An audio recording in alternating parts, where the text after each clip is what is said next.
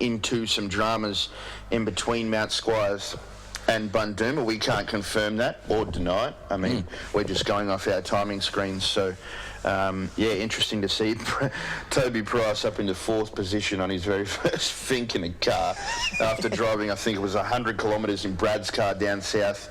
He obviously did about 10 minutes in it when he was in town the other day before rolling the car, and then they spent all night fixing it, and now he's well on his way to coming back, and he could even get on the box in the cars. So. Yeah, how bizarre would that be? All right, well, we're going to see it unfold a little bit. We really just want to keep a close eye on this to see what the heck has happened to Brad Gallard. Shannon Wrench obviously out of that running of being able to defend his title here, but another car now through Bundooma, Greg Gartner through Bundooma, so something has definitely happened to Brad Gallard. We can't seem to find him on our timing sheets. He's dropped off completely, so once we get some news on Brad Gallard, we'll come back to you, but for now I think we're going to play a few of the yeah, you got a chance, after getting on the Cessna yesterday, you got a chance to go down and have a little bit of a chat with some of the guys. So check out the super screen, or if you're listening in or watching in from around the world on our live stream, this is Matt Henderson catching up with a few of the guys after they got into the camp at Fink. And Damien Ryan. And Damien Ryan as well. Okay, that's on coming up.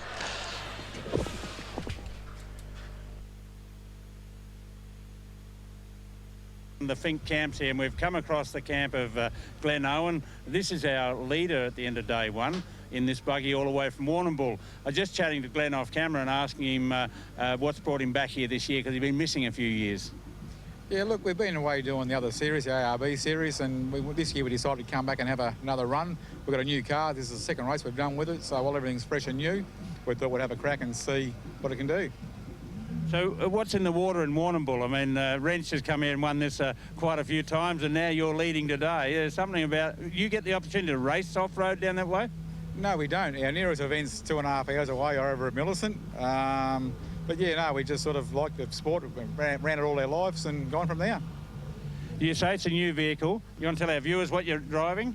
Yeah, this is a Jimco, 2016 Jimco, V6 Nissan, pretty well the same as Shannon's car. He runs both cars are pretty identical now. And yeah, it's amazing how they can get over the terrain out here. It's incredible. This morning, out of Alice Springs, you had a few in front of you. How was the run down? Look, the first probably 25, 30 k's was a fair bit of dust. Then we had a pretty clear run most of the way down. Then probably 40 k's out, we sort of come across Mark. Then Jack and Shannon both had problems, so we passed them on the track and, yeah, followed Mark in. So it wasn't too bad at all. Conditions were pretty good overall, yeah. Pretty big setup behind us here. You've got to bring all this with you from Warrnambool. I mean, how big a crew have you got on hand? Look, my crew is mainly my family. I've got a couple of mates here that help us out, but my kids do all the work with me at home in the shed, and it's really good. All right, and you've raced this event in the past. How many times have you been out here before? I think I've probably done it around 6 times. This might be my 7th time. I don't really take too much notice how many times we do things, but our best result was back in '95. We come second by 5 lousy seconds, and yeah, it's unfinished business. So you want to tell us who you were behind that year? That was Bob Mowbray. That is a few years ago. Well, look, you've got plenty of work going on here. Thanks very much for your time today here and talking to our viewers back in Alice Springs. No worries at all. We hope we can bring it from Mount Isa and the No Limits Racing Get Performance Buggy. You have had an absolute shocker of a day. Yeah, it has been a real good day. About 20k, we had a bit of a moment and then pushed on to 40, blew the rear caliper and the rotor off the car. Pushed on with only front brakes to about 125, and we sheared the bolts off the front steering rack coming through the whoops, so pulled off to have a look at fixing it, tightened one bolt off, got it up the service road, got it here, and yeah, we were going to throw some rear rotors on it, or one rotor, and then get it back the next day, but looking at it closer, it's sheared the other rotor as well, so we're not going to risk. There's obviously an issue with the rotors, so we'll pull both rear rotors off when we get home and look at the problem and just truck the car home to be on the safe side. So see how we go next year, hopefully have a better year. So Mount Isa, that's a long way from a lot of these races around Australia. Why do you want to get into this sport? Oh, we've done a lot of racing. We've done go-karts, bitumen sprints and motocross and everything, and it's by far the best sport you can get into. Obviously a lot of cost involved, but yeah, it's really good. Alice Springs is really good to come race. We do a lot of racing in Alice Springs. club's good, all the people are good, everyone's willing to help out. It's not like other racing where everyone has all their secrets, everyone will help you out. It's just a great place to be, so we really enjoy it.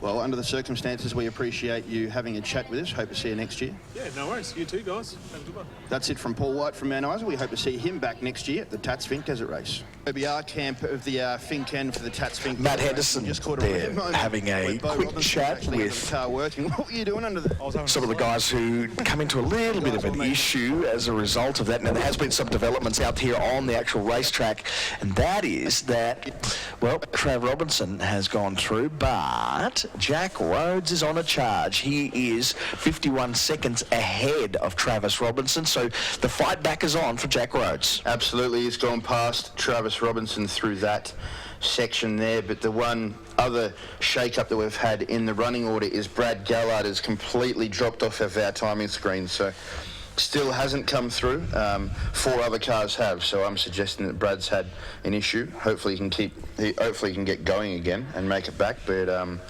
yeah, that fairy tale run that he was having where he managed to get up into third from starting 4th this morning has come to an abrupt end. So more luck for Mark Burrows. Hopefully he can bring it home on the box ring. His 20th year coming here to Finke last night when we're down there. You're going to see it later. He had his original 1996 there and back T-shirt on. Oh, that's cool. When he first come up here, so that was pretty cool to see.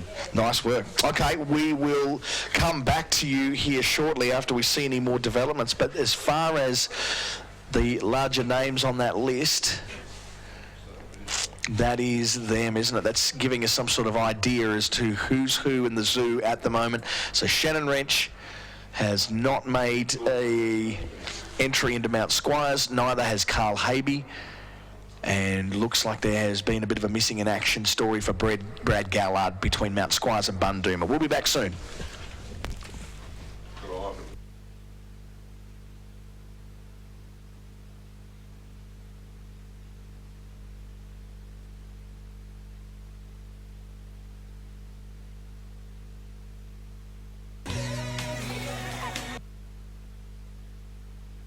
OBR camp of the Finke for the Tatts Finke Desert Race, and we just caught a rare moment where Bo Robinson was actually under the car working. What were you doing under there? I was having a sleep. The guys all made mention just before we come on camera that Bo, this is the first time he's actually laid under the car and done some work. But as for his day today, he went pretty well on the way down? Yeah, we had a good clean run. Yeah, we tried pretty hard to round up the other 2 guys. We've been down here enough times and we're having a pretty clean run all the time with this truck, so we've just been trying to get faster and faster and qualified well, so we had to make the most of it, and obviously we have, I suppose, to the other boys' demise, I guess, but is what it is, and I guess that's what happens with these buggies, they can't handle the punishment, the guys are pushing pretty hard, like pretty damn hard actually to do the times they're doing with those cars, and they just can't handle it, So yeah, we sit back and wait and we pounce when we can, and that's what we've done, so see what happens. But Glenn's unfortunately he's put a little bit of time on us, so we can't sit back yet. We've got to try and catch him tomorrow. Boys are going to do a good job. We've got a good group of guys down here, so yeah, everyone's always having a bit of fun. But yeah, tomorrow night we'll try and turn the town upside down, eh? Oh, thanks for your time. We hope you have a good run tomorrow on your way back, and we hope to see you back at the start line in the same position or better. Sneaking around the sand hills down here at Finke, and we come across a bloke who's on his 20th trip to this race from over in Victoria. I don't know whether he's been here all that time, but Mark, what a great drive today. Yeah, we've had a really good day. We've had a good weekend in general so far. We had good qualifying yesterday. Track's in perfect condition as far as dust goes. It's pretty rough. And we've had a good run down in 3rd position at the moment, 2nd on the road. Or we were, so I'll be 3rd on the road tomorrow. So everything's looking good. We had bit of a boost issue, a bit light on for boost on the way down, but we fixed that problem, so we should be able to take it up to them on the way home, I hope. You're standing next to you with the 96 retro shirt on here, mate. Did you ever imagine this race would get to this level when you came out here 20 years ago? No, I certainly didn't. I can still remember the first day we got up here and come down and have a look at the old famous Finke whoops, and I'm looking at them thinking, what the hell am I doing here? But since then, we've come a long way with the cars, built tracks at home to try and duplicate, which is nearly impossible, but and then we were lucky enough to have a win up here, and now we've put 5 together, and we've wrapped, and this is our 20th go at it, so hopefully we can pull something off. I've got the lucky T-shirt on, so hopefully it'll work. Talk to us a bit about this making tracks. I mean, the legend goes that you'd come up here one part of the year with a video camera. Gee, it probably had film back then. And you'd film a bit of it and you'd duck back down to Bumbarret and get the earth-moving gear out and build a track about 1 kilometre the same or thereabouts. We got earth moving. That's our business. So we stepped out how far they were apart, roughly how big they were, and dug all my dad's driveway up, and of course he was really happy about that, and then we just kept changing things until we got the car to work. So that's how it all begun. And then I think it was a couple of years after that we were lucky enough to, 99 it was, we were lucky enough to be the first car to beat the bikes, and it was a really big moment for us, and something we'll never forget. A few years ago, when the trucks burst on the scene here, you slipped a few notches down the ladder on the board, but you've come back with a vengeance. Yeah, no, well, the buggies have come a long way.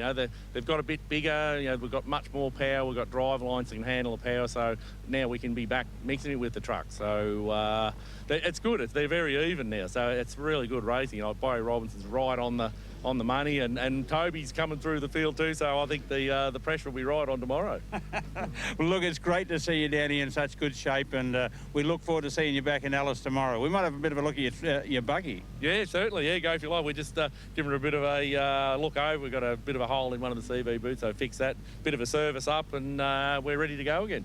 Sorry, one last question. How many navigators over the 20 years? I've had Mick. Mick was one of the first ones, and now I've got Hodgie, so just the two. So, they've handled it well. And Mick comes away and gives me a hand. He does all the pit work and gets everyone down here, so he's got the important job now. So it just goes to show you must be a pretty sort of easy bloke to travel with, only two of them over the 20 years.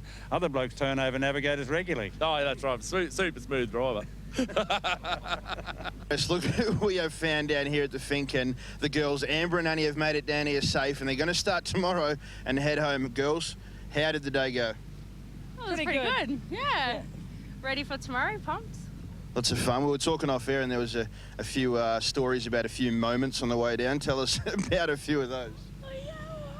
Well, we made it into Bundooma just before cut-off. Yeah. And Annie was on my case the whole way. Put your foot down. Every time I did. And then slow down. We nearly cartwheeled. So we backed off a bit. And then when we hit the easier parts, we put our foot down a bit. Yeah. But we had a moment overtaking a trophy truck that was a bit broken. He told us to go around him and we had no room. So we went through a couple of little trees and stuff to get around him. So that was a bit of a moment for us. A couple of moments where, when you need to do a toilet trip and you can't stop. So I was going, sing to me, Annie, sing to me. And I'm going, I can't sing. So she did. She's saying, I like big butts. And I'm not saying that on television. Oh, well, it sounds like the girls had a lot of fun. I can't wait to see them come back across the finish line tomorrow, and hopefully we do. So fantastic to come down here to Finke and see the setup that some of these teams go to and the work they go to.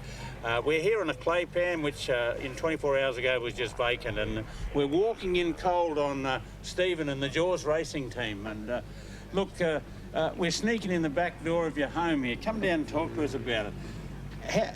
You've got a lot of equipment here, a lot of gear. You've got 2 cars in the race. How big a support team you got? Yeah, we've pretty got about 20 people with us at the moment here at Finke. As you can see, we've got a transporter here, a 44-footer. With all our gear, all our fuel, we've got about 600 litres of fuel. Right, actually 800 litres of fuel in here at the moment, because we're also supporting a couple of interstate cars as well. We've got a shower in case it's a bit muddier. We could, get a bit warmer and clean up and everything else like that. But a lot goes into it. We're a long way from town, and if we need something or a part, we need to be having it on board. So with the logistics of putting all this together, when did the truck come down? The truck came down last night, so we completed prologue. We made sure that both cars were good after prologue, and then we gave the permission for the truck to go down. And we just took the cars home after that and cleaned them ourselves, and and they just waited here for us today. Can you give us a bit of a walk through your kitchen? Yeah, sure. As you can see, we've got both cars set up. We've got the buggy over here. I'm just going through its normal prep. We had no faults for the buggy, it's just checking out all the parts and everything else like that.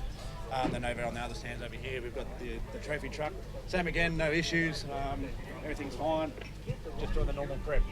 As you can see, we've got a barbecue set up for where we want to eat. The campfire next door, where everyone sits down at night and enjoys a good meal. So who is the chef this evening? Whoever puts their hand up. And the roster, so tomorrow morning to race home, what sort of breakfast will you have? I won't have much myself. It's too early for me to eat, so I'll try and have a big meal tonight, plenty of water and everything else. I'll go down tomorrow on an empty stomach and then have something when I get to Alice Springs. Well, good luck tomorrow. We look forward to seeing you back in Alice, and thanks for showing us through your camp. Yeah, no worries. Welcome back to the Tatts Finke Desert Race for 2016. And yeah, some interesting insights there of the logistical challenges and having things in preparation.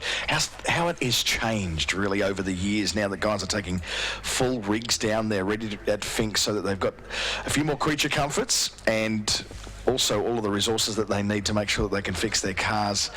That insight there from Steve Sanderson, very, very cool. All right, let's see. We'll get some updates from who's where and who's who in the zoo.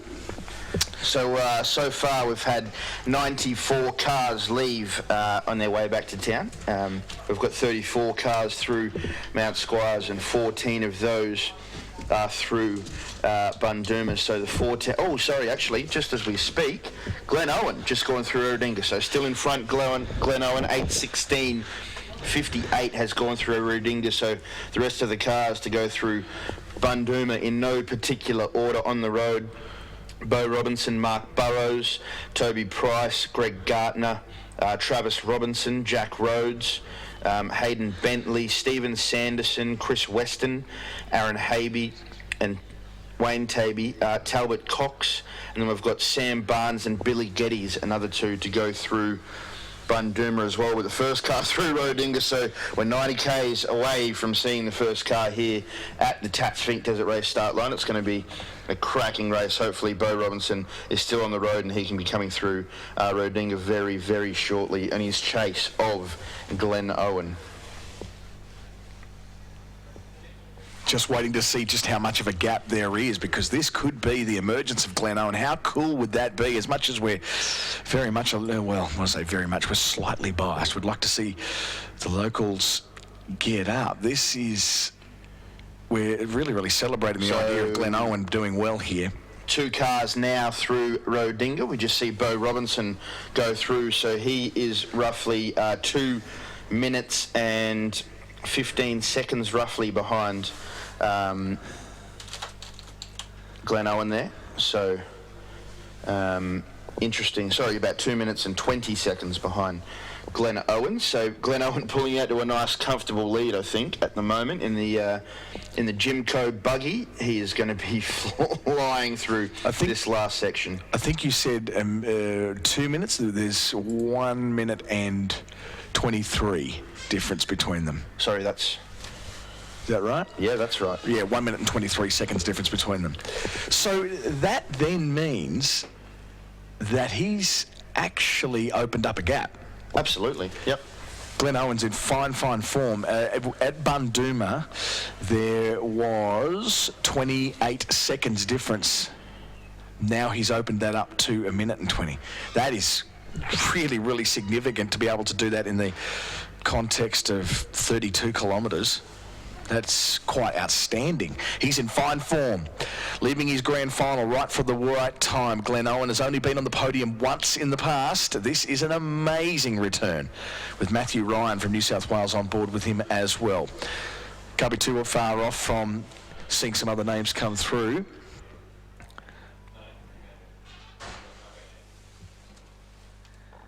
So we're waiting now for Mark Burrows from Victoria in his Jimco. It's his 20th year, and I know we've spoken about this quite a bit this weekend, but that is just incredible. 20 years on the trot he has been coming back to this race, and it's going to be awesome to see if he can get up on that number 3 step this weekend as we look back quickly just to see how many cars have gone through checkpoints. We've had 37 now of the 94 cars through Mount Squires, with 15 of them through Bundooma and just the 2 cars now through... Burrows is through.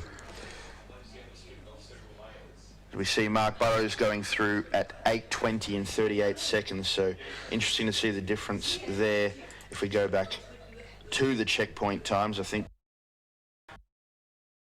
2 minutes and 27, 2 minutes and 17 seconds, sorry, between Bo Robinson and Mark Burrows. So a bit of a gap between the top three, but I think Bo Robinson is going to be pushing hard from Rodinga. If his car's still in good working order, he is going to leave nothing out there on the track. He's going to be pushing hard to try and catch Glenn Owen before he gets back to Alice Springs. Just waiting for that Rodinga word to click over another couple of times to see where the rest of the zoo is, but Glenn Owen seems to really have put himself in almost an unbeatable position. We don't believe in the commentator's curse at all, but by the same token, he is looking very, very strong here. Well, at Bunduma, there was only just over a minute between Mark Burrows and Toby Price, so interesting to see if Toby is still going and whether he's closed that gap on Mark Burrows by the time they've got to Rodinga as we wait now. A few more cars filtering through. Dale Martin has just gone through Bunduma. Mark Lacey in the 408 has just gone through Mount Squires. So a few more cars coming through the checkpoints now as we wait for these cars to get to here. Toby Whiteley and Simon Herman just come through Mount Squires. There's only about 17 minutes roughly between Rodinga and Deepwell, so we're going to see these Toby cars. Price, there he is, has just come through there at 8:22 and 19 seconds, which gives a gap. About a minute and a half. Okay, so it's sort of holding steady. Drop back a little bit maybe. Looked like the buggies were a bit quicker through that section possibly than the trophy trucks. Some slower sections there with some big rocky step-ups and not as many big whoops. So a bit slower there for the trophy trucks. Between Deepwell and Alice Springs, there'll be some quick parts for both cars. So interesting to see how they bring it home and how these times change and whether any placings change. So top four through Rodinga.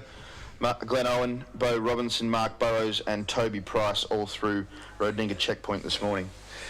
It's really, really interesting now to see how this plays out, because that discipline of, we've been talking now about Shannon Wrench being Mr. 90%, how he just knows how to feather, and he's really, really an expert at conserving that car. Brent Martin and Craig Martin have just come through Bunduma in the 25 car, and Greg Gartner is in the house as well, just gone through Rodinga. So the South Australian with Jamie Jennings on board with him as well. So roughly the same distance. Maybe Greg Gartner caught up slightly on Toby Price through that section, but roughly the same gap between those two cars. So hopefully we see this race tighten up and bring home a brilliant finish. Imagine having two cars in the loop as they come across the line. That's going to be a spectacle for everyone here at the start-finish line and everyone tuning in. Dave Fellows just gone through Bunduma. And everyone tuning in on the live stream. Hopefully you get to see some good action as these cars come across the line, and you can bring home your family of friends, whoever you're cheering for. Bring them home as Phil Lovett, the three-time bike winner, goes through Mount Squires in his Superlight B. The devil number on the roof. I think we might take a quick break and hear from some of our sponsors, and then we'll be back to give you some more updates here at the Tatts Finke Desert Race.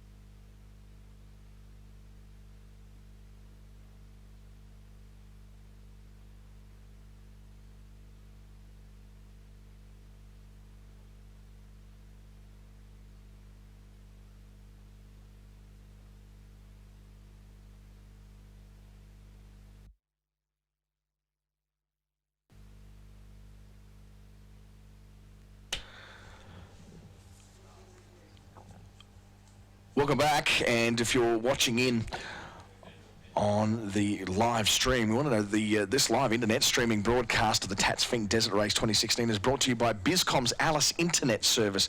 It's Bizcom specialises in wireless internet connectivity and is backed with local service and support. If you're unhappy with your current internet provider, you need to ask Bizcom how they can get you connected and join the group of satisfied customers already using Alice Internet. We really do appreciate them being on board for this weekend. No other updates at this stage? Actually, I do have one big update. We've just had Travis Robinson go through Rodinga and no sign of Jack Rhodes. So Jack Rhodes was in front of Travis Robinson at Bundooma, but no sign of no sign of Jack Rhodes yet through Rodinga, as Travis Robinson is the 6th car to pass through Rodinga this morning. We've had only 6 cars through Rodinga. Bundooma, we've had 19 cars. So we'll run through a few of the class results shortly. But Cody Crocker's just gone through Mount Squires as well, so that's I think the 3rd of the Superlight Bs to come through, maybe the 4th. Peter Carr in the Superlight A has also just gone through as well. Shane Coddy and Peter Carr have just gone through Mount Squires. We'll be back with some more updates very, very shortly here at the Tatts Finke Desert Race for 2016.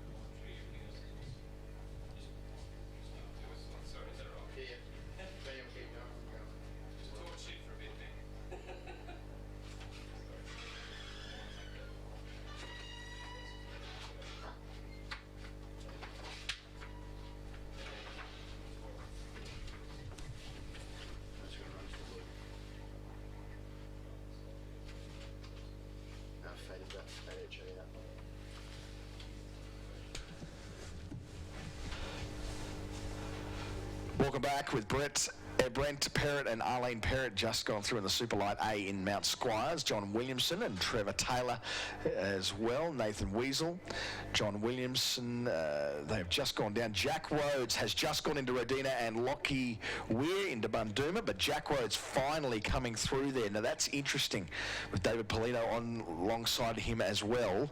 So what does that mean? If he's just made it in there, there's quite that gap. So he's obviously got some sort of issue that he's struggling with at the moment. So it's just a matter now of how far and how long it's going to take until we see these guys move up. So they've come into Rodinga, then it's just a short run at 30 kilometres up to Deep Well, and then the big one, the 68 kilometre stretch from Deep Well through to the finish, and that's where we're going to be sitting here probably biting our nails waiting to see how that all unfolds. That big, long 68 kilometre stretch without any information. It's going to be interesting. We'll let you know as soon as they come through Deep Well. We can't be too far off that, actually, with that only that short 30 kilometre stretch for that checkpoint. As we check up there, Hayden Bentley has just gone through Rodinga. Lockie and Paddy Weir have come through as well. Steve Sanderson has just gone through Rodinga as we speak. And the Jaws racing entry right there at 8:30 and 36 seconds. And that's 30 seconds behind Hayden Bentley. So they're starting to really, really come through now, aren't they?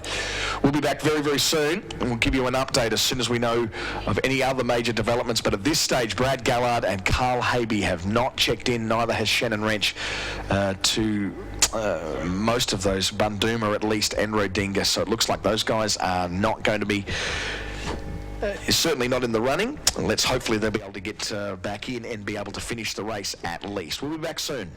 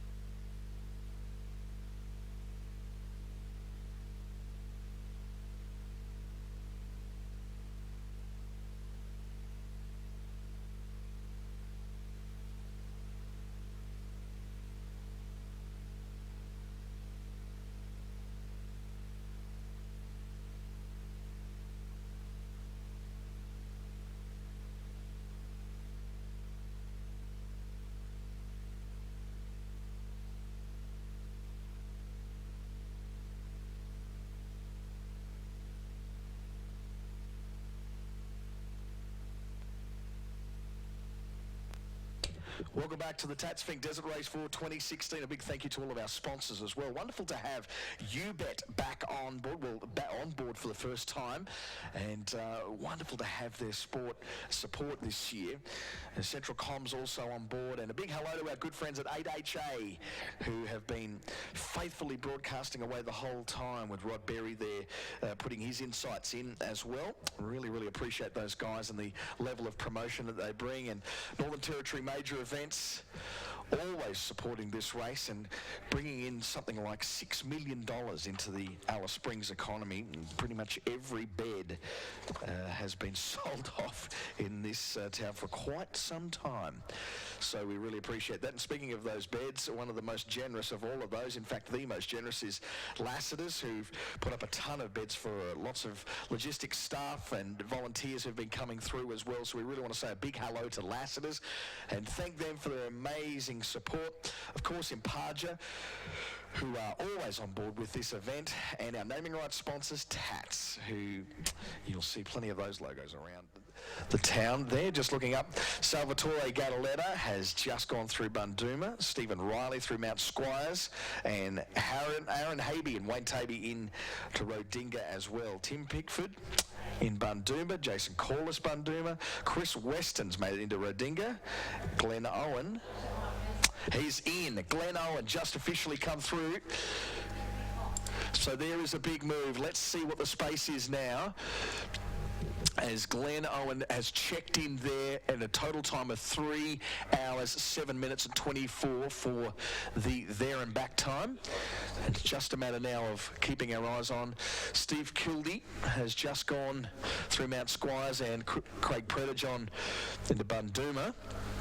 So we will not hear too much now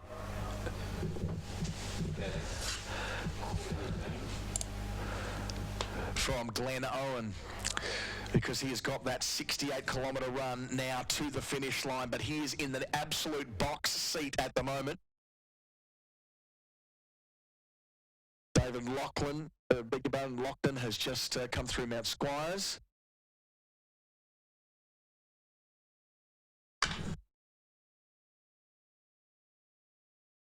Yeah, right.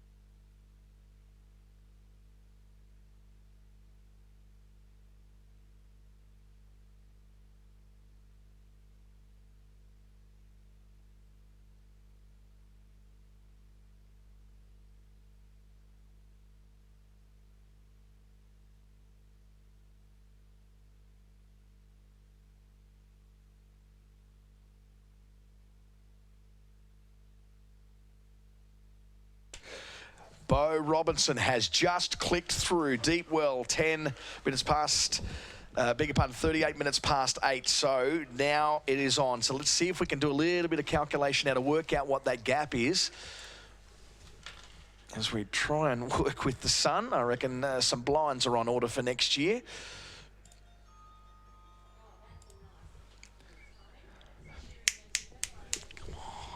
There is about just under 6 minutes between Glen Owen and Beau Robinson now, so not sure what happened with Beau in that section there between Rodinga and Deep Well, but Glen Owen going through at 8:32 and 16 through Deep Well, and then Beau Robinson the next one through at 8:38 and 10 seconds as Benny has some major meltdown with his screen as we see the next car through Deep Toby Price. Toby Price. Now he's on the charge, third in the order at the moment. So how much of a gap has he got to pick up? That is the question. 36 seconds now behind Beau Robinson. So Beau Robinson has had a big drama there through Rodinga to Deep Well, and here comes Toby Price. I mean, this is going to be one hell of a race all the way back here to the start-finish line.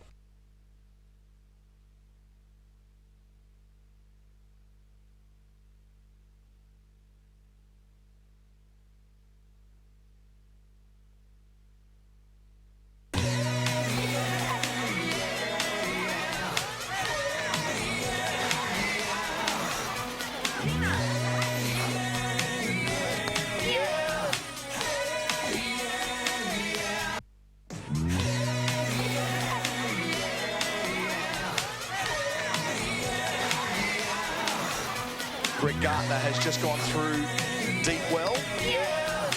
So now, how does that throw everything around? What does that mean for... If Gardner sits up into 4, that means that we've lost Mark Burrows. Yeah, that's what it means.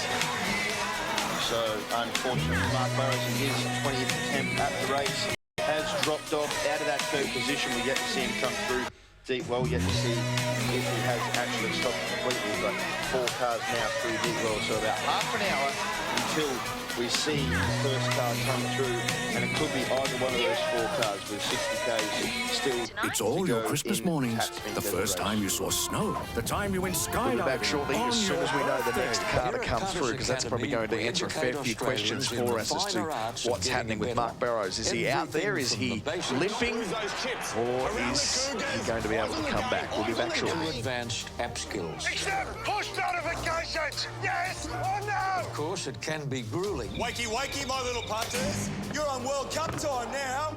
Look, wrong answer. But does it make the game more Are thrilling? you eyeballing me, punter? You bet.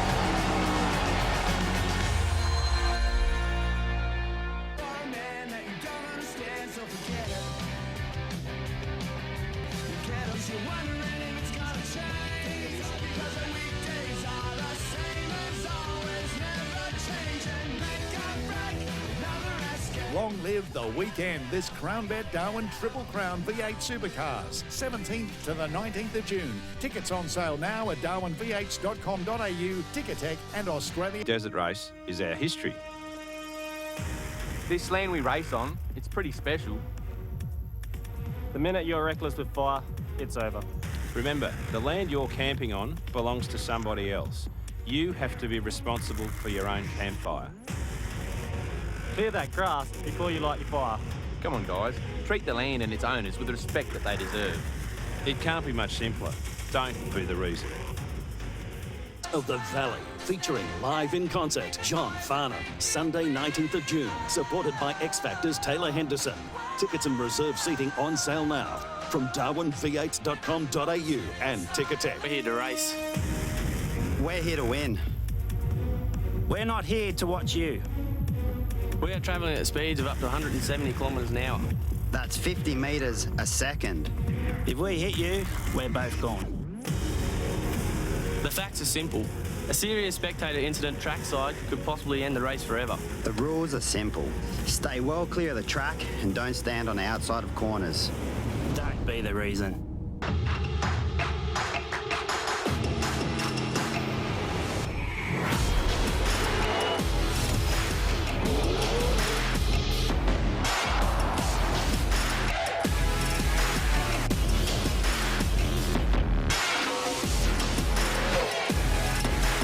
V8 Supercars Darwin Triple Crown, June 17 to 19. Book now at darwinv8.com.au, Ticketek and Australia Post.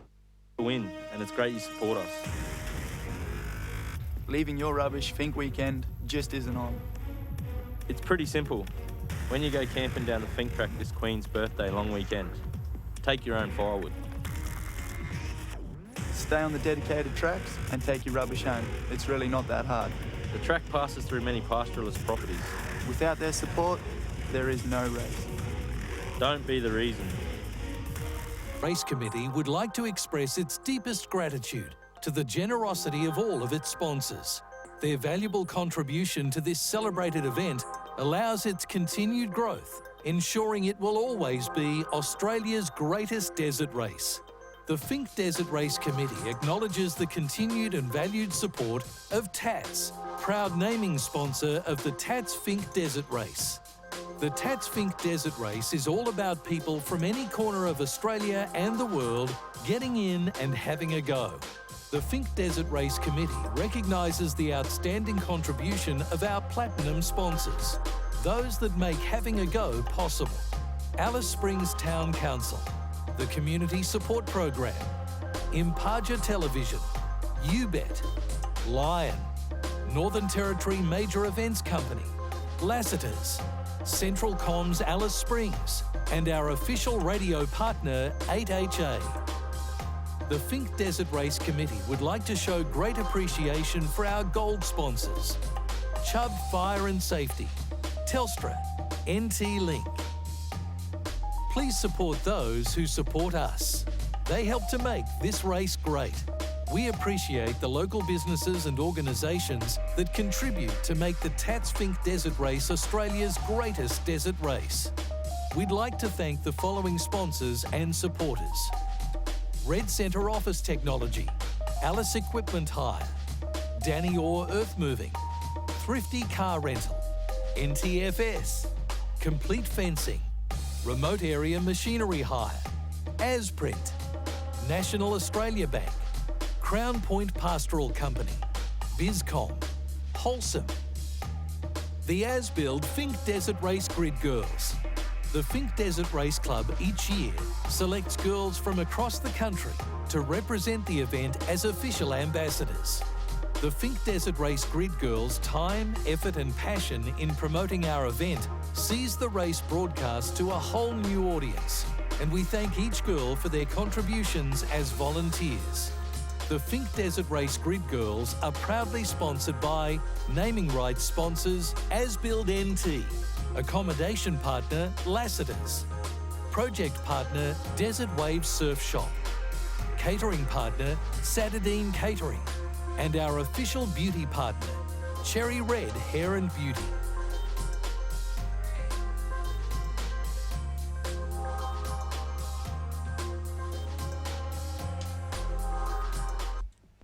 Welcome back to the Tatts Finke Desert Race. A couple of people have come through into deep well that need mentioning, and that is Jack Rhodes has got back on board and has got through. He was just coming in after Hayden Bentley, Matt. Yeah, so Hayden Bentley and Jack Rhodes coming through pretty close there, as well as we've seen Stephen Sanderson has come through deep well, so good to see him still going. So at the moment we have 8 of the cars through deep well. Glenn Owen, Bo Robinson. Next through was Toby Price, then Greg Gartner. Then we had Travis Robinson, then Hayden Bentley. And then we had Jack Rhodes and then Stephen Sanderson. So 8 cars now in total through deep well. We're going to see those cars coming across the finish line here in Alice Springs, hopefully shortly, roughly probably about 10 minutes, I suppose. A big hello to everybody who's watching in our live stream. This live internet streaming broadcast of the Tatts Finke Desert Race for 2016 is brought to you by Bizcom's Alice Internet Service. They specialise in wireless internet connectivity and backed with local service and support. So if you're unhappy with your current internet provider, you need to ask Bizcom how they can get you connected. What do you got to do, Matt? Ask who? Bizcom. That's exactly right. And if you can see if they can get you connected and join the group of very satisfied customers that are already using Alice Internet. We're very, very thankful to them for their support this weekend. We see the water truck coming through on its return trip, and that is going to hopefully hold back a little bit of the dust, because that's going to be our first clue once we start to see that dust coming back over the horizon there, and it'll be just that little part where it triggers something in your stomach to get those butterflies to start flying. I think it'll be a little bit of a nervy time to see how this all plays out, but this is looking so good for a breakthrough win for Glenn Owen. Absolutely. We're going to see these guys come into the loop. We want to keep the dust down so that all the spectators here at the start-finish line can get a good, clean view of these cars as they come through. We're going to start to see some dust and some helicopters. All the excitement's starting to build. The crowd is starting to build.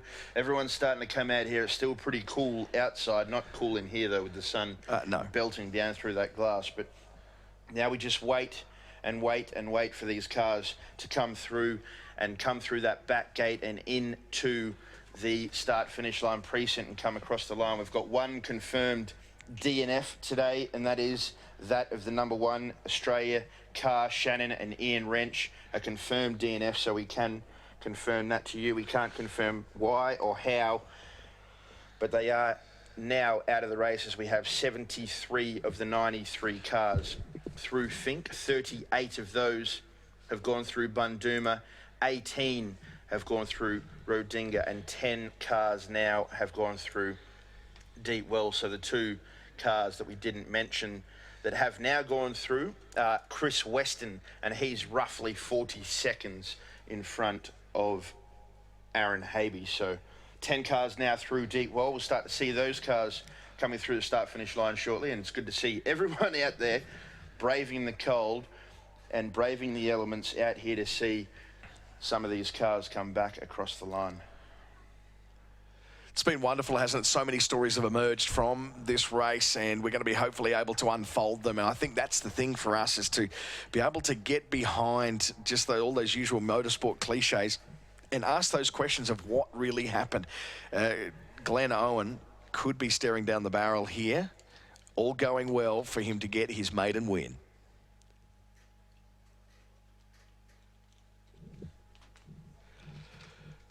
Well, what we may do is just take a short break while we keep our eye on that screen. We've got plenty of people to thank, and we'll thank them coming up here soon. I think we bring these guys home. I think we've got to stay on and bring these guys home. The grid girls are out, which means that it must be time getting close now as we see a few more cars going through Bundooma. We've got Phil Lovett has now gone through Bundooma in his Super Light B category. It's just ironic, isn't it, that our very first official DNF for actual day 2 of racing is the one with the number 1 on that roof plate. That is really disappointing for Shannon Wrench and Ian Wrench in the BF Goodrich Hogs entry. So we're just looking for that dust on the horizon. And this could be one of those really, really significant times. We'll also be looking at Toby Price. We thought we may have seen him edging away, not because of any other thing, but just based on his form yesterday. Coming from 19th and landing in Finke in 5th, we thought we may see him just have a little bit enough to maybe be challenging for the front runner. But he, at this stage, amazingly may be on the podium in his first attempt at driving cars here at driving cars here at the Finke Desert Race.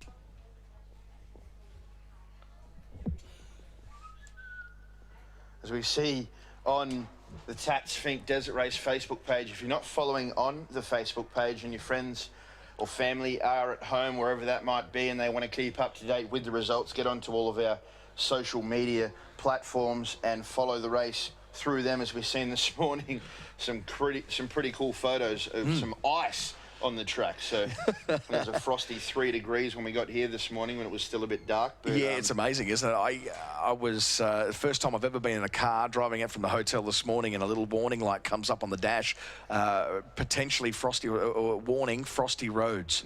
I'm like, what? I've never ever seen that come up on the dash of a car before. Only in the Atlas. As another car has gone through Deepwell, so Talbot Cox, he's having a good run. He is doing really well. This morning he's moved up a few positions and he's now through Deepwell. So we're looking roughly at about 9:05 for the first car to be here. So we've got about 10 minutes to go before we see potentially Glenn Owen come across the line for his first ever win here at the Tatts Finke Desert Race. Yeah, we don't want to be doing any sort of projections that may not follow through, but how good would it be after 1995, his only other podium position? He's always been around there, man. He's always been around, but to get on the podium once and then take another, yeah, I'm trying to do some good math here. What are we really, no, is it really 20 years? Yeah, 20 years since he was on the podium. So a good supporter of off-road racing. I mean, he spoke to Damien down at Finke yesterday. That's a brand new car that he's in, second race old. So it's pretty impressive because some of these cars have a few teething issues when you first get them, and they've got to sort out those before you can go and win races like he is doing at the moment. Obviously, he led at Sunraysia 600 down in Mildura at the start of the year, and now he is leading this race. He's around 6 minutes in front of Beau Robinson through Deepwell, so going to be interesting to see. Hopefully he can bring it home here at the Tatts Finke Desert Race for the very first time. We'll see another one of those names added to the list of the winners here in Alice Springs. For those that don't know, everyone who finishes the race gets a special award too, and a lot of the locals would already know about that and people who followed the race. But if this is your first time, that is really, really cool to get the spike, in inverted commas.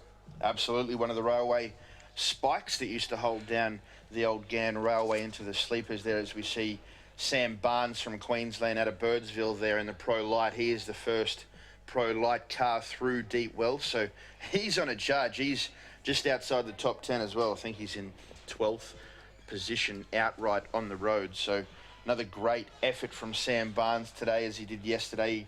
He got down there in first in class, and he's still leading the class on the way home, as we still see cars coming through Mount Squires. Like, I mean, they're at the other end of the track, and we're waiting for the first car to come across the line. Hopefully it is that of Glenn Owen.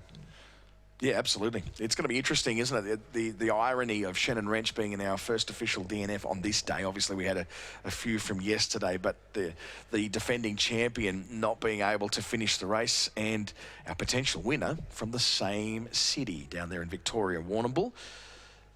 A couple of other notable people that were inside the top 10 to drop off of our list. Carl Habe has gone off the list. Obviously, Brad Gallard, another one to disappear off our timing screens. Clayton Chapman started this morning but couldn't make it through to... Oh, sorry, he didn't start this morning. So another one there that has gone away from our timing screens. No, sorry, that is it. It was the one of Shannon Wrench and Ian Wrench. Look, folks, we're about... 7 minutes roughly, judging by yesterday's results, away from seeing the first car come across the line, if it is that of Glen Owen, with a 6-minute gap through deep well back to Beau Robinson. So, there is a bit of dust down there. Not sure if that is that of a buggy.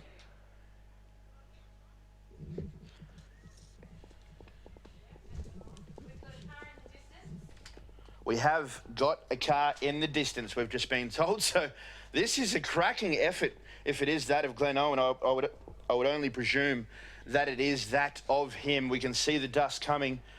Obviously, he's back in through the back gate now. He's going to come down through these last few corners. It's got to be that of Glen Owen in his Jimco buggy with the Nissan motor powering that brand new buggy. 2 races old, and he's going to hopefully bring it home here in the Tatts Finke Desert Race. It's got to be him. As we see this dust, it's absolutely flying. I can't... We have him up on the big screen now. If you're watching at home or you're watching down on the ground, tune in to those big screens. We can see him coming through these last few corners. He's going to enter into the loop here at the start-finish line precinct. What a way to bring it home in his first attempt back here after being away for a few years, racing in other series and other races. The dust is well and truly hanging around. Look at that. You can see the headlights coming through the trees. I can see on the big screen it is that of Glen Owen. He's going to come through soon into the watered track of the start-finish line loop. He's going to bring it. Look at him. He is absolutely flying.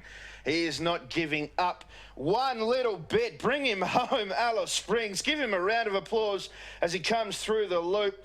This is going to be a great effort from that of Glen Owen in the Jimco buggy and the Owen Truss Jimco buggy. Look at him bring it through. He won't be used to these conditions. It's much more slippery out there than what it has been down the track for him as he's brought it back from Finke. Down in the start line will be Ben Bishop. He'll be able to have a chat quickly after Glen Owen here comes across the finish line. He's going to have an interview with him, and Glen's going to tell us about what he experienced on the way back. 2 corners to go for Glen Owen, ladies and gentlemen, here at the 2016 Tatts Finke Desert Race. Brand new Jimco, as we've spoken about. Look at him throw it through those corners. He is not backing down one little bit as he comes through 1 corner to go, and then he's going to unleash. He's going to put the pedal to the metal and bring it home as the birds take off. Glen Owen now over into the last corner. Glen Owen across the line from Warrnambool in Victoria, your 2016 Tatts Finke Desert Race King of the Desert. How was that for you down there, Benny? Can you hear me? What was that like down there? Yeah, it's a very, very special feeling in the air down here at the moment. We've seen some history. 21 years is a long time between drinks. Last time this guy was on the podium up here getting second, and now gets a new car, steps up onto the top of the podium from Warrnambool, Victoria, Glen Owen. 1 hour, 46 and 50 seconds. What a run back from Finke. That is a super quick time, Benny. I have not seen that sort of time for a long time. What are your thoughts on how you think Glen Owen has gone today? Quite amazing, really, down here, mate. We're just struggling to hear you because there's a lot of talk, there's a lot of cheering. Come on, put your hands together, Alice Springs. The champ is in the house.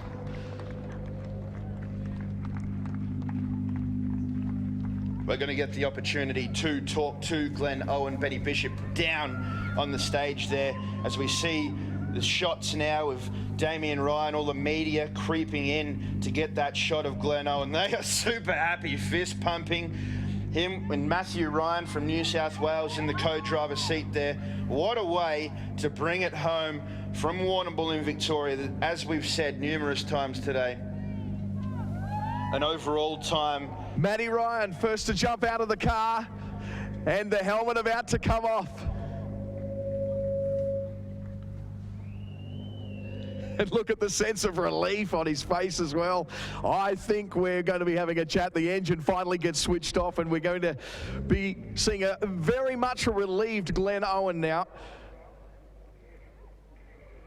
And trying to read that body language a little bit. It's maybe, just maybe,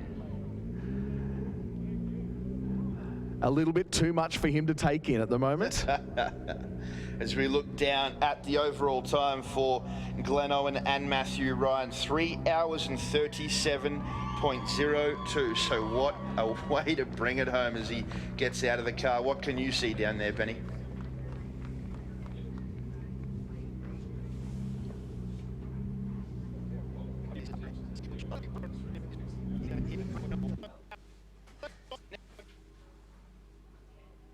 As we wait, Glen Owen just saying g'day to the family, and the family congratulating him. All of his crew put an amazing effort over the weekend. The 2016 King of the Desert is in the house. What a way to bring it home after missing the last couple of years here in Alice Springs, chasing other titles around Australia. He's going to come up onto the stage and he's going to get an interview with our own Benny Bishop down on the stage. Here he comes. They're up on the dais now, ladies and gentlemen. Your 2016 Tatts Finke Desert Race car champion, Glen Owen and Matthew Ryan, Warrnambool, Victoria. Come down to the end of the podium, boys, and let's get that victorious car in the background of this shot as well. Can we start by talking about the sense of relief? Is it true, 25 years between drinks for this podium? Yeah, probably nearly would be, I reckon, but we got knocked off many years ago by 5 seconds, and that hurt, so this is unfinished business. You bloody beauty. Yeah, unfinished business. Some people to thank to start with. Oh, yeah, look, me family and crew. My kids help me out heaps. Matt doing what he does.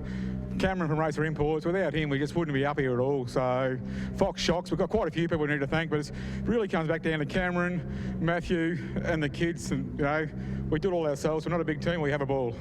I think we can hear some screams in the background. I think they're coming from Warrnambool. Would that be a fair call? Yeah, fair chance, fair chance. The motorsport from Warrnambool is going really, really well. We saw Jamie Veal over in America do really well last night. Unfortunately for Shannon Wrench, so a fellow Warrnamboolian, not being able to finish this race. So you've held the flag high for Victoria. Well done. Fantastic. As long as we can keep doing it from year to year.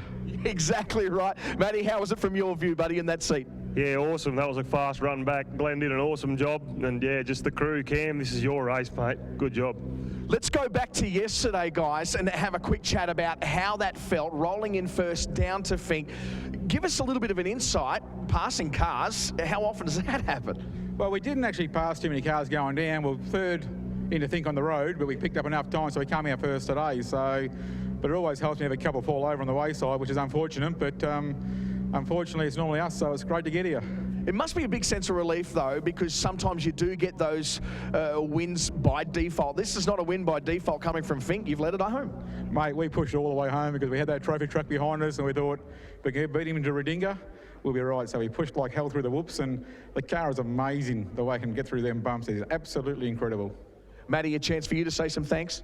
Yeah, thanks for Glenn for the opportunity to sit there, and, yeah, all our crew, like Cam, this one's for you, bud. There it is, ladies and gentlemen, your champions for the 2016 Tatts Finke Desert Race on 4 wheels. Put your hands together for Glen Owen and Matthew Ryan, Warrnambool, Victoria. Benny, as you finish talking now, we can see off in the distance 2 helicopters and plenty of dust. So we're bringing home the second of our cars here at the Tatts Finke Desert Race. As you see up on the screen, the replay of Glenn Owen and Matthew Ryan coming across the line in their Jimco. But now we focus our attention down to the back gate area as we wait for this second car to come through. Locked on a shot there is our cameraman. He's got a great angle of the second corner as they come in through the gate.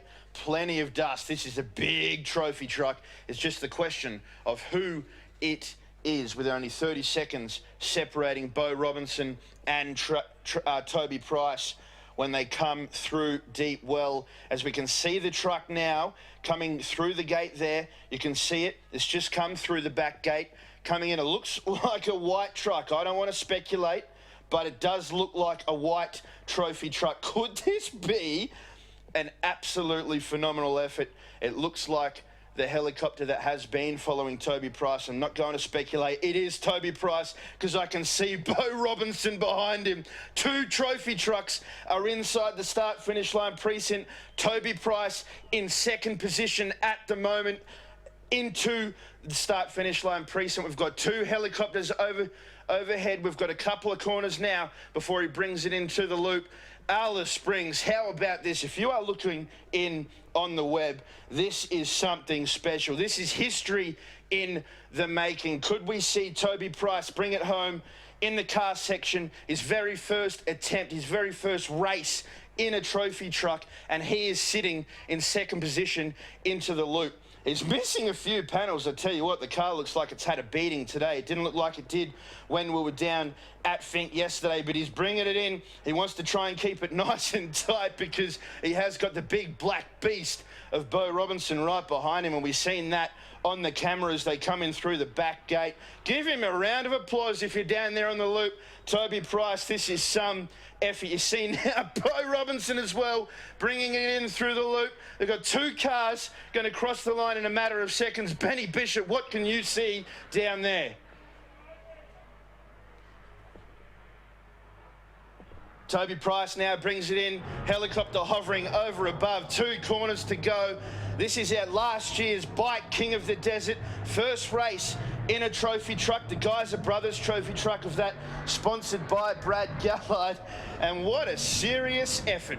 Bo Robinson, he's got panels flapping off the back. He's pushing hard as well, but Toby Price, he puts the foot to the floor as we've got 1 corner to go.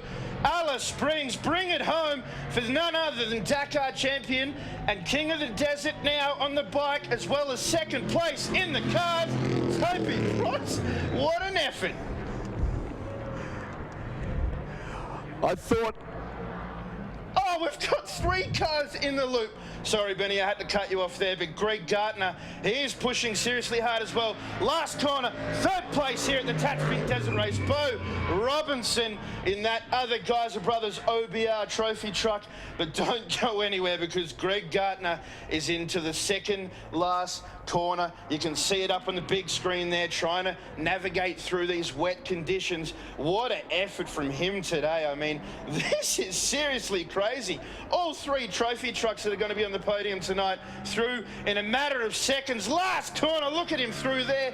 Helicopter above 4th place goes to Greg Gartner with plenty of smoke coming out of the back of that.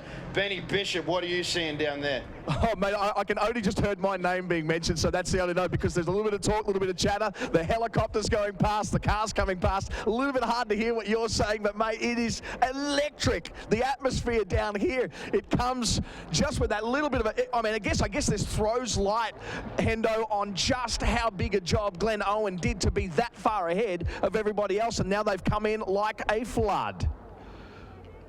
Absolutely. I had to take a drink of water. I mean, that was seriously exciting, seeing 3 of those big trophy trucks come in that quickly. We seem to have lost Toby Price from the chute. Hopefully he comes through. Oh, he is going to take off straight to the airport, I suppose. Boy, yeah, well, that's the deal, isn't it? It's like, what is he doing? He's not going to come up onto the podium because he's going straight to the airport? Is that how this rolls? I guess it is. Like, I mean, he's got a bike race to do this afternoon. Second place in the cars. Now he's got to jump on a plane, head back to Finke, and make it back so that he can race in the bikes. I mean, what an effort. He's got a 2-odd minute lead in the bike, so he doesn't want to be late for that, I guess.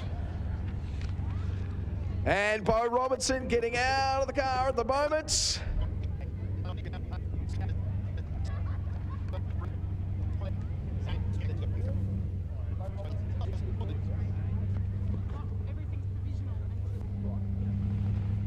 So provisional third, Bo Robertson is out of the car. Come on, put your hands together, Alice Springs. Greg Gartner in there as well, so it seems that Toby Price has gone straight over to get out to the airport to do the run back. Looks as though Kyle Fitzner, his navigator, is going to drive the car in and park it up in the chute for him. But now, as we see, Bo Robinson's going to come up and have it. Looks like we can see Toby, Matt, driving back up here right now. He might have missed his turn to come in, but we may be able to get him up onto the podium, because that is it. Wow, that is a battle-scarred car. As he takes the second entry gate and comes back in, Alice Springs, you better turn on some serious applause, because the New South Welshman, the Dakar champion, has just jumped in a four-wheeler and he is on the podium and has grabbed second spot at the 2016 Tatts Finke Desert Race.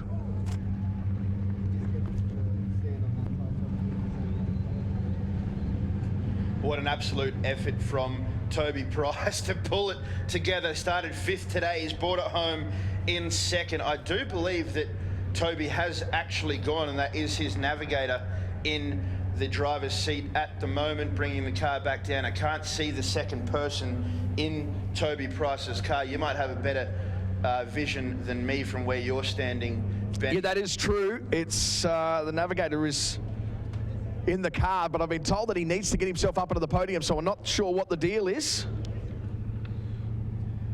I think we might wait and see what happens.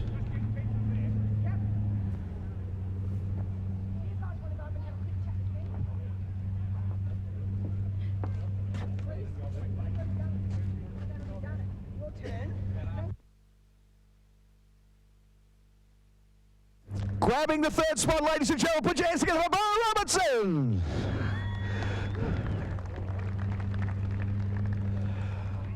Wow, wow, wow. Come on over into the spot over here, mate. Congratulations. Big, big drive. Dust is still settled on your face.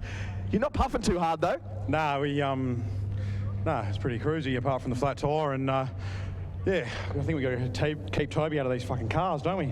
We do. Actually, just hold on a second. Flat tyre. Yeah, just sort of in between Deep Bow and Rodinga, flat tyre, and yeah, that's where we sort of Glenn got away from us, and Mark got by, and yeah, I just obviously lost a lot of time there. Some people to thank? Yeah, just my brother and my mum and dad, and all the boys come and help, Steve and all the boys, but yeah, mostly Trav and my old man and my mum.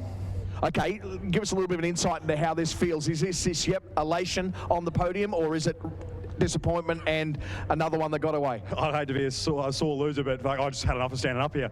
Unless we're on the top, I can't be bothered being here. Yeah, I can imagine. Anyone else to thank? No, that's it, everyone. Yeah, it was really good. We had a really good run at the start of the race. Yeah, we were keeping up with Glenn, and then when we got that flat, that was it for us. We just tried to get home, really.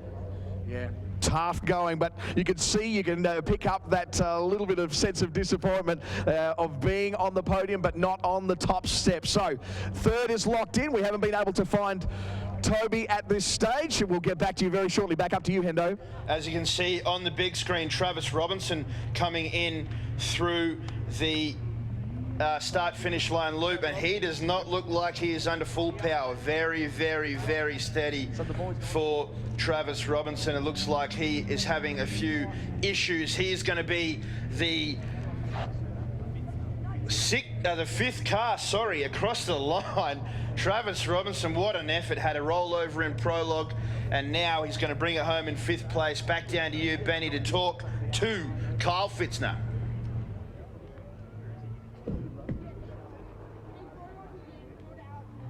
We'll bring Travis across the line before we chat to him through the last corner. Not under full power. Travis Robinson bringing it home in 5th place in the Tatts Finke Desert Race. And so as Toby Price heads out on the helicopter, you see him leaving there in that blue, white and yellow helicopter over the top of the drag strip right now. We do get an opportunity to have a chat with Carl Fitzner. He is up here on the podium just getting his breath back, so we'll wait till they cross the line with the next spot. We'll go back up to you, Hendo. There was a fair bit of rumble in the jungle with these positions coming in across the line. Absolutely. Hayden Bentley now into the loop. 6th place at the moment, but he has got another car behind him. I do believe there is 2 cars in the loop. I can't see the second one, but I can hear the scream. Sounds like a massive trophy truck, but here comes Hayden Bentley. He's going to bring it down into this second last straight, throw it through the last corner, and then he's going to bring it home in 6th place. Next up, the Jaws Racing Team. Hayden Bentley across the line. Good effort from him to bring it home in the Racer Engineering buggy. But Jaws Racing, the class champion from last year, he's going to miss out on the podium in the class, but he's going to bring it home in a very, very respectable 7th spot. We had a chat to him last night at Finke.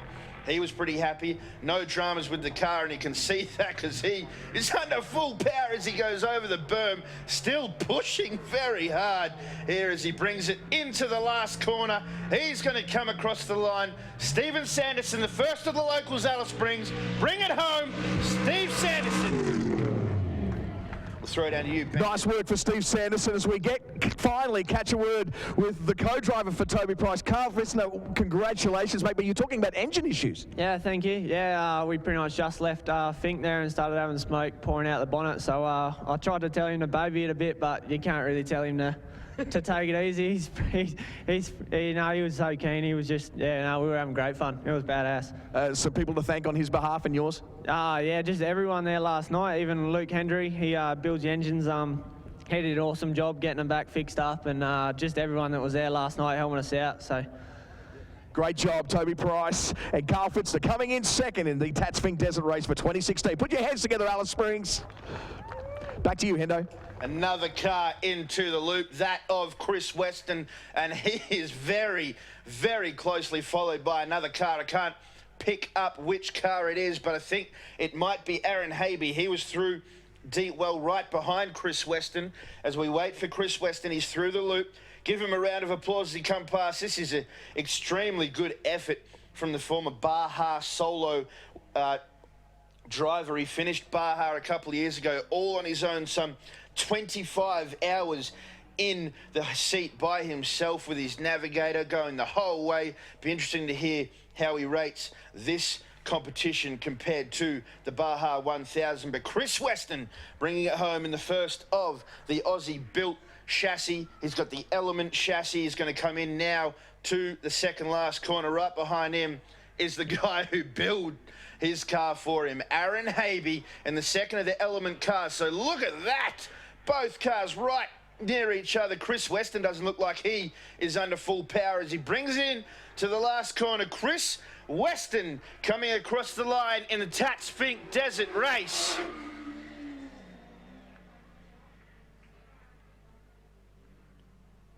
Stuart Bishop in beside him as we bring Aaron Habe and Wayne Taby across the line in the Tatts Finke Desert Race. The number 57 Element Off-Road Racing Pro buggy with that big V8. Benny, how is it down there? How is the atmosphere down on the start line?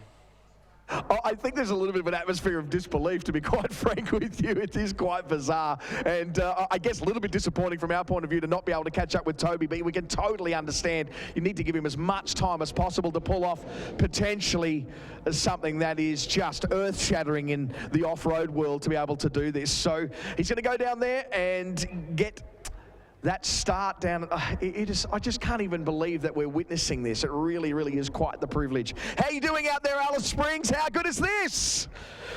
Unbelievable. Well, back up to you, Hendo. Some more cars to come through. What do you reckon the splits are at this point? Oh, I'm not quite sure on the splits, but I think nice what we're and seeing tight because he has got the big black beast of Bo Robinson right behind him, and we've seen that on the camera as they come in through the back gate. Give him a round of applause if you're down there on the loop. Toby Price, this is some effort. You see now Bo Robinson as well.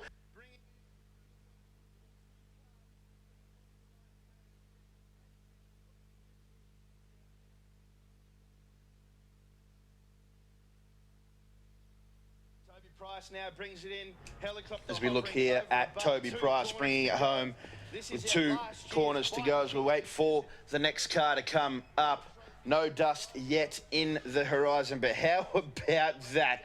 We'll bring you some results now. Obviously, Glenn Owen and Matthew Ryan first across the line there. Toby Price and Kyle Fitzner second across the line in Toby Price's very first off-road race in a truck. Bo Robinson there and the Geyser Brothers OBR trophy truck with Stephen Ketteridge next to him. Greg Gartner powering home for a 4th place. Travis Robinson hardly making it home by the looks from up here. Very, very steady across the line. Hayden Bentley there in 6th spot in the Bentley Motorsports Racer Engineering single-seater buggy. Chris Weston and Aaron Habe, the next 2 across the line in the Element Prodigies. I mean, what a good result for the Element Prodigies. How cool was that?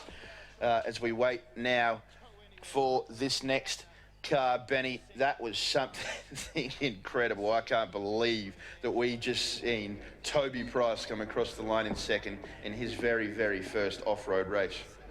I've just heard some rumours that some of his passing manoeuvres were somewhat aggressive, and we may have access to some of that footage. Just throwing that out there. So stay tuned for that. We'll see if we can catch a couple of interviews with some of the guys further down the order.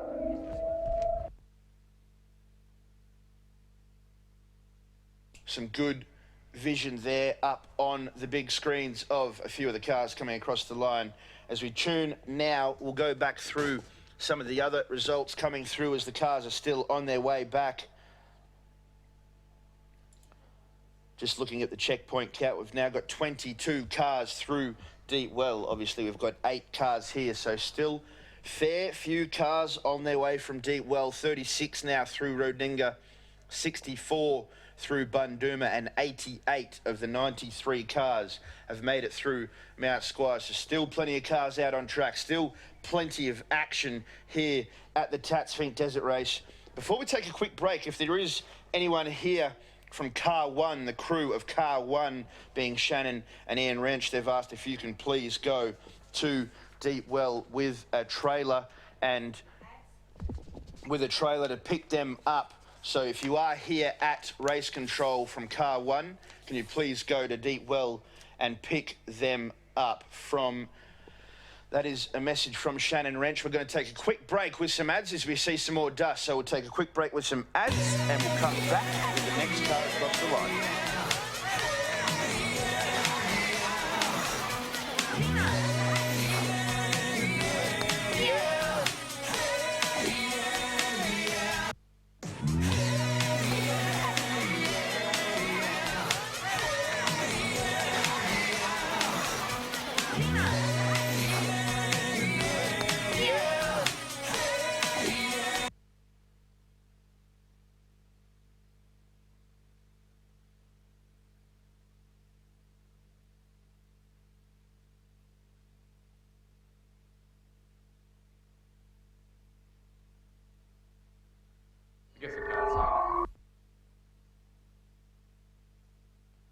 As we see the next car now coming in through the start-finish line precinct. Fair bit of dust coming off the back of this car. We can't quite pick it up. It looks like the blue Jimco of Jack Rhodes, but we can't confirm that. Looking on the big screen, looks like him. He's going to bring it in through the loop. Unfortunate result for him, obviously, with the power steering failure yesterday and another of the failures today. But we're going to catch up now with Benny Bishop. He's got an interview down on the start-finish line grid. Yeah, coming in 6th. Great to catch up with Hayden Bentley. And all smiles, mate. Well done. Yeah, that was just awesome.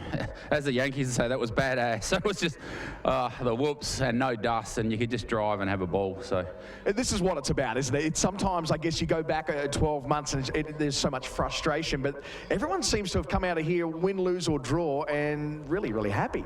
Yeah, look, that's why we spend the money and do the work, to race like that where we can see and do what the cars can do. So, look, congrats to Glenn. He's worked awesomely hard to get to this race, and Toby, hats off, that's just unbelievable. So, yeah, I've been doing it a long time to come out and do that special. So, yeah, the whole event, thank you everyone.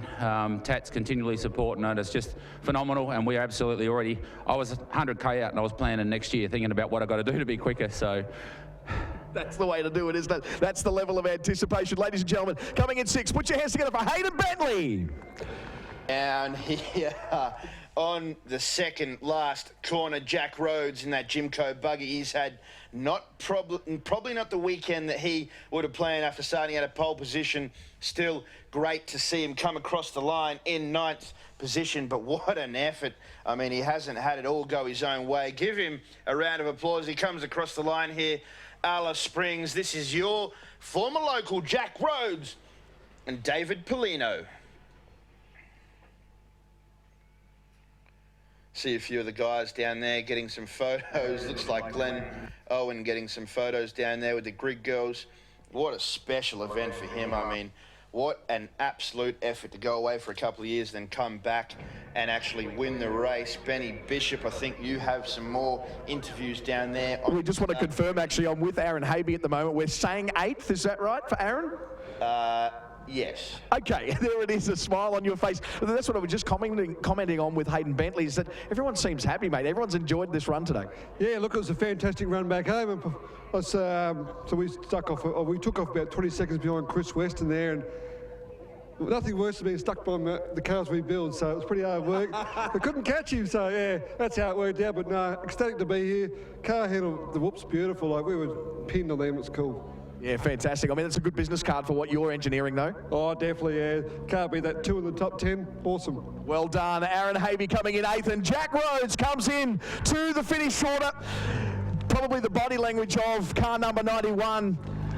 Just getting straight off the gas as soon as he rolled over the line is probably a little bit indicative of how he feels about it. While they're getting out of the car, we might catch a quick word with Steve Sanderson, actually, who's just over at the fence with his family. Come on, put your hands together, ladies and gentlemen, for the local boy, the SS, Steve Sanderson. Well done, bud. Yeah, thank you very much, Ben. What an epic weekend. No faults with the track. The track was awesome. You know, the crowds were awesome. What can we say? You've really enjoyed yourself, haven't you? We might come up this way. We're trying to find that sweet spot so it doesn't feed back, and I think it might be sort of here-ish a little bit. Mate, give us a little bit of an insight. You guys were well equipped down there at Fink. You were confident coming back that everything was intact? Yeah, like the truck had no dramas going down, so that gave us confidence on the way home. At Fink, we just pulled everything apart, checked everything. Everything seemed fine, so yeah, locked up and went going. Brilliant job, another top 10 result. Ladies and gentlemen, put your hands together at Jaws Racing, Steve Sanderson. As we see here into the loop, 2 corners to go. It's going to be our very first Pro Light buggy. Sam Barnes bringing it home from Birdsville in Queensland. What an effort from these guys. Going to finish in 10th spot in a Pro Light buggy. That is a super effort in the RTM buggy there. Here he comes, Sam Barnes, with Grant Bowden and Peter Barnes in the passenger seat around the final corner, the first of the Pro Light buggies in the Tatts Finke Desert Race. What a way to finish the race. That was a super effort there from Sam Barnes. I think we might take a short break here, Benny. We're just going to wait for some more dust to come in the distance. There's nothing as yet, but I think we might cross over and take a little break, and then we'll come back with some more of the results.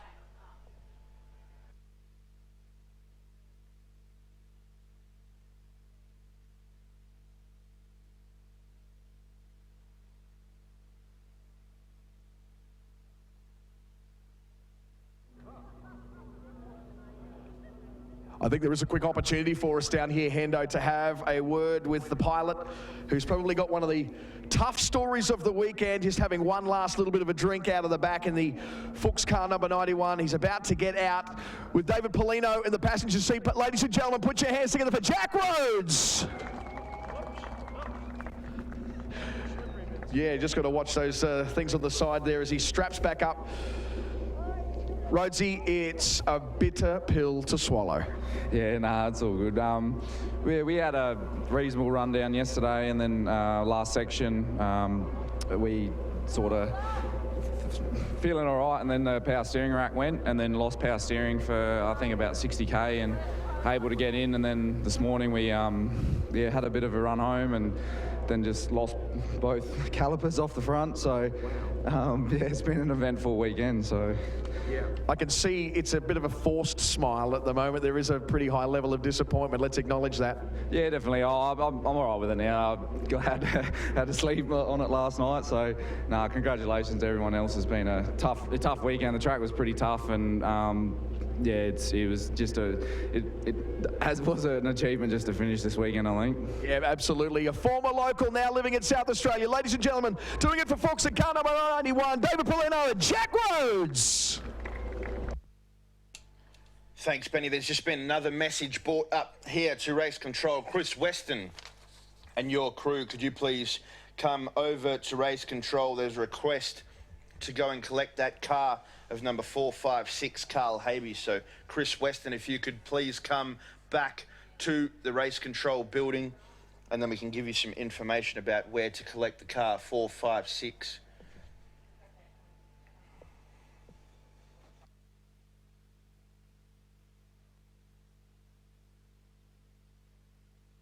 Another car on the horizon. If you look to the big screens, the cameras have picked it up. I can't quite see who it is as yet, but we're going to bring another car home here. 11th spot will be their position in the Tatts Finke Desert Race. Obviously, this is all provisional times, as we still need to correct some of the times for these guys coming across the line, but we're pretty much can confirm the top three at the moment. The rest of them will wait for corrected time. Provisional results, as we said, as this car now comes in to the loop. Another one of the buggies. Looks like it might be that of the Jaws racing effort. So the second of the Jaws cars, 100% record, hopefully, for them to finish this weekend. I don't want to put the jinx, the commentator's curse on them. That number 47, Jimco, I don't want to put the commentator's curse on him and have him stop here in the loop. But Alice Springs, bring him home. One of the other locals here in the Jaws racing cars. We spoke to them last night as well down at Finke. No problems with the cars for them. They've bought it home again. Only a few corners to navigate here. Wet and slippery conditions compared to what they are used to down the track. But Greg Hicks in that number 47 with Rodney Cameron next to him. What a super effort by the Jaws racing crew this weekend. Huge supporters of local off-road and the Finke Desert Races. Another car now comes into the loop. That is a seriously loud car. Greg Hicks, 2 corners now to negotiate. Foot to the floor. Alice Springs, bring him home. Greg Hicks, what a super effort. 11th place here in the Tatts Finke Desert Race.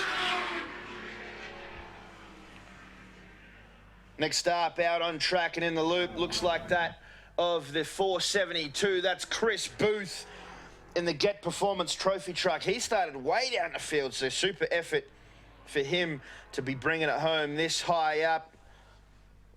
Kevin Knott in the passenger seat. The guys from Queensland. Looks like a brand new truck for them, the 472. Booth racing on the doors.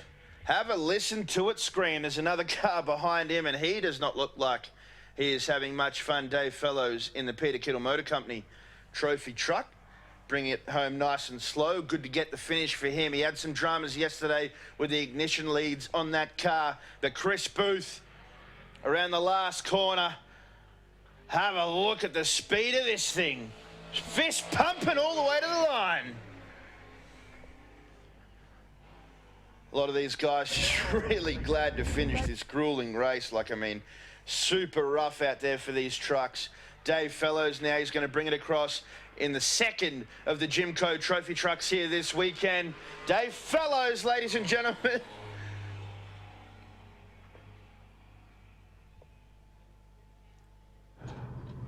as Boothie just made his way across the line. I think the most animated fan was actually Chris Weston, ladies and gentlemen. You were a rat for him, a fellow Gold Coastian who's done well, and a new truck for him as well. Well, why are you so excited? Oh, mate, he's a good mate of mine, and it's his second race, so he'll be absolutely pumped to get it across the finish line. So if I do an interview with you now, it'll stop you from going and giving him a kiss then?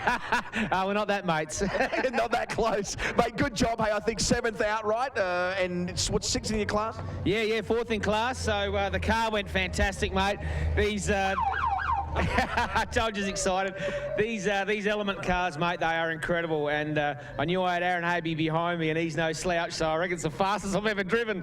And yeah, the car's just incredible. You know, we couldn't go fast enough over those whoops, and the Mickey Thompson tyres hung on unbelievable. So that's what got us here. And this is, you just know you're alive when you're on top of those whoops. It's just fantastic. Well and truly, congratulations, Chris Weston. Boothie just getting the helmet off now. What a great result for them. And the second run in this car, brand spanker, probably one of the most beautiful presented cars actually in the paddock here this weekend. Wonderful result. We won't put the microphone in front of them just yet. They'll get them a chance to get their energy back. As we see the next car coming in, looks like that of Salvatore in the number 38. Might be a quick opportunity for us to get a quick word with Greg Hicks. Is that cool? Yeah, go for it. Hicksy, well done, buddy. Put your hands together, ladies and gentlemen. Greg Hicks.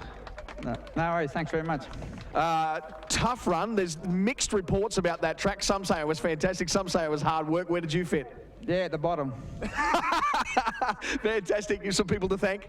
Yeah, I have actually. Jules Racing for letting me drive their car, and all their crew. So thanks very much. Good job, mate. Congratulations. And they're just about to come in across the line. Justin Watt there in the number 120 car. He went super wide on that loop out there. Got nice and close to some of the spectators out there watching these cars come in to the start-finish line loop. This is the second of our Pro Light category class car. And wow, former national champion in the class. He's going to bring it home in second. Justin Watt there from Victoria with Dave Hartwig in the navigator seat. 2 corners now to negotiate. He's going to come around this corner here, put the pedal to the metal, and he's going to bring it home in second place in class. What a super effort here.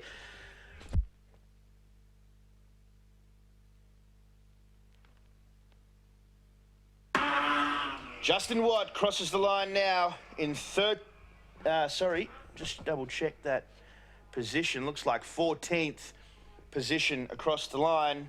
13th on time at the moment, but 14th across the line. Super effort there from second of the Pro Light category cars. Benny Bish, have you got anyone else down there that you want to have a chat to?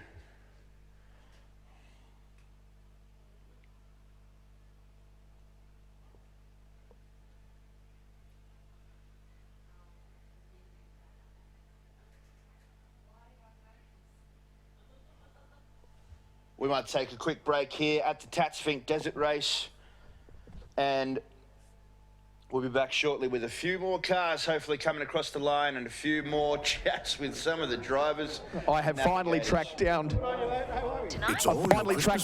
Gardner, who we're just trying to get away from the speakers. I'm taking away from their cars, but coffee was the priority for you straight out of the cockpit, buddy. Oh yeah, I wouldn't mind a coffee to wake up a bit, so that will be good. What, so the whoops didn't wake you up? Yeah, they woke me up, there's no doubt about that. It's probably the roughest I've seen it here in 12, 13 years, I'd say, but yeah, we're happy to be home. Happy with the result? Yeah, really good, considering we ran off the track at the 180k mark yesterday and got a flat tyre in the last 15 k's and drove it over the finish line flat tyre, so it cost us a little bit of time there, but yeah, we're apt to be here in, I think, for... All right, you know what I'm like. I always want to know the real Christmas answer. Mornings, the Is first there, time you what saw percentage snow, of the disappointment time you went is there? skydiving. Oh, we always like to get on the podium, but no, look, on the last 2 years we've had a bit of, a few dramas, and it's just good to be up in the top 10, and we're in the top 4, so it would have been nice to be a bit higher, but, look at Bo Robertson, he got a flat as well, and everyone else has their dramas, so, we're happy. Everyone's got their stories. A former champion, ladies and gentlemen, put your hands together. From Penola in South Australia, Greg Gardner. Does it make the game more thrilling? Are you eyeballing me, punter? You bet.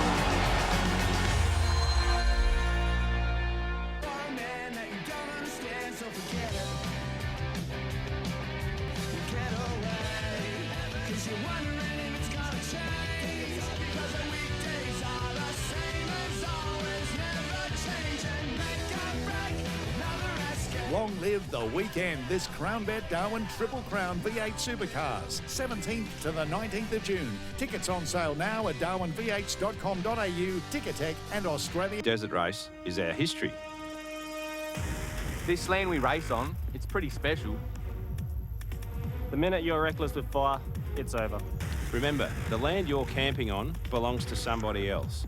You have to be responsible for your own campfire. Clear that grass before you light your fire. Come on, guys. Treat the land and its owners with the respect that they deserve. It can't be much simpler. Don't be the reason. Of the Valley, featuring live in concert John Farnham, Sunday 19th of June, supported by X Factor's Taylor Henderson. Tickets and reserved seating on sale now from darwinv8.com.au and Ticketek. We're here to race.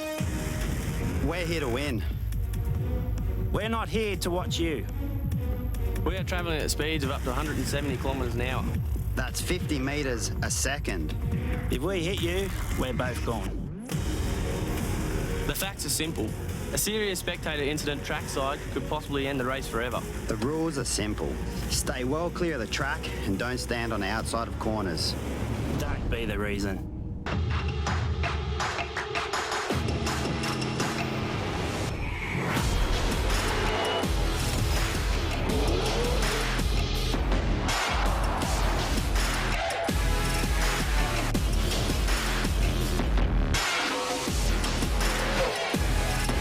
The V8 Supercars Darwin Triple Crown, June 17 to 19. Book now at darwinvh.com.au, Ticketek and Australia Post.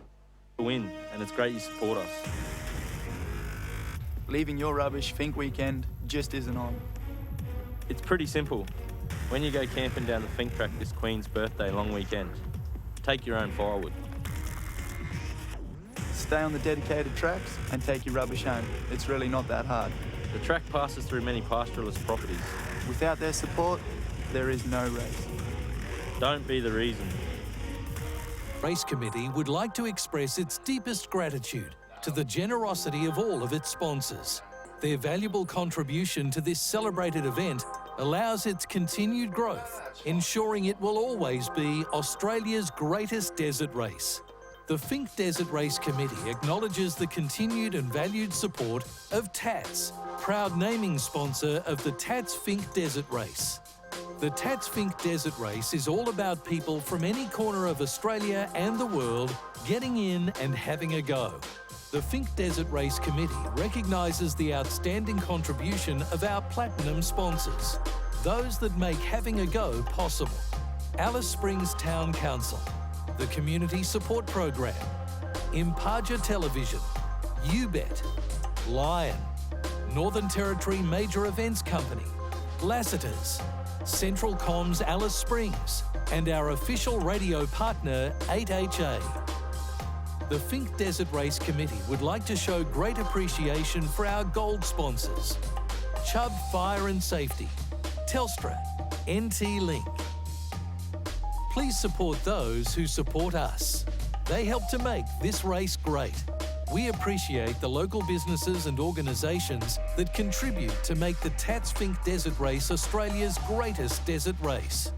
We'd like to thank the following sponsors and supporters: Red Centre Office Technology, Alice Equipment Hire, Danny Orr Earth Moving, Thrifty Car Rental, NTFS, Complete Fencing, Remote Area Machinery Hire, Asprint, National Australia Bank, Crown Point Pastoral Company, BizCom, Wholesome, the Asbuild Fink Desert Race Grid Girls. The Fink Desert Race Club each year selects girls from across the country to represent the event as official ambassadors. The Fink Desert Race Grid Girls' time, effort and passion in promoting our event sees the race broadcast to a whole new audience, and we thank each girl for their contributions as volunteers.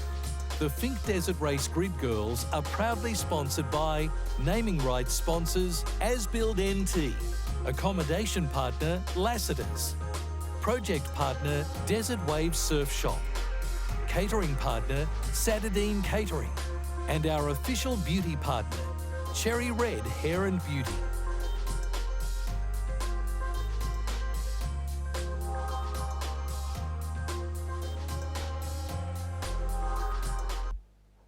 Yet another big hello to all of our friends who are watching it on the live stream. We want to say thank you very, very much to Alice Internet Bizcom.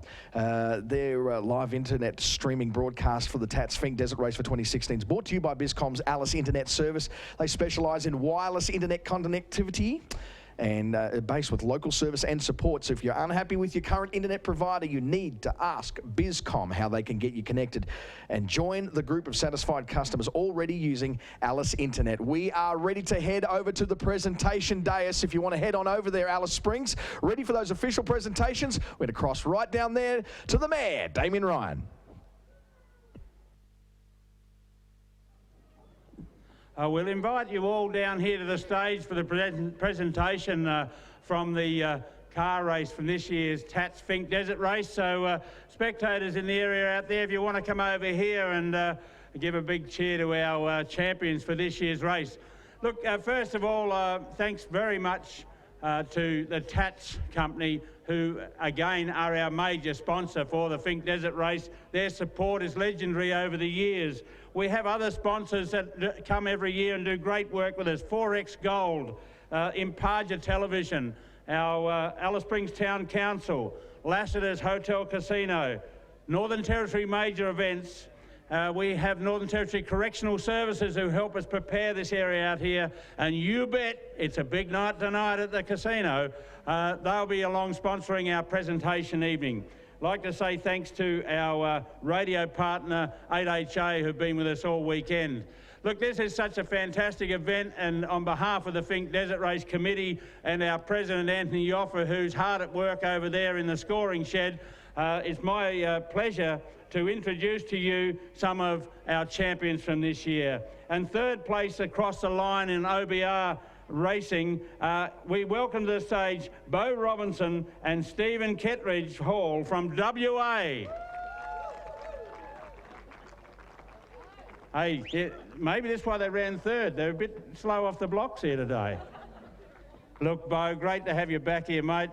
You've been a regular up here on the podium. Would you like to explain how today's run went? Yeah, it went shit. Okay, well, that's pretty straightforward. So what would you build on next year? Winning? No, look, we had a good run into Mount Squires, kept on Glenn, pretty much right on him the whole, like, till about there or further than there.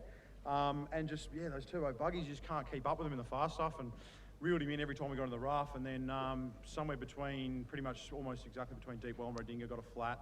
Sort of tried to get back in the truck as quick as possible. Mark Burrows got past us there, a bit dusty, and we weren't sort of plugged in or anything, and just sort of cruising along. And then Toby got us at the 40k mark, and then we just sort of followed him in here, and yeah, whatever, second, third, fourth, fifth, whatever.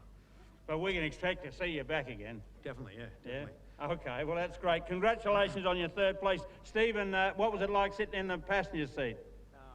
Nerve-wracking? Yeah, no, it was really good fun. Yeah, like in the rough, the truck is just spectacular. Like I could not believe how fast we were going. There's a few times there where I wish we could definitely go quite a lot faster to catch up, but you know, we can only do what we can do. And hopefully next year we've got a real motor and we'll have some fun. All right, our third place winners of this year's Tatts Finke Desert Race. You want to stand over here, fellas?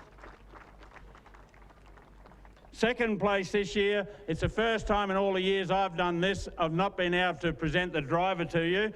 He's currently about to touch down at Finke to race a bike back home. Second place, Toby Price and Kyle Fitzner.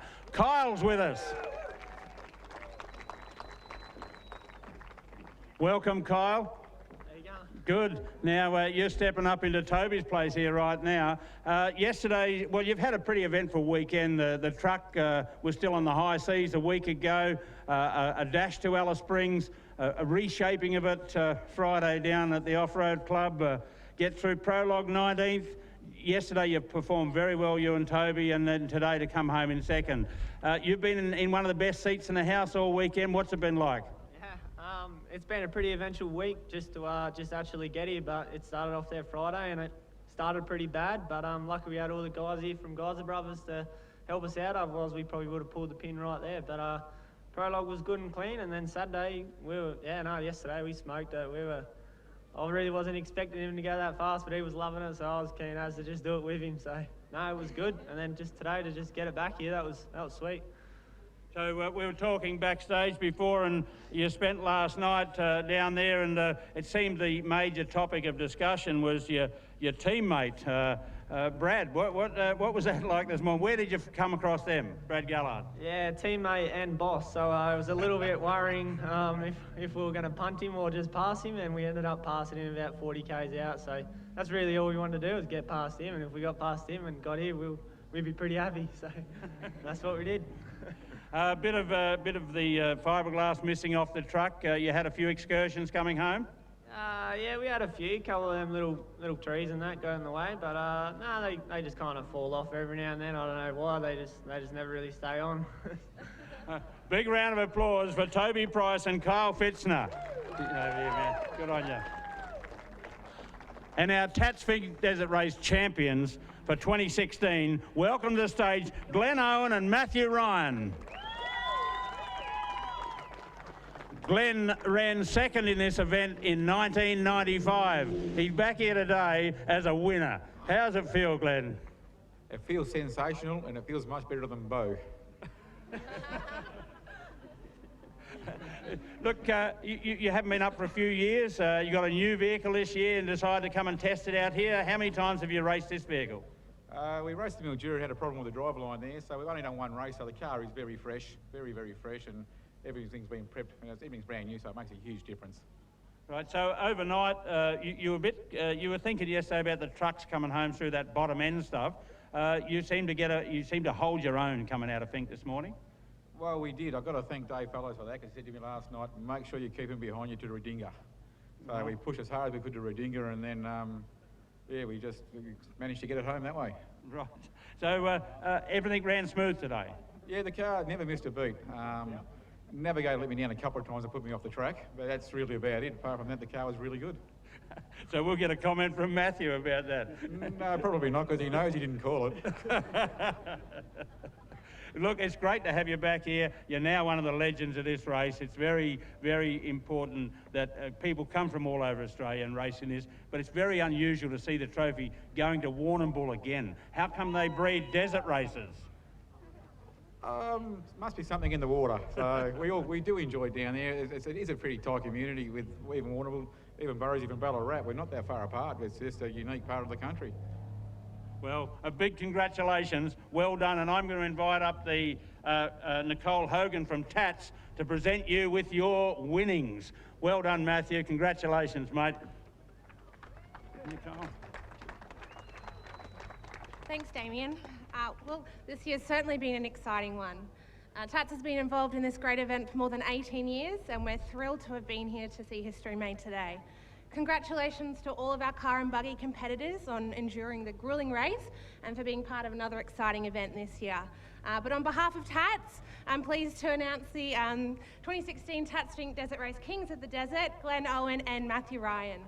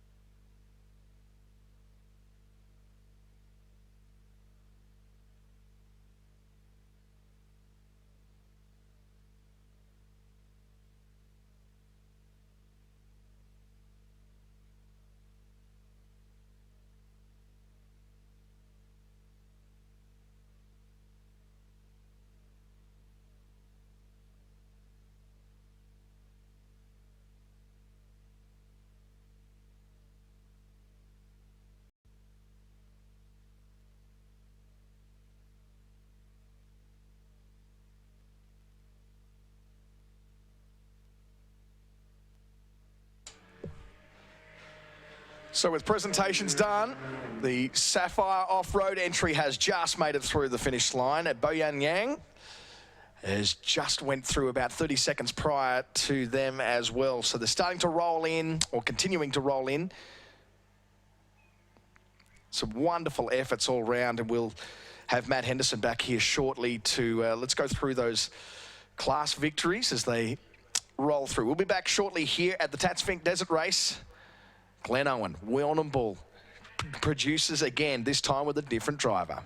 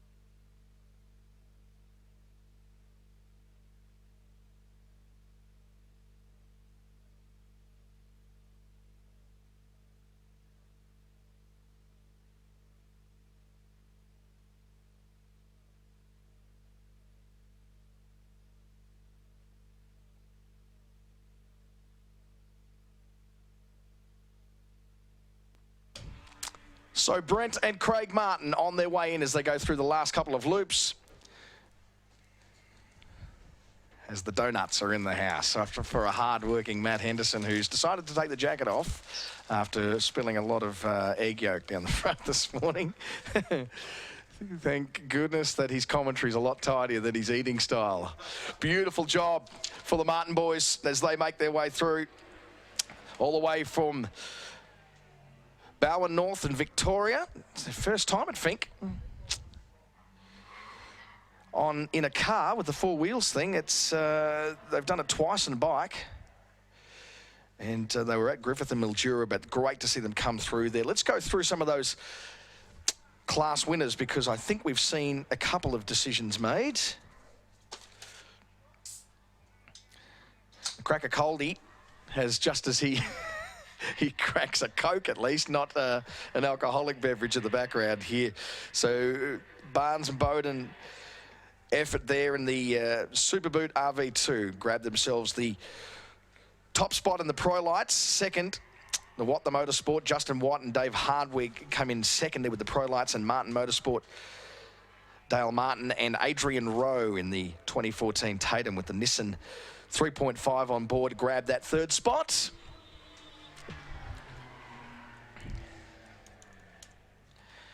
That's Let's Go Racing. That's Lockie and Paddy Weir from here in the Northern Territory in the El Jimco, the 2000. Here it's Toyota Power on board there. Good job for those boys.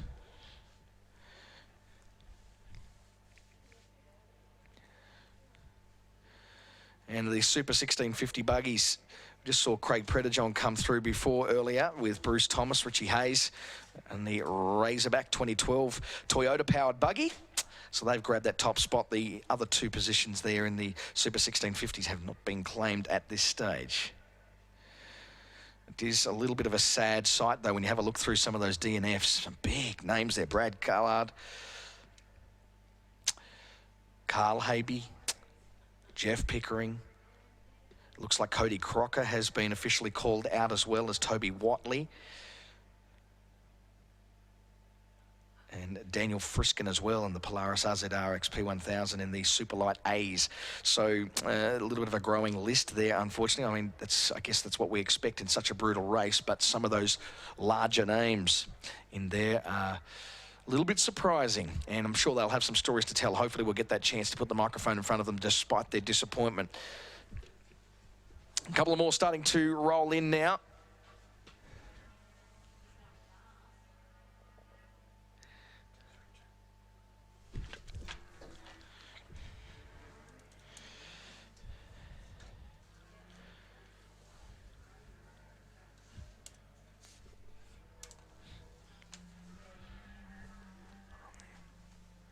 Looks like that of Hans Werner Zettel in the 232 car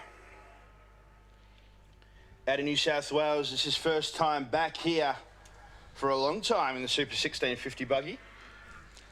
So it looks like he will take that second spot in the Super 1650s after Craig Predajon claimed that there with a total time of 4:42. Only 2 minutes slower on his way back, Craig Predajon, to what he was on the way down. Actually about a minute and a half to be a little bit more precise.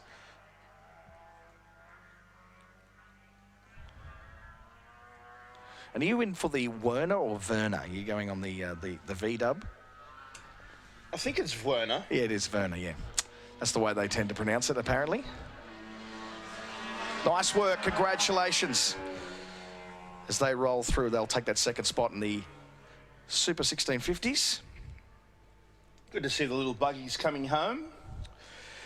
How's the heart rate, mate? You got quite excited with that big deluge of cars coming through there together. You did a great job. You enjoying this? I tell you what, I needed to just get out of the commentary box and catch my breath again. Yeah, absolutely. Thick and fast, but no, a lot of fun up here. Obviously, good to be in your company up here, but great fun. If only my wife said that. Another one of the Class 2 cars, Graham Tickner from South Australia. He's going to come in third in class after starting actually ahead of Hans Werner Zettel this morning. Yeah, that's interesting. The Ratbags buggy with the 1.5 Toyota. Actually, on our screen here, we do, sorry, have him going through deep well. That was at 9:30, so cars coming through, a bit slower now. There's another one in behind Graham Tickner and his navigator.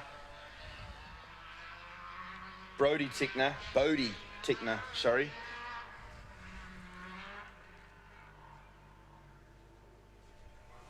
Should be seeing the first of our super lights coming through soon, as well as the first of our Class 5 buggies. Darren van der Wood should be coming back into Alice Springs soon. Great effort from the Tickner boys there from South Australia, third in class, across the line.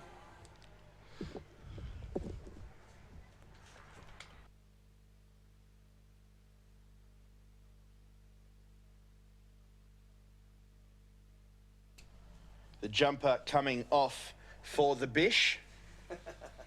As it is It's really warm in here with that sun beating through that glass. I had to crack the window just to get a bit of air in here. Yeah, it was pretty intense with that sun coming through. So we've already put our order in with the secretary for some blinds in the comm box for next year, and also a sledgehammer so we can see some things. The 122 coming through down the couple of last straights into the last quarter. Scott McNeil from New South Wales and Greg Parker. Super effort from these guys. New South Wales buggy there coming across the line to finish their 2016 Tatts Finke Desert Races. There's another helicopter in the distance, as we can see. And plenty of dust. It's a truck. Looks like a truck. Could be that of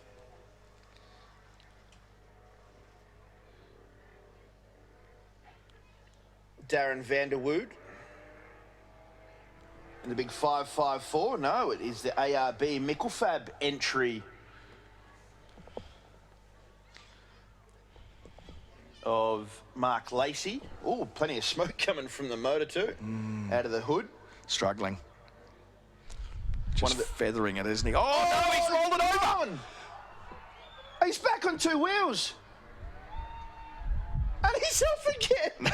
How good is that? We're going to have to get a replay of that. We'll get our crew back here working hard to get a replay of that. That was super cool. Yeah, very, very good. And the roof goes. The hood is totally flapping in the wind. Why are we laughing? It's relief. It's out of nervousness. What a phenomenal recovery as he goes into that last loop over the jump.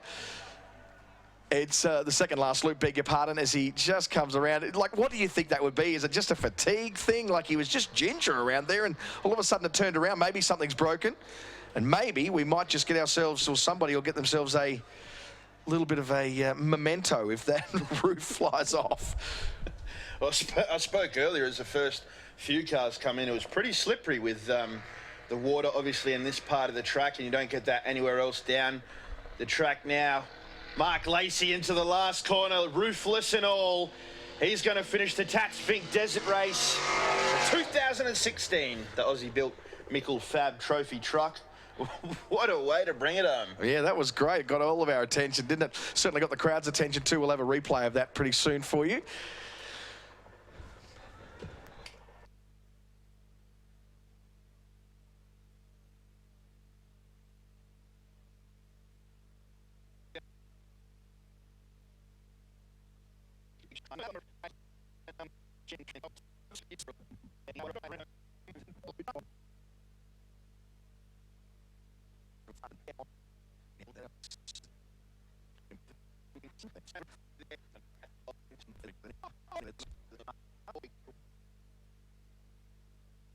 We're going to throw now to the replay of that rollover. Super way for Mark Lacey to bring it home if you feast your eyes on the big screen here at the start-finish line pre-center. If you're listening on the this is Mark Lacey coming to the loop. No, talk us through it, we were just watching his how he was quite aggressively coming in fact, and then he was just starting to okay, well, yeah, hard on the brakes just to come in and bring it around ginger. And then it's just sort of like, well, hang on, what's going on here? We're just about to get a bit of insight. Yep, just a little bit out of shape. Corner rut, turns it over, then back on the wheels. And, hey, oh, we're up the right way. Put the foot down. Nice work. Hopefully he came back up the chute there and was able to see that for himself. Nice work. See the crowd there in the foreground cheering him on and clapping him away. So pretty interesting stuff here. We've got a slight break in cars here. We've got no dust on the horizon, so we might take a short break and come back with a few more cars across the line.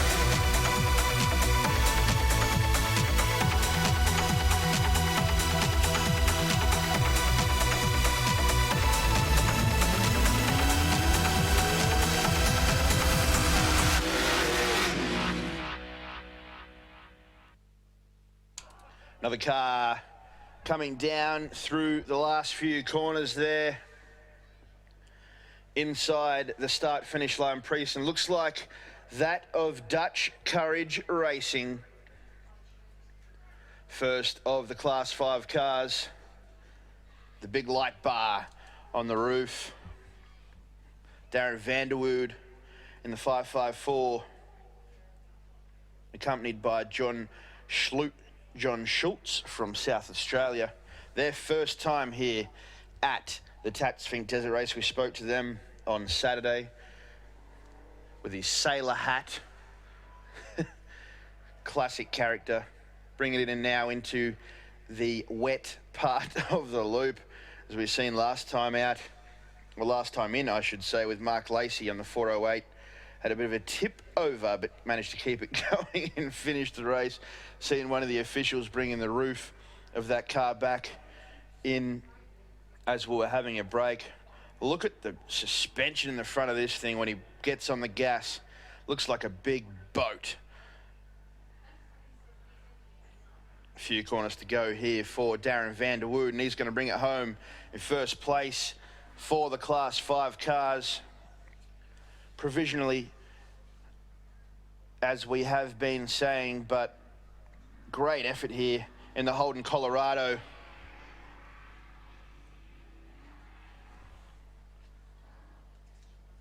Two corners to negotiate. He's going to come around here and put the foot on the floor. Production two-wheel drive category, Class 5, modified, not exceeding 6,000 cc. Darren Vanderwood brings it in through the last corner. He's going to come across the line, first place, pump in the fist. First car across the line in Class 5. What a great way to bring up your first Tatts Finke Desert Race. See some more dust in the distance. Might just take a quick break from me talking and come back with the next car across the line.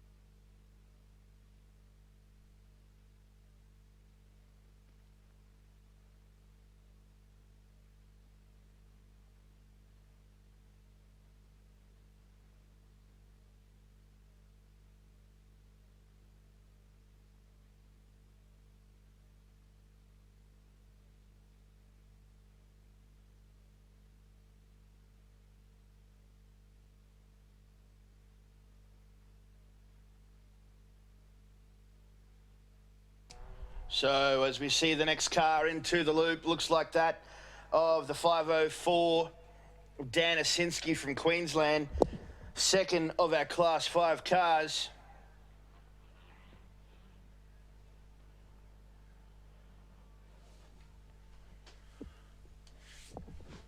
Started behind that of the Dutch Courage Racing car this morning. Could we see a change up as they cross the line in the provisional overall results? Of course, these guys running off time as well back to town. We have the first 10 minutes of the cars are done off corrected times, so that's how we can determine first across the line is first to finish. But these guys all leave in 1 or 30-second grids apart, so they are running off corrected time as well. Feeding it through that second last corner. The TJM equipped. Ford, the 1996 Ford with a 4,000cc V8 Ford engine under the hood. Joseph Butterworth, his navigator, he's going to bring it in through the second last corner. Let's see if this changes up the class results for the Class 5. Performance two-wheel drive, Dan Asinski across the line. Refresh the page here on our timing screens and see if there is a change in the overall positioning of that class. No, it looks like Darren Vanderwood will hold on to that provisional first place as there's another car into the loop. It's that of 440. Leighton Sir from Alice Springs in the Class 4 trophy truck. Joseph Nobliza in the navigator seat for him. Listen to the sound of it. He's got two corners here to navigate before he brings it across the finish line. The all-black trophy truck there, the Ford Ranger with the LS2 6,000cc V8 motor under the hood. Not much other dust in the distance here. We should be expecting our first UTV class, Superlight class, I should say, across the line very shortly. For now, Leighton Sir, look at him through that last corner, bringing it home. The fist pump as well. They've finished their 2016 Tatts Finke Desert Race. I'm going to take a quick break as we wait for the next car to come across the line.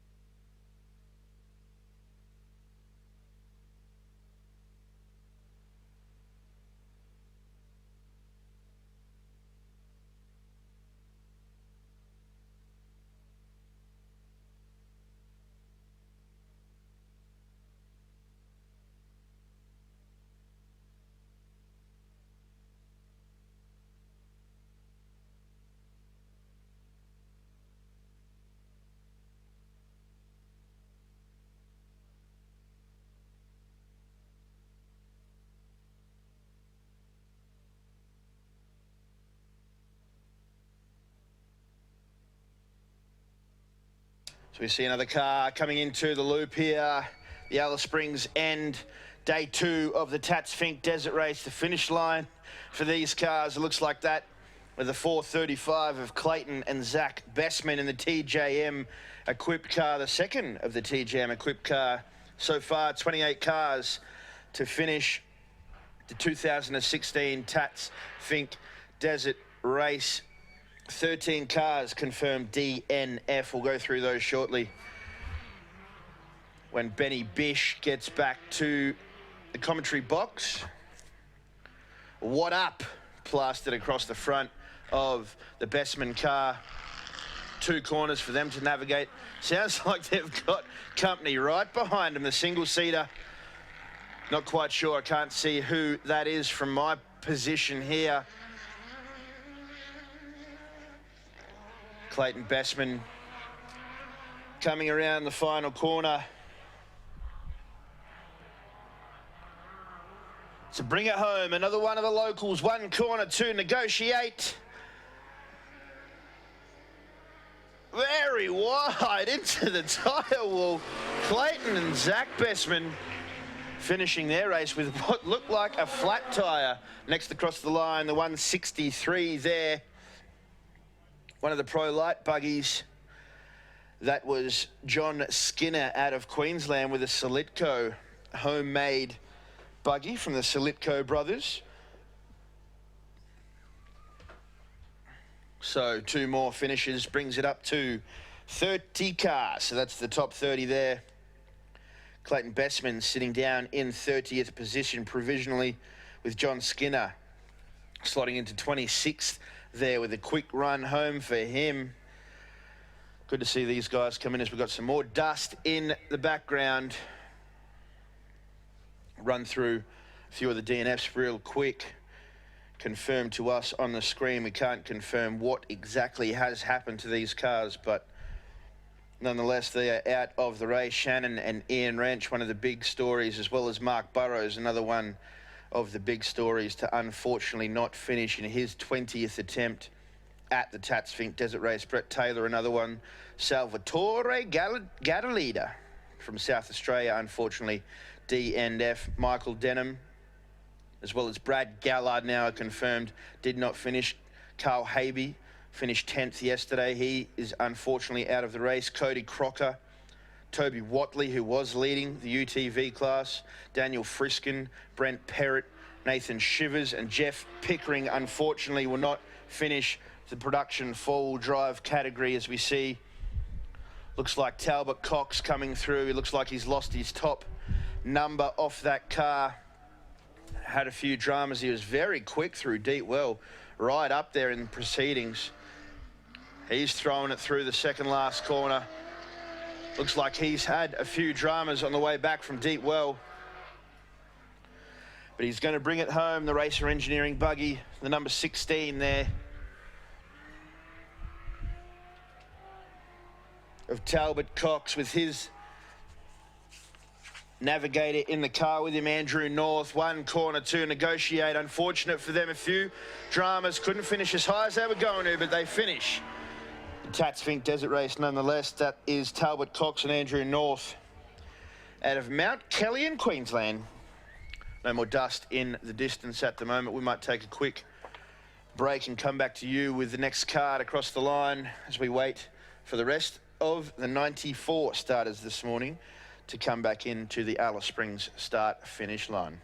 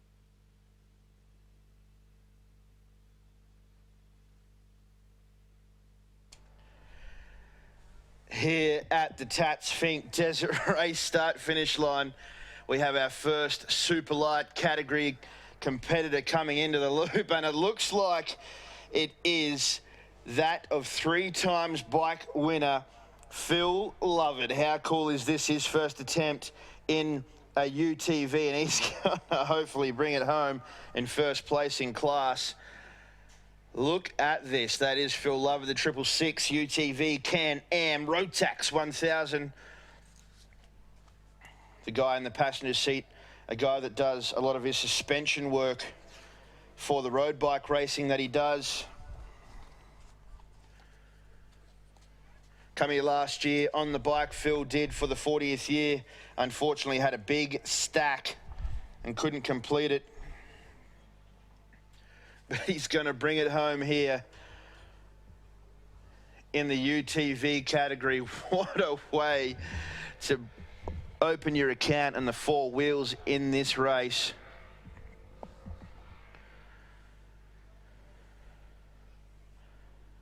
Two corners to negotiate for former King of the Desert, Phil Lovett, in the Hunter Valley Motorsports Can-Am Rotax. We'll see if we can get 1 word or 2 words out of Phil. He's pretty quietly spoken man. Around the last corner, Phil Lovett, your winner in the super light category.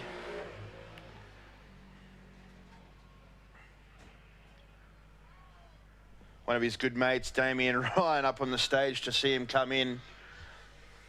This is Shane Cody now come in the single-seater buggy, the number 907. Looks like he's missing a number off his roof as well. Good effort. Only 1 corner to negotiate now for his 2016 Tatts Finke Desert Race. Around the last corner, Shane Cody. A few supporters of his down on the start-finish line. We've got another car into the loop. Buggy of Luke Ursig. Sounds like he has had some dramas with his exhaust because it sounds extremely loud, that Matrix buggy. Buff Zimbiski in the passenger seat.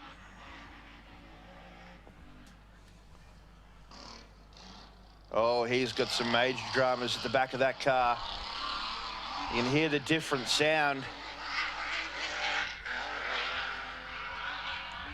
Just going to swing it into the second last corner in the number 150 Pro Light class car.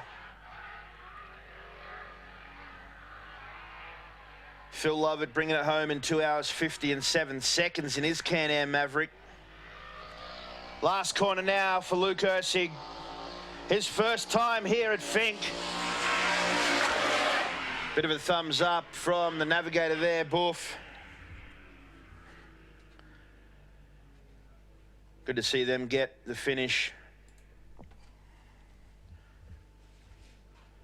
Not too much dust out in the distance. We might take another short break.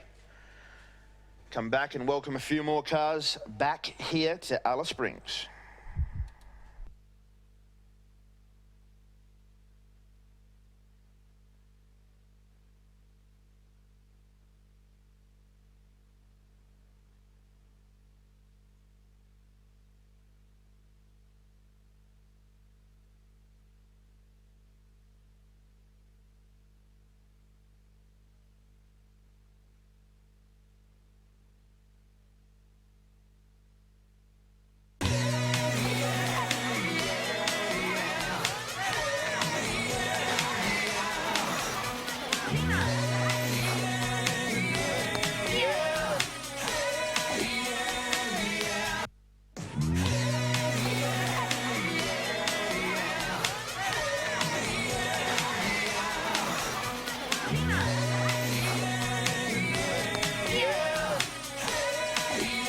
It's all your Christmas mornings. The first time you saw snow. The time you went skydiving on your birthday. Here are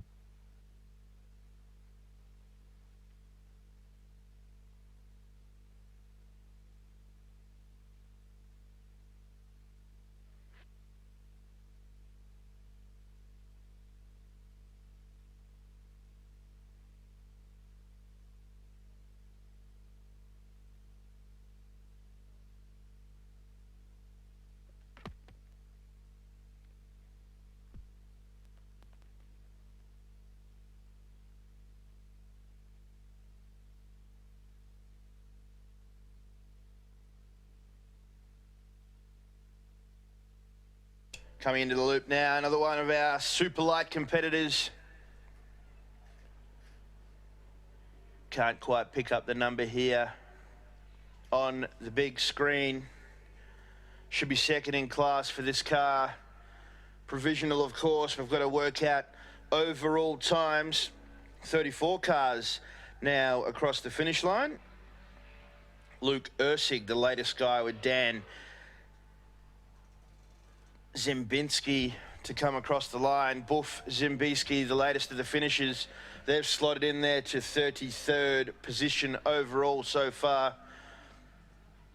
Coming in here looks like the 698 UTV.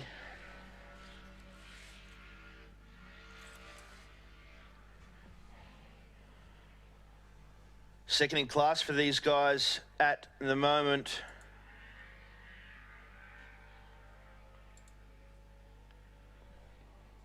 One more corner to negotiate. They get the checkered flag here, the Tatts Finke Desert Race.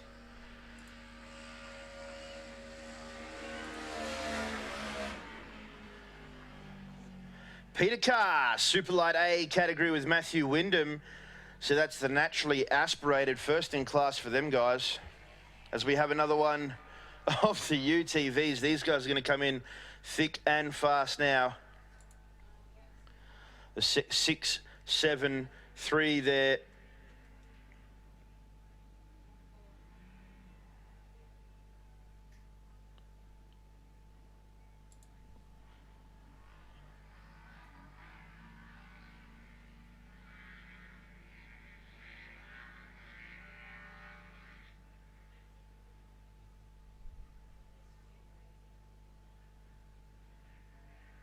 .673, Jack McNiven and Frank Waite from Queensland. They've made up a great amount of time from their starting position. A few panels on the Can-Am flapping around as they have one corner to negotiate. Let's see how the time works for them in the standings of their class.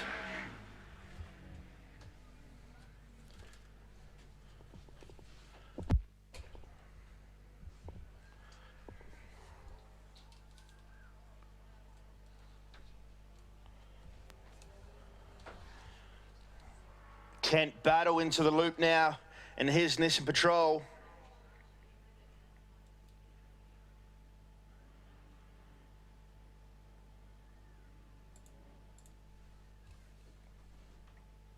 Jeff McNiven taking the provisional class win away from Phil Lovett there with a super run back to Alice Springs. Jeff McNiven now leading Superlight B category over Phil Lovett and Alan Samuels. So disappointing for those guys. First across the line, but currently second on provisional time. Kent Battle now in Class 8. The first of the Class 8 cars to come across the finish line shortly here in Alice Springs. Two more corners now for the Nissan Patrol. Entry to negotiate.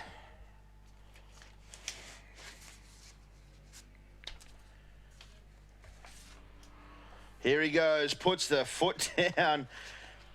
One corner left for Kent Battle. First of the extreme four-wheel drives. Heath Lawson, his navigator, all the way from Townsville in Queensland. They're going to take provisional points here in the Class 8 category.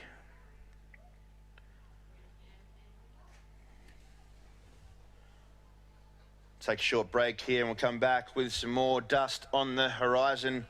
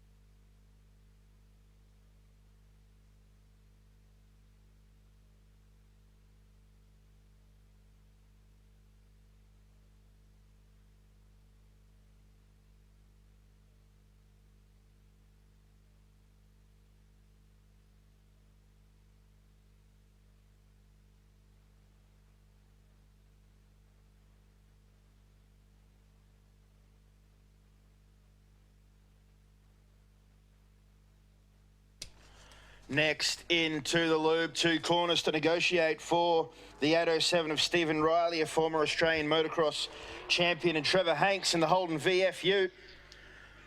See how their times compare to Kemp Battles.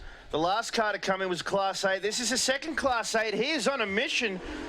And the SMS Holden V8 Ute, cracking finish to his race. He goes top of the table in the Extreme Fall Drive. Provisional results, of course, but the SMS Holden VF Commodore of Stephen Riley and Trevor Hanks, all the way from WA, take the provisional class lead. Good finish to their Finke Desert race. So we wait for a few more cars to come in.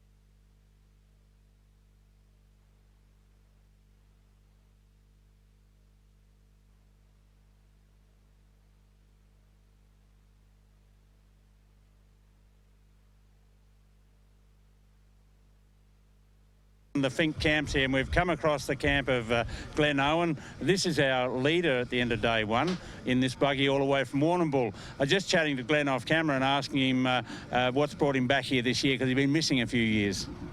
Yeah, look, we've been away doing the other series, the ARB series, and this year we decided to come back and have another run. We've got a new car. This is the second race we've done with it, so while everything's fresh and new, we thought we'd have a crack and see what it can do.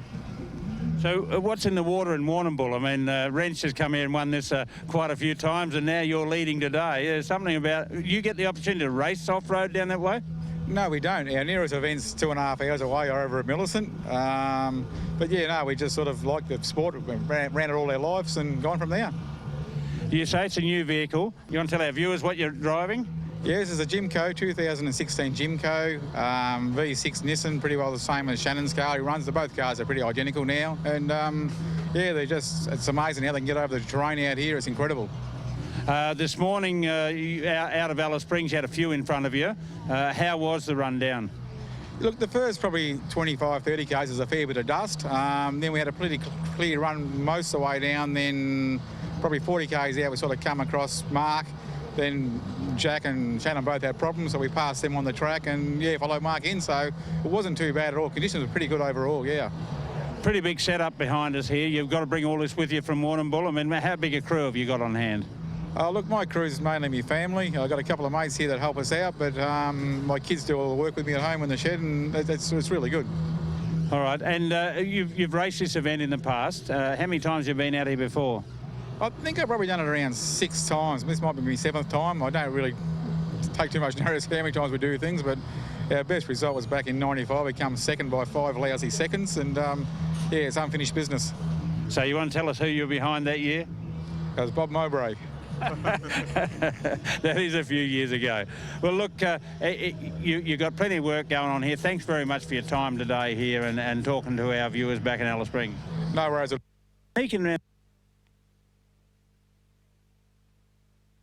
Look who we have found down here. Sneaking around the sand hills down here at Finke, and we come across a bloke who's on his 20th trip to this race from over in Victoria. I don't know whether he's been here all that time, but Mark, what a great drive today. Yeah, we've had a really good day. We've had a good weekend in general so far. We had good qualifying yesterday. Track's in perfect condition as far as dust goes. It's pretty rough. And we've had a good run down in 3rd position at the moment, 2nd on the road. Or we were, so I'll be 3rd on the road tomorrow. So everything's looking good. We had a bit of a boost issue, a bit light on for boost on the way down. We fixed that problem, so we should be able to take it up to them on the way home, I hope. You're standing next to you with the 96 retro shirt on here, mate. Did you ever imagine this race would get to this level when you came out here 20 years ago? No, I certainly didn't. I still remember the first day we got up here and come down and have a look at the old famous Finke whoops, and I'm looking at them thinking, what the hell am I doing here? But since then, you know, we've come a long way with the cars, you know, built tracks at home to try and duplicate, which is nearly impossible, but and then we were lucky enough to have a win up here, and now we've put 5 together, and we've wrapped, and this is our 20th go at it, so hopefully we can pull something off. I've got the lucky t-shirt on, so hopefully it'll work.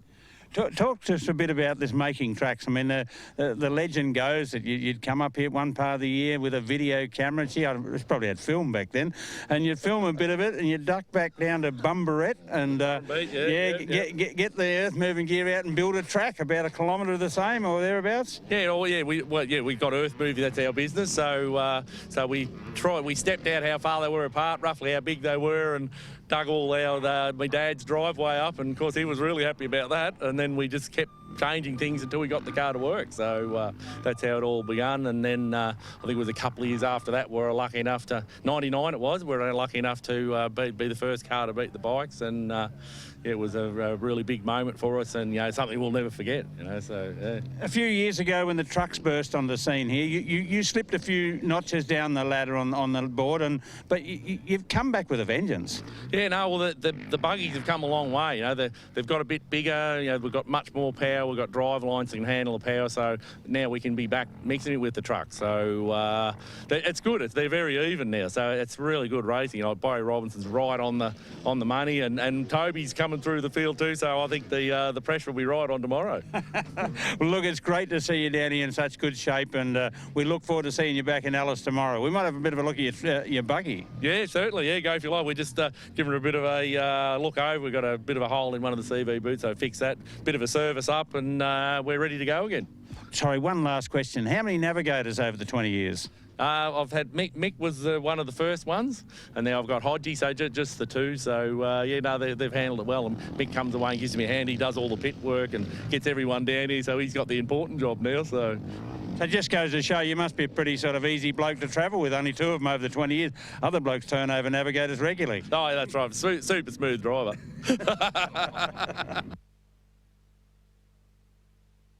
Look who we have found down here at the Finke, and the girls, Amber and Annie, have made it down here safe, and they're going to start tomorrow and head home. Girls, how did the day go? Oh, it was pretty good. Yeah. Ready for tomorrow, pumped. Lots of fun. We were talking off air, and there was a few stories about a few moments on the way down. Tell us about a few of those. Oh, yeah. Well, we made it into Bundooma just before cut-off. Yeah. And Annie was on my case the whole way. Put your foot down, put your foot down. Every time I did. And then slow down. We nearly cartwheeled. So we backed off a bit. And then when we hit the easier parts, we put our foot down a bit. Yeah. But we had a moment overtaking a trophy truck that was a bit broken. He told us to go around him and we had no room. So we went through a couple of little trees and stuff to get around him. So that was a bit of a moment for us. A couple of moments where, you know, when you need to do a toilet trip and you can't stop. So I was going, sing to me, Annie, sing to me. And I'm going, I can't sing. So she did. She sang, I like big butts. And I'm not saying that on television. Oh, well, it sounds like the girls had a lot of fun. I can't wait to see them come back across the finish line tomorrow, and hopefully we do. So back here at the start-finish line. It was good to catch up with them girls yesterday down at the Finke, and they are having a lot of fun, and we just checked up on them there on the timing screen. Through Rodinga at 10:52, so hopefully they can push along through that little section and get to Deepwell before the cut-off and get back here to Alice Springs. We can see them come across the line through Deepwell now. We have 69 of the 93 competitors that started from Finke this morning, noting that quite a few cars have not made it through some of those sections. We've got another car coming into the loop now. As we look, it looks like the 8-12 entry there, one of the Class 8 buggies or trucks, extreme four drives. Stephen Kildee from Queensland and Chris Jones in the Chevrolet Silverado. Started out of 68th position yesterday on the way down. So far we have seen around about 38 cars come in. So, Benny, they've made up some good time there. Yeah, absolutely. They've done really well. That's the Killer Custom Cables entry. Car number 812 in the extreme four-wheel drive. Not getting quite as sideways as you would expect from a four-wheel drive. Still got a decent note on it, the 6-litre. Chevrolet inside the suitably bodied Chevy Silverado. Man, I got a little bit of an up-close look at Toby Price's car. It's supposed to have a panel down the side. It's pretty much all a bare frame there. Some good speed. Pumps of the fist. They are super excited to get across the line.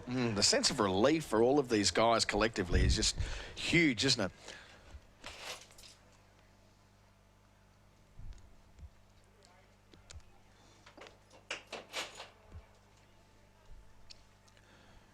As we see some more dust off into the distance inside the precinct here at the start-finish line. Another one of the cars, looks like one of the super light cars coming in.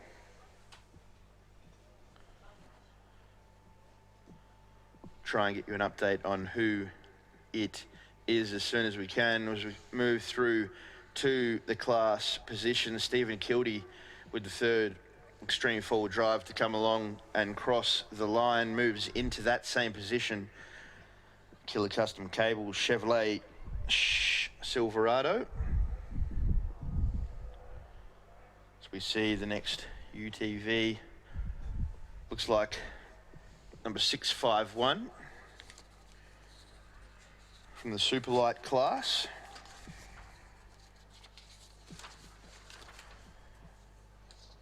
Mick Crossland from New South Wales and Greg Campbell in one of the Can-Am Mavericks.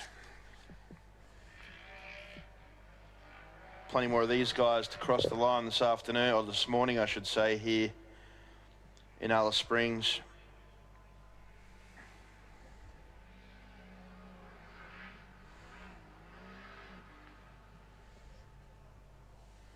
'16 model Can-Am.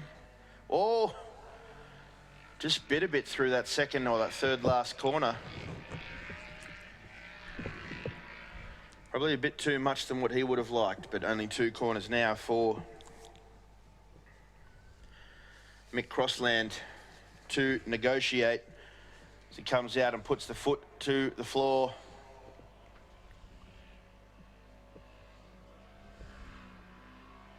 Last corner now, let's see where he slots into in his class as he crosses the line. Thumbs up for Mick there. Must be a good feeling to be able to make it back here as he slots into third place in the Superlight B category. Jeff McNevin still leading that from Queensland.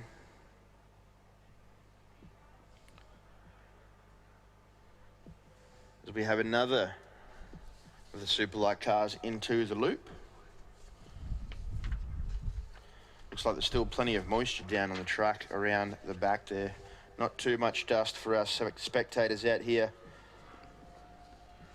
Andrew Crammon from Victoria and Stuart Glover, his navigator.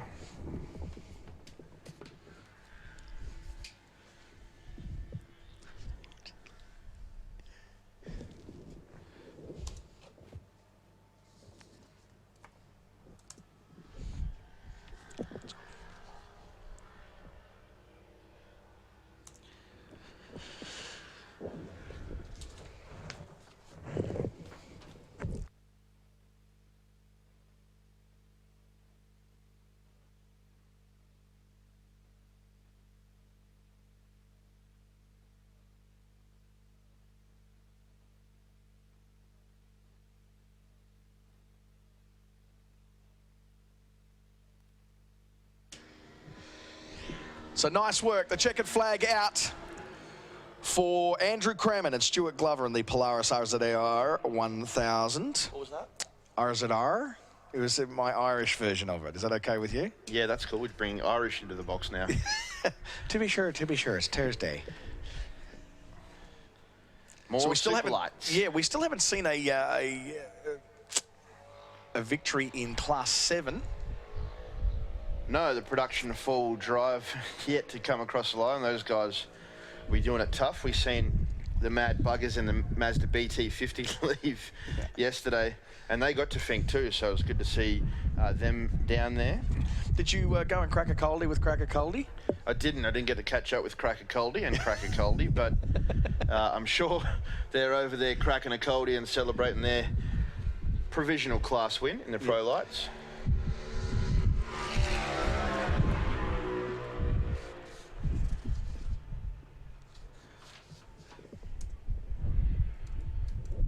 Superlight after Superlight coming in through the loop here. Sorry, we forgot to mention Glenn Ackroyd and Andrew Cassidy going past there. I thought we'd covered that, but that's the innovative interiors entry, the Polaris RZR 1000. As we see Ian Hughes. Oh, good job. This coming in the Matt Mingay, supposed to be Polaris.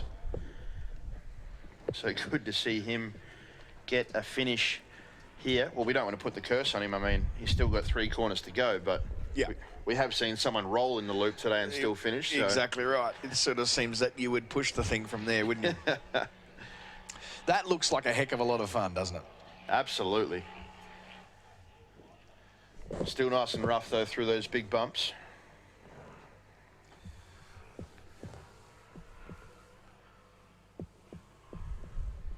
Polaris with a massive effort here at the Tatts Finke Desert Race. From a factory point of view, Yeah, Ian absolutely. Hughes, one corner to go. Full noise with the fist pump. Nice. He's happy. He is happy with that. Great job for Ian Hughes under pretty emotional circumstances to take that job. I know he felt very privileged to get the call up.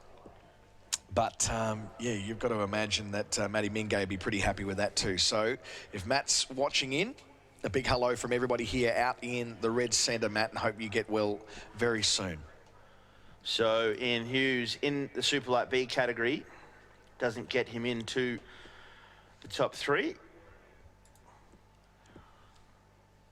But we do see him slot into 4th in class. So a good finish for him and Russell Mason out of Queensland in that factory-backed Polaris RZR. More dust into the loop now.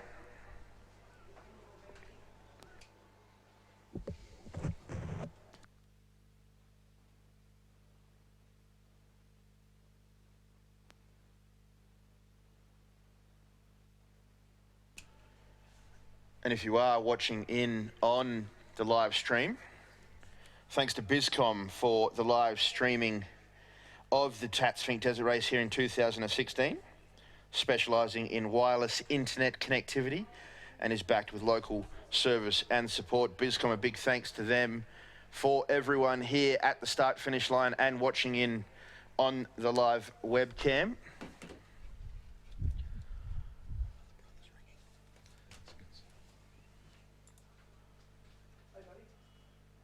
As we now have 43 cars across the line here at the end of day 2 for these cars. There's another one of the super lights are coming in thick and fast. Plenty of these cars in the field. 33 to start yesterday. On Saturday, sorry. Looks like another one of the Can-Am Mavericks.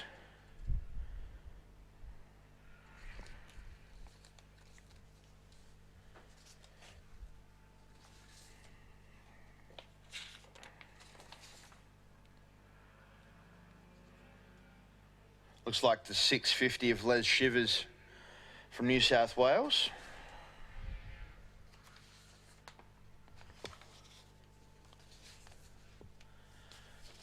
Looks like that is the number, the big light bar on the top of his car. Michael Crodesdale in the passenger seat for him, the navigator there.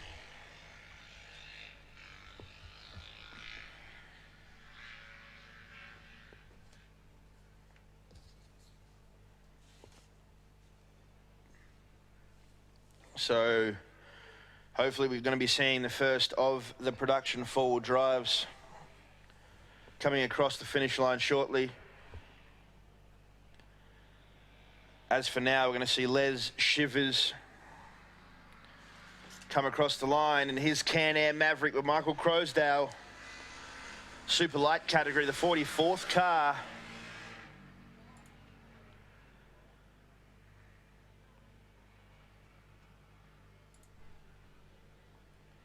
Here he is, 831.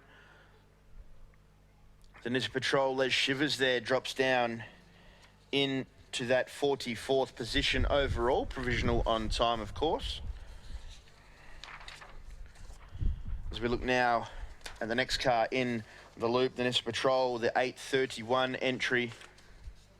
Their second time racing here at Finke. Unfortunately, a DNF last year. This year, looks like they're going to get the result they were chasing.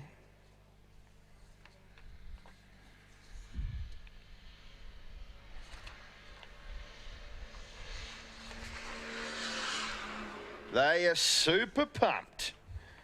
Got the fist pumping going on in the cab there for them guys.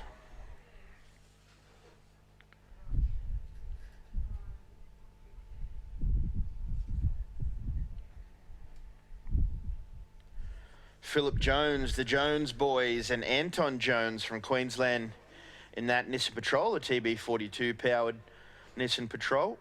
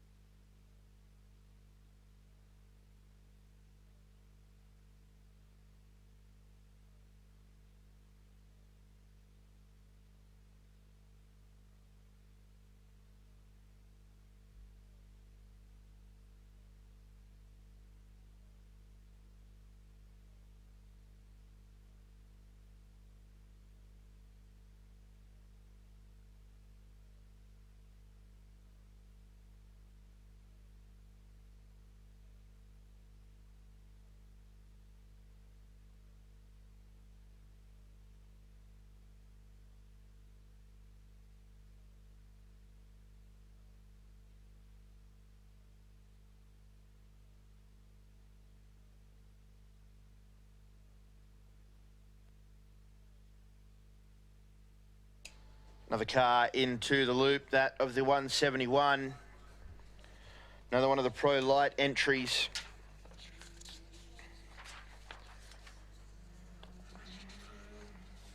In the Tatts Finke Desert Race. I was just having a look down, I could see Darren Vanderwood down there with his sailor's cap on, pumping the fist. Of course he He's was. super happy. Hey, dazzling. Dazzling Darren Vanderwood there. Look at him. He's in fine form. As we see James Lockett coming in with just a few corners to go. Zach Lockett and Letitia accompanying him over the weekend. He's going to bring his Pro Light home.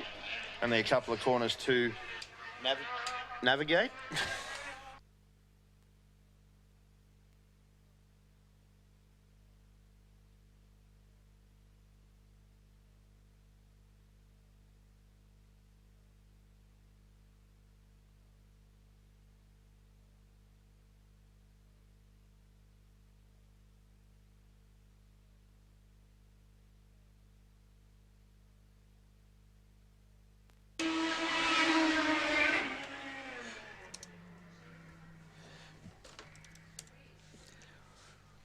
So it's a full tilt racing effort there. James Lockett and Letitia Lockett as well in that Rids Race Frames Joker with a little bit of Toyota power on board. Good job for them.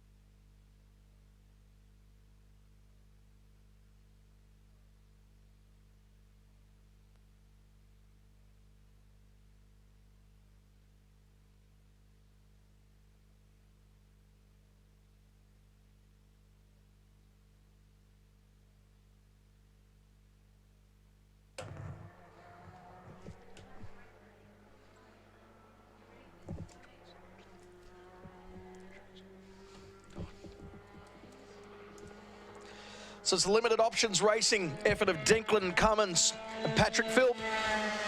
The Hornet buggy, 1650 with some Toyota power there. Nice work for them.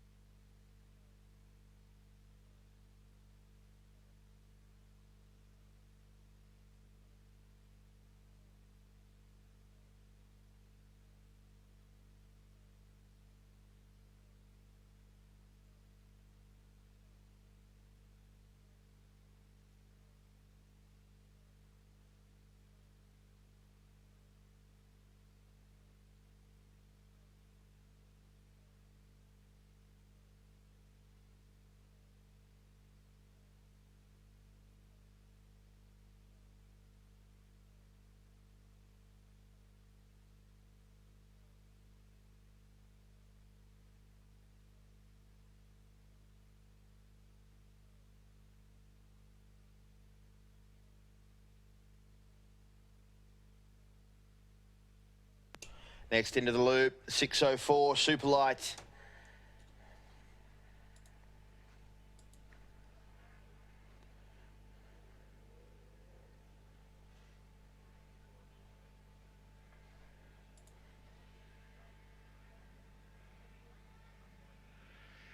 Michael Schneider from Queensland and Sophie Schneider is going to come across the line.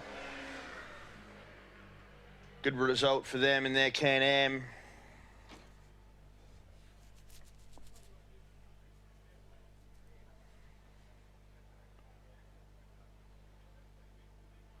Finishing here in a time of 3 hours and 19 minutes and 2 seconds to go 47th position provisionally.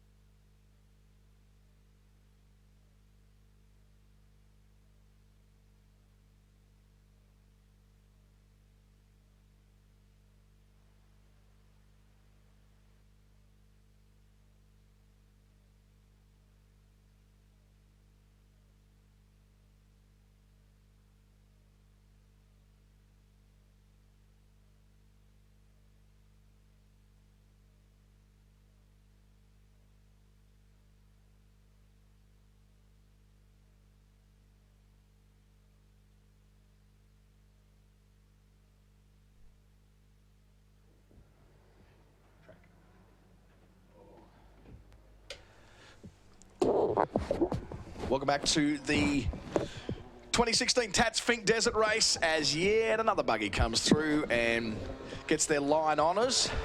What I like too is that quite often there it was, the fist pump as they go past. It's just such a relief. And I guess we've talked about their positions and how they've gone today, but now we're going to get a little bit more insight from some of these front runners and just what the conditions of the track is, and get a little bit more insight into just how big a relief it is to be able to pull this off. So welcoming up into the com box, Greg Gartner, who ran 4th overall, and our new Finke champion of the desert, Glenn Owen. Welcome into the box, boys.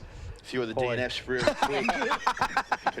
Well, I'm just going to reposition your microphone here after old mate has fiddled around with it. I don't know what he's done to it. He's made a pig's dinner of it, Hendo. I'm not sure what the story is there. Guys, give us a little bit of insight to start with. We've already talked through your thank yous and everything like that, and you're relieved now and just waiting for the cars to be cleared out of the stall there before you can take them back over to the transporters and relax and then get ready for celebrations tonight. But give us a bit of an insight. How is the track compared to previous years? Well, I've been up here for about 4 years now, so what I remember, it seems a hell of a lot rougher than what it used to be. Really? But the cars, they handle a lot better than what they used to as well, so to be able to get on top of those whoops, it's incredible. It is interesting, isn't it? For you, Greg, it said the same thing. Absolutely. I believe, you know, we've been up here for 12 years straight now, and I sort of mentioned I thought it was the roughest I've seen it, and maybe the rains caused that. Yep. And most other competitors have agreed. Yep. Fairly rough, and plus, I mean, we're all getting faster as well now. So we're seeing faster, but I mean, Glenn's done an unreal time. We're still in the 150s, but it's pretty punishing on the truck and the buggy and your body. It's pretty rough. It's interesting dynamic, really, because if you to go to any other form of motorsport, whether it be circuit racing or drag racing or speedway, then the actual ability of the actual racetrack is in the hands of whoever's looking after the racetrack and whoever prepares it. Well, God prepares this one. So what happens there? Like, is it when you say the track was tough? I mean, that's just the way it is, isn't it? Oh, look, it is the way it is. It's the same as any track, though. You've got to take it as it comes. If it doesn't look right, you've got to back off. Sure. If there's 550 people standing on top of a hill, you've got to back off. Yes. Because all the telltale signs are out there, but you just got to read the terrain and get over as fast as you can. Yeah, absolutely. What was the story was there many sightings of cattle out there? Was it okay? I didn't see any cattle at all this weekend, which was good. Excellent. So. Yep. You, Glenn? No, I see no wildlife at all, nothing at all. So. It's a particularly pertinent question for the guys up the front, because that's where they're going to get the scattering from, and that's what we were hoping, is that there'd be enough campers down the track that they'd be shooing them away, or at least even their fires and all that sort of thing would be taking them. So that's a good news. Explain to the guys, we throw this term around, square edges, a bit, and that probably doesn't make a whole lot of sense to the average guy who doesn't know anything about four-wheel driving at this level. Greg, what does that mean, a square edge? Well, it's just the edge on the side of the track it's two square edges in terms, really. Yep. It's the whoops that have square edges, and it's the side of the track. The one that affects me mostly in the live rear end, like our lock diff, is the edges. You know, if you come sideways in a corner, hit a square edge, it can tip you off pretty quick. Yeah, sure. The whoops have square edges as well, and that just makes it harder in the truck. So that's more of a horizontal type square edge. Yeah, that's right. So there's two, really. What do you think, Glenn? Yeah, definitely there is. The square edge on the whoops is pretty hard, but it tends to ping the car up, the front of the nose of the car up, and it just sort of powers down and goes over the top of them. So I didn't notice it too bad. I was expecting a lot worse for what I heard. Yeah, okay. And the cooperation from the campers down the side of the track, you said that there were a few hills where there was a lot of people around? Oh, look, there's plenty of people around, but man, they reckon we're mad in the cars. I reckon the campers are madder than us. Like the people on the side of the track, where they stand, they're just crazy. Really? Absolutely. Yeah, okay. Does it scare you a bit, concern you as a bit as a driver? Oh, hell yeah. You know, like sometimes we're passengers as well. You hit something wrong, and where we end up, you just don't know sometimes. But normally got control of it most of the time. It's just that one when you haven't. Yeah. And they're just too close. They're just too close. It's interesting that we probably need to look into that a little bit more in the future then. And so give us a little bit of insight, and just going back into the last couple of years, Glenn, the story with you having this 4 years off, what was going on? Oh, look, we ended up going away and doing the other series, the ARB series. Wasn't quite as much travelling involved with it, more family friendly, that sort of side of things. And the car wasn't new, you know, to keep it fresh, to come and run at this pace all day, you want to know everything's absolutely spot on. So just the fact we've got the new car, we've sort of jumped on board again this year, and wouldn't mind trying to chase a championship at some stage. Yeah, well, it looks like you've got the form for it. How cool is this? Here's a great shot of the 611 entry coming in right now, and you guys have been in situations like that before. That's David Loughnane there and Jackson Klein and the Can-Am Maverick from Queensland, those boys, and that whole deal of just puttering across the line. You've been in that situation before? Yeah, I certainly have.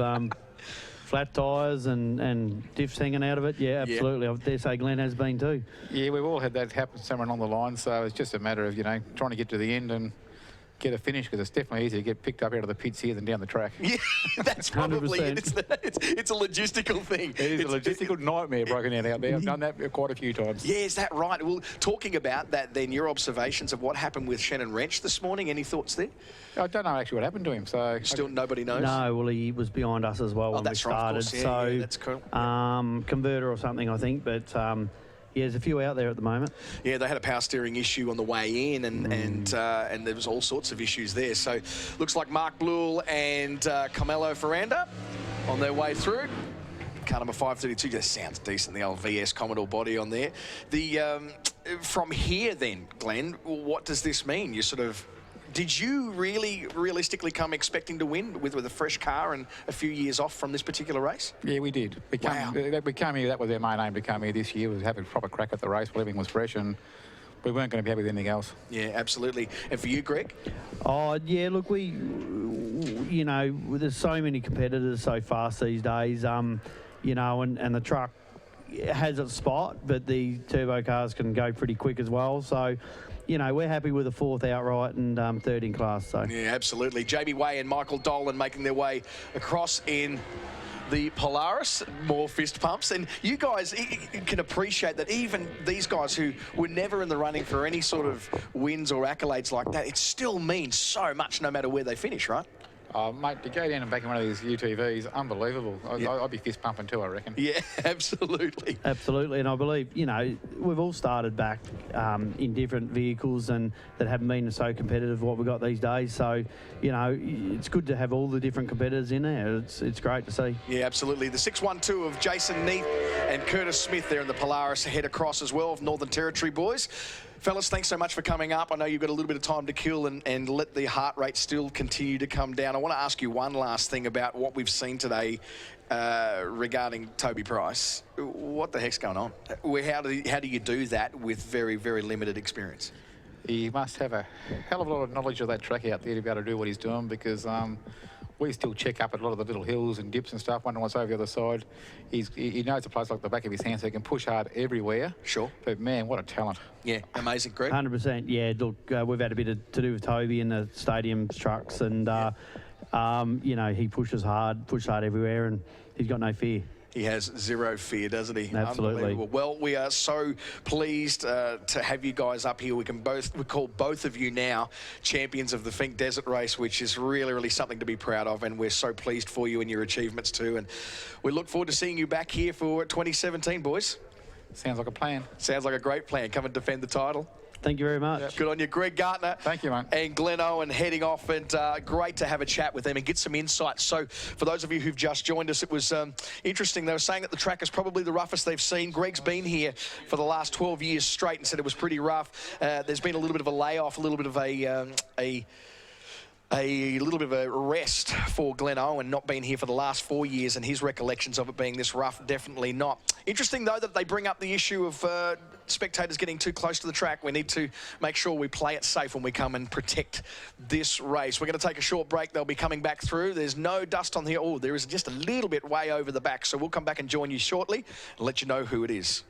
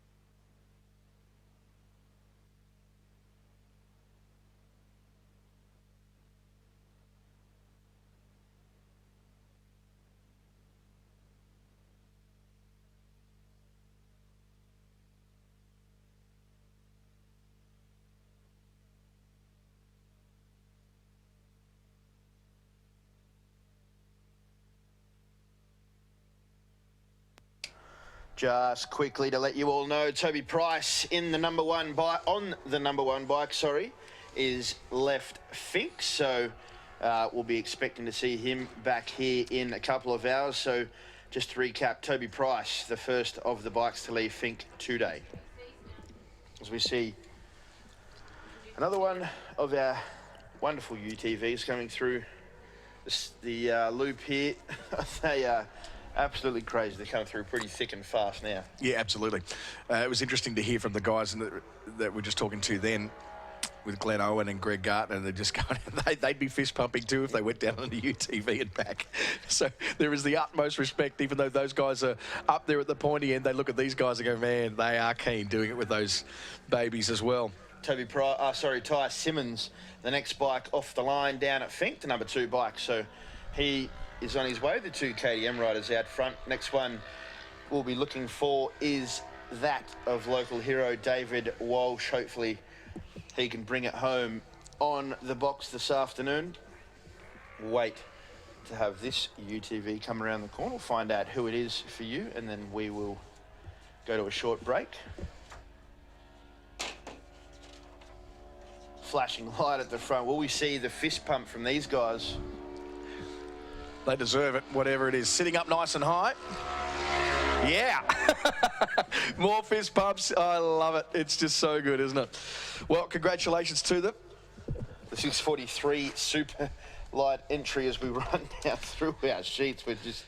We're struggling here with trying to find out who that's the guys are. That's Paul Molt, Michelle Molt together there in the Polaris XP 1000, the Big Sky Racing entry from Queensland. They are through, done, dusted, can take a breath, get a drink, have a shower, rest, and wonder why the heck they even started. And then, like we were talking to, who was it before? Who was it Hayden that was saying to us that 100 kilometres from the finish, he was already starting to think about planning for next year. Oh, they're crazy, these boys. What a privilege to be a part of a history-making 41st running of the Tatts Finke Desert Race. We'll be back here very, very soon.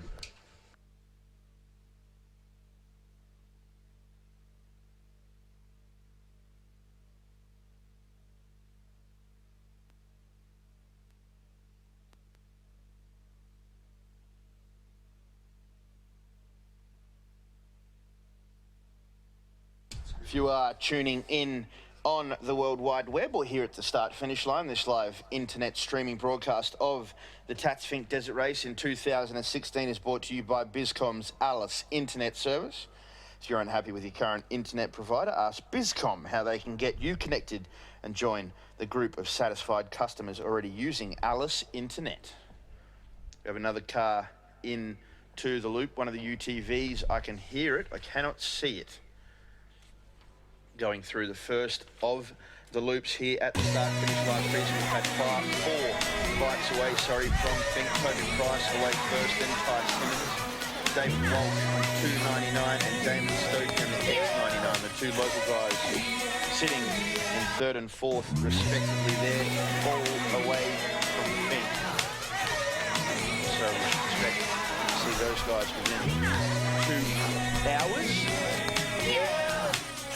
This UTV looks like he is just slowed up a little bit.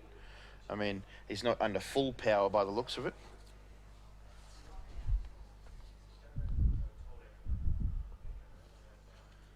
Here he comes now, the 690 there. One of the Polarises by the looks. Bush Creek Racing. 1 corner to go for Bradley and Caleb Close. Superlight B category started out of 78th position this morning. Good to see them come across the line, even though it might not be under full power. Another finish in the Tatts Finke Desert Race of 2016. 3 hours, 24 and 27 seconds for those guys in 50th position provisionally so far. So we look down the grid, see how many cars actually have finished today. So 55 cars. Craig Anderson in the Pro Light, he sits in 55th. Been a couple of other DNFs come through. Mr. Sheet Metal, Michael Ranson, unfortunately, in that Mitsubishi Triton with the LS1 is out of the race as well. So unfortunate to see those guys listed as a DNF. Of course, we can't confirm what it is that is wrong. Stuart Chapman into the loop, didn't finish yesterday, managed to get the car down there. Of course, for these cars, it's all about AORC points, so they just want to get down there, get the car sorted, and then they can race back. It's not obviously for overall positioning of this race, but it is for AORC points, which the Finke Desert Race, the Tatts Finke Desert Race, is the second round of. So Stuart Chapman starting this morning, getting back into Alice Springs in that Mitsubishi Triton, the Class 5 Performance 2-wheel drive. His brother also started this morning, Clayton Chapman, in the 802, but unfortunately did not make Mount Squires. So not a very good weekend for the Chapmans. But good to see Stuart here in his first Finke attempt finish at least one leg of the race there, Benny. Yeah, brilliant job. Turn your microphone on. Yeah, I'll try and do that in future, if that's okay with you.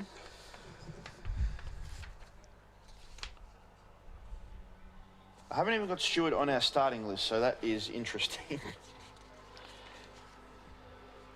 Out of Queensland.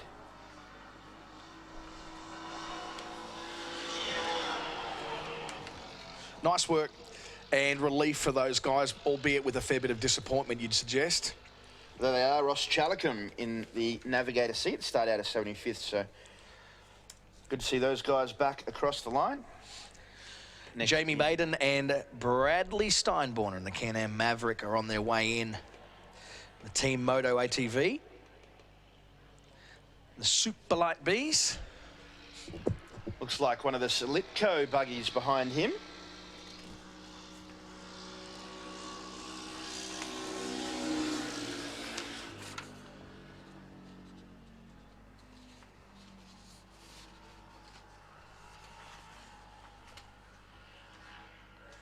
Doesn't look like the 65 of Chris Soller is having the best run home. It doesn't look like he's under full power, but he's going to get a finish here at the Tatts Finke Desert Race as he crawls around the last corner.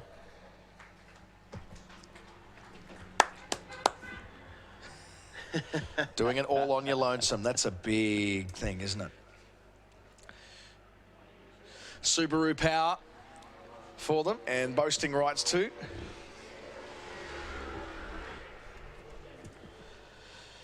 Big welcome home. Doesn't smell too good up here in the commentary box after Chris Soller went past. No, it doesn't. There's a lot of oil smell there. A big welcome home to the G-Shock Racing entry of Timmy Dewhurst and Timmy Scott. Polaris RZR XP1000. Another one of the Class 8 cars coming into the loop here in Alice Springs. Just trying to pick up on the number there. Looks like the 889, the Mitsubishi Pajero entry. That's the Carnage Racing entry of Matt Gardner and Andrew Spedding from Queensland. The Pajero, 5.7 litre. Lovely note to it. Oh, albeit, no, I was about to say a lovely note, but that's... Is that all 8 cylinders? I'll turn my microphone on this time. Bit of coughing and splattering there. Tell you who I am waiting for, but is the 555, the Ford F100. Oh, of course you are, because you're ready to hand over a check for it. How good is that thing? Massive, massive body roll. We used that term yesterday, didn't we? More body roll than Clive Palmer, actually. Carnage Racing entry, Matty Gardner, Andrew Spedding, and made their way home. Nice work. Giving the boys a chuckle over there on the fence. Good on you, fellas. Next across the line, the 606.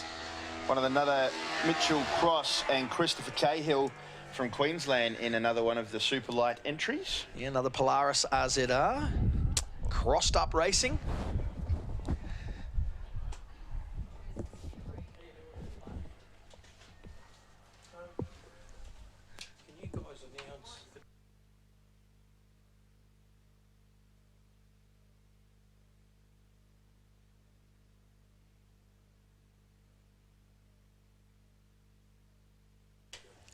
Couple of drivers, we need you to return to your vehicles at the moment. Cars 187, car 532, and car 219. Can you please return to your vehicle in the chute? So that's Craig Anderson. You need to get back to your vehicle. 532. That's the 532 Racing of Mark Blewell from Northern Territory. And the 219. And 219, that's the Limited Options Racing of Declan Cummins and Patrick Philp. We need you guys to get back to your cars and move them, please. A few of the CAMS officials asking for you to return there. So if you could do that, that'd be much appreciated. We might take a short break. There's no dust on the horizon as yet. Come back with some more cars across the finish.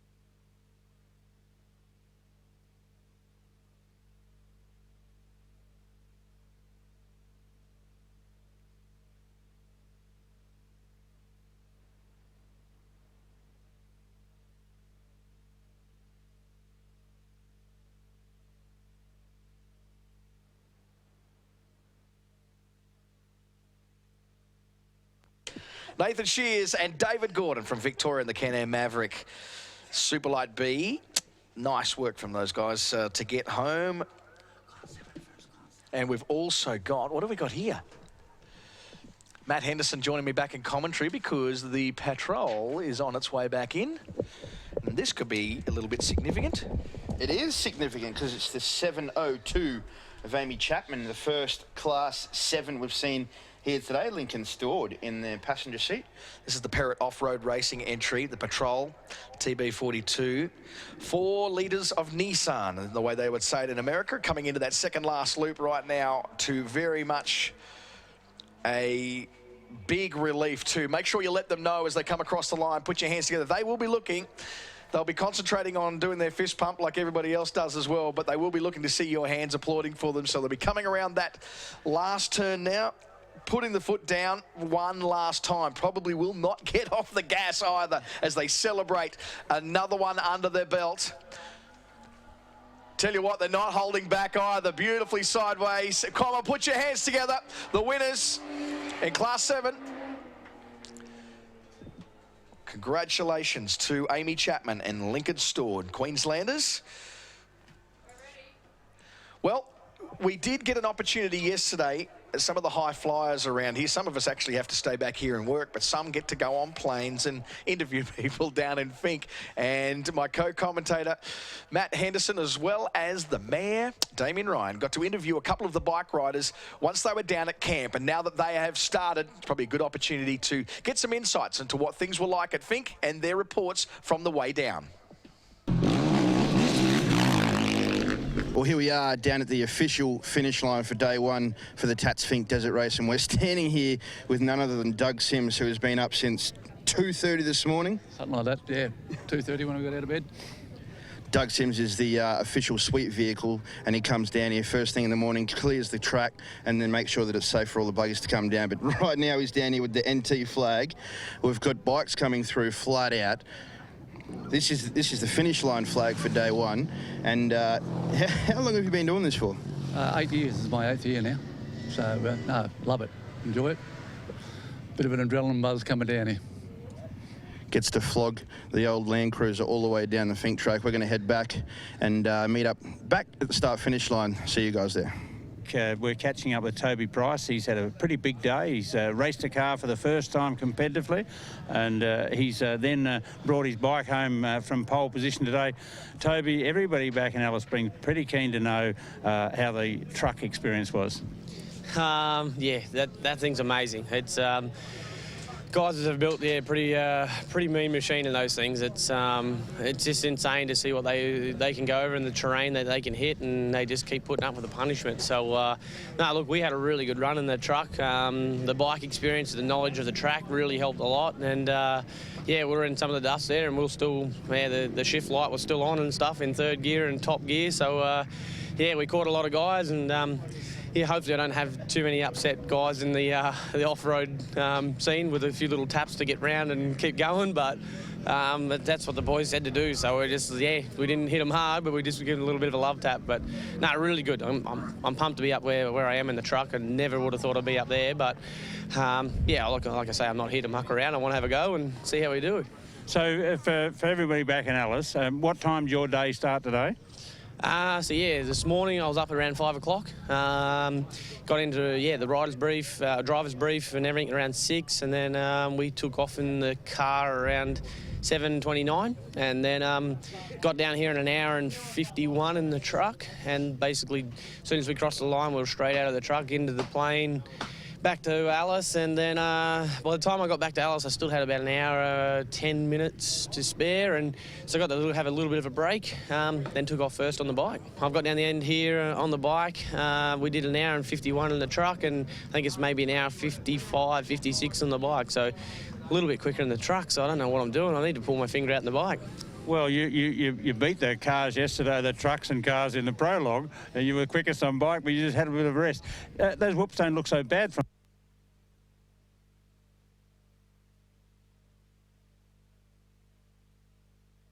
going, I don't want to go back through these things, and especially on two wheels, but look, we did the best we could on the bike, and I think we're still sitting in front, and that's the main goal, and that's it. I'm here to do the two-wheel stuff, but it's yeah, a bit of fun for the four.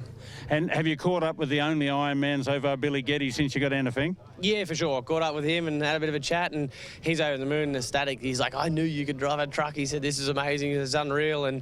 But like, yeah, we've look, we're only halfway. We've still got another day to go tomorrow, and fingers crossed everything holds together in that truck. Then we're pretty happy. We should be pretty good to hold the bike together, and bike felt really strong, so we're looking forward to it. Look, I'm a bit keen to know, you're one place behind Brad Gallard, is that right? Or is he behind you? No. Is there team rules in tomorrow? I don't know. I hope no one come in, but I think I start 15 seconds behind Brad, so we might be in a little bit of dust in the morning, but if we can get through again, and I might see if I can try and give his own truck a bit of a love tap and tap his own truck too, his other second truck, so might be interesting. But no, look, Brad said if you can get round me, he said go for it, so it's on. Well done. Look, caught up with your dad this morning in Alice Springs. He's one very proud man, and he's thrilled to bits what you've done today. So have a great night, and we'll see you tomorrow back in Alice. Sounds good. That's fingers crossed we get back there in both disciplines. So we're excited. So can't wait to get catching up with Ty's had last year came to Alice Springs for the first time and ran second in this great race. And I remember interviewing him on the podium. He wasn't real sure about it, but he's come back again this year, and he's had a good run today too. Ty, welcome to the program. Great to see you back in the centre. Yeah, thanks. thanks, mate. Yeah, it took a bit to get back here this year. You know, a few mind games. But yeah, it was good. We had an all right run down. I struggled a little bit, sort of 80, 90 Ks, and then yeah, we got going after that, which was good. But I think I had a bit of an argument with myself in the whoops again, mate, from the buggies. They squared it up, made it hard, and I was asking myself why I'm back here doing this again. But no, it's just love being out here in the desert. It's just got something about it. Just keeps dragging you back, and yeah, just love being around all the group and the the team and all the locals as well. So yeah, for me, mate, it's yeah, we got down in second, or the team we went 1, 2, 3. Toby first, Walshy third. So hopefully us three can keep it rolling and get back down like that tomorrow. So you a bit of a go at one of your teammates, Bryce, because he may have put some of those square bits in there for you. I did. That was the first thing I did, was give him a mouthful about all these trucks and buggies squaring everything up and making it harder for us. But yeah, anyway, it's all good. It's good to see Toby doing that, mate. Be able to go, back and forth, and he got a good result in the buggy today too. So, touch wood, and hopefully everything goes good for him tomorrow on the run down home in the buggy, and hopefully he can pull a podium in that, and then obviously come back and be a bit fatigued and tired and drop back into second and me in the first for tomorrow. You spent a little bit of time out here this year having a bit of a look. You've done some practicing with David and so forth. Does that all build, or is that just the mind games that you're helping yourself with? It's just, yeah, like these boys obviously have done it a few more times, know the track a little bit better. So for me to have any shot trying to run with them and keep up, I need to know the track a lot better. So we've been up for Deepwell the start of this year, done a bit of riding on the track, spent another week just pre-running, getting ready, and then I've been up here for about 3.5, 4 weeks now, just getting ready for the race. So like you said, no mind games, mate, but yeah, just trying to get myself more prepared. I want to be in the best shape I can. The team's done an awesome effort getting behind me, helping me with everything I need to do up here. Wintersound Caravan Park looked after me. Walshy, he's my teammate and I'm racing him, but he's sort of treated me like a family member, so can't thank them enough. And then all the local boys as well. Been hanging out, playing a bit of beach volleyball during the nights and going to watch them play basketball and whatnot. So it's just like being back at home, mate. I've had an absolute ball, but obviously these last couple of days you're starting to get serious and you've got to sign on and you've got a job to do. And so far the boys, yeah, we've all done all right so far. So much change, like in your preparation from last year, where you didn't really know what you were coming to till this year? Yeah, a lot, mate. Bike hasn't changed a whole lot, a little bit with suspension, motor and everything's still the same. Like, yeah, they're unbelievable bikes. Just with the body, I've done a lot more Ks down the track. The body's a lot better. I felt across the line, I could have turned around and gone back, you know what I mean? I was feeling good. Yeah, so just more kilometres down the track, just getting to know it a lot better. There's a few spots, that are really, really rough, where now I've got them sort of in my head. I know where they are and where I've got to shut off a little bit and sort of take it easy just to get through and be safe. So, yeah, just plenty of kilometres, mate. I think I've sort of written them all down from the start of January, and I think I've clocked about 5,030 Ks for the year trying to get ready. So, yeah, we've done a few laps up and back. Well, good luck tomorrow. Have a good sleep tonight down here in Camp Finke, and we'll see you back in Alice Springs. We will do. Thank you. Thanks for the third member. Welcome back here to the Tatts Finke Desert Race start-finish line on day 2. While we were having a few stories there from Finke yesterday, number 647, Hugh O'Brien from WA, and the super light come through. We have another car into the loop now. It is the Ford F100. There it is. I'll just stop talking, or maybe I should do the talking while you drool. Massive fan of the F100 is my co-commentator, and I can think there's going to be an exchange of funds after this. We may not have him up in the box next year. We may see him going down the track in this baby. Oh, we definitely going to talk to the owner. Yeah, definitely. Go and get yourself a photo with it, post it on your wall, and just keep subtly dropping that hint with Claire. And I'm sure in the next few years you'll get yourself a drive. It'll be fine. Here he comes. Look at this. First Finke that I've seen this car at. He looks pretty wet, actually. Yeah. Considering the rest of the cars. Fist pumping all the way to the finish. Wonderful, wonderful effort. Sounded great too. Still well and truly intact, wasn't it? Absolutely. A full metal jacket on that baby.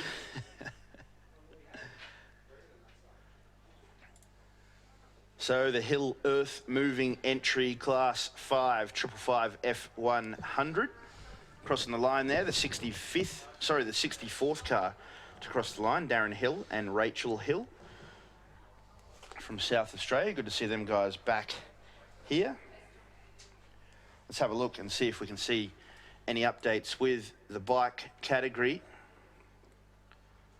We have Toby Price through Mount Squires not too long ago. So first bike number 1 through Mount Squires. As we're bringing the rest of the cars home, we've now got the bikes to do as well. So we'll try and keep you updated as much as we can as the afternoon goes on.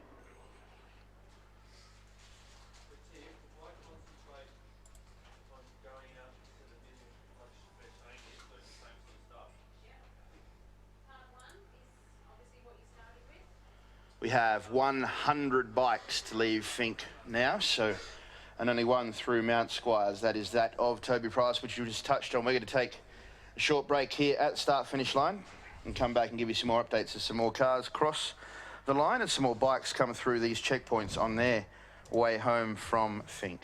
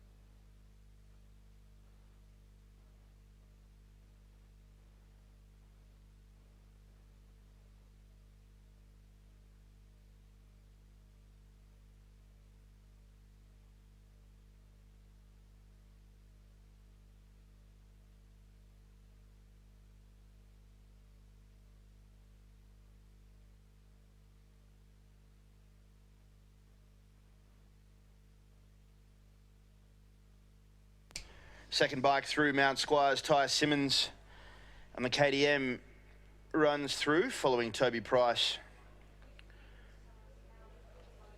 not too long ago. 118 bikes now leaving from Finke as we go to some times through the checkpoint. So 3 bikes now, through Mount Squires. David Walsh just under 45 seconds behind Ty Simmons. So 3 bikes through. Roughly 2.5 minutes between Toby Price and Ty Simmons. So those guys are well on their way home. Some 54 Ks already out of Finke. So Toby Price on his second run of the Tatts Finke Desert Race track today. We should see these guys back at the start-finish line around 1:30 or just before.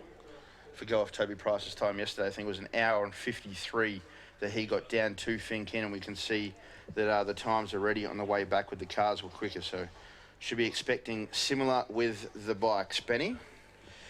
Yeah, interesting. I noticed a few of them that were actually slower than their time down yesterday, so it would be interesting to work out which ones were quicker on the way back and which ones weren't so quick. Interesting also, some of the vision that we were just able to see there, unfortunately not being able to get it up onto the video screen, but the little bit of racing, in inverted commas, that we saw between Toby Price and Bo Robinson. Yeah. Coming through a set of whoops there. It was quite aggressive. He's certainly letting him know that he was there, wasn't he? Absolutely wanted to get the point across there to Bo Robinson, but Damon Stokey, another bike now through Mount Squires. So 4 bikes through Mount Squires.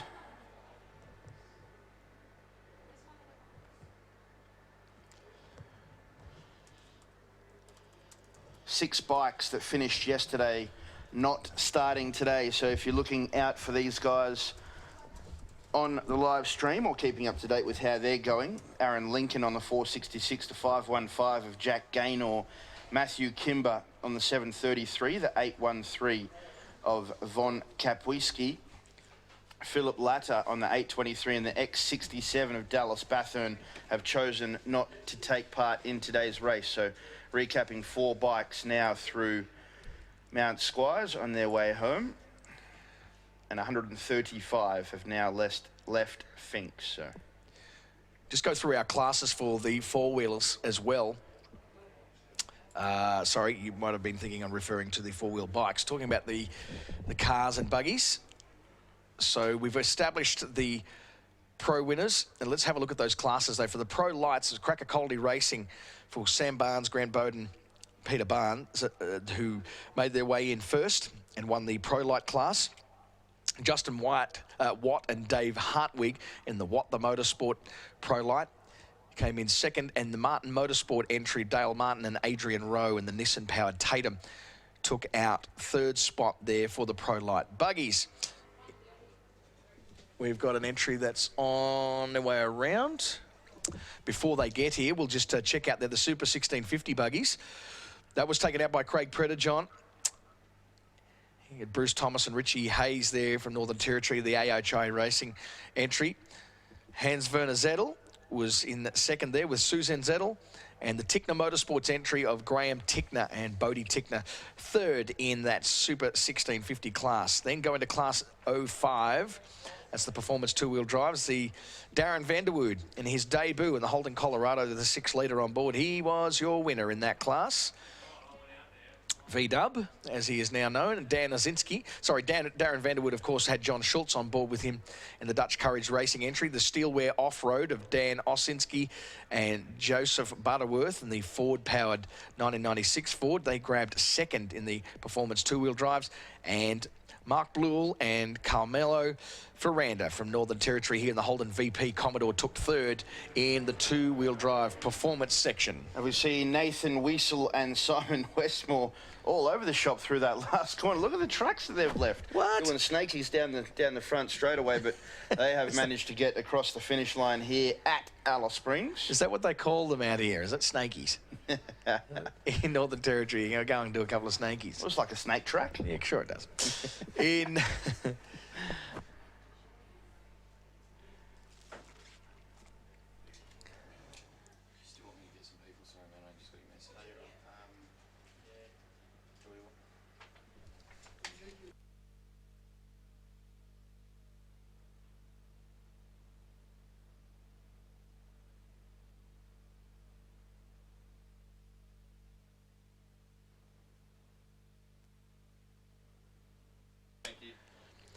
Let's go through those class categories. The Extreme Two-Wheel Drive. Of course, Toby Price and Kyle Fitzner were the first guys through in the trophy trucks.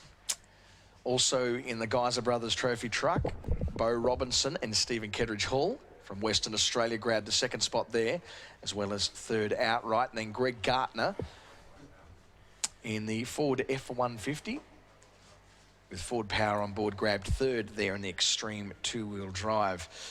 That's category 6. Category 7, there's only one car through on that one. That's the Perrott Off-Road Racing entry of Amy Chapman and Lincoln Stodd, who we saw about 15 minutes ago come through. Then Extreme Four-Wheel Drive, Kent Battle and Heath Lawson in the Nortrans Racing entry grabbed the win there. Stephen Riley and Trevor Hanks, the SMS Holden VF Ute on second, and third, the Killer Custom Cables entry of Steve Kildee and Chris Jones, that's Chevy Silverado, grabbed third. Superlight A's, Peter Carr and Matty Wyndham in the Polaris RZR 1000, the Peter Carr Racing entry. The Cremond Racing Polaris RZR grabbed second with Andrew Cremond and Stuart Glover, and then Jason Neat and Curtis Smith from here in the Northern Territory in the Polaris RZR entry, they were able to grab third. Then the Superlight Bs to round it out. Filthy Phil Lovett, wonderful job from him after taking 3 wins on the bikes. He gets himself a class win in the Superlight Bs. That's the Super or Turbos. Phil Lovett and Alan Samuels there. And second, Jeff McNiven, Frank Waite from Queensland in the JSW Power Sports entry. The Can-Am Maverick Turbo, and then another Can-Am gets all 3, just like last year. 3 Can-Ams across the Superlight Bs, getting 1, 2, and 3. The Can-Am 2016 Maverick of Mick Crossland and Greg Campbell in the BRP Can-Am entry. So that is your class win. So the only section to not have the top 3 decided is Class 7. We've only seen the winner there, Amy Chapman and Lincoln Stewart in the Perrott Off-Road Racing. TB42 powered Patrol. We will be back soon with some more updates. Actually, I think Matt's actually gone and done some work for once and got some information. I've done plenty of work this weekend, don't you worry about that. Jacob Smith, the number 4, is through Mount Squires, the fifth bike, I believe. So just checking that out now. Yeah, the 5th bike through Mount Squires. Ivan Long not through Mount Squires as yet. So Jacob Smith starting in 6th, 5th bike through Mount Squires as we see the crazy guys in the Mazda BT50. Have a look at this. Give these guys a round of applause. They've endured 2 days in a pretty much roadworthy car. I'm pretty sure they drove it here from down south. So well, they would have had a decent audio system at least. Absolutely. It had the aircon and everything still in there. Yeah, the aircon. That's the way I'd be doing, Fink. My gracious, yeah. Surely they would have made some sort of changes to the suspension. I see some guys down there with Mazda shirts running off, handshaking. They seem pretty happy with that sort of effort. So good to see the Wheels magazine and Mazda BT50 coming across the line. And I also just checked up on our friends Amber and Annie. Oh, yes. In the UTV category, the only all-female girl car. They have just gone through deep well at 11:22. So that was about 40 minutes ago. So hopefully we see them guys come through the start-finish line very soon. In fact, is this them? It could be them. Toby Hagan and Bernie Webb were the guys who took that 2nd spot in the production 4-wheel drive. It is Jason Flavelle and Chloe Flavelle, father-daughter combo, coming through the start-finish line there. Their first Fink in the car category, so good to see them come across the finish line and finish this year's Tatts Finke Desert Race. We're going to take a short break, wait for some more cars to come through, and as the bikes come through Mount Squires, as Bo Ralston now comes through 6 bikes through Mount Squires. So that's 6 bikes through Mount Squires now. We'll come back with some more updates very, very, very shortly.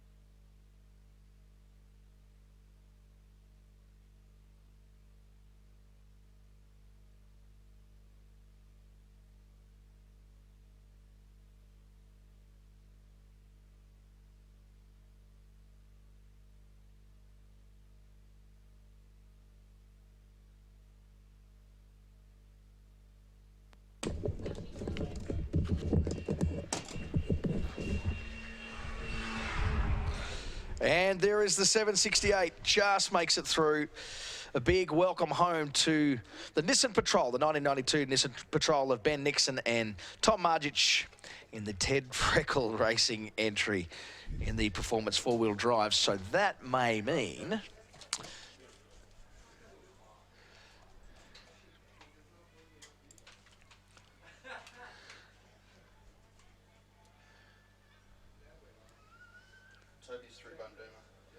Toby Price has just hit Bunduma, apparently.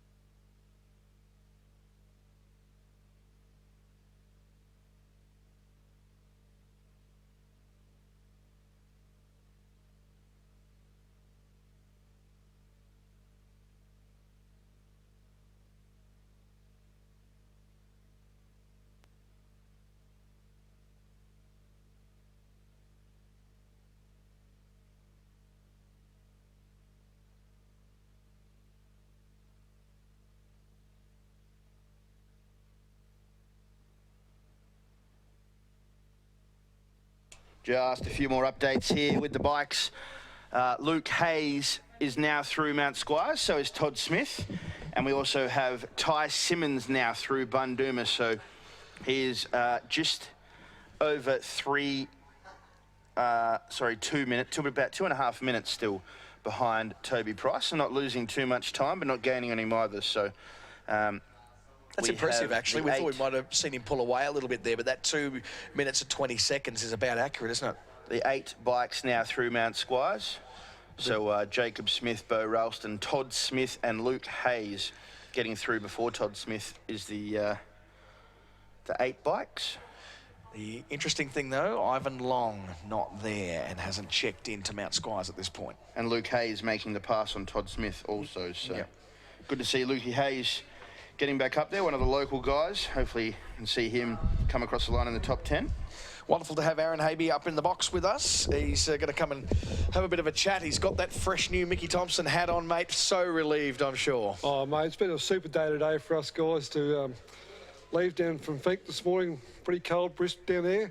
Well, first 20 or 30 k's, the whoops were pretty big down there to start off with, but once you got through those first couple of full fuel load, the car just felt beautiful, eh? I'm glad that you picked up on that, because that was one thing I wanted to discuss with you, is the difference in the car and the way that it feels when there's fuel on and when it's getting to the end and you're getting into a fuel stop. How different is it, and how many litres are you running with, and how many stops are you making? Yeah, look, we started this morning with about 220 litres on board. And with the buggy especially, they tend to kick a bit from the back because the fuel makes it nice and heavy. Sure. And yeah, once the fuel load comes off to about 145 litres, 150 litres, the car just sits on top of those whoops and she's gone. So you're preferring to have a lighter car through that whoops? Absolutely, yeah. Than you are having the heavier car, It's like a missile through that whoops, yeah. Yeah, right. And so do you try and time it that way so that it is, or does it work out, or does it work for you or against you, and where the fuel stops are? Oh, I think we don't stop for fuels. It's non-stop all the way through. For you, so, yeah. So we don't have to stop for fuel. It's just a luck of the draw, I suppose. You've got to try and pick your spots in the way the first 20, 30 Ks, yeah. Yeah, it's amazing, isn't it, to be able to do that. Is there a difference in approach with the way that you go without having, like, in the way that you drive the car when it's lighter?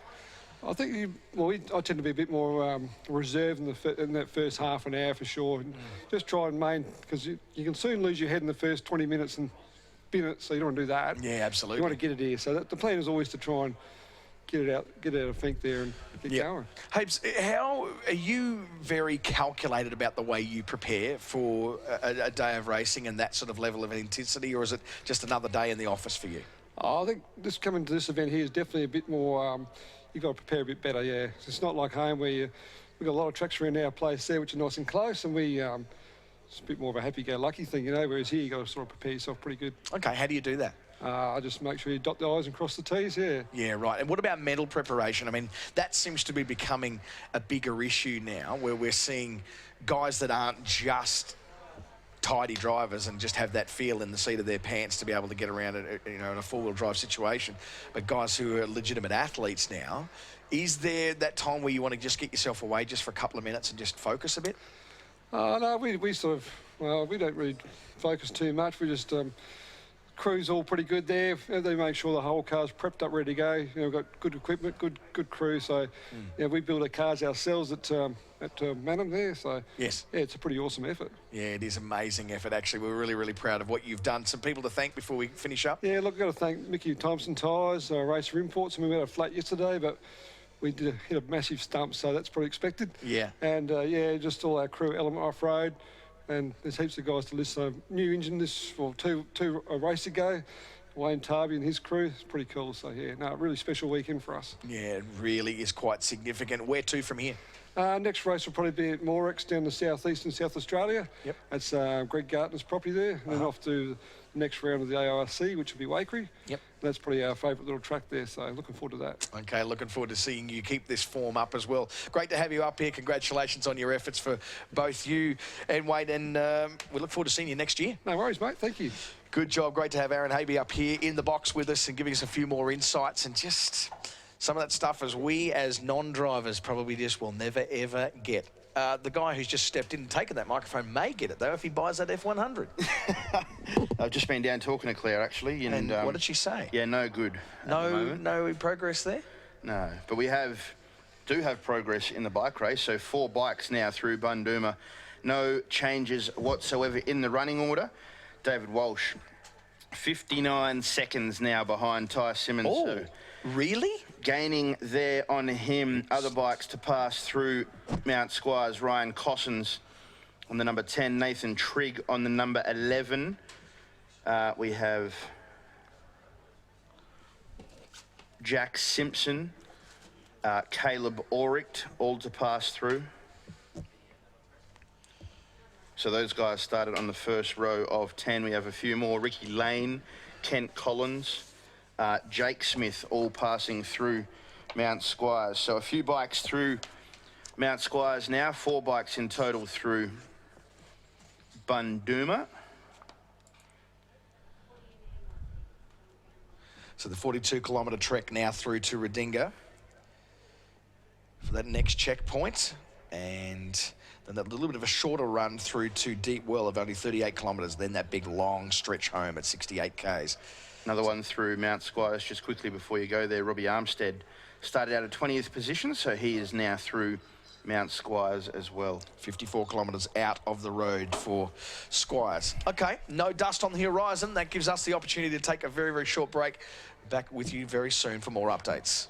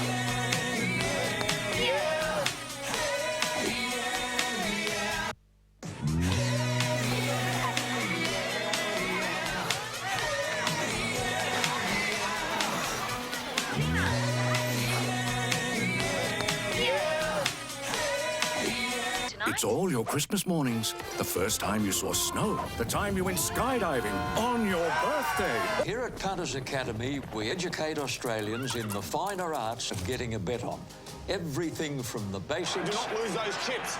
Around the Cougars. Eyes on the game. Eyes on the game. ...to advanced app skills. Accept push notifications. Yes or no? Of course, it can be grueling. Wakey, wakey, my little punters. You're on World Cup time now.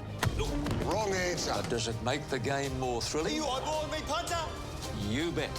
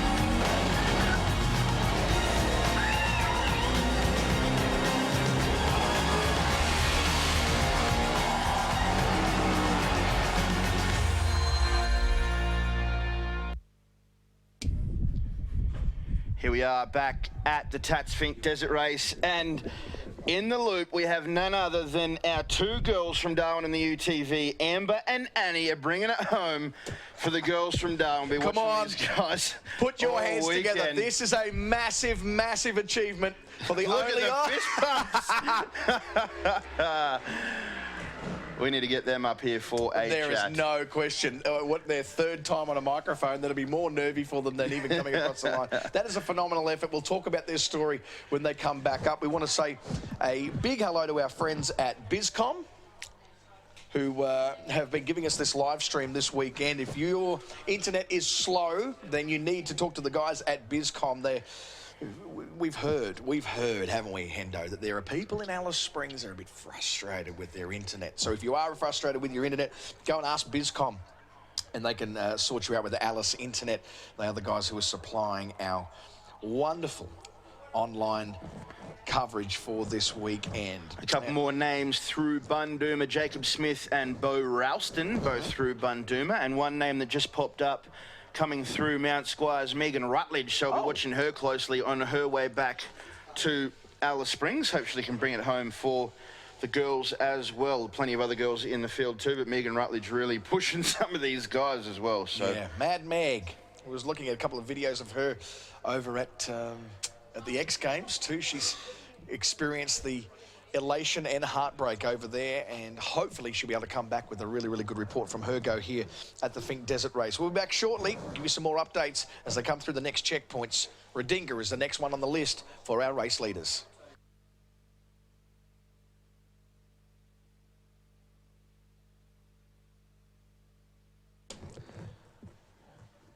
We've just had something handed in from that may belong to a gentleman who may be missing something in his back pocket. If you want to go and identify yourself and go and see Damien Ryan, he is at the bar right now, which is no surprise considering the amount of work he's done. No, he's at the bar and is going to take this bit of property. So Philip John, and middle name Robert, Philip Robert John, if you can go and identify yourself over at the bar, they may have something that you're missing over there right now.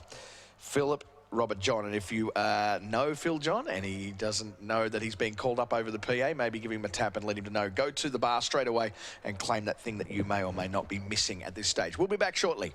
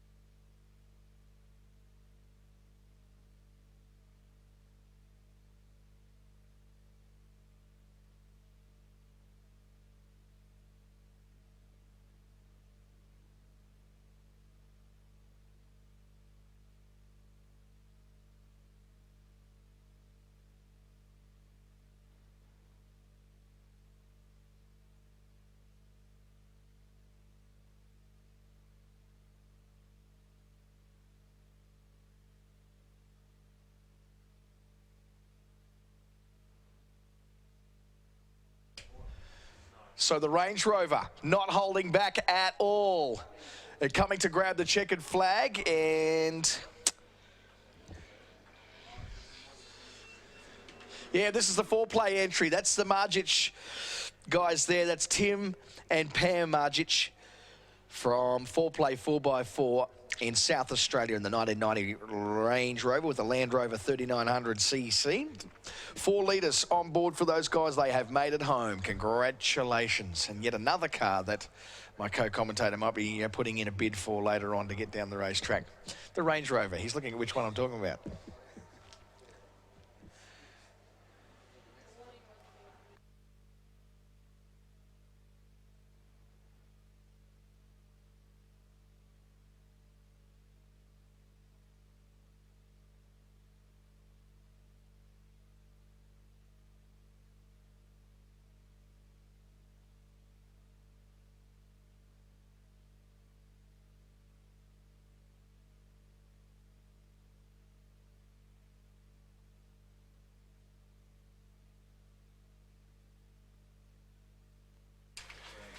Just a quick message from the steward of the bikes. If the crew of Y10 and Y11 are at the start line, please come to race control for details of their recovery.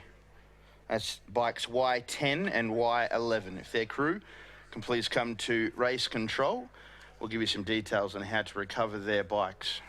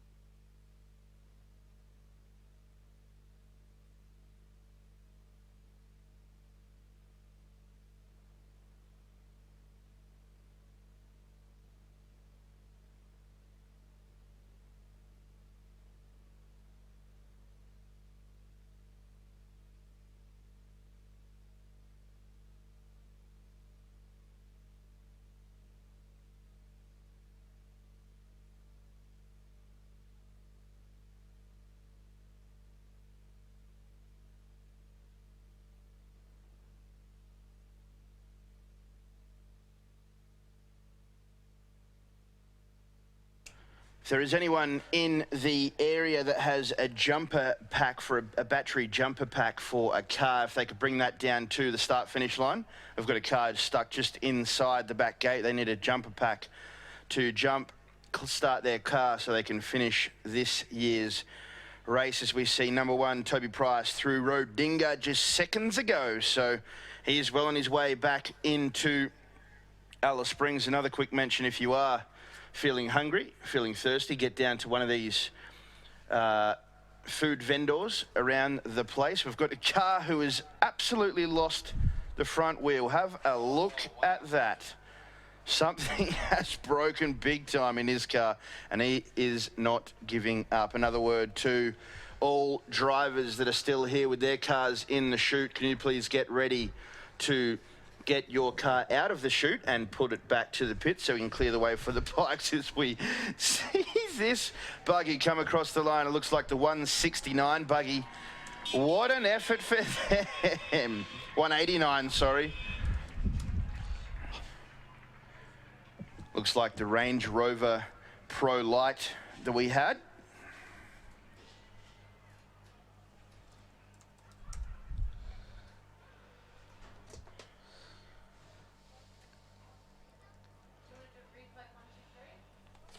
Just going to throw to the big screen now and have a replay of the first 3 cars as they cross the line, and then we'll come back with some more updates on the bike section. Hopefully I've got Ty Simmons and David Walsh through Rodinga then, but just to repeat, Toby Price, the only bike through Rodinga at the moment. Is this music as well?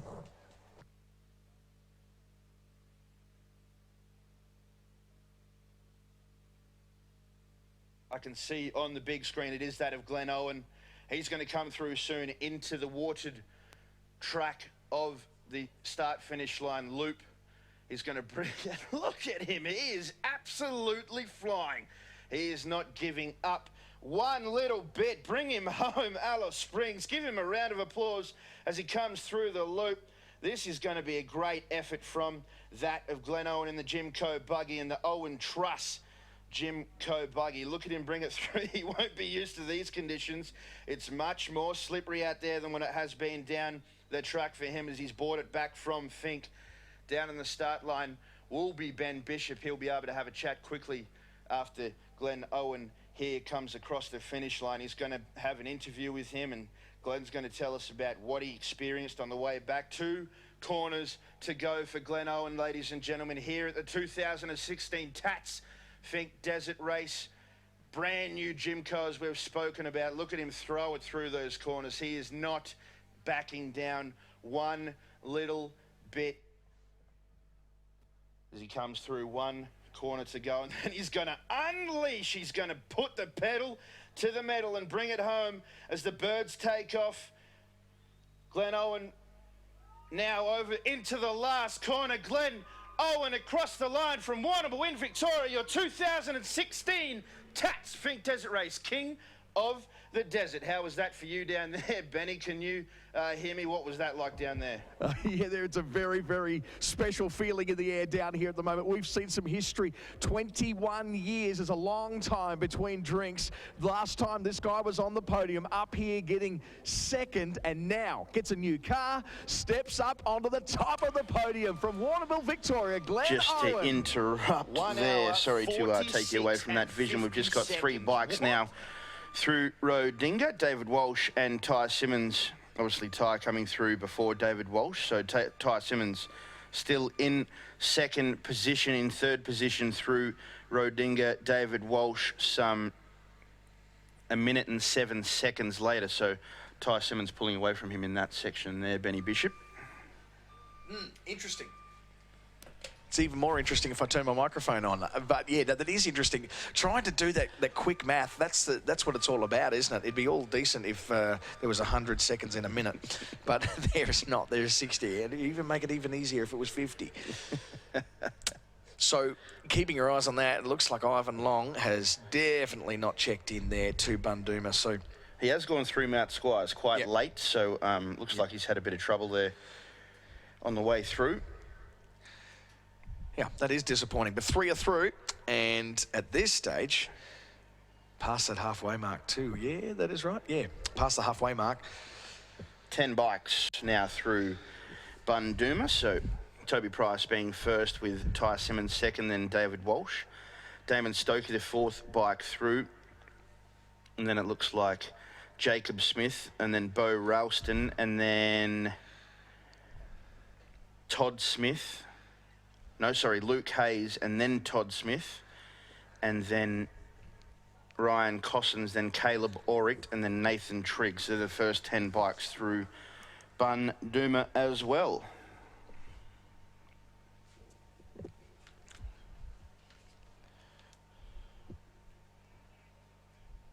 We're going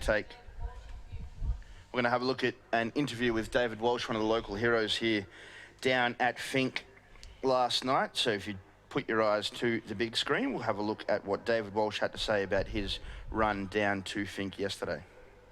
The third member of the KTM team, and that's local David Walsh. David, good run today?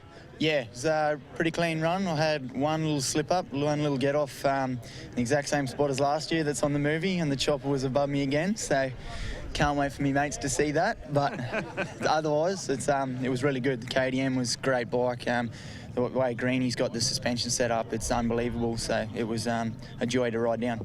Strong ride. I mean, you're in a team of two pretty strong contenders. Talking the other two, you've mixed in well with them in the lead up to this. You've helped them a lot too. Oh, look, they're both great blokes. I get on really well with both of them, and unfortunately, they both got me on the way down here, but, I couldn't be happier for the team. We're so far sitting 1, 2, 3, which is what we're after, and hopefully I can just get on it a bit more tomorrow and track them down and maybe get a move on them. Longy wanted to be pretty close to you on the start line this morning. A bit of a debate over 5 and 6, it seemed like. Yeah, no, well, I knew I was 5th, so I was taking the inside. And, yeah, we shared some plastic on the way out, which was a bit of fun, but that's racing, I suppose. So, I was expecting it from Longy. He's a pretty fierce competitor, and he's not afraid to get a bit physical when he needs to. So I was glad just to get around him and get out in front and, and just get in my own headspace and take off. Yeah, look, the scores show that you rode very quick that first section deep well. I think you're only about 12 seconds off Toby. Yeah, it's definitely my favourite section. I love getting to the first few. And then once I sort of had that little lay down, I sort of lost my head a little bit. And once I regrouped after the whoops, I just had to focus on getting down here fast and, returning home tomorrow quick. Now, look, any team orders tomorrow? There's 3 at the front of the field. No, not at all. We all know that we're here to get a job done, so we just got to try get home safe, and hopefully we can hold our positions, or hopefully I can get up and beat these boys. But it's it's going to be a hard task. Toby's probably the #1 rider in the world, and Ty's probably #1 in the country at the moment. So hopefully I can get him.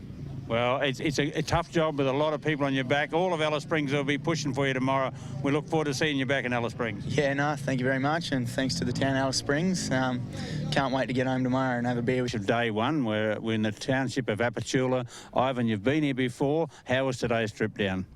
Not too bad. The tracks, it's very different from other years. Normally the whoops are really round. Because we had so much rain during the lead up to this, it's all the whoops are fairly deep and they're chopped out a bit. So, which is good. It makes this race. It's a bit easier to catch up to someone, and then you can try and pass them, which is pretty cool. So it's made some really good racing. So the only thing is it draws so much horsepower out of these bikes. So that's where the big bore bikes seem to be really good out here. So other than that, like pretty good day. We're down here now. We'll just regroup, find out where we've got to improve, and then have another run tomorrow. Look, any anxious moments today? Not too many. I had a little bit of a moment, right off the start. Me and David Walsh are obviously been rivals. We sort of banged bars there a few times, and we ended up off the track a couple of times. So that's just the way it is. But I caught up to Bo Ralston, and he passed me, and then I passed him back, and then I haven't really seen him. So which is pretty cool. But yeah, it's. This is racing, so it seems to be the KTM way at the minute. So the KTM boys have got really good bikes and really good machinery. So makes the race what it is. All right, well, we look forward to seeing you back in Alice Springs tomorrow. Good luck for day 2 tomorrow. Well, we're down here at the overnight stop for the Finke Desert Race, and we were just talking to a few others, and in came Raymond White. How far have you ridden on this wheel? Yeah, about 180, 170 Ks by the time I actually got the flat, by the time it come off, or I took it off. Yeah, it's been a long way. That's real guts and determination. What's driven you? Just the boys saying that if I don't finish Finke, they'll be up me, so that's the plan. Peer pressure has got you to ride this thing like this. Peer pressure's got to me, yeah. In a good way, in a good way. So, Raymond, you've come over from Cobar to ride the race. This your first time? Yeah, first Finke. Had a crash in prologue and a flat today, so off to a rough start, but yeah, hopefully my luck turns around tomorrow. Well, we do too, and we'd like to see you come across finish line on your back wheel with rubber. Yeah. But has the experience so far encouraged you to come back in the future? Yeah, definitely. It's a good race. I'll be here hopefully every year if I have the finances. Yeah, should be good. Well, folks, that's sheer determination. This man has ridden this bike 180 kilometres with no rubber. Well done, Raymond. Thank you.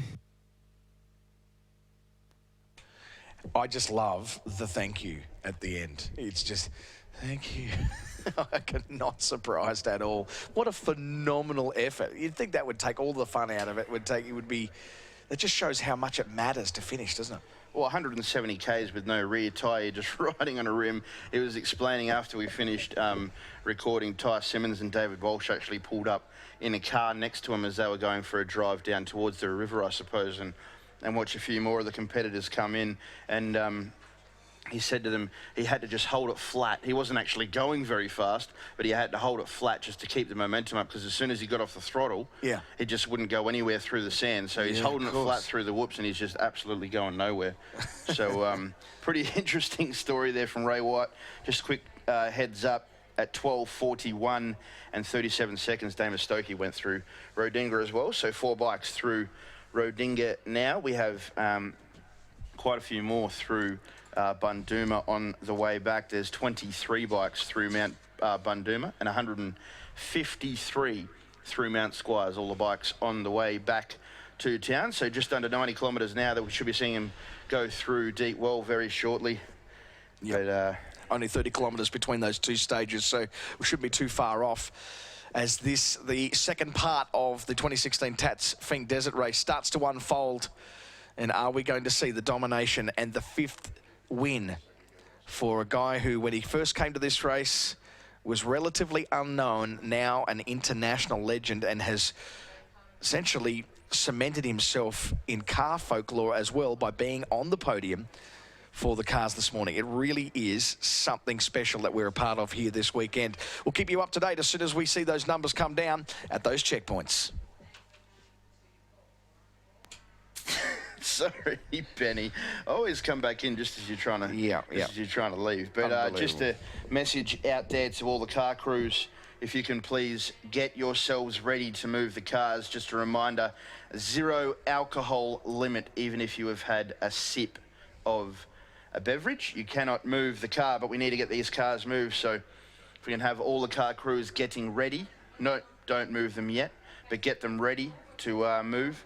When the steward comes out, he will let you know when to move your car. I've had 6 bikes through Rodinga. The 2 that I haven't mentioned now, Jacob Smith and Bo Ralston, both through Rodinga, some 54 seconds apart. So looking forward to seeing Toby Price or Ty Simmons or David Walsh's name come up through Deepwell shortly. We'll be back to let you know when exactly that does happen. For now, we'll just listen to some tunes over the stereo.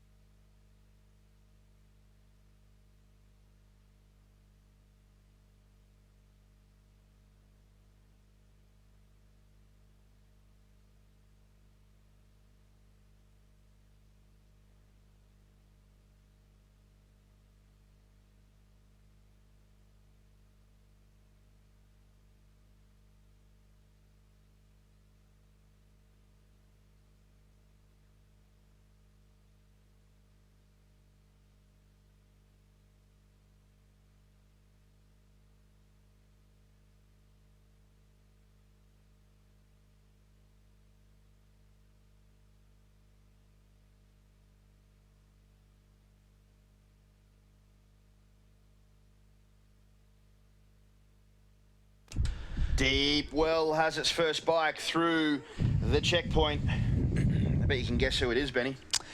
Yes, I think it's one of the quads, isn't it? Yeah, one of the quad guys just gone through Deep Well. So about half an hour. About half an hour until we see the first bike coming through into town. Unfortunately, we see one of the UTVs getting rolled through the back. That's pretty disappointing. It is really disappointing, isn't it? To get that close.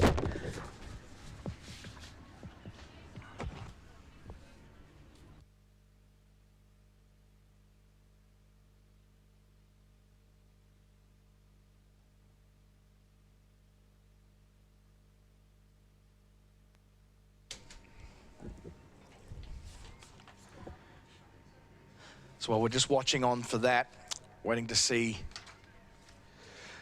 Brett Comiskey and Corey Cooper. Unfortunately, the Polaris RZR Turbo have not made it home under their own steam. They're getting towed in there, just come back through the scrutineering area at the back. So that's disappointing. So it's that last charge now. Yep. Glen Owen, this year's 2016 King of the Desert, leaving the start grid. I'll tell you what, that car of Toby Price's, that trophy truck doesn't look too well, does it? He's caned that. That is struggle street right there, isn't it?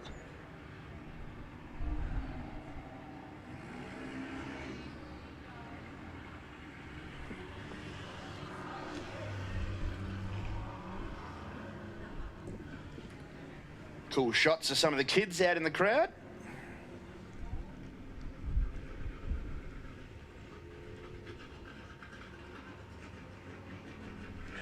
And out of the holding pen they come.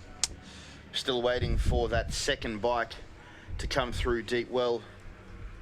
Toby Price through at 12:51, so we should expect to see him here. There we go, second bike through, 12:54 and 30 seconds. Number 2 bike from last year, Ty Simmons, now through Deep Well.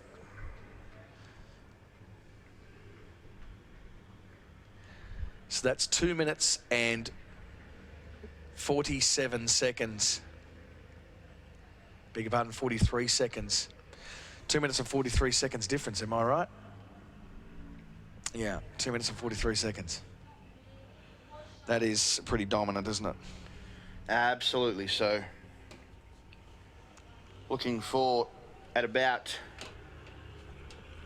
20 past 1, we should be seeing our first bike come across the line. A few kids a bit embarrassed to be on the big screen up there. Yeah.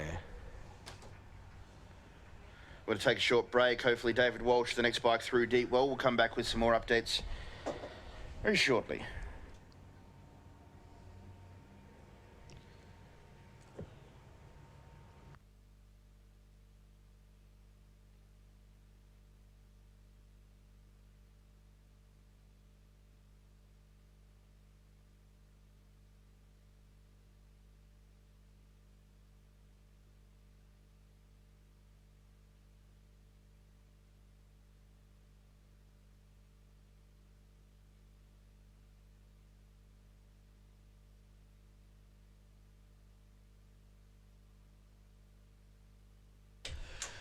Maybe it's time for Kiss Cam, is it? We're going to see some Kiss Cam action up on the big screen. This is the opportunity for him to show his level of romance. Should they go in for the kiss? She was leaning over. She was definitely leaning over. She was hoping that he was going to come through, and he is shaking the head, and he may shake his fist here shortly too if you're not careful. Come on, lean in, be the romantic. Nah, not happening. All right. Pressure's on. Yeah, we have a breakthrough. Nice work.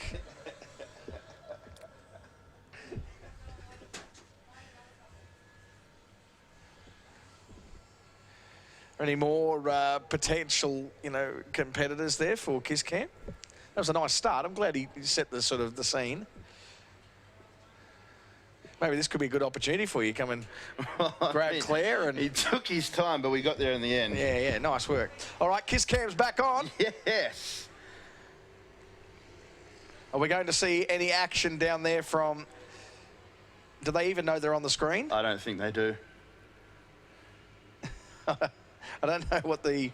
I don't think they're listening. There we go. Oh, he was going in, but no, maybe not. Give us a wave if you know that you're up on the screen there, guys. Can you just check to see? Yeah, no, I don't think they're maybe in front of a screen. Maybe they can't see themselves, I'd say. We need to find somebody who can see. Oh, he's got the radio up at least. Somebody's telling him right now, buddy, you're on the video screen. You need to kiss your wife. And he's like, what? No, clearly not. No kiss cam there. No, there's no kiss cam in the grader from what I've been told. Maybe you should go and grab Claire. This could be a good opportunity, mate. Oh, I think I'm doing a pretty good job up in the box here. so conformist, aren't you? Okay, we've got a... Fourth bike through. So looking at those times there, Damon Stokey's just come through. So Toby Price, Ty Simmons, David Walsh and Damon Stokey are through, albeit 7 or 6 minutes and about 10 seconds between them. There is some more potential kiss cammers. We're going in. Are we happening? Make some noise for them. They're coming away. A little bit empty. Apologies to everybody who are watching the live feeds. No entertainment for you, but feel free wherever you're watching from around the world. Just imagine that the camera was on you. It's probably more entertainment for our cameraman than anything else. You see the smile on them up there. What about if someone were to position themselves next to some of the grid girls? That's a good idea. Well, there's a couple of them going across the track. We might see that very shortly. Yeah, position yourself next to a grid girl and say, hey, we're obliged. We're on the video screen. It's Kiss Cam. That'd be a good opportunity, wouldn't it? Great to have the grid girls out yet another year, and all voluntary. And that's what people don't realise, that these guys are just so passionate about the actual event that they come and do this off their own bat just to be a part of it, which is very, very cool. So wonderful to have them all on board again for another year. See Simon up there on the Alice Equipment Hire scissor lift. Yeah. Looking for some more potential kiss cams. I think he's seen the girls go across the track. And he was just going to follow where they're going to. Yeah. I'm not surprised. The grader doing a bit of work here to clear the start-finish line, ready for the first of the bikes to come across the line. So we're probably staring down the barrel of maybe another 10 minutes, 15 minutes.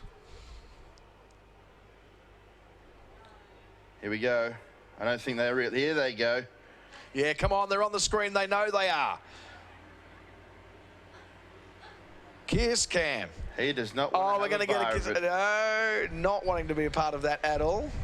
He's pretending like he can't hear us. Yeah, old mate's too cool for school down there with his fox hat on, isn't he? And he's looking, wife is down there going, we're on the screen. He goes, yep. Nice. Ignore it as best you can. At least give us a wave if you can hear us. No, not going to give in to that one as well. Nice outing for the family. Perfect day for it, really, when you think about it. At least it's not too hot out there. A nice breeze for all the riders coming back, clearing the dust out of the way.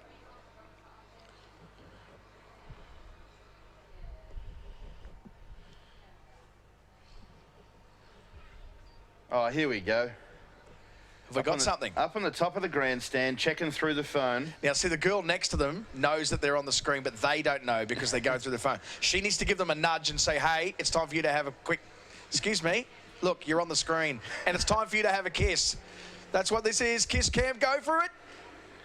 She's going, what? Yes, beautiful. And she didn't even budge, so she's used to having the Akubra.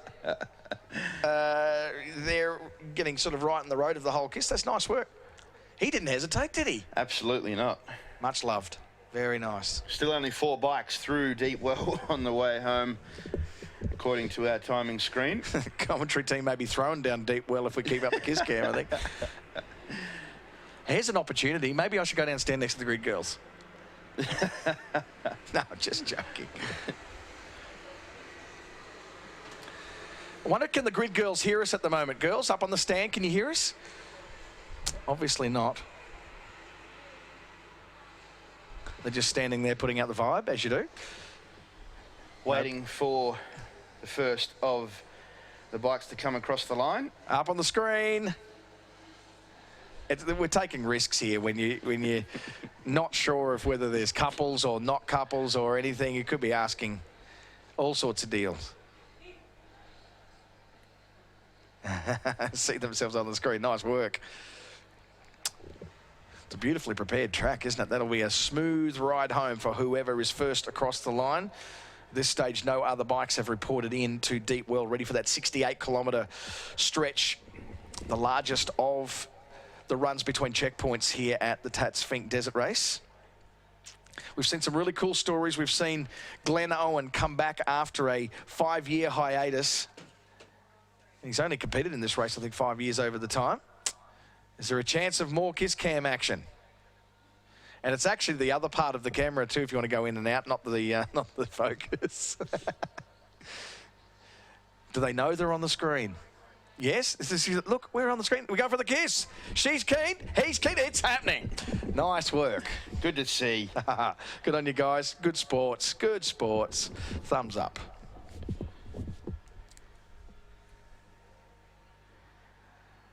Plenty of media building onto the stage, ready for the first of the bikes. Still only the 4 through Deep Well, so we're waiting for Jacob Smith and Bo Ralston, who were the next 2 through Rodinga, to come through Deep Well. Looks like we're having a snooze up on the top of that car around the loop. Got the swag rolled out. Interesting way to view the race.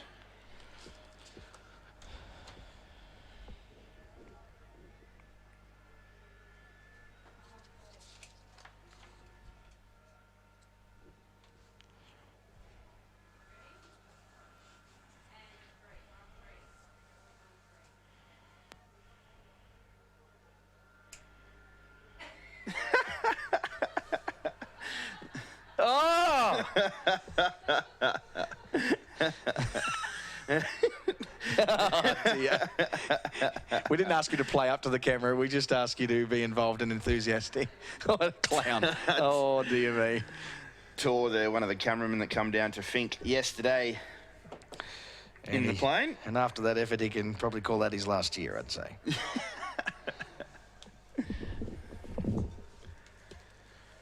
Still waiting for that 5th bike.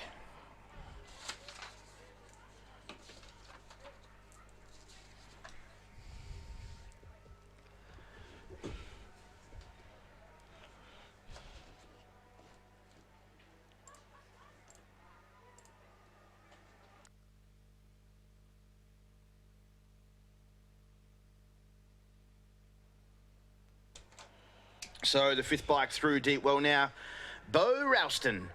So not sure what has happened to Jacob Smith in that section, but Bo Ralston getting the job done, some 54 seconds behind him through Rodinga, but managing to come through Deep Well before him. So interesting to find out exactly what has happened to Jacob Smith. Hopefully he's still on the road and about to come through Deep Well. So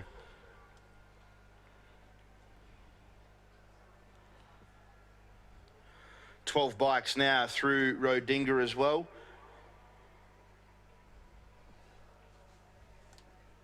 We are roughly 10 to 15 minutes away from seeing the first bike to cross the line. We might run a few of the sponsors and come back with the first of the bikes to cross the line.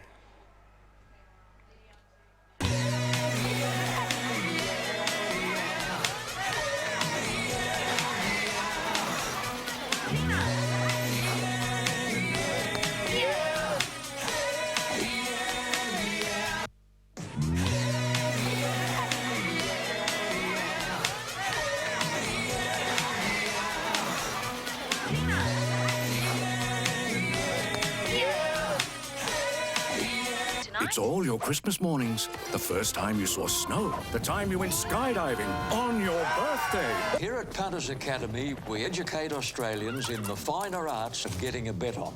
Everything from the basics... Do not lose those chips. Around the Cougars. Eyes on the game. Eyes on the game. ...to advanced app skills. Accept push notifications. Yes or no? Of course, it can be grueling. Wakey, wakey, my little punters. You're on World Cup time now. Look, wrong answer. But does it make the game more Are thrilling? you eyeballing me, punter? You bet.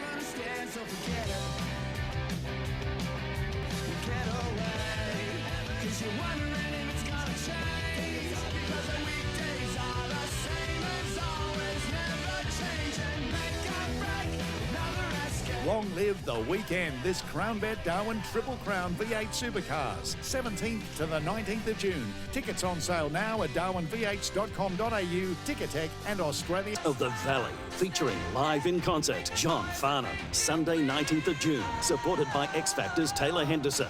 Tickets and reserve seating on sale now from darwinvh.com.au and Ticketek.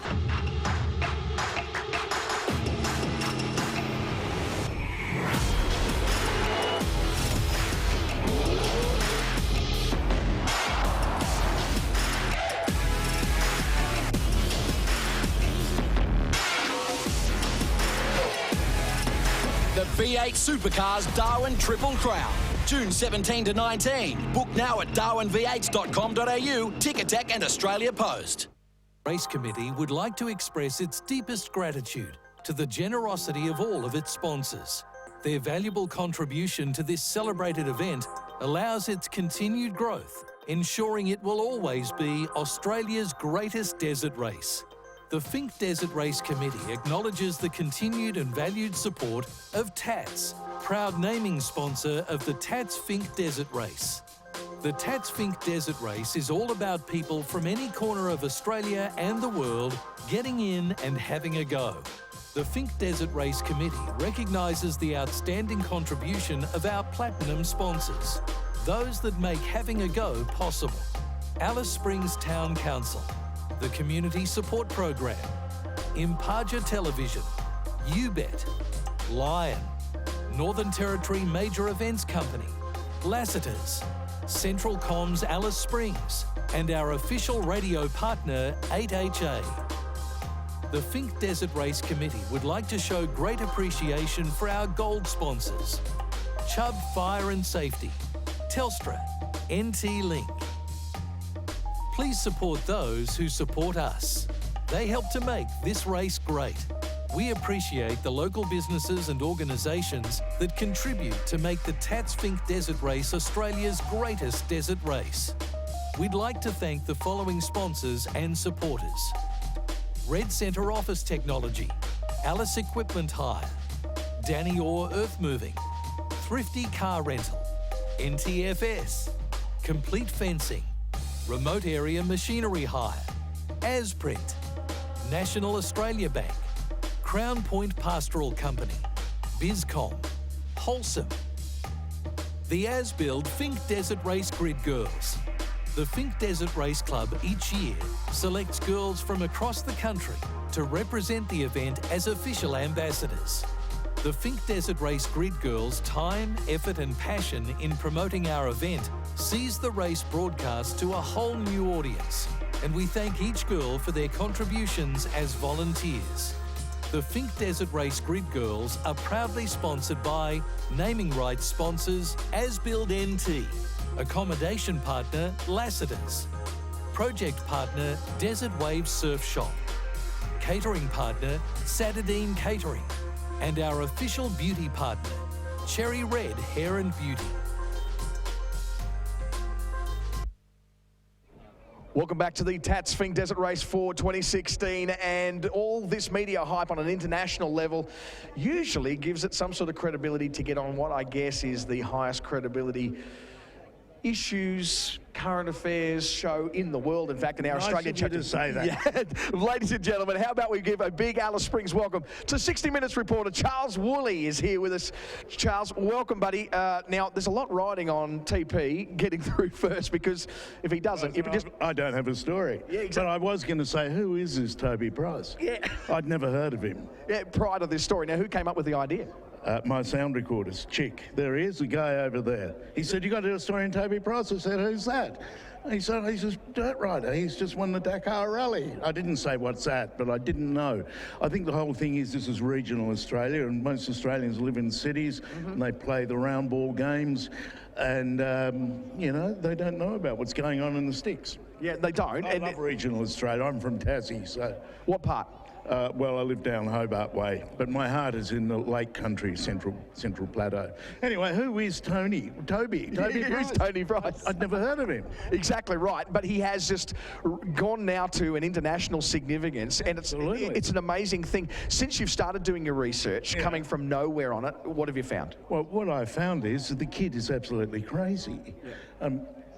He's lined up to win this race, so he makes it harder by winning another one and then getting in a plane and flying back to do the second leg of this. Are you guys all like that out here? What's going on? Well, I think that's what we were talking about before, wasn't it, Charles? Is that there is something just a little bit exceptional about this. As much as these guys do have a bizarre ability that's pretty rare, Toby's at a whole new level. You've been making that point that I would have thought this was just about engineering. Yeah. And it's not. It's about athleticism too, isn't it? And it's somehow or other that guy is wired to any machine you put him on. Yeah. It isn't quite crazy coming from that farmland. That's where he's learned that craft. But how does a guy come from a sheep farm become a world-dominating athlete? You know who I feel sorry for is his poor mum, Pauline. Yes. I mean, the things he does. I was lined up to go in his truck to have a trial run, and I'm watching and thinking, shit, I don't want to go in that. Yeah. Look what's happening. And while I was watching, he rolled it. Yeah, I know. Now, I was going to talk to you about that. You're about 4 minutes away from that. I'm never doing it again. I'm not getting in there. I was kitted up like George Bush. You know, mission accomplished. I'm in the fireproof suit with a helmet under my arm, and the thing rolls. Yeah, that would have been... No way, Jose, never again. Not going to happen. Not even thinking about it. Okay, tell us a little bit more about turnaround time now. Once you get this thing in the can and cut it up, how far away till we see the story? We've virtually been writing the story in the assumption that he wins, because we don't feature losers in our show, apart from me. Of course. Yeah, we don't feature losers, but we've already written the story pretty much now. As soon as he wins, we're off. Okay, and we could see it in the next fortnight? On 60 Minutes next week. Oh, wow. Night. Okay, great job. Yeah. Wonderful to have you here. It really is a privilege to have you on board, and we do appreciate the fact that you've taken time out to come out to the Red Centre to cover this. And you're doing a great job too. If you ever want a job, let me know. Appreciate a real job. A real job, exactly right. Charles Woolley, ladies and gentlemen, from 60 Minutes. Put your hands together, Alice Springs. Back upstairs. You doing all right up there, up in the air-conditioned comfort, buddy? I am doing all right, because I can see on the distance a helicopter.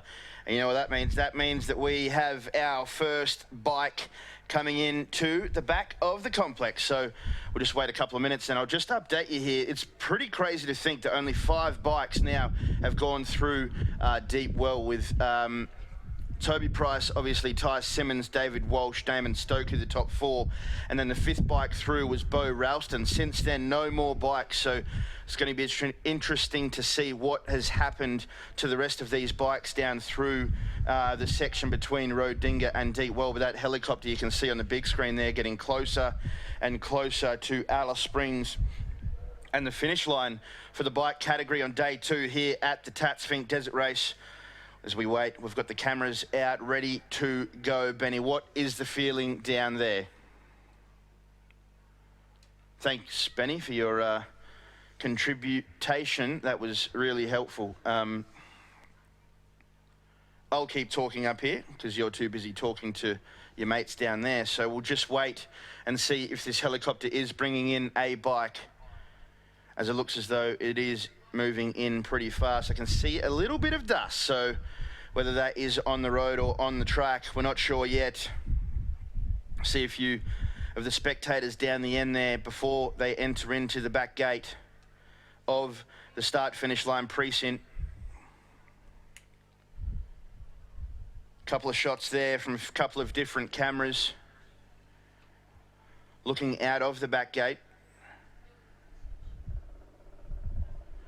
Can hear the noise of the helicopter too. He's coming in red hot, so he's going to come in, make a landing.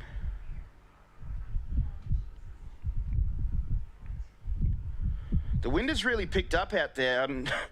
Unfortunately, I can't feel it too much up here because I've got a closed off box, but I can feel it coming through the slight part of the window here, and that helicopter hasn't shown up to be a bike, so we might quickly cross to a quick video and then we'll come back and hopefully we've got our first bike in through the back gate of the start-finish line area.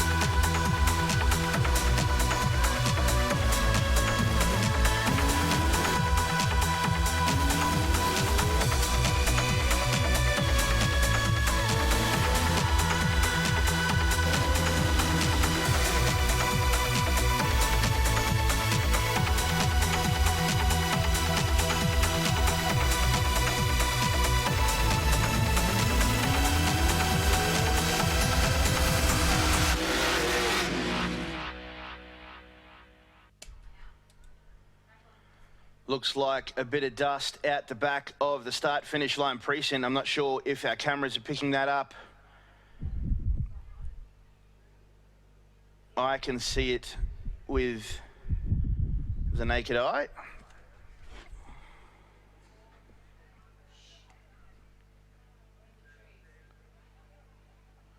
Can see a bike moving through there. So we have our first bike into the start-finish line precinct. Won't be able to tell you who it is until they get a bit closer. But the first bike is in. We have another 2 bikes now through the deep well checkpoint. Todd Smith and Luke Hayes, both through there. Luke Hayes going through before Todd Smith. Here comes the first bike of the 2016 Tatts Finke Desert Race. It is none other than the reigning champion, second in the car category this morning, Toby Price, into the loop. What an absolute achievement. This guy is a serious machine, the 2016 Dakar champion.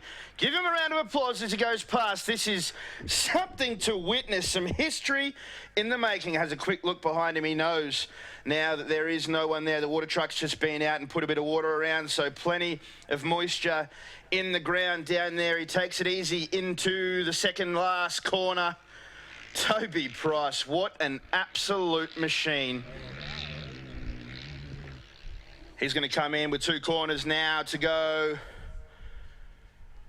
The Red Bull KTM rider, 60 minutes up here to do a feature on him in both the car and the bike. He's still looking around for his teammates. You're going to be looking around for a while there, Toby, as he puts the foot on the floor.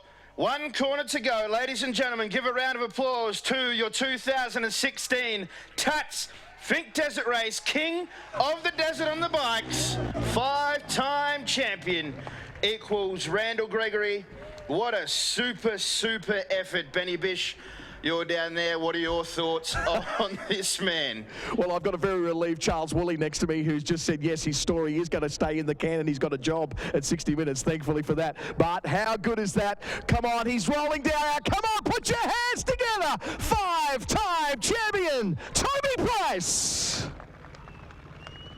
5-time champion as he pulls up to the first position there on the grid. What an absolute achievement. Second this morning in the cars. First time driving that trophy truck in a race. A bit of dust out the back now. Hopefully we've got our second bike to come in through the start-finish line precinct as the media get down to take their photos of the new 2016 King of the Desert, Toby Price. Good shots there coming from our cameras on the big screen. If you're down there, give him a cheer, because that is some feat that he has accomplished here today. History in the making for Toby Price, our second bike into the precinct.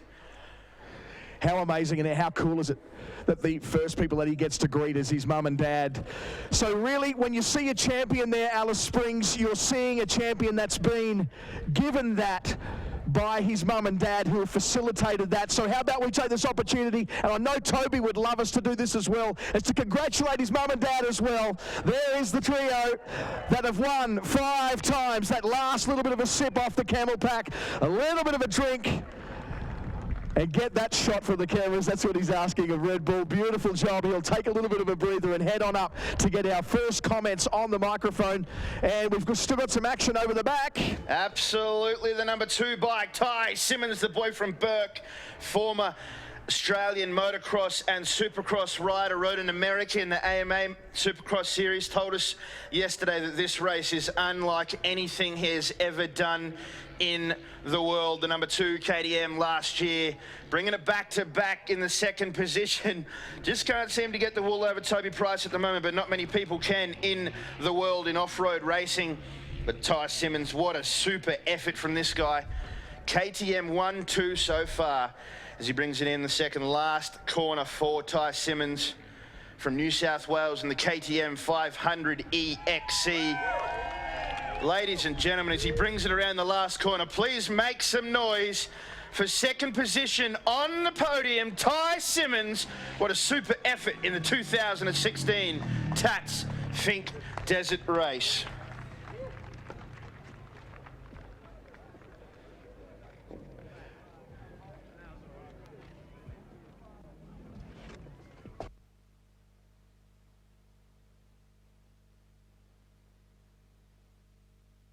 See Ty Simmons coming in, give him high fives as he comes back in to pull up into position number 2. I see some dust down the end in the start line precinct. Another bike. This is going to be coming in thick and fast. The boys here going to move it out onto the podium. Hopefully we can get a chat with Toby Price very shortly up on the stage. But for now, we're just going to bring it in. The number 3 bike coming in through the last few corners of dust. He's been doing this all weekend, through the dust, through the bumps. He'll be so relieved to see that start-finish line. It looks like the 3rd KTM there of David Walsh, the local hometown hero. Give it up for the man of the town, David Walsh. What a super effort to come into the KTM team this year, as well as Ty Simmons coming back for KTM. Toby Price back from the Dakar to make it a KTM 1, 2, 3. David having a look behind him to make sure if there is anyone there. Gives a fist up in the air. Ladies and gentlemen, give him a round of applause. We're going to call him across these last couple of turns before we get a chat with Toby Price, because this is a moment too good to miss. We've got a local hometown hero here, David Walsh, sliding it in through the corners. He's going to be one happy man to see that Tatts Finke Desert Race finish line, the 299, also on the KTM 500 EXC. Another 2 corners to navigate for the KTM rider from Alice Springs. Ladies and gentlemen, as he comes around, give him a round of applause. Plenty of pressure on him on this weekend to perform. Alice Springs having huge hopes for David Walsh. 1 corner now to negotiate. As he comes around, ladies and gentlemen, give him a round of applause. David Walsh, 3rd place in the 2016 Tatts Finke Desert Race to make it a KTM 1, 2, 3. What a super effort now as we cross down to Benny Bish. He's going to have a chat to the winner, Toby Price. David Walsh now claims the 30th podium at this race for KTM. What a wonderful effort that is. But ladies and gentlemen, now is your official opportunity. Raise the proverbial roof for your 5-time champion, Toby Price. Phenomenal, mate. One of the things that would have been a little bit inappropriate for me to come up and put my hand on your chest, but there's really hardly even a heartbeat there. You're so relaxed. You've already recovered. Yeah, no, look, I feel good. It's just that 5 o'clock early morning start. That's just lagging a little bit in sleep, so I think I'll be face down tonight. But yeah, look, I can't complain. I didn't even know where I was situated in the truck. I think we dropped the valve about 10, 20 kilometres into the course, and yeah, it was blowing blue smoke out the air cleaner, and yeah, we just kept going, and we got back in that, and I didn't realise I'd come across in second, and then yeah, to now finish in front here with the KTM, and yeah, get 5. It's crazy. I can't even put it to words. Yeah, we can't put it into words either. It really is hard to define from a track point of view. Everyone's bringing the report back that it was even harder again this year.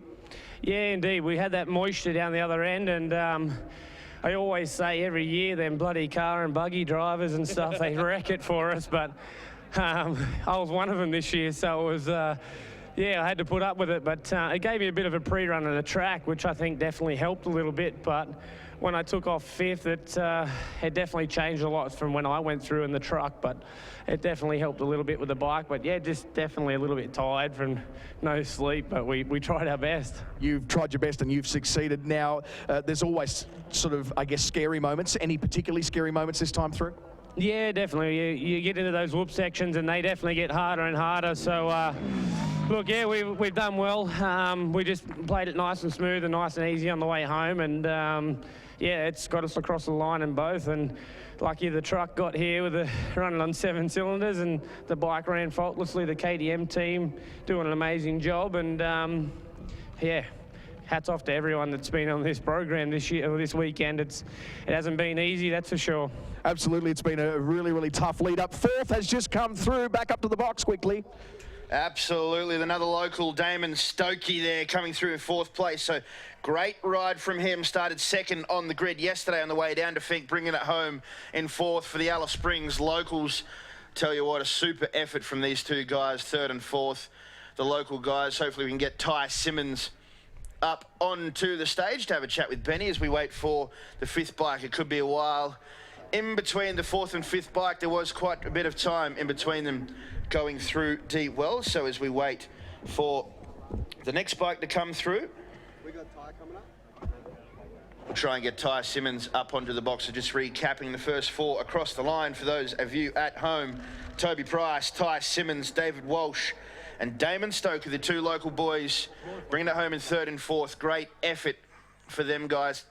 David Walsh, his first year on the KTM. He'll be super, super happy with that effort. You're seeing him fist pumping as he was coming through the loop. I bet you he was pretty excited to see that finish line. just waiting on those media obligations to be done now. Interesting to see Charles Woolley down there, with arm around mum and dad and celebrating with them what is a phenomenal effort, and for them to get that insight. Really looking forward to seeing that show coming up on 60 Minutes. But it looks like we have our next guys coming through. Grabbing second spot, ladies and gentlemen, and he's on his way around now. A big Alice Springs welcome home, ladies and gentlemen, for Ty Simmons.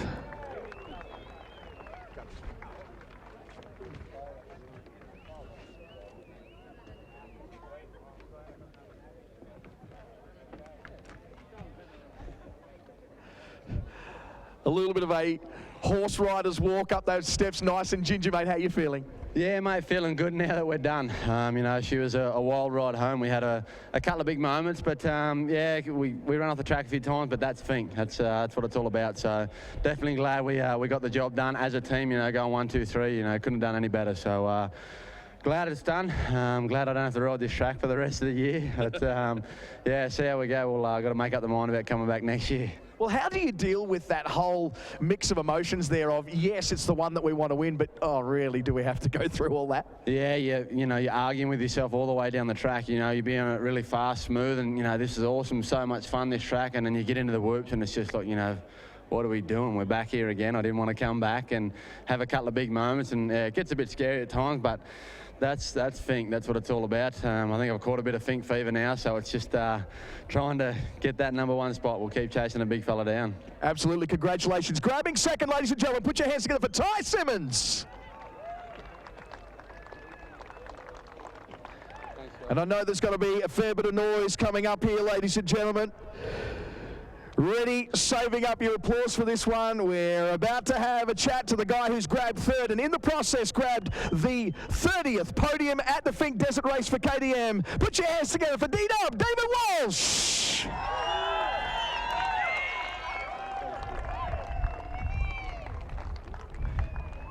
He ain't rushing for no one, and we can totally understand that as well. Congratulations, mate. Phenomenal effort. How you feeling? Yeah, I feel good. I feel really good. So just glad to be back here in one piece, really. Yeah. A little bit scary out there? Oh, it definitely is. I mean, the bikes tear up the track, and then once the cars hit it, they just make the holes 10 times bigger, and it's just tough to navigate your way through it.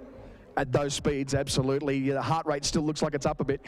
Yeah, it definitely is. So I think it's time for a beer to celebrate.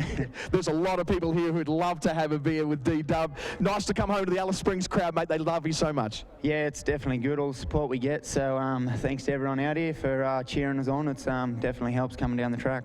There he is, grabs third, ladies and gentlemen. Put your hands together for D-Dub, David Walsh. So there you go. Top 4 are in. Top 3 have been talked to. We'll get a little bit of a break here and then catch up with our next place getter as well. Back up to you up in the box, buddy.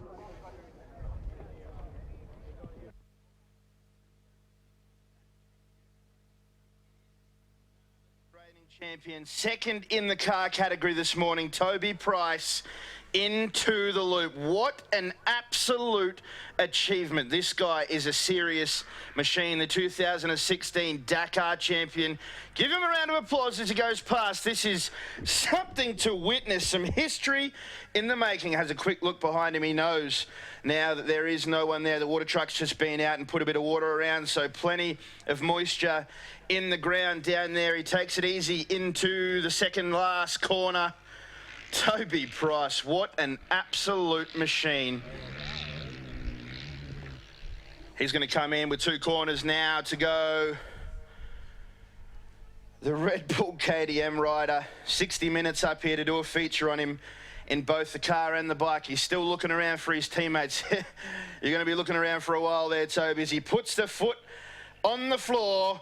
1 corner to go. Ladies and gentlemen, give a round of applause to your 2016 Tatts Finke Desert Race King of the Desert. We watch the replay of Toby Price, the 5 times King of the Desert now in the 2016 Tatts Finke Desert Race winner. We'll see our next bike into the loop. It is that of number 7, Bo Ralston on the Yamaha. He's still pushing pretty hard. Good result for him to bring home in 5th. Still haven't seen Jacob Smith pass through the deep well checkpoint yet, so unsure as to what has happened to him. But we're going to welcome Bo Ralston home Very, very short. Oh, massive sideways moment off the tabletop through the middle of the loop. He's got 3 corners to negotiate here on the Yamaha WR 450. Team Yamaha will be super happy with a good effort from Bo Ralston this weekend. Bo will be super happy to get back and onto the onto the finish line list here in the top 10. His 2nd year in a row on the top 10. He's going to open it up. 1 corner to go. Alice Springs, give Bo Ralston a round of support. Number 5 in the 2016 Tatts Finke Desert Race. Good if we could get a chat with a couple of these guys. Damon Stokey home in 4th, another one of the Alice Springs locals. Good if we could chat to him up on the stage with Benny Bishop, as well as Bo Ralston, as we wait for the number 6 bike to arrive. As soon as that helmet comes off, Alice Springs, you need to make a lot of noise. There it is. Put your hands together, ladies and gentlemen. Bo Ralston.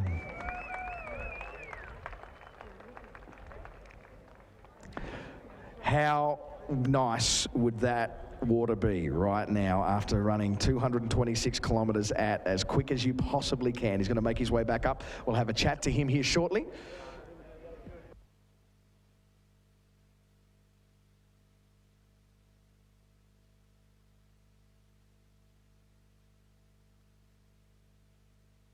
As Bo Ralston just grabs a chat with a couple of the other media outlets here this weekend, we're going to take a look at the amount of bikes that we've had through Deepwell so far.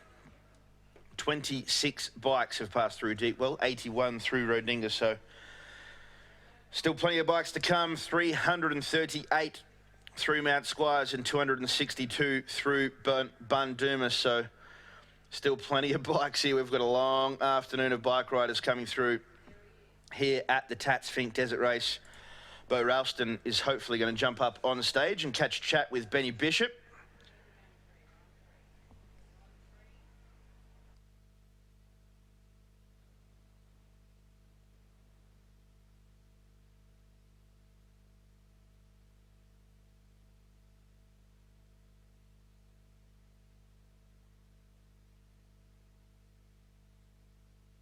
But it's kiss cam action down on the big screen. Bo Ralston off to do some other media chats with other people. We're hoping to get a chat with him as he crossed the line.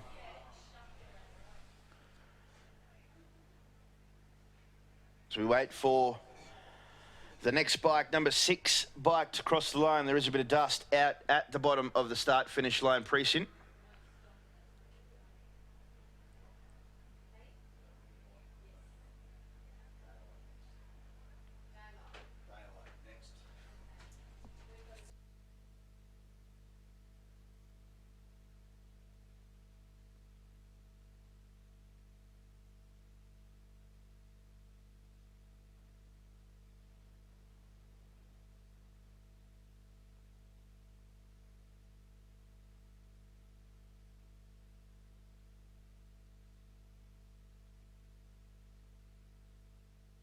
Just made my way over the back actually to find a relieved Bo Ralston. Congratulations, mate.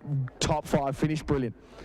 Yeah, thank you. A little bit disappointing rundown yesterday for a clutch, but we made up a little bit of time today in a few positions, so I'm happy with that.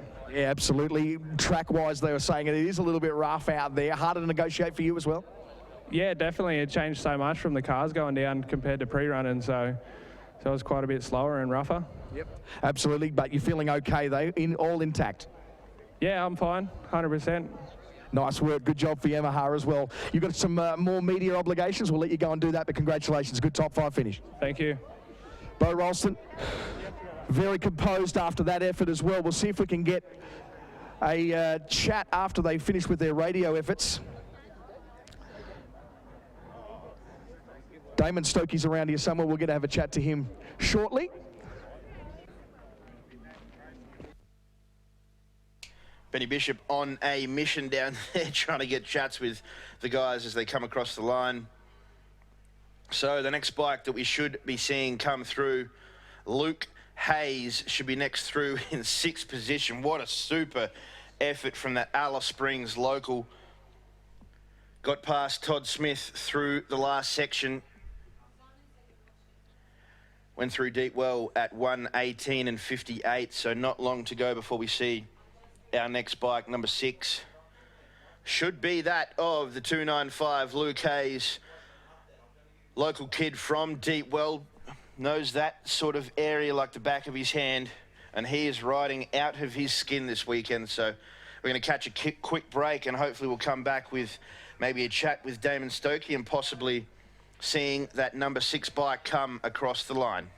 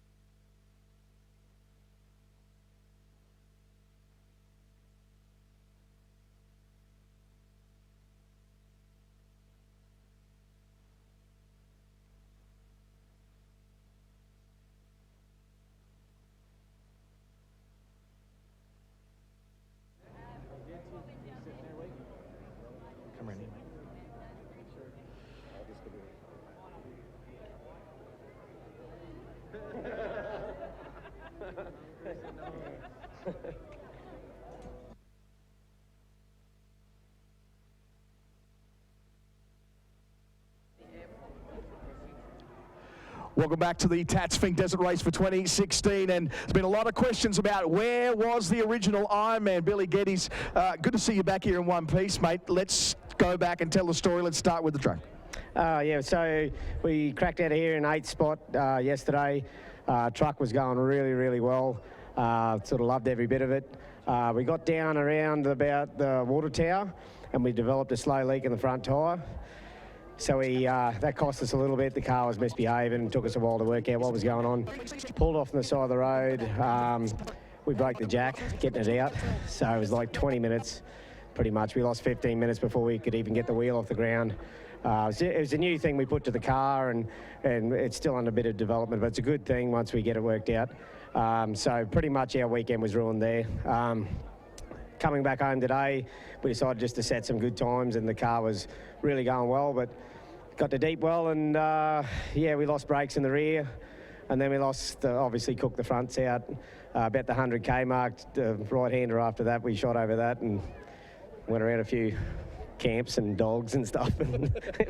So it sounds like you've run over a Chinaman or something, walked under some sort of ladder. What was the go? No, I don't look at it like that at all. The car, pretty much we pulled up because, you know, where we want to be is up the front, and so the car was really, really going well. So we've decided to pull it up and get ready for the next one. But the suspension we got on it now, the motor, it's a real cannon. So we're pretty happy. There's no race like the Finke to do your research and development, Billy, is there? Mate, it's the only one for us. Like if I did no races for the year, I'd still do this one. Absolutely great to have you here. You are genuinely a part of the furniture of this race. Billy Geddes, ladies and gentlemen, the original Ironman, didn't make it back today, but he'll be back with a vengeance next year. Or something else? I'd just like to have a shout out to Toby for just absolutely bossing that. That was amazing. It was absolutely amazing. How much advice did he take from you reckon? Not much.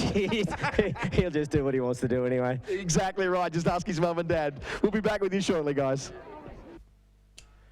We're just going to take a quick look at the second bike coming across the line for those of you that weren't here or those of you that just tuned in on the live stream, www.finkdesertrace.com.au, as we take a quick look at Ty Simmons coming in and taking that second place on the podium.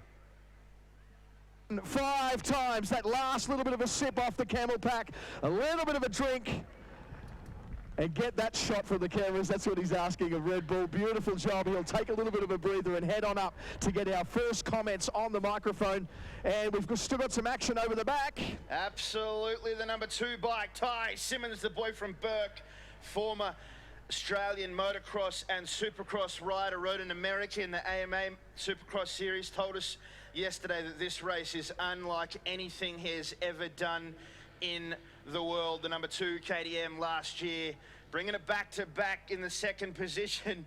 Just can't seem to get the wool over Toby Price at the moment, but not many people can in the world in off-road racing. But Ty Simmons, what a super effort from this guy. KTM 1-2 so far as he brings it in the second last corner for Ty Simmons from New South Wales in the KTM 500 EXC. I think there is another. Ladies and gentlemen, as he brings it around the last corner, please make some noise for second position on the podium, Ty Simmons. What a super effort in the 2016 Tatts Finke Desert Race. So just looking at the back of the start-finish line precinct, I think there is another bike. There is plenty of dust out there. We're hoping it's going to be that of 295 Lukey Hayes from Alice Springs. His father, Billy Hayes, followed him down in the chopper yesterday, down to Finke. He was the 9th place bike to leave Finke this morning, behind Todd Smith, but he passed him and he actually got through Rodinga and Deepwell quicker. And Bunduma quicker than Todd Smith. So just going to run down to Benny Bishop to have an interview with another one of the guys down there. Well, one of the guys and one of the girls as well. Finally, we get to put them up on the screen, and they got an amazing round of applause before when they went up and hugged their son. And here, Mum and Pa Price are here ready to now just celebrate with us, and more than celebrate, relief. John, the heart rate's down. Yeah, the heart rate's definitely come down a bit now, and yeah, like you say, it's relief and knowing that he's home safe. And yeah, it's been an awesome event, and yeah, an awesome job that he's done. So I think it's going to be a long time before it can be topped, I think. But no, that's just what Toby does. It is what Toby does, and now I guess everyone's talking about, well, can he come back and win both? Now, that would be ridiculous. Mum, your thoughts on that? I think he would, I think, if he had the chance.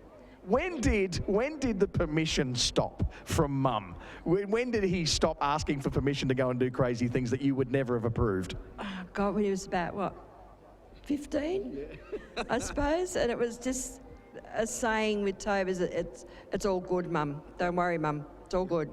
And Mum still worries, though? I still worry, yeah. It's my, God. To this weekend, this has been, crazy.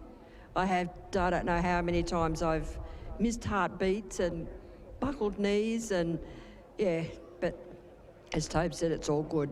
He is very capable, obviously, on a motorcycle, and he's proved now that he's capable in a car. Give us a little bit of dirt here. What's he like lifestyle-wise? Is he capable? Does he still need a little bit of advice from Mum? Sometimes, yeah, mate. Sometimes with the ironing, he needs a bit of a. I have to teach him how to iron properly. But other than that, he's pretty capable. He's a good cook. Is he? Yes, very good cook. Good housekeeper. Wow. But just a shocking ironer. Shocking ironer. I feel bad. I feel convicted by virtue of the fact I think it's been probably 5 years since I've ever ironed any garment. So I'm feeling pretty bad at the moment. Congratulations. And you guys are just becoming so loved in this community, because we know that we never will understand the sacrifice that you guys have made and the nerves and the pressure that you've been under. But thank you so much for what you've produced in what is a world-dominating champion. Okay, thank you very much for that. You know, it's been good. Yeah, thank you. You guys have definitely put on a great event here, and yeah, look, if all things come together, he'll definitely be back, and yeah, and he'll be giving it his best shot again, I'm sure. Fantastic. Mum and Dad, there they are, and relieved. Great to have them relieved as well. As we look now through the timing charts, we've just got one pop up there, DNF for Jacob Smith, so that's unfortunate for him. He didn't pass through the deep well checkpoint. We're not sure, can't comment, I should say, on what exactly made him not finish the race, but Jacob Smith out of the race as we see some dust off in the distance. I'm not sure if it is another bike. Looks like it could be that of another bike. We'll wait to find out what it could be from our cameras on the big screen. They're chasing these bits of dust very hard. It does look like it is coming from the same area that the previous bikes have come from. Plenty of dust around out there. It does look like we have a bike coming into the start-finish line precinct. I can see it now off into the distance.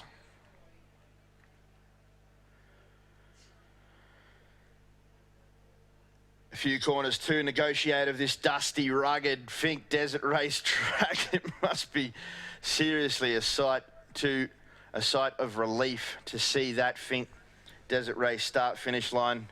The Tatts Finke Desert Race start-finish line. It looks like it could be a KTM. It looks like it could be local boy. It looks like it could be local boy Lukey Hayes on the 295 KTM 500 EXC. Coming through the final loop, Alice Springs, the third of the local guys into the top 6. How about that? Super ride from Lukey Hayes. What an effort he has put into this race this weekend. As we see him come around, he's got about 3 corners to negotiate. When he comes around that final corner, we need to give him a huge round of applause. 4 bikes in the top 6 KTM 500 EXC. Is that saying something about that motorcycle? Luke Hayes, what a true effort coming from deep well.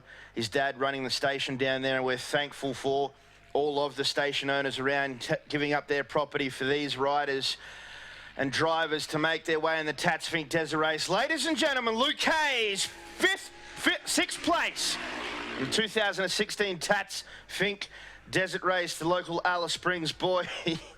super effort there from him. We have another bike into the loop. Looks like that of the X85, a former winner there, Todd Smith on the Honda. Smith Brothers Racing, the second of the Hondas to come through now.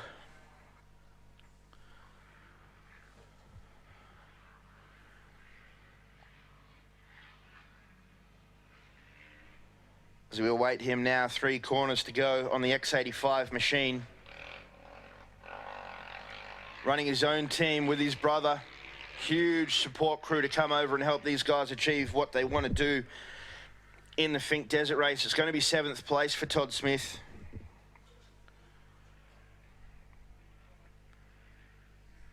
He'll open it up with 1 corner now left to run for the former champion. Give him a round of applause, Alice Springs. 7th place in the 2016 Tatts Finke Desert Race, Todd Smith. With his foot off the bike, hopefully everything is A-OK there for Todd.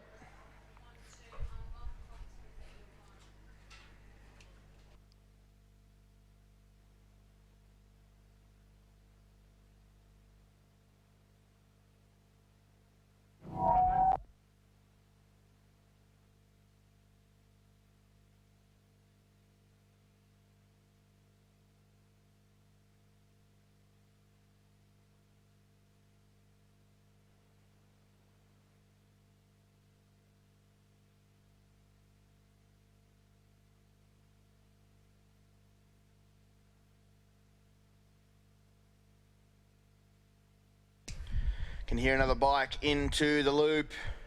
Try and catch a glimpse of what number it is. Number 10, Ryan Cossins Good effort from him. He's going to increase his last year's result by 2 into the 8th spot on the Honda. Second time here at Finke. Safe to say we'll be pretty happy with his result this year at the 2016 Tatts Finke Desert Race. Ryan Cossins. There's 2 bikes out there that I can hear. Wow, very close together as well. Looks like Caleb Orick on the bike behind. He's going to push really hard and see if he can make a move on Ryan Cossins before he crosses the finish line. What a super effort from Caleb Orick. He has pushed off the first grid of 10 this morning. Ryan Cossins leaving in 10th. He's going to come across the line in 8th place here in the 2016 Tatts Finke Desert Race. Ryan Cossins. Next in on the X96, Caleb Orick. He's going to get on the back wheel. Alice Springs, another one of our local guys. Super nice guy as well. What a great ride from Caleb Orick.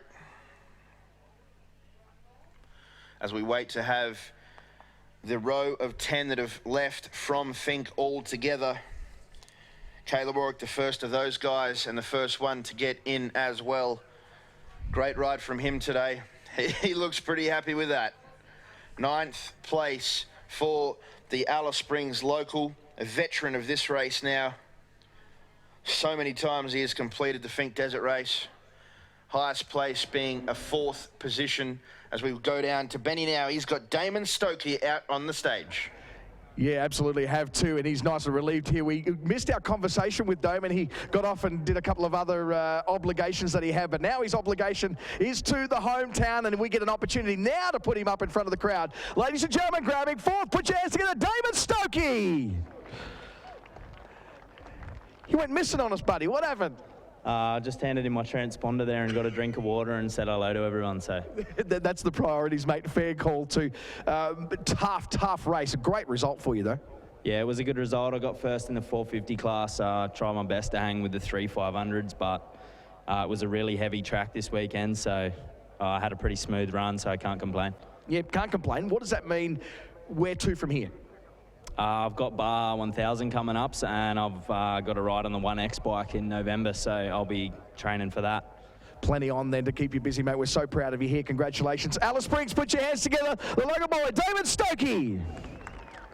As one of the other bikes comes into the loop, we're just going to cross down now for the podium presentations down on the stage.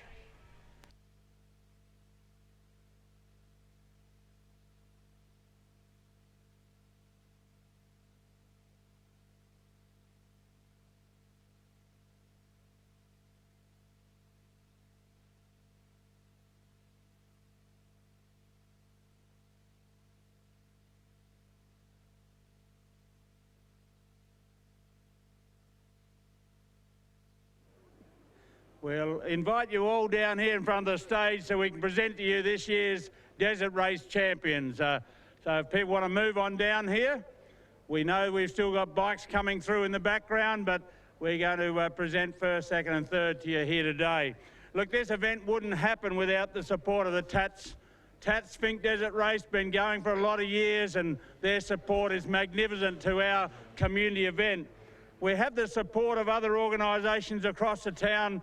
We have the Northern Territory Correctional Services who do a lot of work out here over the last 3 months in preparing this property.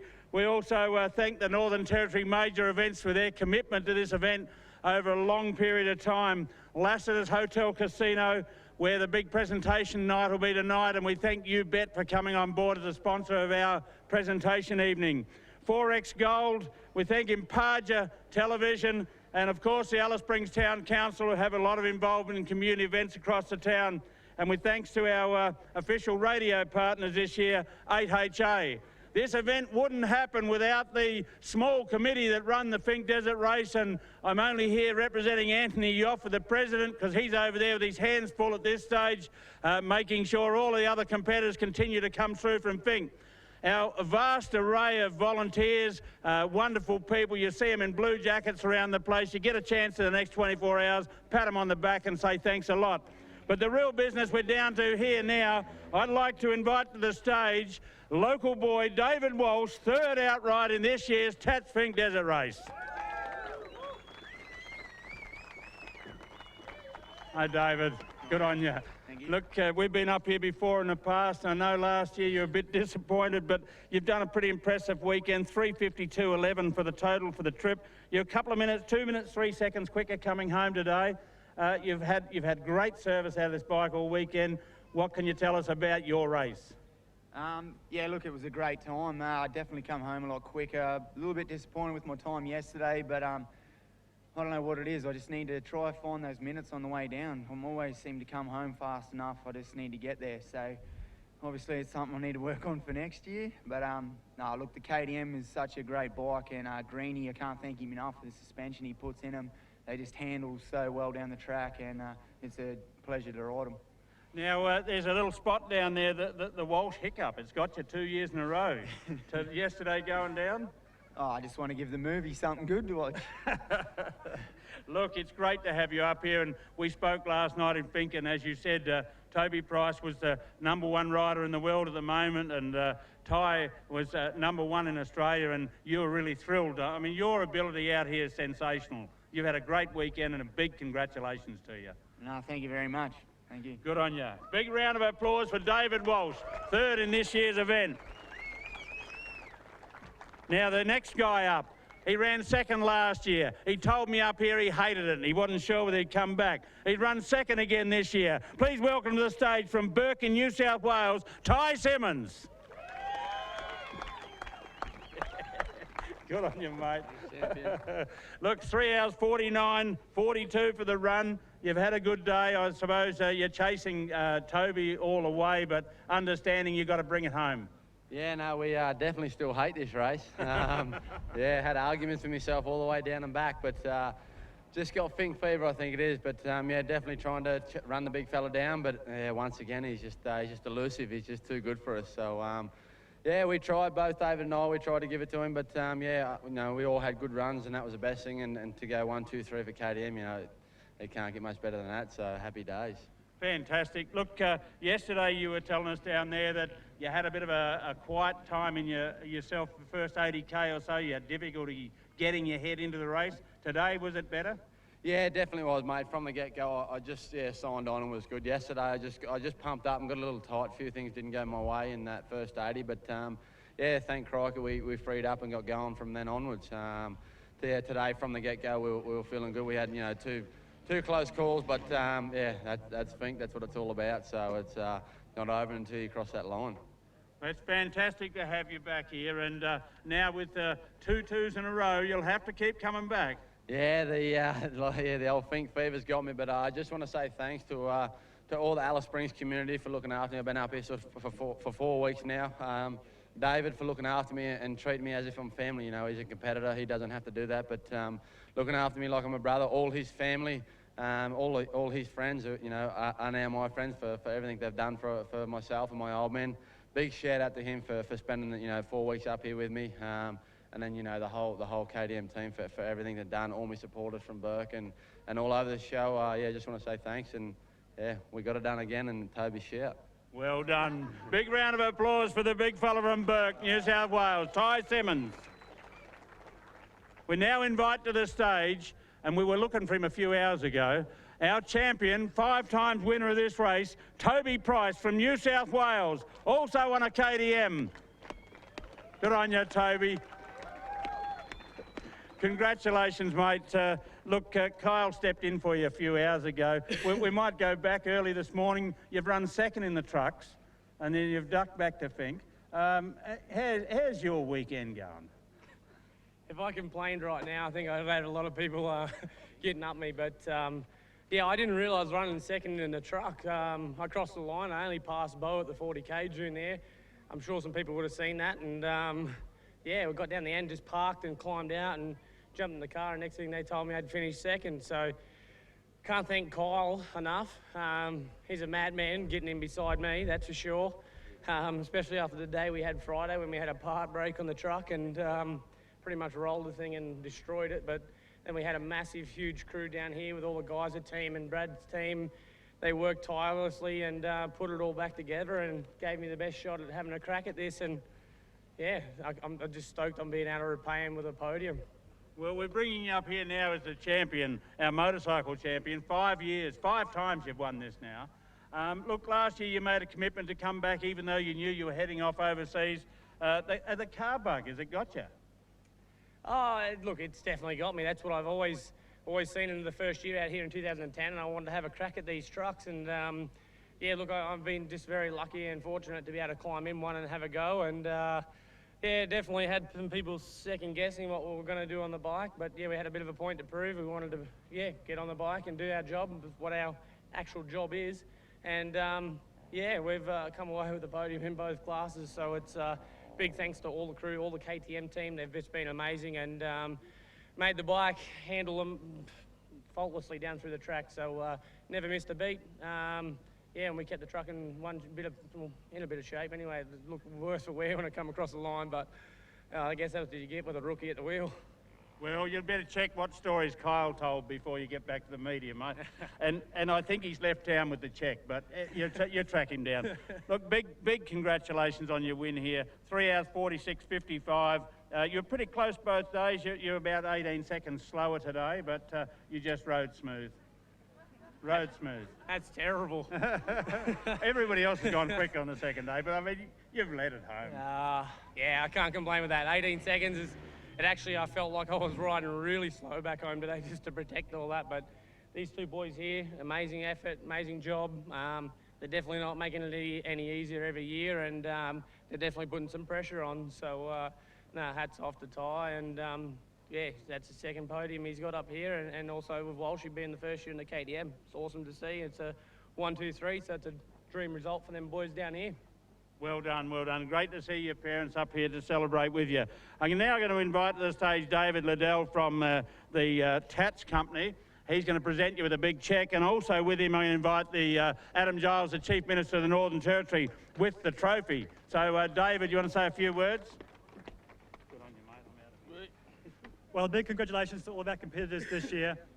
Tatts is proud of its ongoing support for this amazing event. And on behalf of Tatts, I'm very, very pleased to present this cheque to the 2016 King of the Desert. Ladies and gentlemen, please put your hands together. You may have heard of him, Toby Price. Congratulations, mate. Well done. I think that's already spent in truck repairs. Sorry, boys, so it's all right.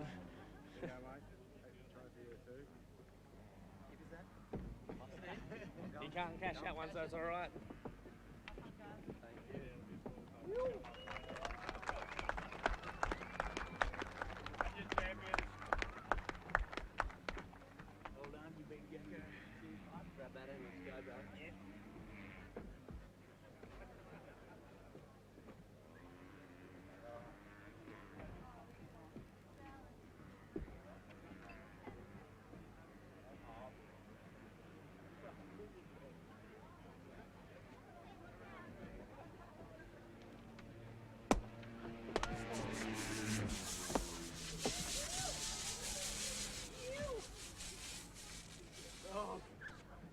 You beauty. Cheers, boys. Beautiful day. Thanks, everybody. Hope you had a great weekend. Get a photo, boys. Jump in a minute. Jump in a minute.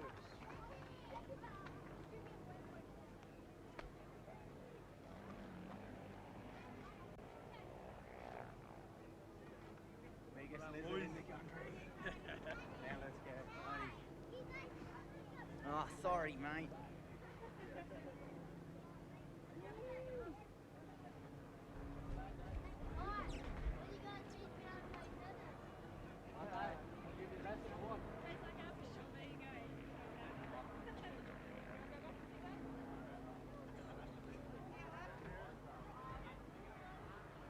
So with the podium celebrations finished, your top three, 1, 2, 3 for KTM, rounding out 30 podium finishes at the Finke Desert Race, really starting to serve it up to the Honda brand now, and wonder will we be around long enough to see that play out as we just see the rest of the guys starting to come in now. We in the process of the podium celebrations. Nathan Trigg from Glenelg in South Australia came through just to round out that top 10 in the KTM 300. Nice work there. Total time of 4 hours, 26:36 seconds.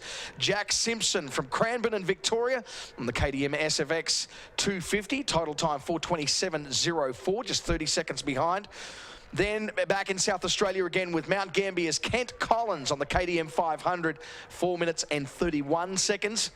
And Robert Armstead, also from Alice Springs here in the Northern Territory, the KTM 450, 4 hours, 45 minutes and 17 seconds. Then going to Bacchus Marsh from Mark Grove with 4 hours, 46 minutes and 36 seconds to round out 14th. And 15 have come through. And that's a brilliant job by Jericho Andrews from Alice Springs, who has got himself in the top 15. What a phenomenal effort. We've also got from Pearcedale, Victoria in the Husqvarna at 4 hours and 48 minutes. Mark Sladek. From Golgol, New South Wales, Toby Hedricks, the KTM 500, 4 hours 52 minutes. And he's rounding out the 17. So brilliant job. As far as we know on our DNF list, we are not going to see a finish from Jacob Smith, John Sheena from Moe in Victoria, David Bates from Darwin, from Echuca in Victoria, Sam Davey, unfortunately, in the Sherco, Caleb O'Dwyer from Darwin, from Wallen in Victoria, Jack Gaynor, Aaron Lincoln from Mudgee, from Winnelli in the Northern Territory, Matthew Kimber, the Von Sikorsky entry in the 520 KTM. That's a did not start this morning, so we already covered that in Dallas Bathurst and Philip Ladder as well. They didn't get off the line from down there in Fink.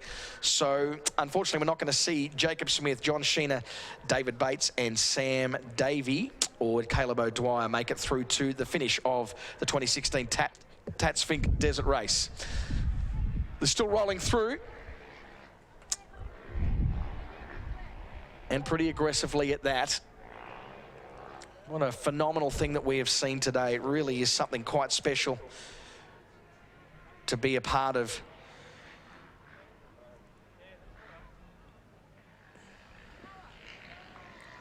So it looks like Rodney Faggett is on his way in from Longreach in Queensland, the Yamaha WRF 450. How much relief must there be when he looks down the barrel of that straight and can see that sign across the top. Tell you what, he's going to be hard fought too. He's only just going to be able to hold off whoever that is that's behind him. We didn't catch that number. So Rodney Faggoto makes it across.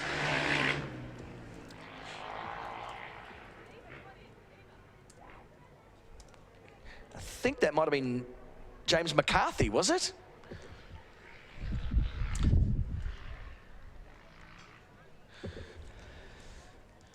I think it was James McCarthy that came through.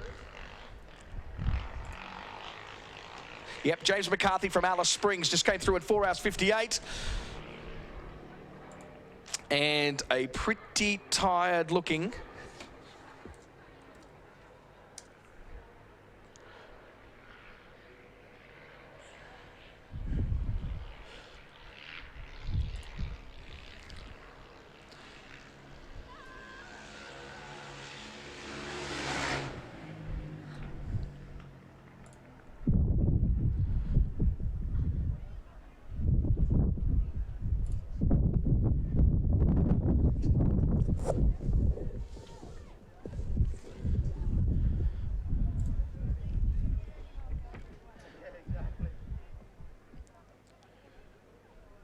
settle down there, mate.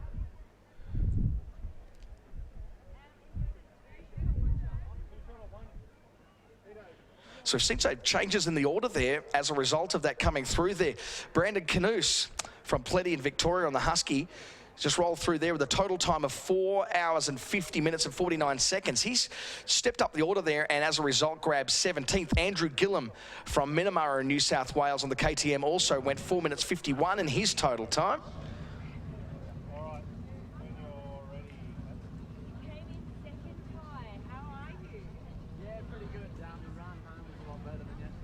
So we start to see the overall field start to spread out a little bit now. So 21 bikes have made it across the finish line so far, with James McCarthy there from Alice Springs there, rolling through in 21st spot at this stage. As we see Matt Minge's Hot Wheels trophy truck, Stadium Super Truck get wheeled back through. Take a photo if you like and find Matt Minge on Instagram and send him your best wishes so he gets well soon. We need him back in the game. Good guy, Matty, based on the Gold Coast, and part of the furniture, I guess, of not just motorsport in Australia, but stunt riding as well. There wouldn't be hardly a town or a city that he hasn't done a stunt display. And if he's watching in, we want to say a big hello to Matt and the family, and hopefully everything's cool and under control for you over there. We're going to take a short break. There is still some more dust over there on the horizon. We'll come back to let you know who they are very shortly.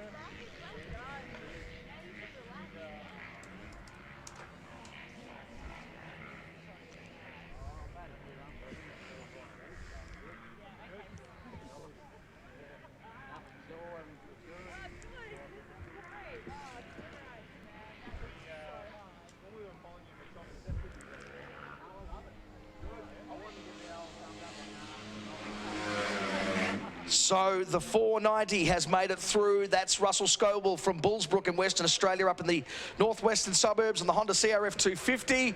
And up on the back wheel to celebrate, and so he should too. That's Monty Hare from Barham in New South Wales on the Honda CRF 450R as well.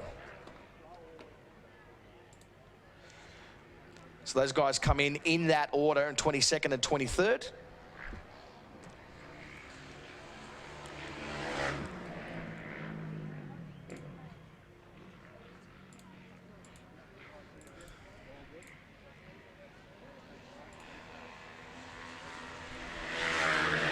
Nick Ruther just goes up the order there from Alice Springs here to jump into 23rd spot as a result.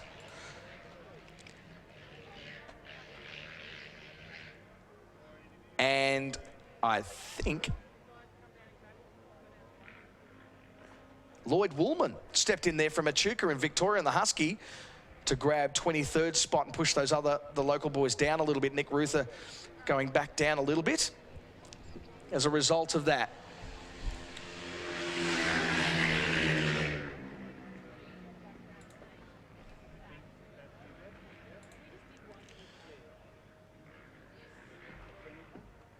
Scott Saul has made it through from Belmont, New South Wales on the Honda CRF 450. 5 hours neat and 16 seconds.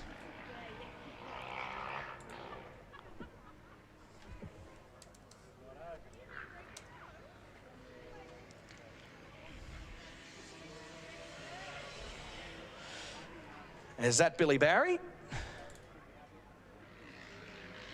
Billy Barry from Alice Springs. 5 hours, 3 minutes, grabs 25th spot as a result.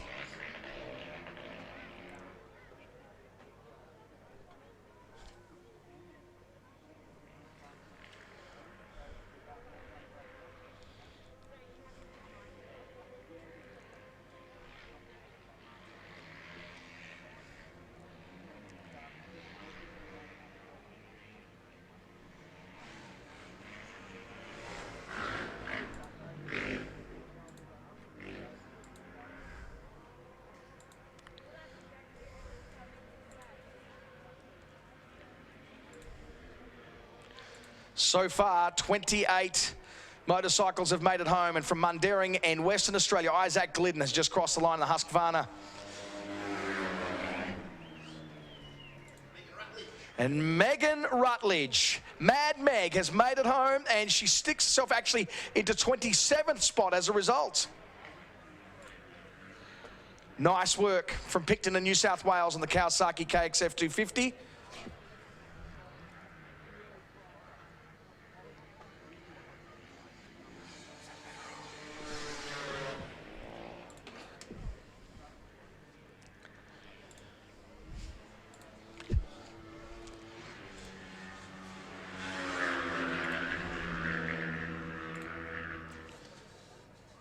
So Ben Russell from Boyne Island up there in Queensland, the KTM 300, slots into 29th spot. And 31 motorcycles have made it home so far, including Hayden Brown from Gladstone, Queensland, not too far from Boyne Island, actually. 5 hours and 7 minutes, and slots in there at 29th to slot the other guys out. Looks like Josh Tilbrook is back from Whyalla, South Australia. Nice work for Josh. He's actually up in 24th spot on calculated time. Total time of 5 hours, 1 minute and 24 seconds.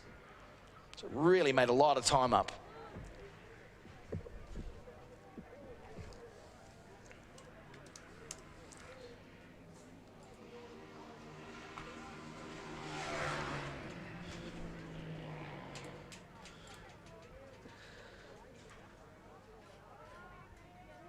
From Kangaroo Flats, that is Ben Nicholson, who's just made it through there in the KX 450.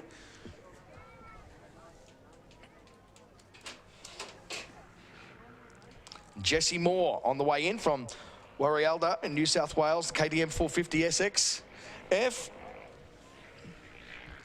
Constant stream of bikes coming through now.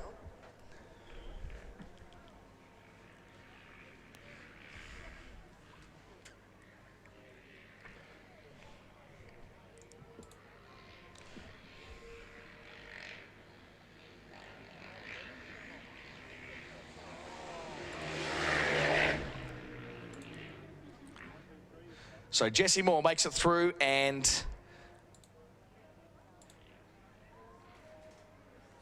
makes up the 34th bike to come home.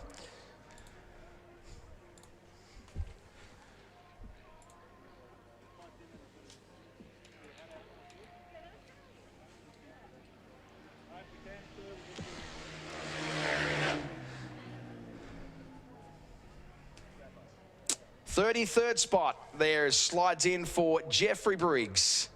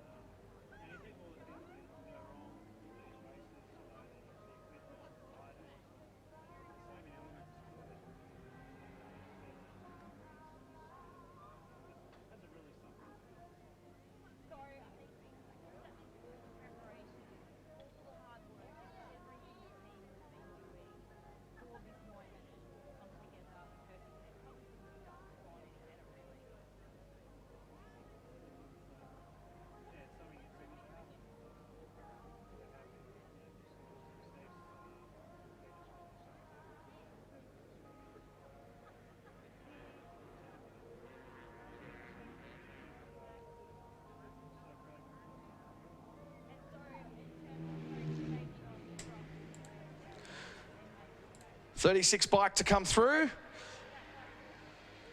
It's Matty McAlpine. Raylene Terrace, the Honda CRF 450.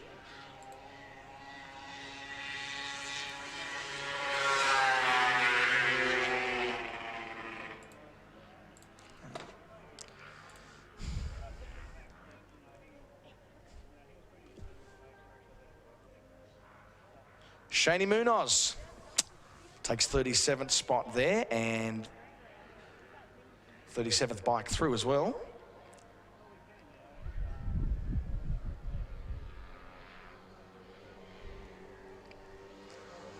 One last little adjustment of the helmet. And on the pickers, oh, that must be, the sense of relief must be phenomenal.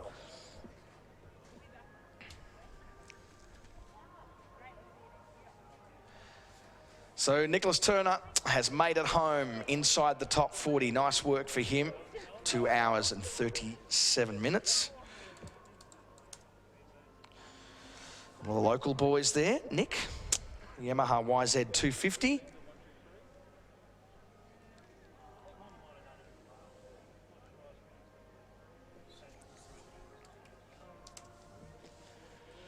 Looks like Tam Paul from Bedina in Queensland's on his way in with the KTM 450 as well.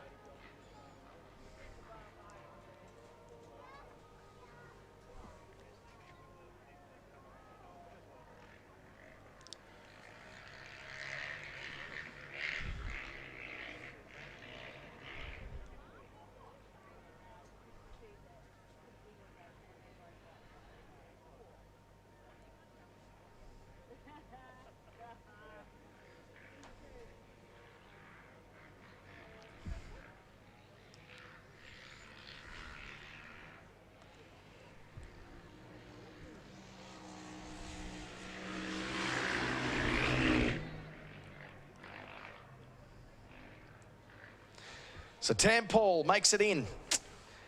And at this stage is in the top 40, just displaces Nicholas Turner. Down to that 40th spot now. So 40 bikes have made it through. And that is somewhere in the vicinity of 10% of the field. If you keep that in the context of just how massive an event this is.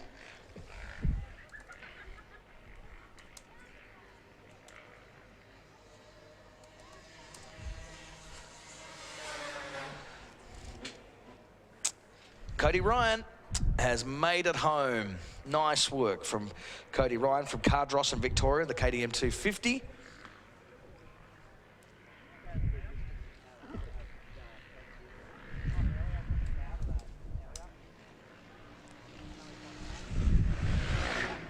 And Michael Burns is home from Sunraysia territory down there, Mildura, Victoria, the KTM 500 EXC.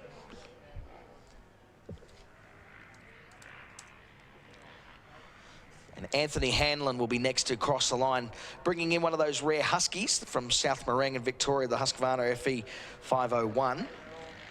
Michael Burns grabs that 41st spot on his way through.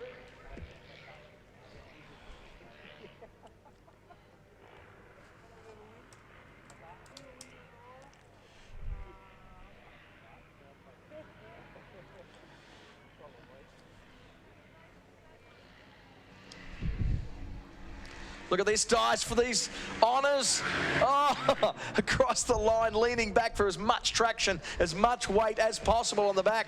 Almost a 3-horse race there to see how that finds their way into that top 45 bikes now. So Jake Smith slots in to 45th, Anthony Hanlon in 41st on corrected time, and Callum Heberman in 42nd.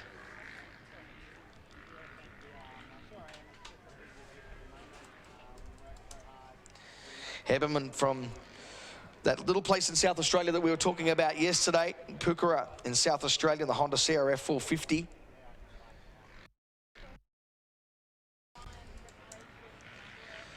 And Anthony Hanlon from South Morang in Victoria and the Husqvarna.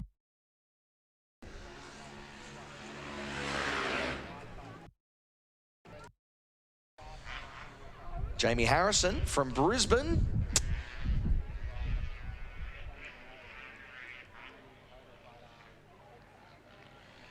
KTM 350 has just made it through.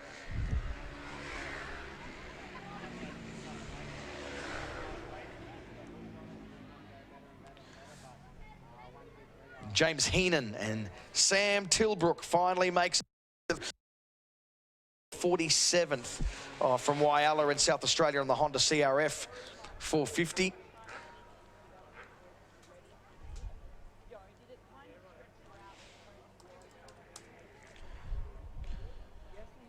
Oyen and Victoria, James Heenan there has grabbed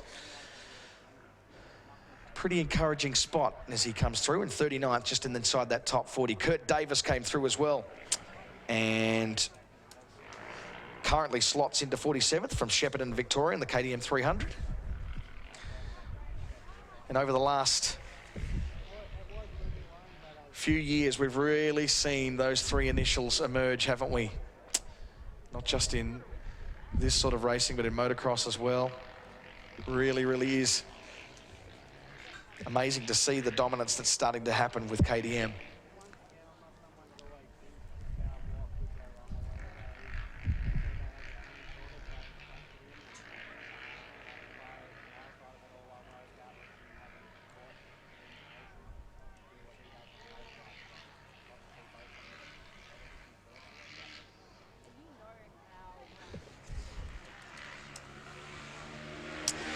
David Murray from Doreen and Victoria has made it home. Nice work. Another Husky through the gates, the FE 501.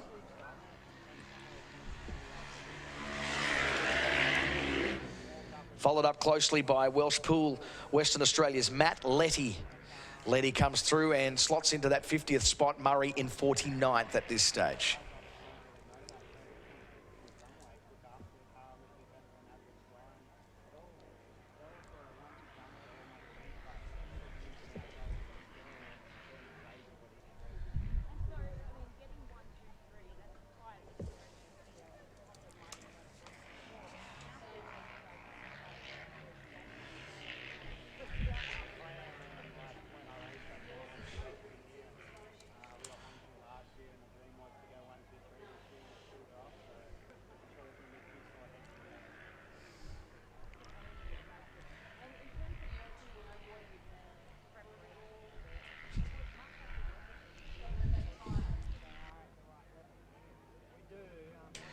Look at this. This is amazing. No rubber to run on at all, just on the steel. Phenomenal effort. That's Ricky Lane. 2 hours, 44 minutes, 35 seconds, and you can't even begin to ask the question, how long were you on steel only? They'd be shiny at least. That's about all I can say. That's a phenomenal effort from Ricky Lane.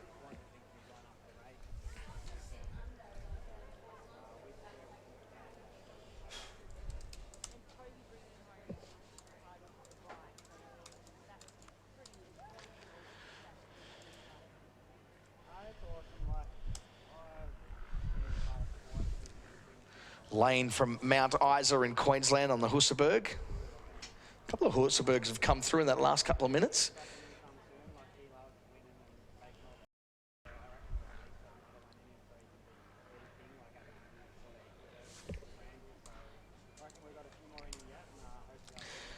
Spying off now.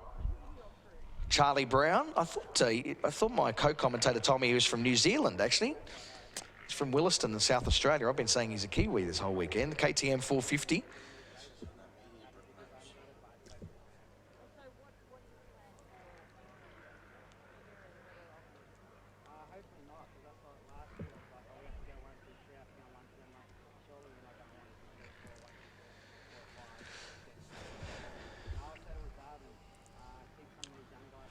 So from Williston in South Australia, Charlie Brown, home time. Hand out just to acknowledge, and that stretch and that sense of relief as he puts his hands above his head, stands up on the pegs, and achieves what very few people in this nation will ever achieve. From Condobolin in New South Wales, the Honda CRF 450 of Lockie Manwaring is on the way in too.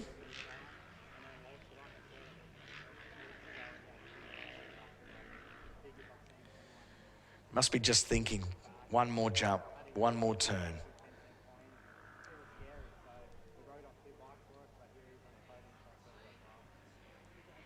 Still getting after it, though. Nice shot, too, up on the screen there now as they close in.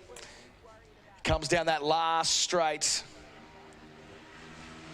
Lockie Manwaring from Condobolin in New South Wales.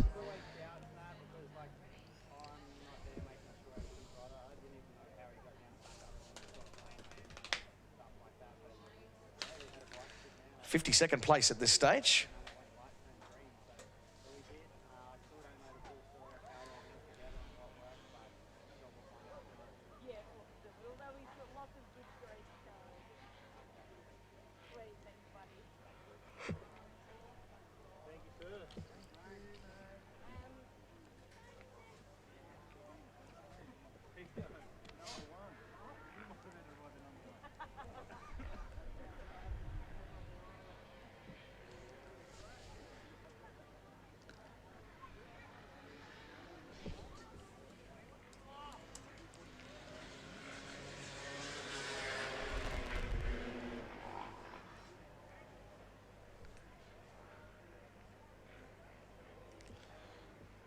Might have been Dalton Byrne, was it? Yep, Dalton Byrne's just come through from Thargomindah in Queensland. KTM 250 EXC, that low 50s.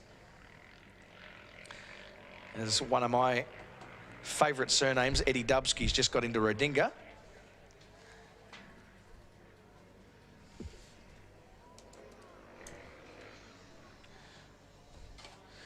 The Yamaha YZ250 of Dan Kennedy crosses the line. Nice work, 55th spot. Total time, 2 hours, 43 minutes, 43 seconds.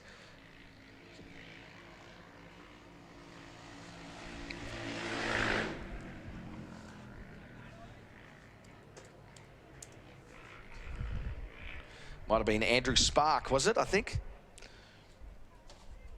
From Bentley East in Victoria. No, it wasn't, sorry. That was Shane Carlson. 2 hours, 42, 56 minutes and 56 seconds, beg your pardon. 52nd spot for Shane Carlson. From Bunbury in Western Australia, that's a big trek all the way across.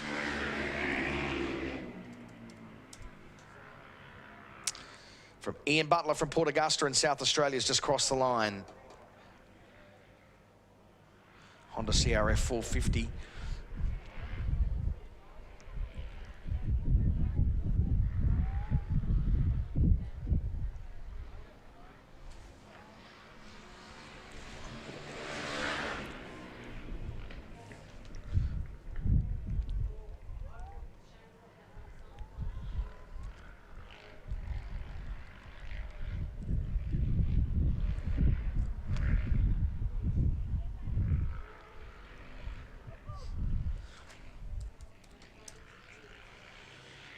Husserberg is on the way in from Montrose and Victoria. Mark Hofsty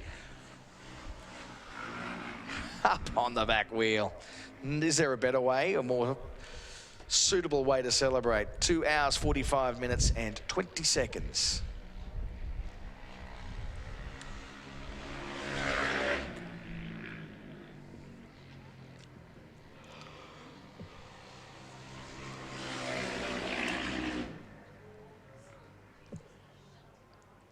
From Udunda in South Australia, Toby Lewis. KTM 450 there, runs in just behind Ryan James, who slotted into 62nd spot.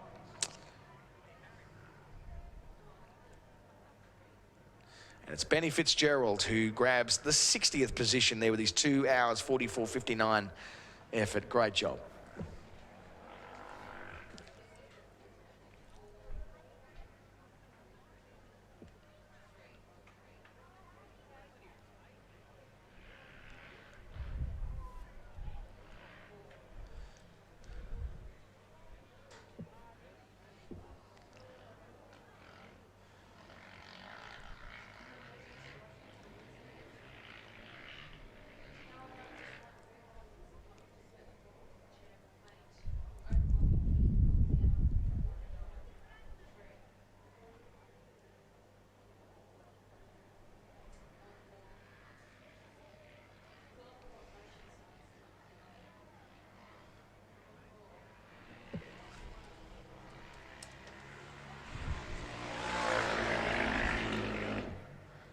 Hand goes up to acknowledge the end for Daniel Wilson. 2 hours 46 and 4 minutes, or 4 seconds, beg your pardon.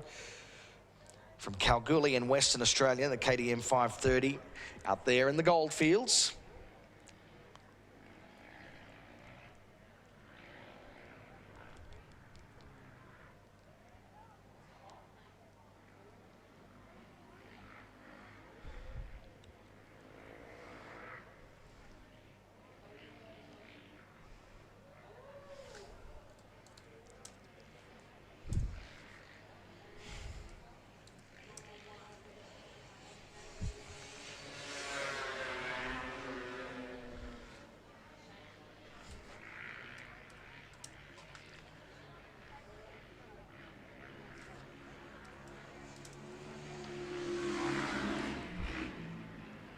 So Michael Clooney's made his way in 65th.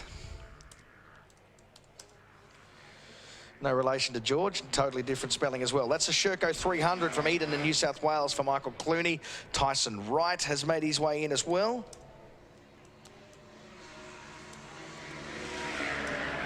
Coming in a gaggle right there. So Danielle Foote, nice work. And Evan Philo, so Foote goes to 67th spot. That was behind Paul Maskell. Evan Philo sits in the 69th spot.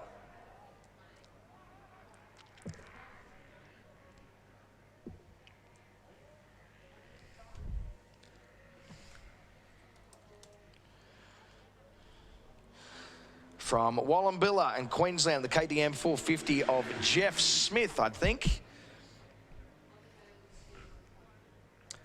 2 hours 48 and 57 for him to position 70th.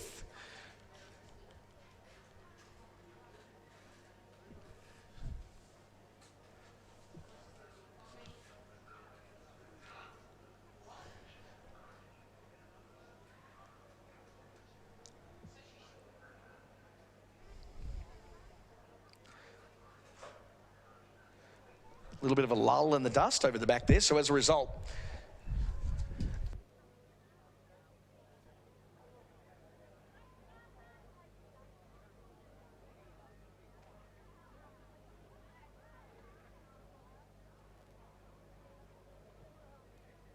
we'll take a short break, have a word from our sponsors. We'll be back here shortly.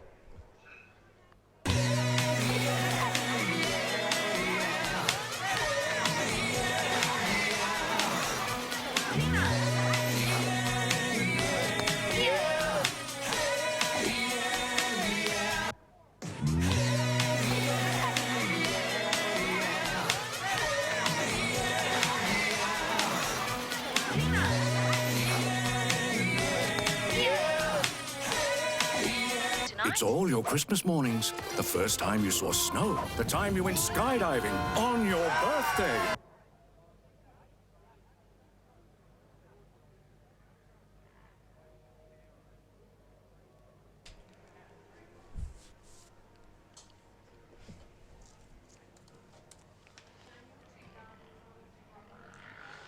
From Sunbury in Victoria, Christopher Gell is on the way in at the Kawasaki KX450F.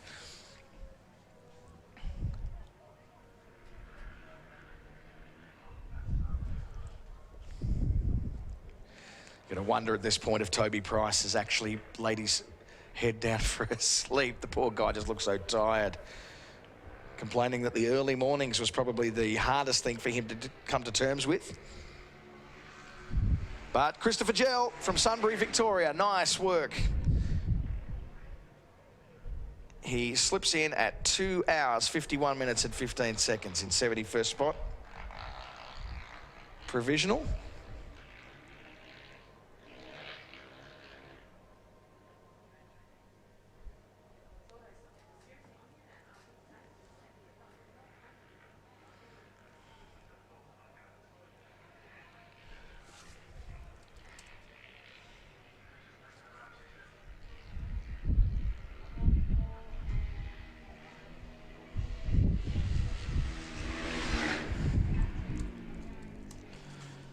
That is Keith Stanford from Broken Hill in New South Wales, the CRF 450 Sliding into 72nd spot there with that 2 hours, 53 and 53.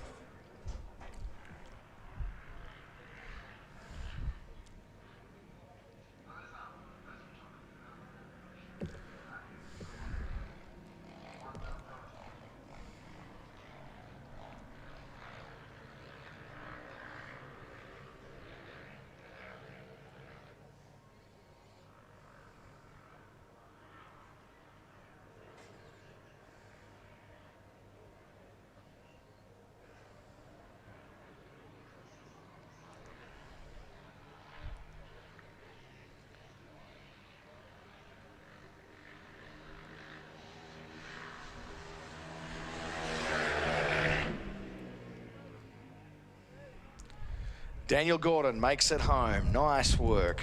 Slotting into 71st spot there. 2 hours and 50 minutes from Wutala in Queensland, the Honda CRF 450.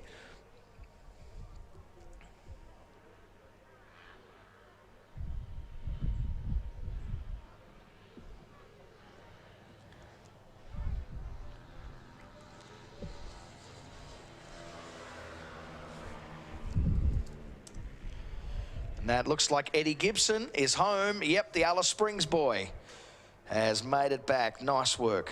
KTM 250 XCF. 71st spot at this stage.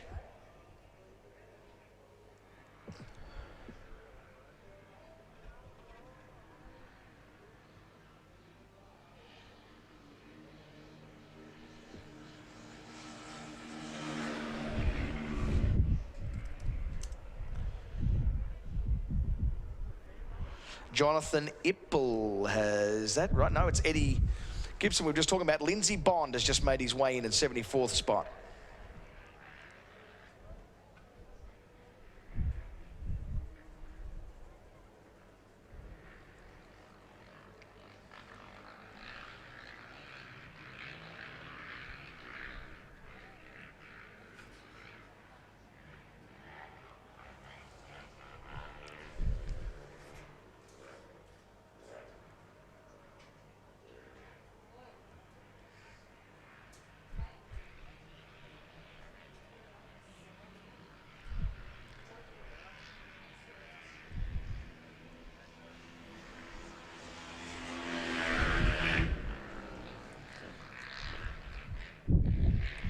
Ryland Groves steps up a couple there. He came in about 80th, but steps into about 71st spot. That's nice work there from Groves.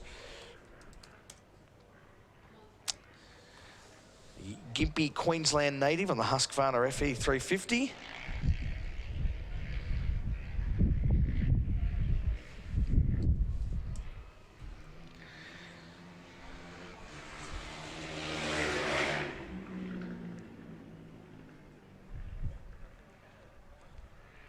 Troy O'Connor has just made it in as well. 2 hours 56.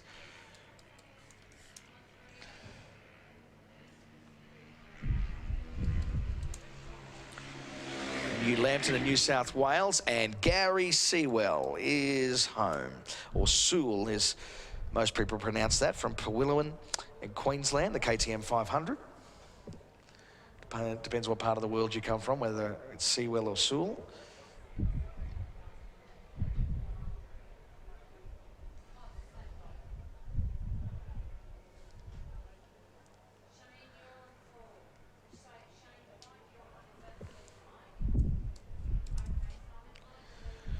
From Sturt in South Australia, I think Luke Bruce is on his way in. A Honda CRF 450X.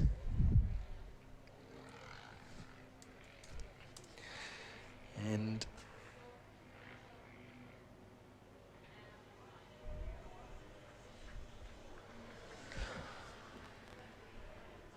the 121 of Danny Sherwell. From Naya West in Victoria, the KTM 300 has made it home to 77th spot.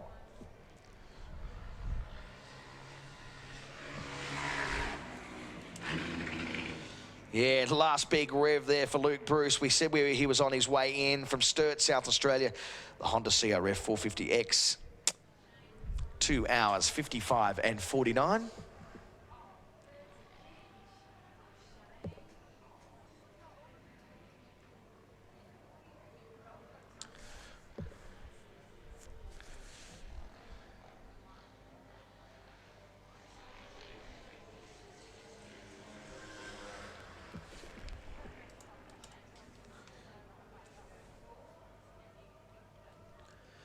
Jason Walmsley is home in 79th spot.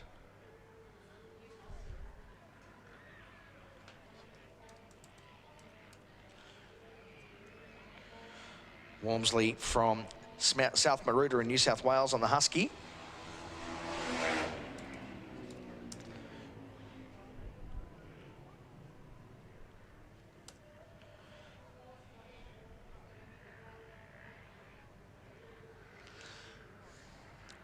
And Ben Edwards is home as well.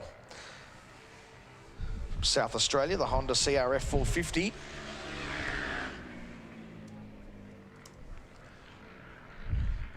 From Esperance in Western Australia, Alan Saunders is home, 2 hours 56 and 07. So these guys will be wrapped to keep it under the 3 minute threshold. It's amazing as you look at some of the different body language messages that we're getting here. Nick God over the handlebars from Culcana, New South Wales, the Yamaha YZ450. Saw him up on the screen there. Adam O'Connor looking at the goods there. Comes in on 84th spot.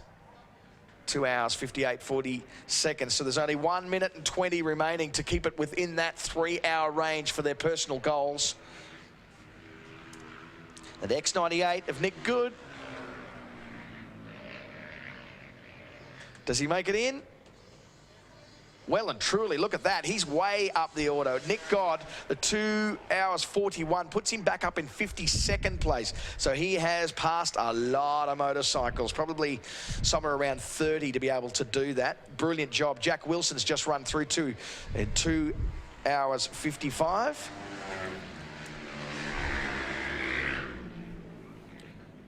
Jack Wilson from Ripple in Victoria in the KTM 250. Darcy Page has just made it in. Simon Malloy as well. Mick's brother. It's not really. Used that one yesterday, didn't we? From Wirram in Queensland, the Honda CRF 450. Darcy Page, great job. From Alice Springs here, the local boy. CRF 450 and the X69 makes it in just under 3 hours. Beautiful job.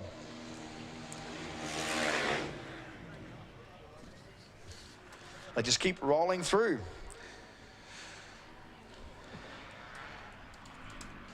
We're not even halfway. No, we're not even. From Alice Springs, Doug Camadina has just come through. Mr. Camadina, Mr. Doug Camadina. And from Smithton, Tasmania, Gavin Walnor just gets in under that 3-hour threshold in 85th spot.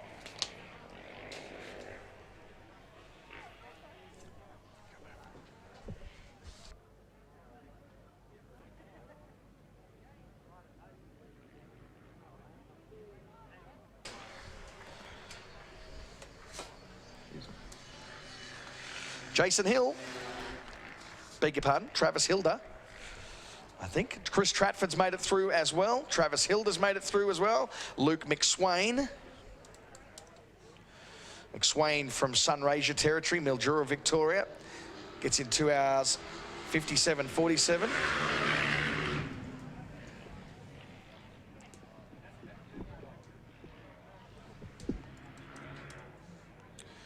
I think Matthew Shanks is up there on screen at the moment. Narina from Victoria, KTM 500, up on the back. Nice work. Casey Hiscox, Greg Prisk, and Matty Rees. Greg Prisk, the first to come over that 3-hour one, and it looks like the first of our quads is on their way.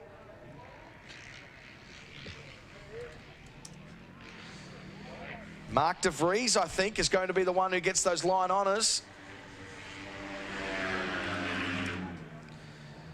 From Bacchus Marsh in Victoria, Brad Swan of the Kawasaki KXF 250 has just come home in a provisional 90th spot.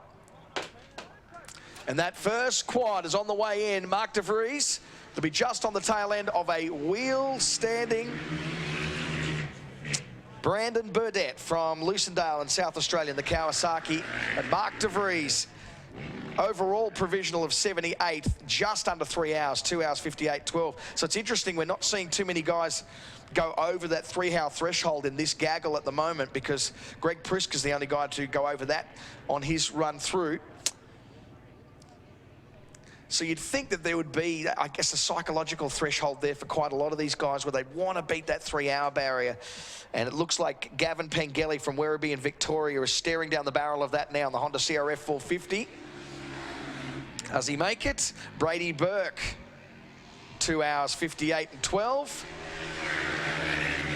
Matthew Jones also through at 2:59:52 by the slightest. And look at that, Gavin Pengelly right on 3 hours with 45 seconds on top to place in the provisional 1:01.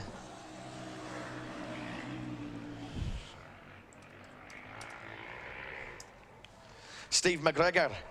You cannot be better than Stephen McGregor. That is Matthew Jones as well, gets the 2 hour 59:52, right under that 3-hour threshold. Steve McGregor, 2 hours 59 and 7 seconds total time accrued from Fink this morning.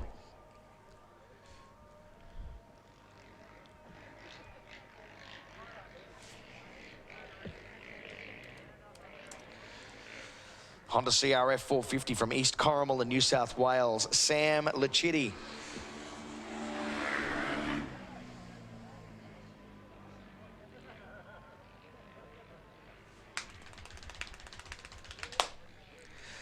#101st spot, 3 hours 44 seconds.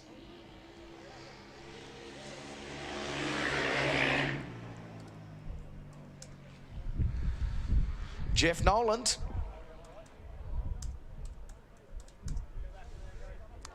From South Maroota in New South Wales, the KTM 500 EXC.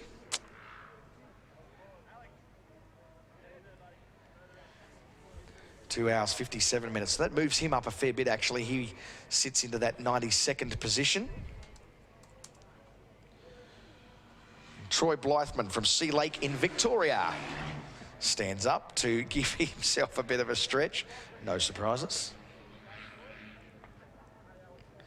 Gets in under 3 hours, though. Nice work.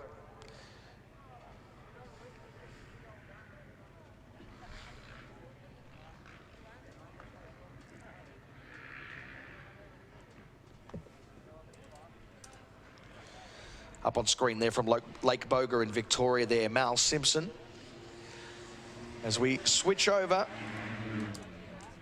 to the KTM 250, Lachlan Skinner from Tyres in Victoria. Nice work, just over 3 hours. Look at that, 3 hours and 3 seconds. And his total accrued time. Blythman was able to get into by 28 seconds under that 3-hour threshold, 2 hours 59:32. And Mal Simpson, as we said earlier, makes it under 3 hours as well, 2 hours 59:18. So quite a few of these guys have done well and passed a lot of bikes who keep their total time down.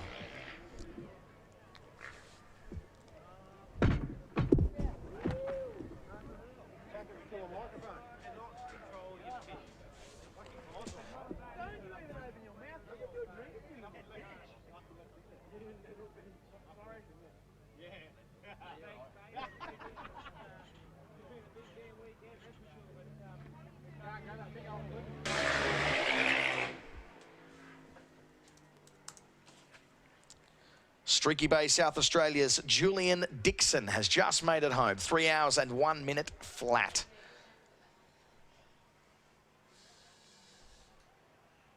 Kawasaki KX 450, yet another.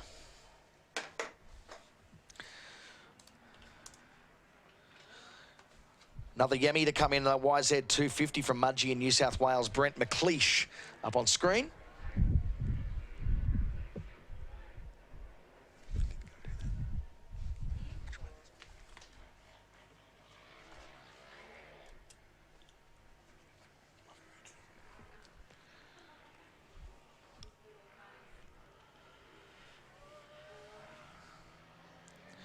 Can McLeish beat that 3-hour threshold? He'll be pushing as hard as he can. Even makes a tight call there. So he comes up as close as he can. And, oh, that's cruel, isn't it? 3 hours and 59 seconds for Brent McLeish. I reckon we'll pretty much round out the last of our under 2 hour riders.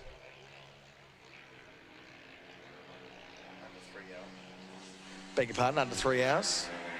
It's been a long weekend.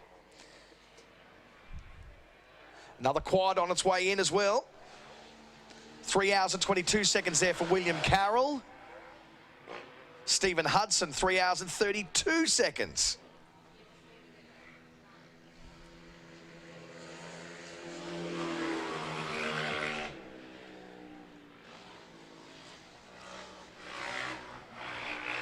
Cooper Van Vliet is home. 2 hours, 57 minutes and 43 seconds. Troy Boland makes it home in 3 hours, 2 minutes and 48. So what rounds off a pretty tough weekend for the Van Vliet family. Clint Faulkner's out there at the moment. Just coming into the last stages of his run all the way from Mudgee in New South Wales, the Honda CRF 450. 3 hours and 1 minute, 9 seconds.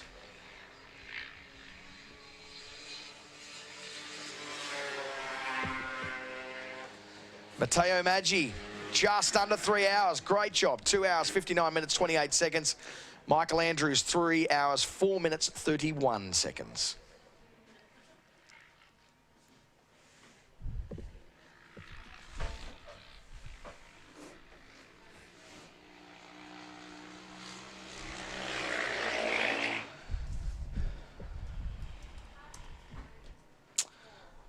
From Lobethal in South Australia, David Schwartz. Yours does Schwartz, the KTM 500, 3 hours, 2 minutes and 51 seconds. I'm looking at my co-commentator here who is doing a little bit of handiwork at the moment. When I say use the Schwartz, do you even know what I'm talking about? No, he's not seen Spaceballs. That's a crime. That is a crime right there. Anyone who's seen Spaceballs will know exactly what I'm talking about. Use the Schwartz. Okay. Enough of that. It's amazing what sort of things go through your mind at this time of day, isn't it?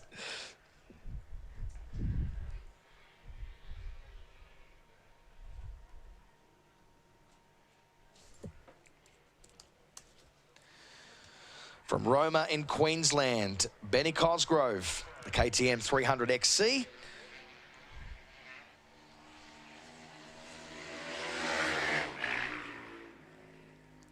Can he do it in under 3? No, it's 3 hours, 5 minutes and 50 seconds. Beg your pardon, that's Jonathan Ipple.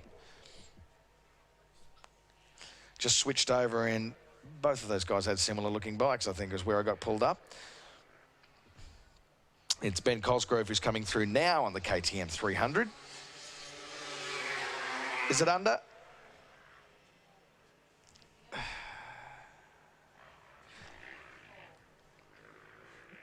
Three hours, 4 minutes and 13 seconds for Ben Cosgrove.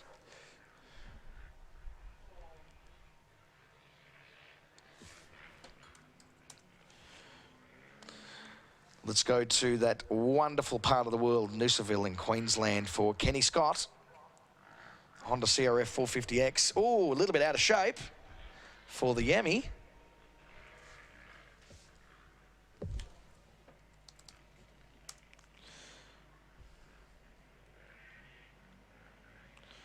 It's the Sherco 450 there of Swan Hills, Carl Borchard. Oh, a little bit of a pass as they bunch up a little bit. So the Sherco coming through with Carl Borchard on it. But that is Noosaville's Kenny Scott there. He gets through in 3 hours, 8 minutes and 13 seconds for 122nd spot provisionally.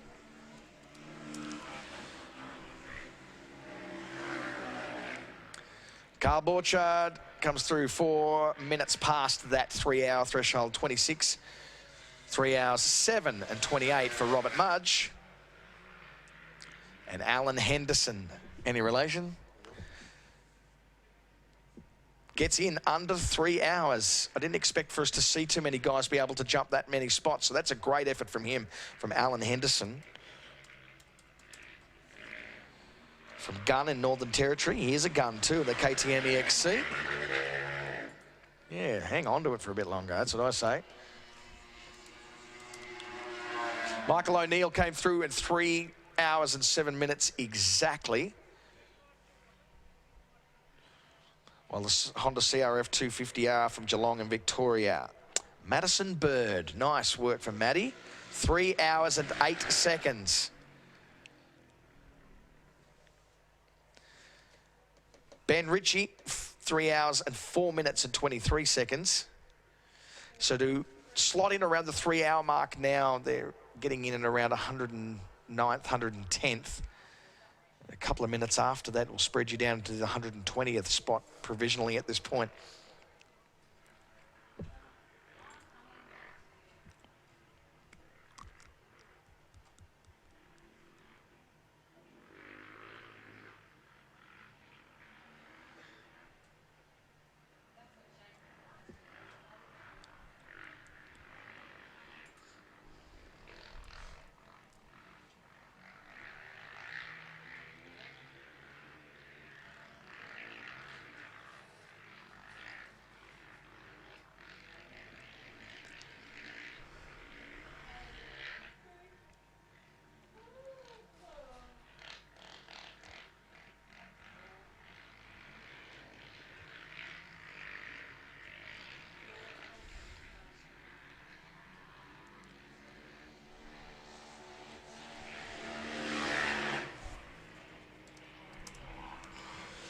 From Golden Grove, South Australia, Daniel Kessner, 3 hours, 7 minutes, 40 seconds.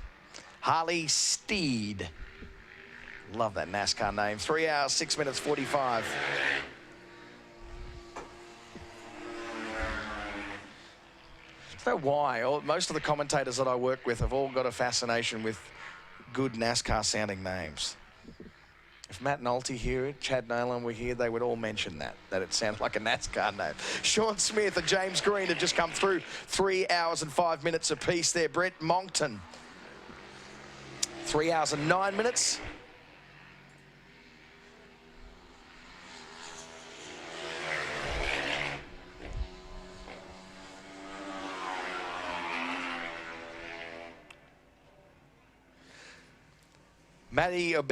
Matthew Shanks, 3 hours, 8 minutes. Nathan Purtill, 2 hours and 58. And Rhino Sheepers, good job from him.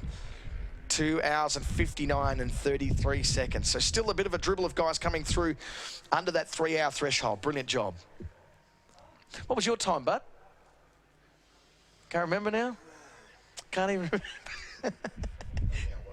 I don't think he doesn't want, my co-commentator doesn't want to. All right, what have we got? Still quite an aggressive run. That's Dion Rorlach, 3 hours, 10 minutes and 14 seconds.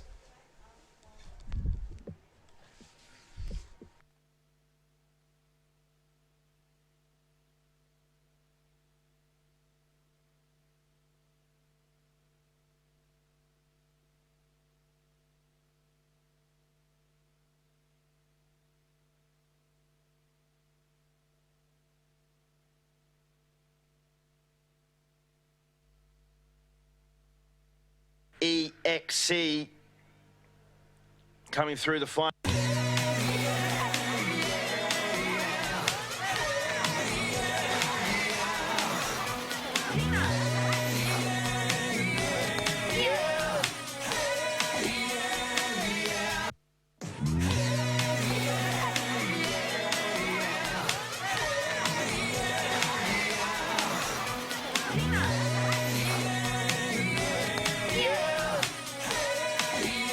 It's all your Christmas mornings. The first time you saw snow. The time you went skydiving on your birthday. Here at Punters Academy, we educate Australians in the finer arts of getting a bet on.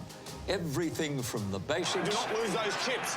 Around the Cougars. Eyes on the game. Eyes on the game. ...to advanced app skills. Accept push notifications. Yes or no? Of course, it can be grueling. Wakey, wakey, my little punters. You're on World Cup time now. Wrong answer. But does it make the game more thrilling? Are you eyeballing me, punter? You bet.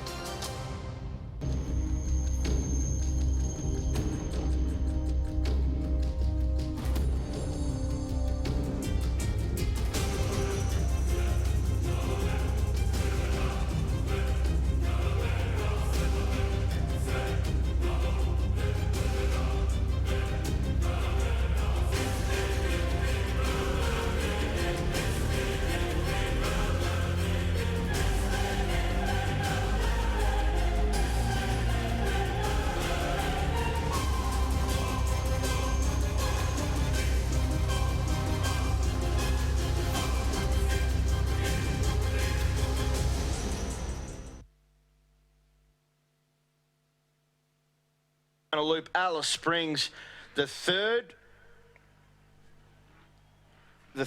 of the local guys in.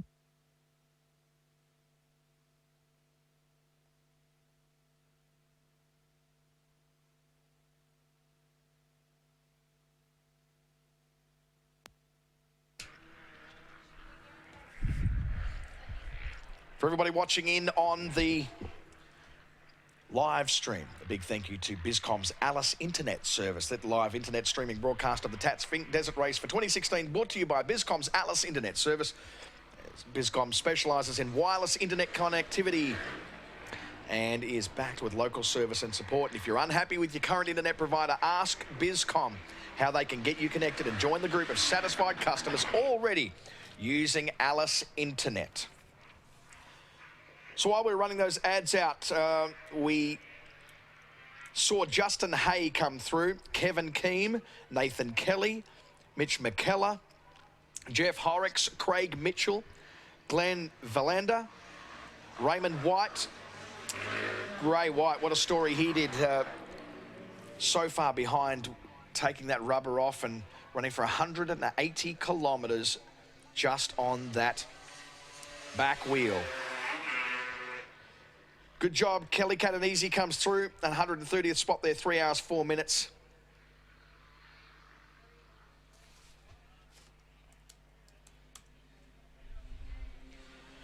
Stelios Liakopoulos, 125th spot with 3 hours, 2 minutes.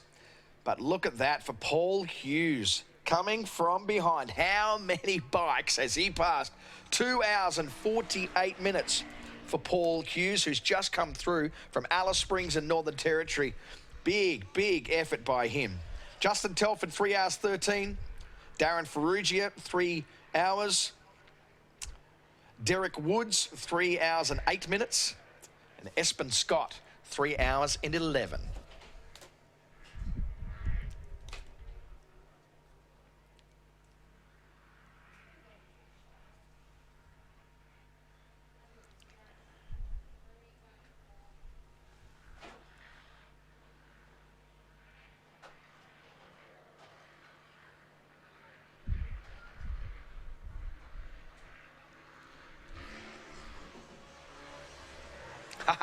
Love it. Up on the back wheel just to celebrate a wonderful achievement. Mark Gooderham and Dave Campbell come through. About 7 minutes difference between their accrued times there. Campbell, a 3 hours 16. Mark Gooderham, 3 hours 9 minutes there to get position 146.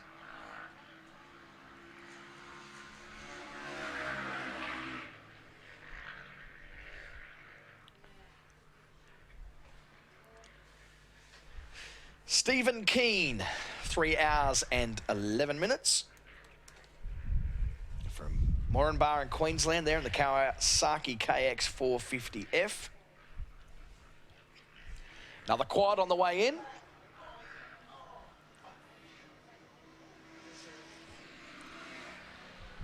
That will be after we welcome back Michael Perham. Perham gets in 3 hours and 8 minutes, and Craig Saunders, 3 hours and 11. George Foote comes back in 3 hours and 6 minutes.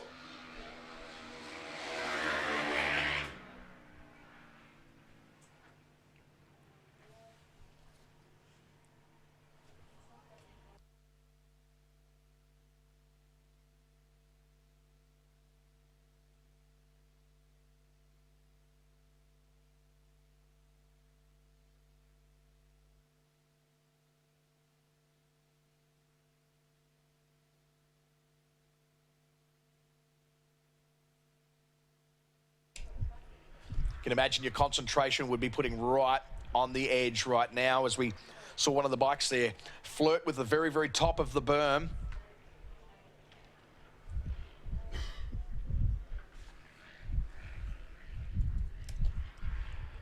The KTM 350 XC from Wandon East in Victoria. Steve McLean on his way in.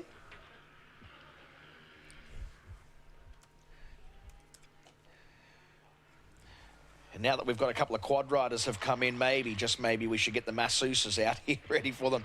From Darwin and Northern Territory and the KTM 5:25 XC, Eddie Taddingham. Out there up on screen. Yeah, more fist pumps, and deservedly so as well. That's Steve McLean, not McQueen, Steve McLean. Or McLean, depending on what part of the world you're from. 3 hours, 13 minutes for McLean. As the quad bike makes his way through, and Y77 there of Eddie Taddingham. 3 hours, 13 minutes and 8 seconds.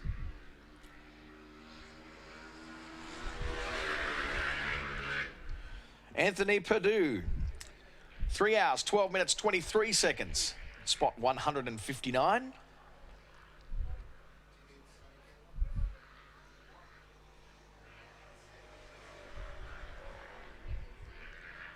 Matty Sullivan, nice work, 3 hours, 12 minutes for position 160 at this stage. Just really interested in that run earlier by Paul Hughes, coming in around people who had come in at like 160th, and he actually slotted himself into 72nd with that 2 hour 48 run earlier. Kevin O'Brien, 3 hours 14.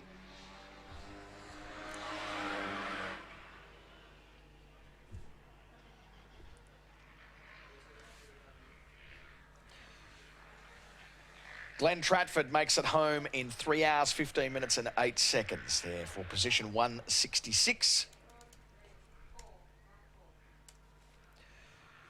Glenn and Chris, both from Traralgon.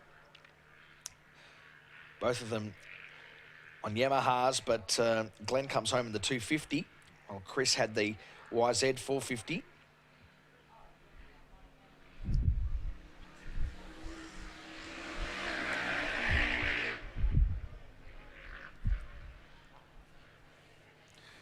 Shay Jackman and Brenton French are home. 3 hours 12 for Shay Jackman. Whoa.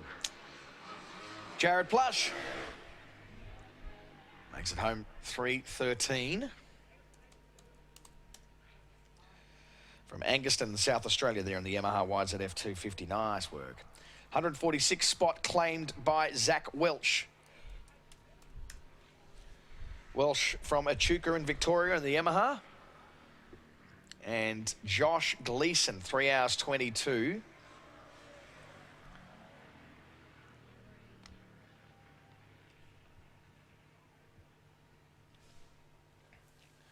Reese Way, 3 hours 14.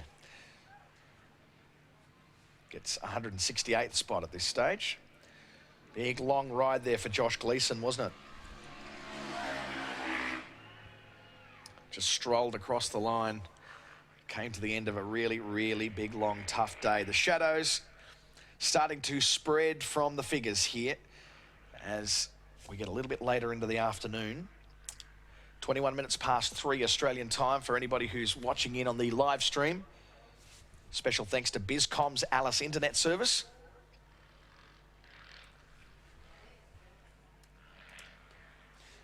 The Kawasaki KX450 of Goolwa, South Australia's Trent Sweet.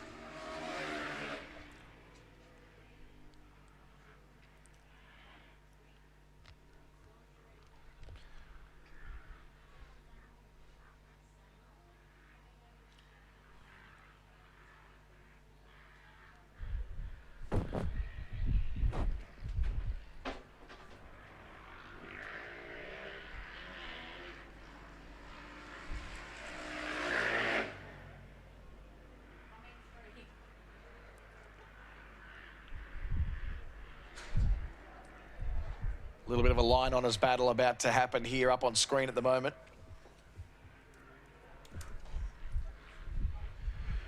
It's Alice Springs' Sam Short out there at the moment. As we go back to the start line.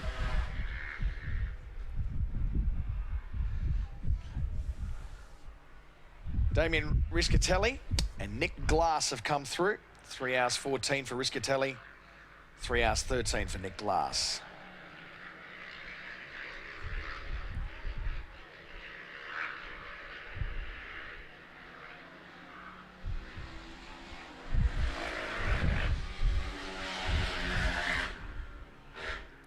KTM 500 from Maurice Scott Madden. Sam Short comes through, 3 hours 18.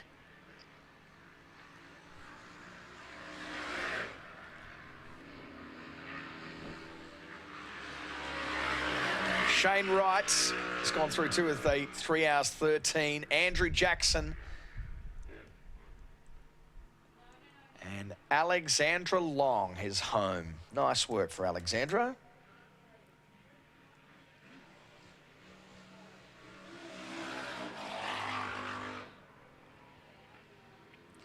Berry in South Australia, Honda CRF 250.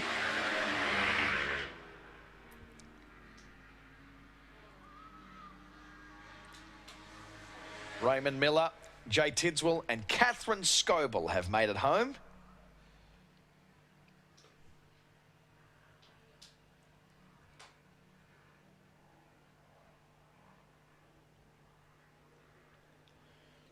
Brianne Simpson as well. So a couple of girls there almost coming in simultaneously.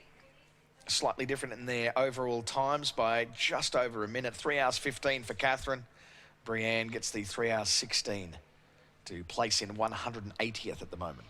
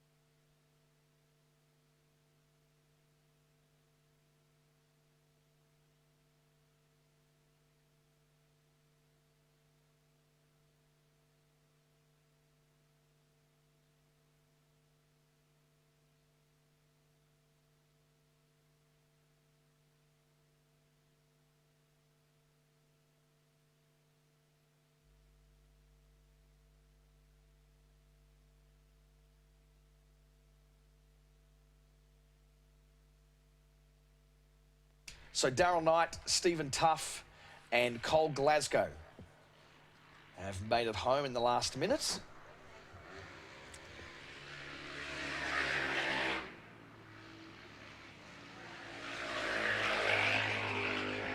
John Pratchett and Reed Alfred. I would say it'd be Alfred Reed, just saying.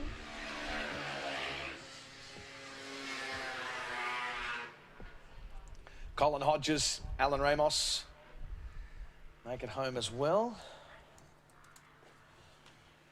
Walkerston in Queensland there in the KTM 300 EXC.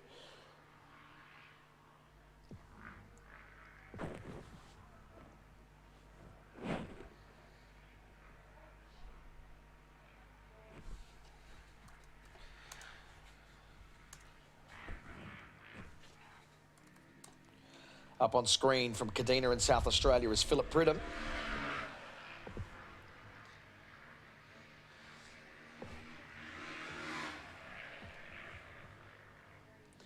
Pridham stops the clocks at 3 hours 16 minutes and 22 seconds. Lucas Hale, 3 hours 18 minutes and 28 seconds.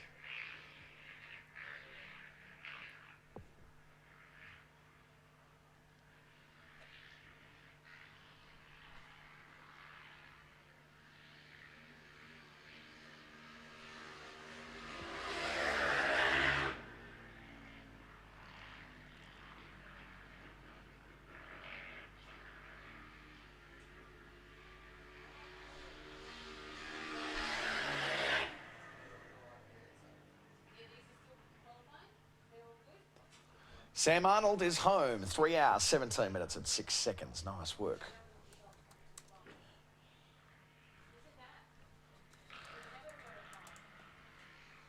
From Pakenham Upper in Victoria. The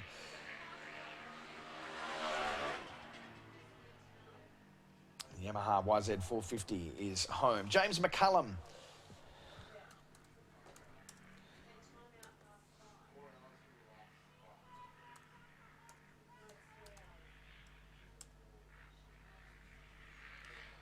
Yamaha YZ 450 from Tilpa in New South Wales. Comes home in 3 hours 18.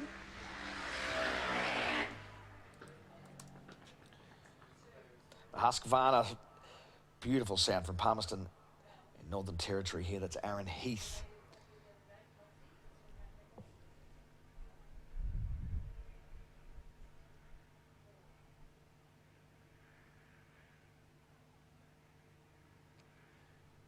Looks like the boys have been given their leave to take their bikes out of the front section, or at least they're bringing them out of the road, ready to move them by the sounds of things.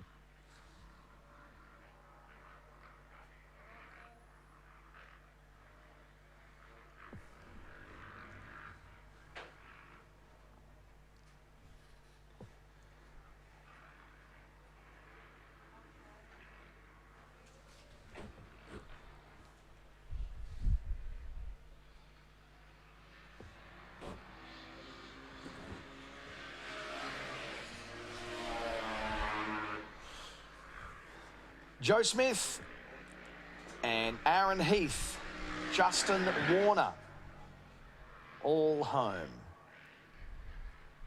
Darren Spinks just arrives as well for 191st place there, 3 hours and 17 minutes.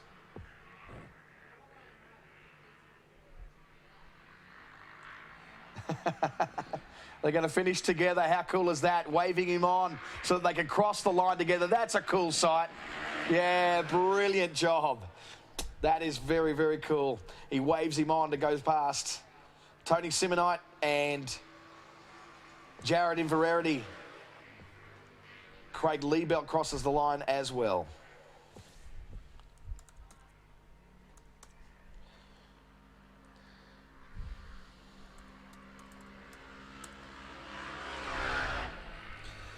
Two West Australians coming across the line together. That was pretty cool. To wave him on. How cool's the helmet here of Chambers Flats, Matt Willerton.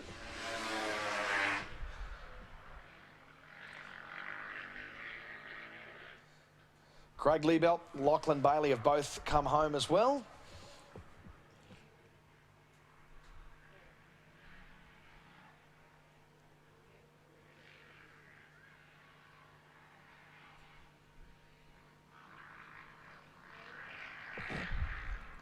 Oh, off, at least off the race surface, but back on, but still on the bike, thankfully.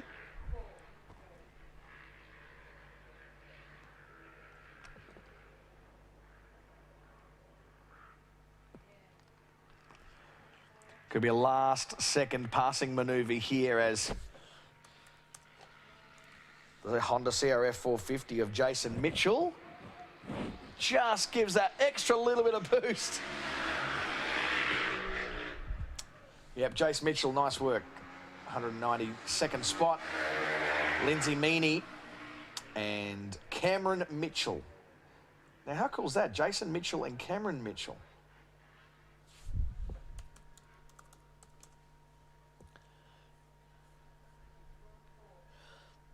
So, Jason Mitchell from Whyalla, Jenkins, and Cameron Mitchell from Echuca in Victoria. So, dare say there is no relationship with them, despite the fact that they came across the line simultaneously. That's quite cool.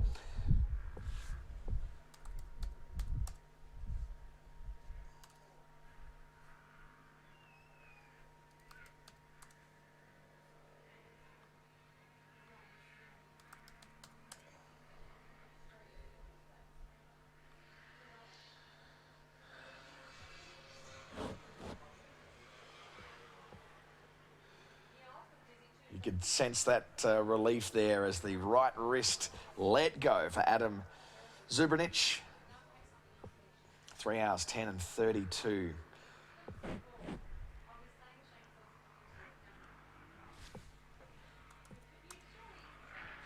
Up on screen, the Suzuki RM250 of Capalabar's Justin McMahon, Jack McMahon as he's better known.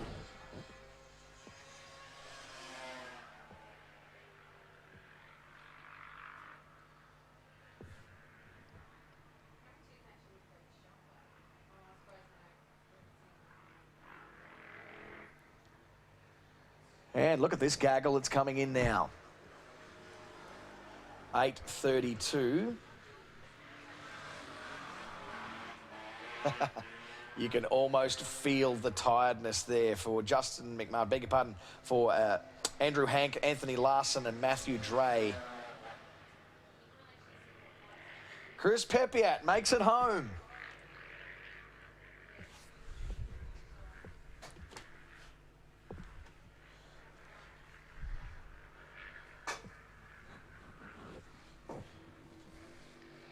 Some issues over there on screen at the moment.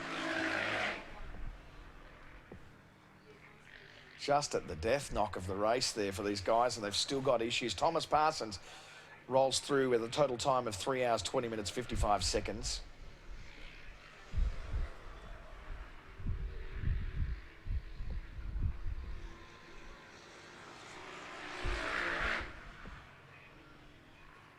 Stephen Curtis. He's home, 3 hours, 23. From Capella in Queensland and Husserberg.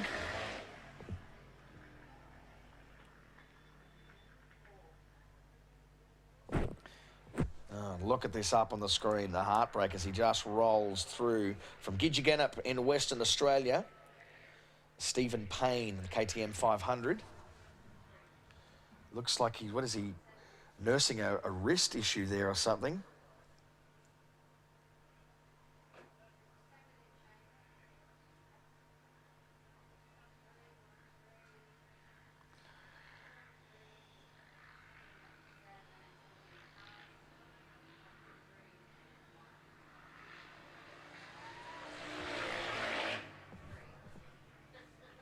Stephen Tees.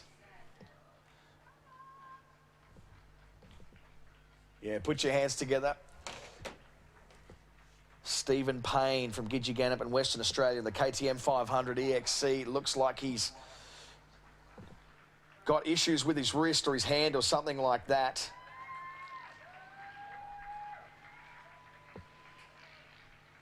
Just makes it across without the ability to pull that right wrist back for the throttle. That is a massive effort there.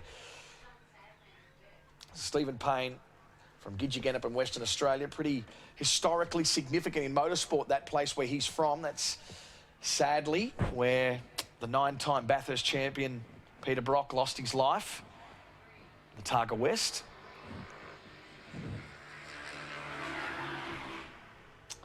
A gaggle comes through as well to finally finish their day. John Elvey and Lee Jones getting in just inside that 3.5-hour threshold.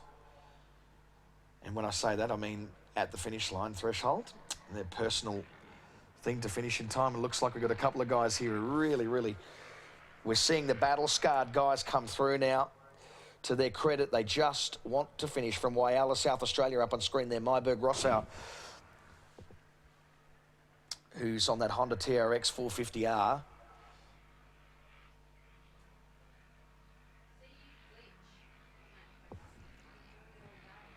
Now he's got a little bit more gas.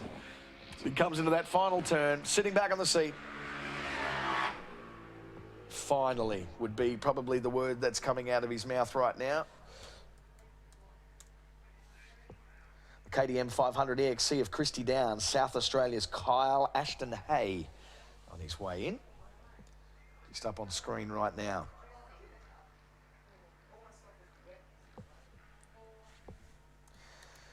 As we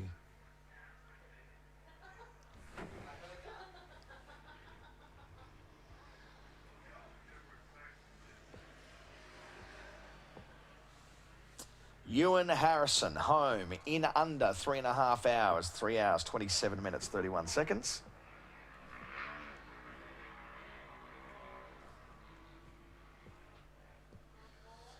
So Kyle Ashton Hay on screen at the moment. Little bit of a speed wobble as he comes down the straight for the last time, crosses the line with 3 hours, 24 minutes, 52 seconds.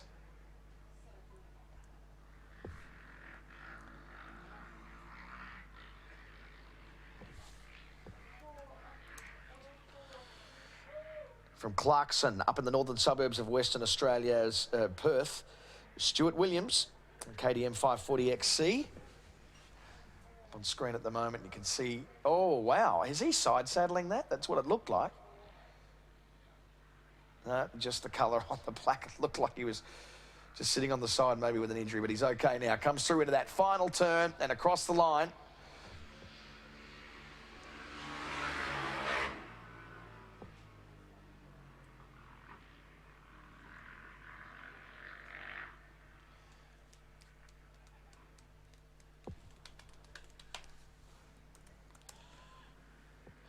Kawasaki KX F450.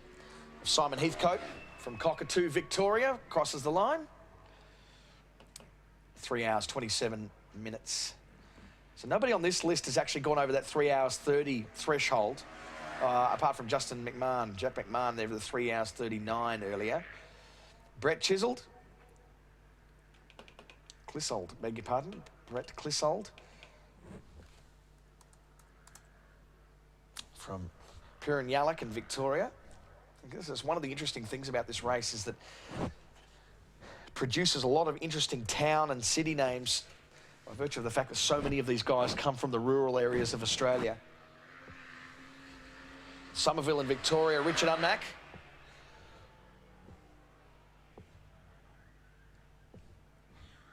He gets in at 3 hours, 27 minutes and 38 seconds in position 227.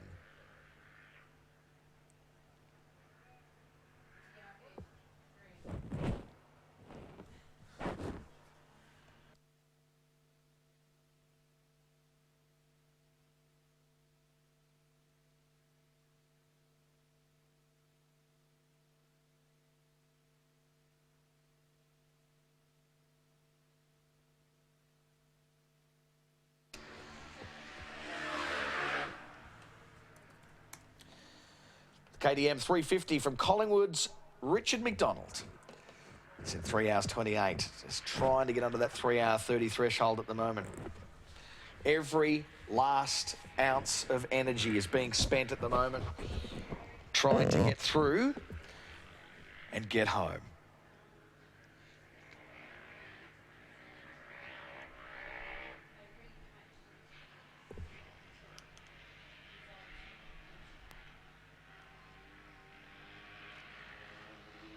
And this is an aggressive finish. That's Moranbah, Queensland's Brendan Cousins. Cousins comes through in 3 hours 33 minutes.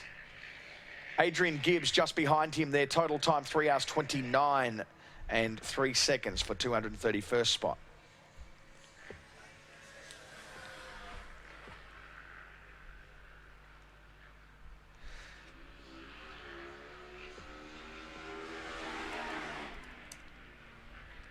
Alexander Buchanan from Murdoch in Victoria, the KTM 300.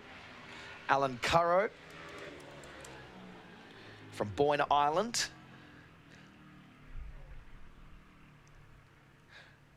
Robert Sires, Lawson Price and Aaron Hill next across the line.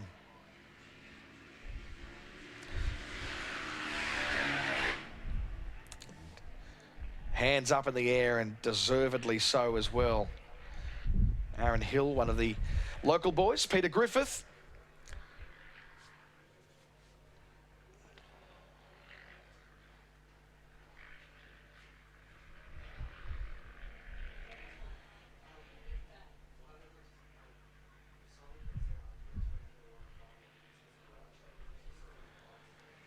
Travis Swan's also made it home there.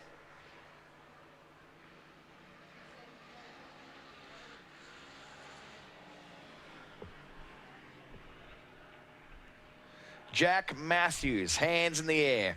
3 hours, 33 minutes, 33 seconds. That's a pretty cool time, actually. Kyle McKell, every last little bit of energy there for the 3 hours 28.43 that he just got himself into a 235th spot.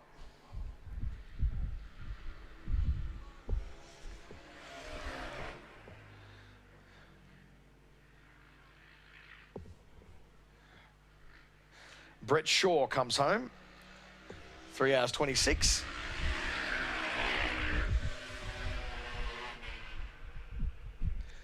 Stephen Harmon and Glenn Vernon. Wonderful too for Matt Henderson to make it back to the commentary box after such a big effort as well. Burger in hand. Good effort from Vernon there to bring it home from Ulverston in Tasmania there in the KTM 300. So it's quite a logistical challenge for anyone for Tassie. One of only a handful of Tasmanian entrants who've come through, actually. By the time you get the bike over on the Spirit of Tasmania and then get onto the mainland and get it to Alice Springs, it's probably a bigger effort than most people to get anything from Tassie over here. So good job, GV.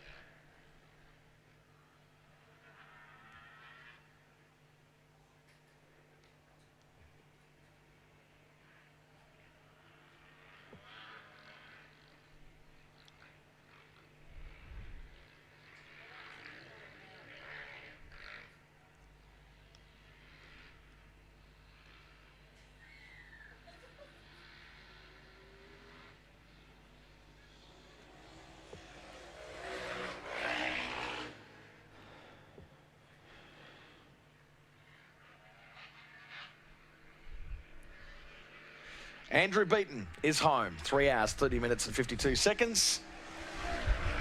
Yeah, how good's that fist pump from Team 888? That is KTM 500 from Echuca, Victoria. That's Darren Stevenson. Nice work there. Very happy with his effort. Over 50% of our races this year were there for the first time. Really is outstanding.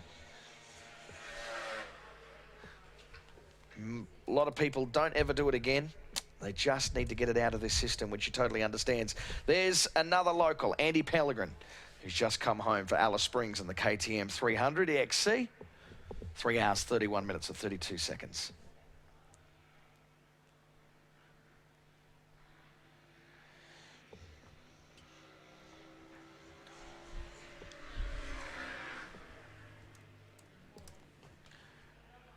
Tabletop New South Wales. That's Andrew Houlihan, KTM 350.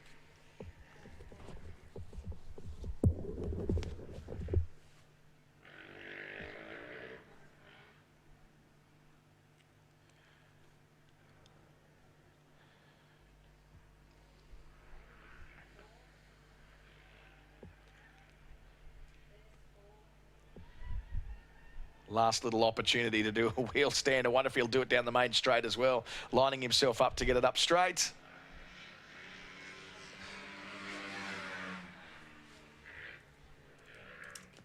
Agent 461 from West Swan in Western Australia, Brett Scoble.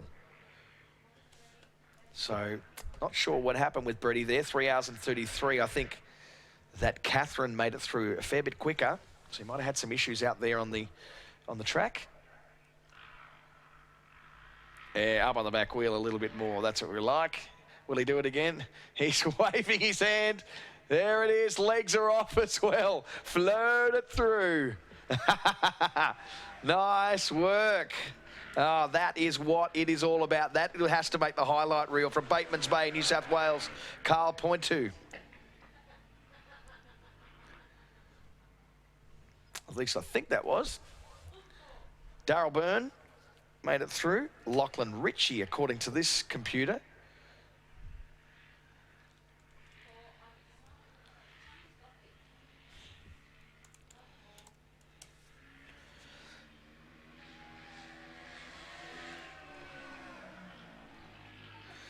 So Lachlan Ritchie was the guy who got all those cheers earlier there from Alice Springs and Northern Territory. Nice work for him.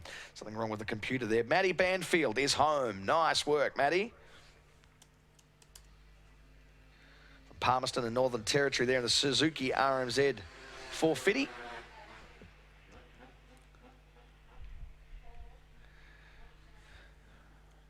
Dunny's home. Andrew Dunlop.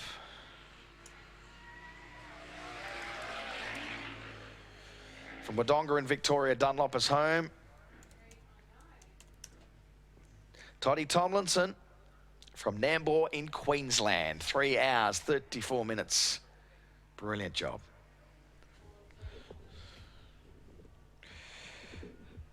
Another quad bike on the way. You can see off in the distance.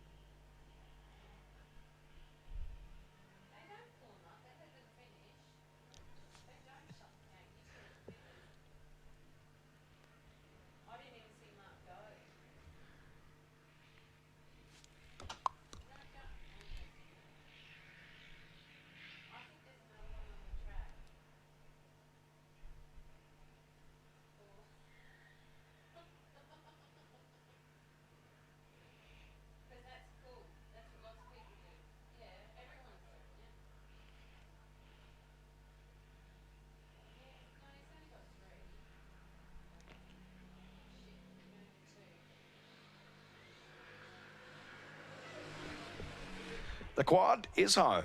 That is Craig Shea.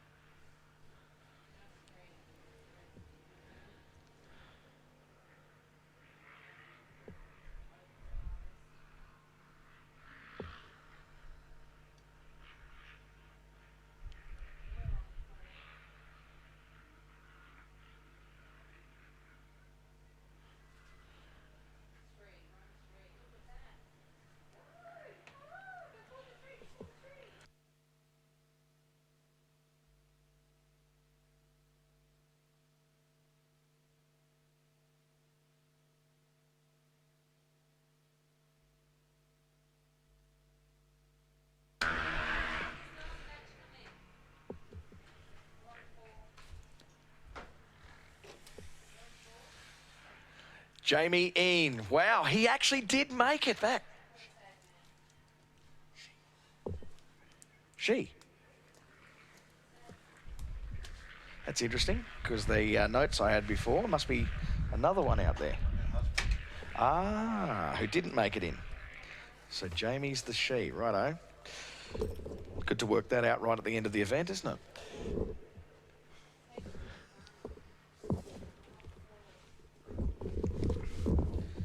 Of course, now the attention heads to presentations tonight at the Convention Centre.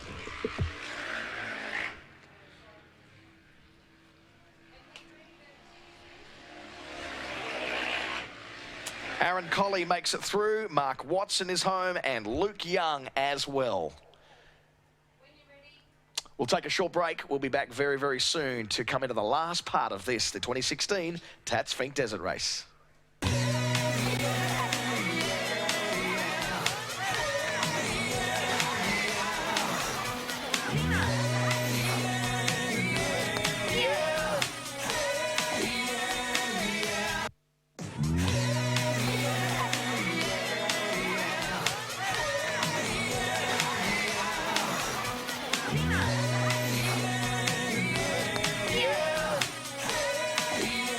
It's all your Christmas mornings. The first time you saw snow. The time you went skydiving on your birthday. Here at Punters Academy, we educate Australians in the finer arts of getting a bet on.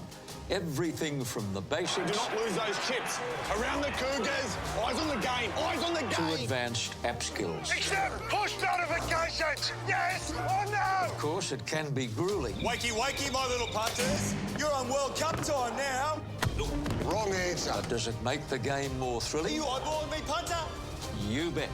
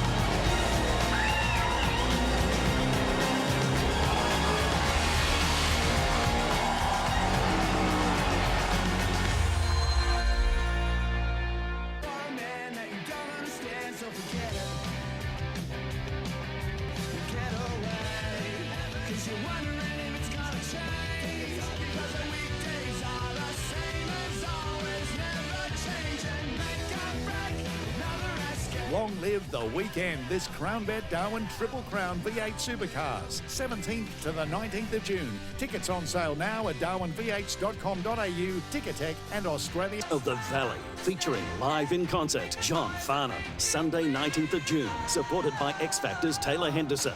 Tickets and reserved seating on sale now from darwinv8.com.au and Ticketek. This live internet streaming broadcast of the Tatts Finke Desert Race 2016 is brought to you by Bizcom's Alice Internet Service. Bizcom specialises in wireless internet connectivity and is backed with local service and support. If you're unhappy with your current internet provider, ask Bizcom how they can get you connected and join the group of satisfied customers already using Alice Internet. Bizcom, it's Alice's Internet.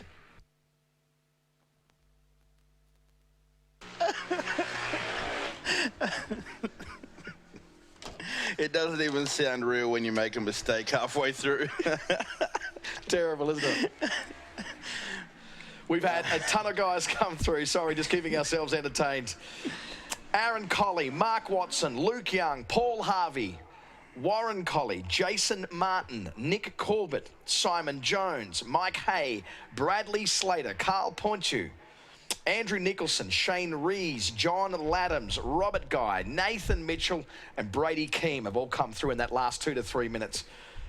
Great efforts there, and getting up into that over the top of 3 hours and 45 minute zone now. As another plane flies in, probably the last one for the afternoon, is it? Coming into Alice Springs Airport. What an absolute privilege it's been here to be here this week. It's just been fantastic.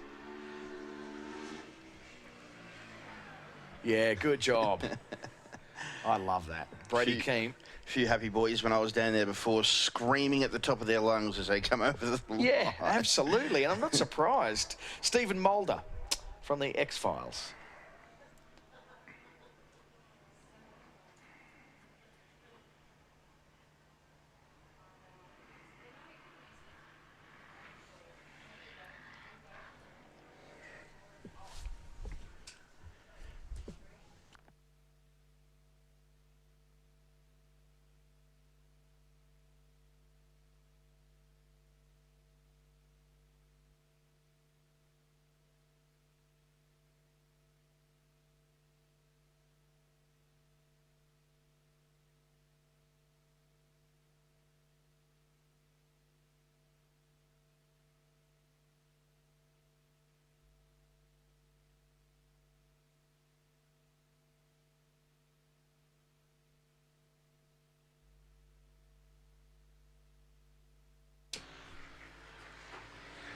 From Oakbank, South Australia, the KTM 500 EXC.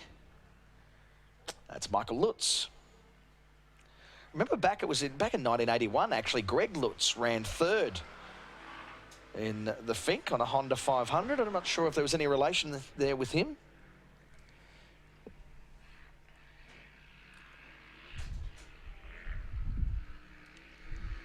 Name hasn't come up there, though. I'm not sure what the go was with those numbers across the top. So Stephen Mulder, we said before, Lawrence Tate.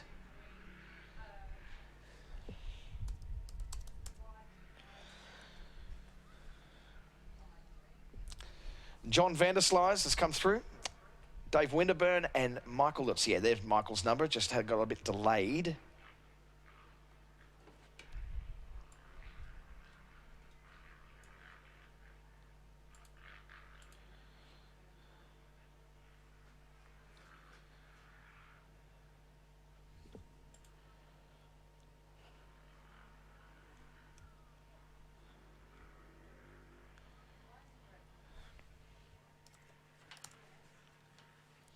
From Torquay in Victoria. Nice little surfing beach there. Husqvarna FE 501 of Jamie Hewitt.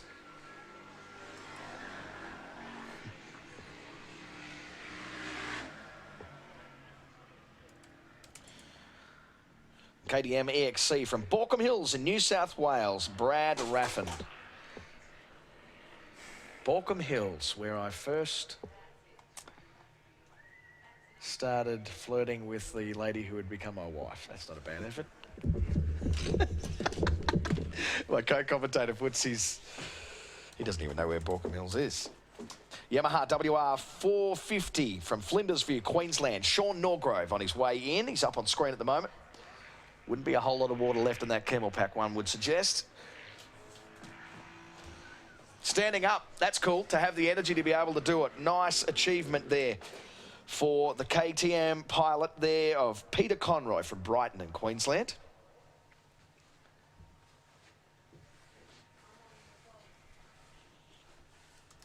You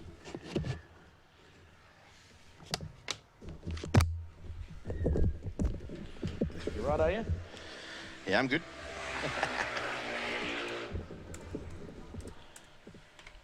Yamaha WR 450 of Flinders View. Sean Norgrove. I thought we saw Sean come through earlier, actually. Strange. Might have called the wrong guy coming through. Sean Norgrove comes in at 3 hours, 41 minutes and 35 seconds for 283rd spot outright at this stage. Unless someone comes through and cruelly takes that of him. 14 years you've been coming to this event, Matt Henderson. This is a special one. Yeah, it's been a lot of fun up here working with you.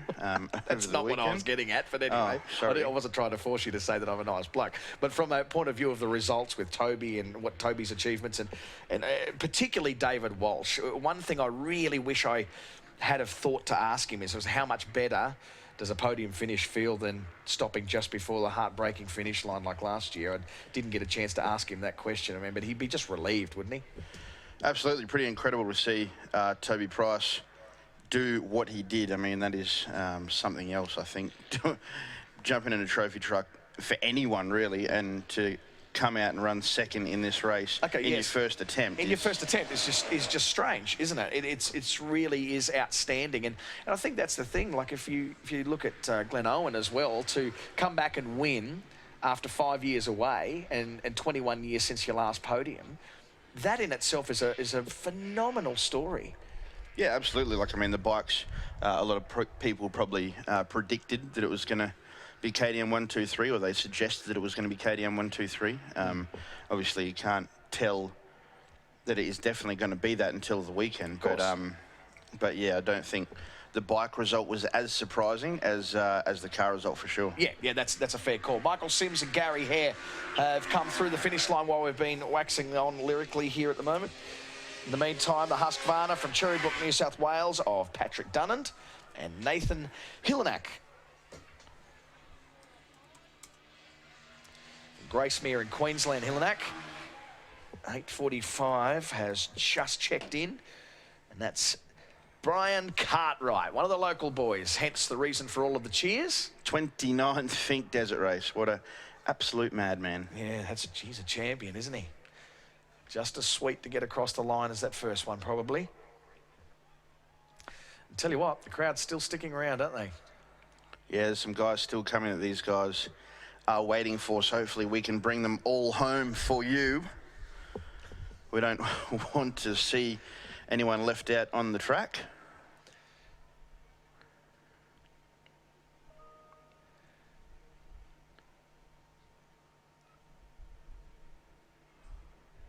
Left out on the track. That's pretty much a good description of my career, I'd suggest. It's all over. How good do you reckon old mate's right wrist is here on the flag? He's been doing that for a couple of hours, hasn't he? If that's about to drop off, he'd probably struggle more than any of the bike riders with their right hand on the throttle all day. He probably gets home and probably swells up. He gets it put on ice, gives it an ice bath. Have we seen the ice baths in action down here this afternoon? Have the boys took their time to get into them? I don't think they would have been getting them in them after this end of the leg, but definitely down at Finke yesterday they were in the ice baths. I understand that. Why wouldn't they do it at this end? Because you'd think there'd be just as much recovery required. Like, is that all about instant recovery? Is it the whole ice bath deal?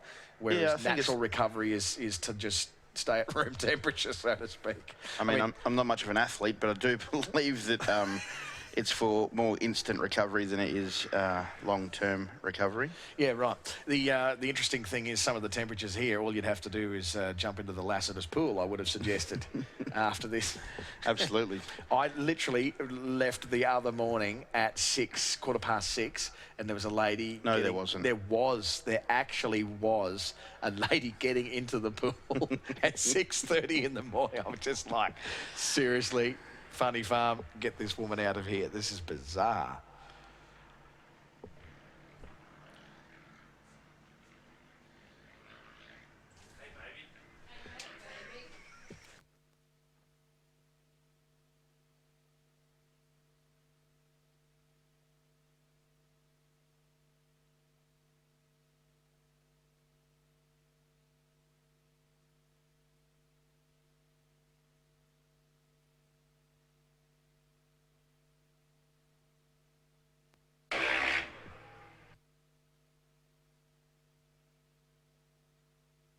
Greg Moore is home. 3 hours, 45 minutes, 39 seconds, and just in front of a fast finishing. Is it Brian Dangerfield, I think, isn't it, Brian? Brenty Dangerfield from Narangba in Queensland, the Husqvarna FE350.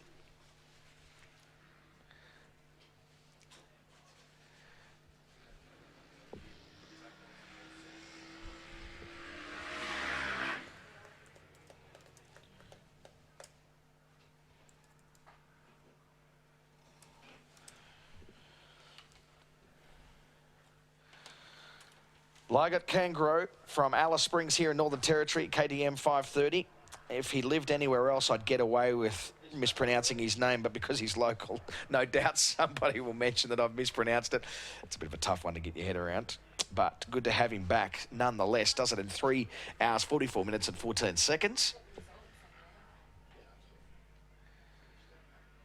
So we're well and truly over the 300 riders home threshold now.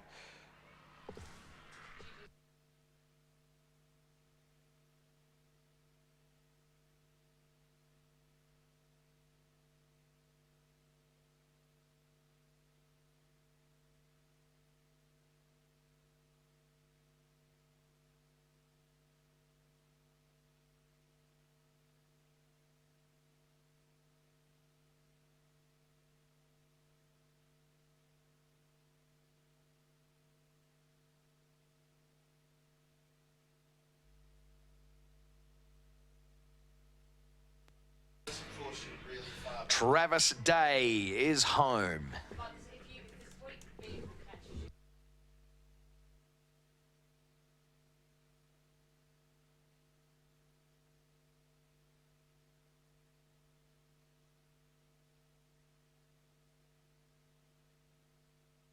Travis Day from Lara in Victoria is home. Down there next to Avalon Speedway. Stephen Monson from here in Alice Springs is home as well. Congratulations to Stephen and all of his family and friends who are out here to celebrate. They had a great experience. Louis Miller is back as well. Another Alice Springs local brings it home, the Kawasaki KX250.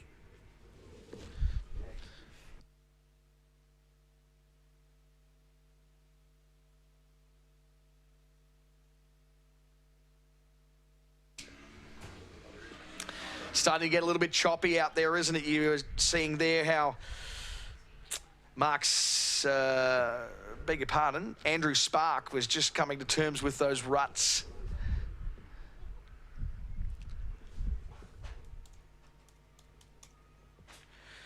Bentley East and Victoria and the KTM 500 there is certainly not a smooth ride out of that big sweeping corner.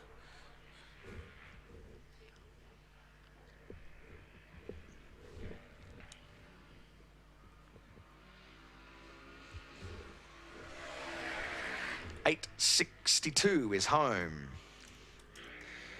That's none other than Echuca Victoria's Andrew Medlicott.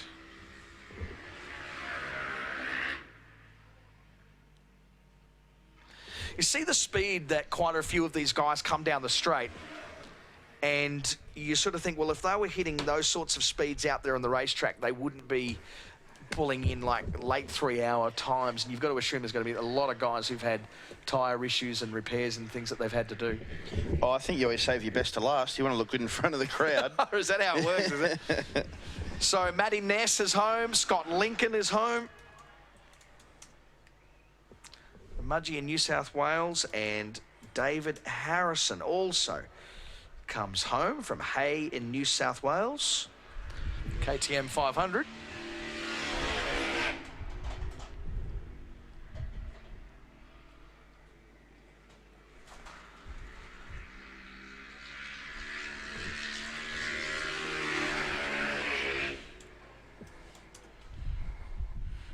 There's another local. That's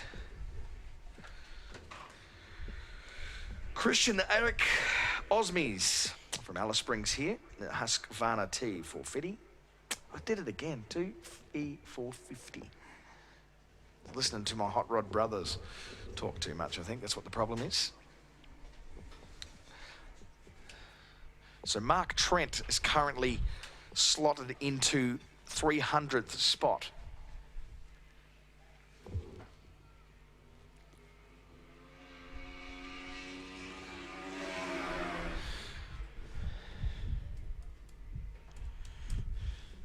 The 825 is home from Adelaide's Eddie Dubsky, the coolest name on the entry list this whole weekend. If he's not a DJ, he's in the wrong profession with that surname.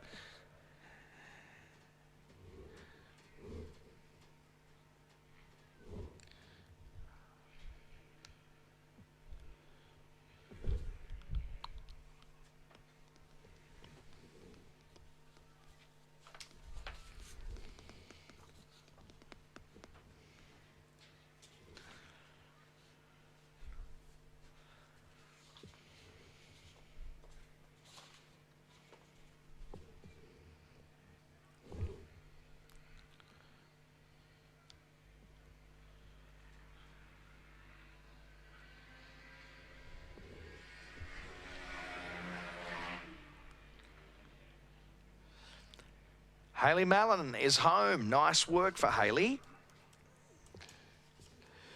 From launching place in Victoria there in the Honda CRF 250. Good job.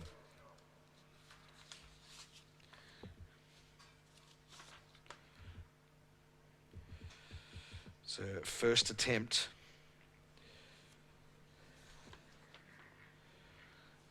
At the Fink, as it was for so many others.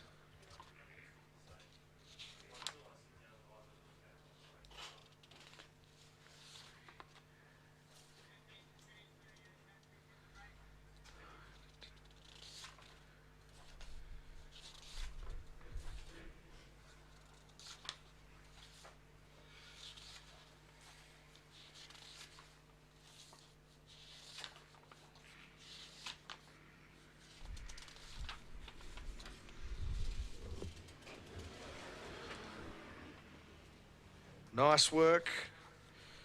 As we see one more come home. That's David Portelli.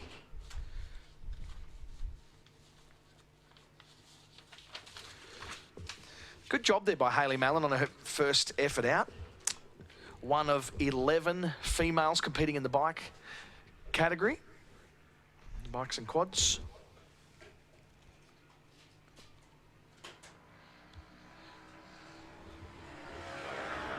The X07.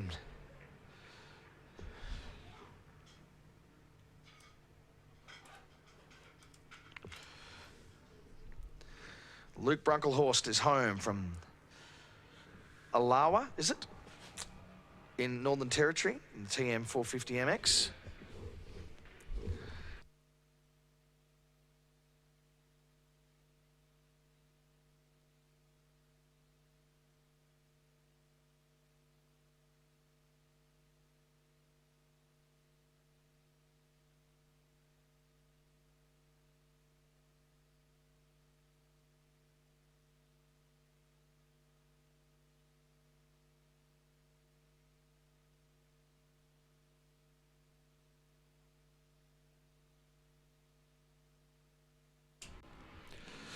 A pair of quads on their way in. Checker flag is out.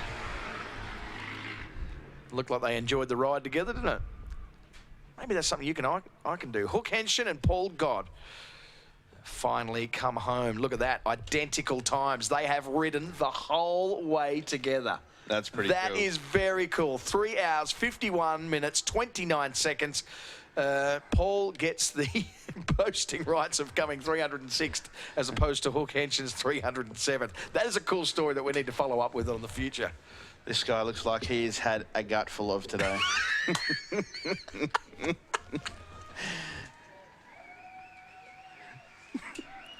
The 578 is home. That's from Baldivis in Western Australia. Brendan Ricketts.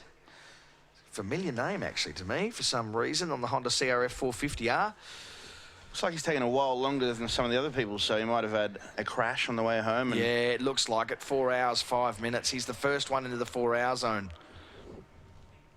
Yeah, I reckon if he's standing up like that and not really trying to get home real quick, he is feeling a little bit of soreness of some description. Absolutely.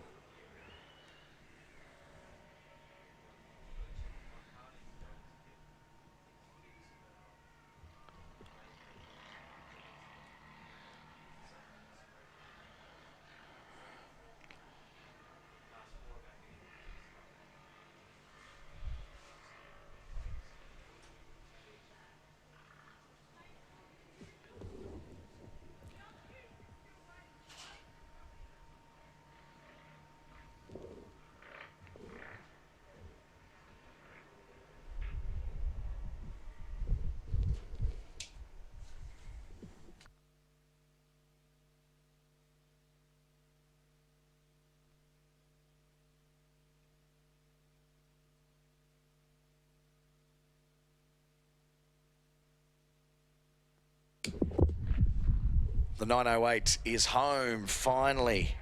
Head down as well, nice work. That's from Mildura, Victoria. Gavin Rundell on the Can-Am DS450.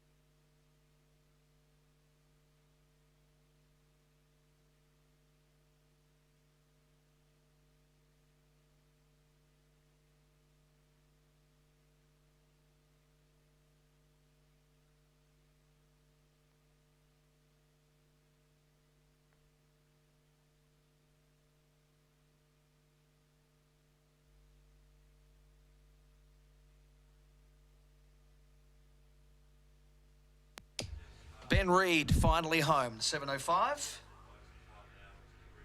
3 hours, 55 minutes, just under that 4-hour zone.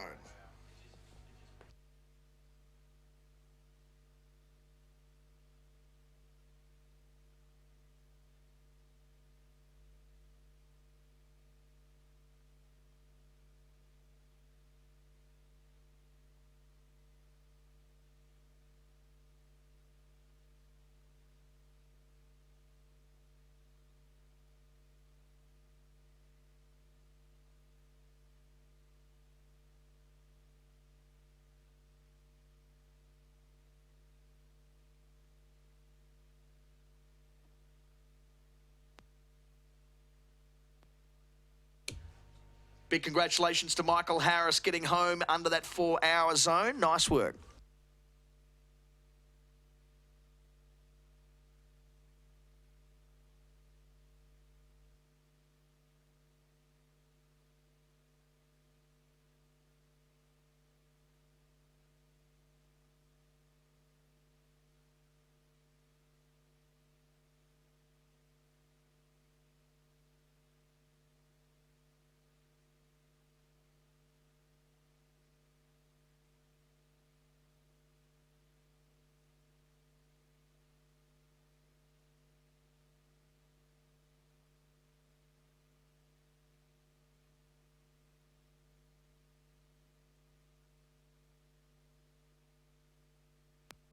Welcome home, Terry O'Brien. Beautifully, just under that 4-hour threshold. 3 hours, 59 minutes and 29 seconds.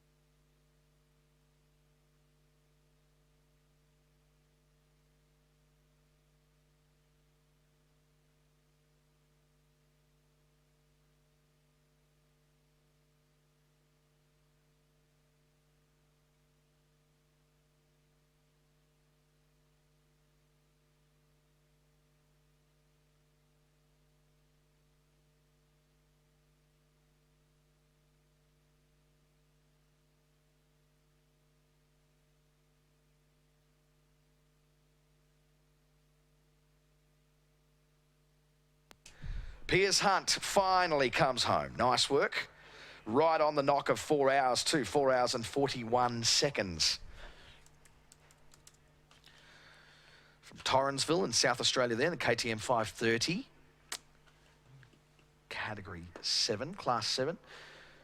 Can't be too many of them left out there now with 316th that he's just slotted into.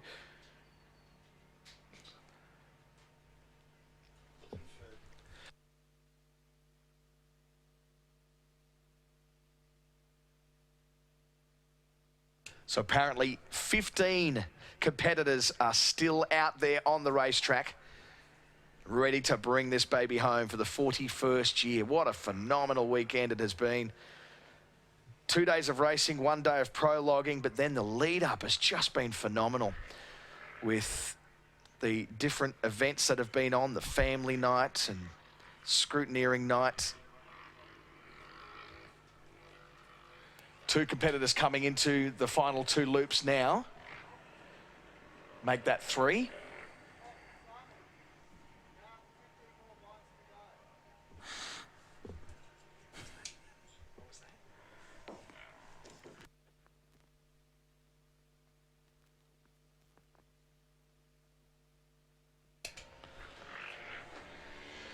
So here we go, one last little ditch effort.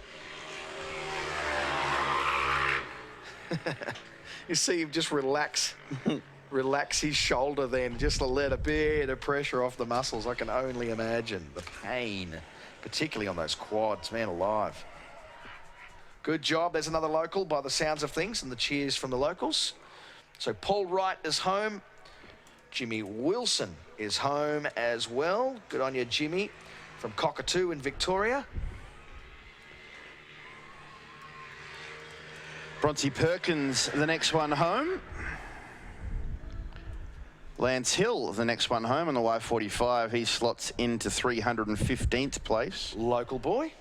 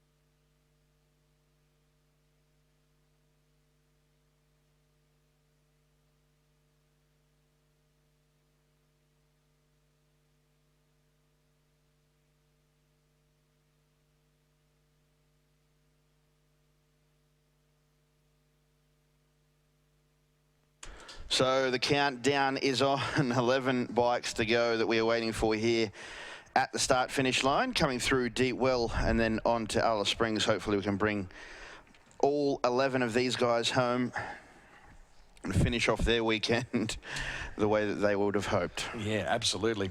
There's a couple of guys, obviously we were talking earlier about guys who didn't make the threshold to get home, to get down to Finke, and as a result they don't get their run. Tim Calder from Alice Springs has just made it into his hometown. Nice work. Do you reckon he'll just keep riding? It goes straight over a bath. No point stopping. Oh dear. I remember as a 17-year-old, I rode 160 kilometres on push bike to impress my girlfriend. I rode from my grandmother's to home, and I got 12 kilometres out from home and I couldn't go anymore. It actually did hurt my knees, interestingly enough, but found it was back in the day of public phones, got my 20 cents and rang mum and said, Mum, I can't do it. So I can't, you're gonna have to come and get me. I'm just out at the caravan park just outside of town. She said, Lovey, I love you, and this would be, you will regret it the rest of your life if I come and get you now. And she hung up. And that was it. And I'm thankful to her for that, because it was all about the achievement of finally making it and riding the 100 mile. Absolutely. By myself. And you could feel how these guys feel. I would be interested to see what happens down the end. Are there people actually literally down there to pick them up off their bike? Because there'd have to be, wouldn't there? There'd be guys who wouldn't actually be able to stand up. Yeah, there'd be some guys that are pretty knackered, but I think part of it would be getting off the bike as well as finishing. So yeah, but I mean, the relief of it. It's the St. John's is suitably situated down there. Suitably, are they? Suitably situated. Down the end of the chute, so I'm sure if any of the guys are too sore to get off the bike, the St. John's will be right there to give them a hand. Thank you to all the St. John's volunteers also. A lot of volunteers out here this weekend down the track, all over the place looking after these guys and girls on the track. Tough job. Oh, massive. Massive. And a lot of the time, these guys at St. John's are serving the community. You see them maybe at the Speedway, and that's great if you're a Speedway fan. You see them at Finke, and that's great if you're a Finke fan. But what if you're not? What if you're into knitting and you just want to serve the community? A lot of these guys go to a lot of things that they're not even remotely interested in. They'd rather stick pins in their eyes, but they've got something in their system that says, I just want to serve my city or my town, like they are here. And absolute hats off respect to you for all the work that you do out there at St. John's and just giving us that backup. It's one of the other helicopters is now done for the day, I do believe. And we'll head off over to the airport. And the plain yard here that we sort of caught a glimpse of. I'm not sure if any of the people who, local Alice Springs people just think, yeah, the plain yard, who cares? But that is fascinating for a visitor. Is that actually a tourist deal? Can you go out and see that? Or is it just literally, what if I actually were to ring up and say, I want to buy a 737-600? Would they take you for a look? Or I don't think it's them guys essentially selling it. I think it's the company that they come from that are selling it. This is just the holding yard until they're sold. Right, so there's not some guy there like with a mustache and sunglasses wants to sell you a plane. There's no auction every Thursday afternoon of a few planes on the tarmac. Thursday afternoon. Thanks, Pickles plane auctions. Yeah, right. Yeah, that is fascinating. I need to get out and see that again a little bit. Can you get any closer than what you showed me the other day? No, I don't think you can. I think it's inside the boundary of the Alice Springs Airport, so to get in there you need the proper accreditation. Accreditation, just the same as Finke. So if I took my Finke card... They probably wouldn't let you in. They wouldn't let me in, right, okay. So there's been quite that large gap between Tim Calder and the next competitor. I think we've got, what is it, 11? Or did Tim... was Tim one of those one of the last 11? Here we go. Yeah, Tim was one of the last 11. Oh, race-off. Absolutely. It's not a race-off. He's sort of letting it go through to the keeper. There's one guy here making the absolute most of it. And 484. Everything. Let's have a look at his time. If he was going that hard... Or her time, Kate Robertson. Beg your pardon, Kate Robertson. So she must have had some issues if she was going that hard. 407. Then, is that Andy Richardson? Looks like Andy Richardson on the 858 is back in Alice Springs as well.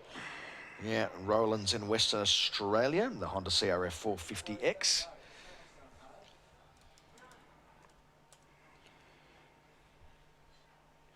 So Caitlin Robertson, one of 11 females on the bikes this weekend from Mildura in Victoria there on the Suzuki RMZ 250.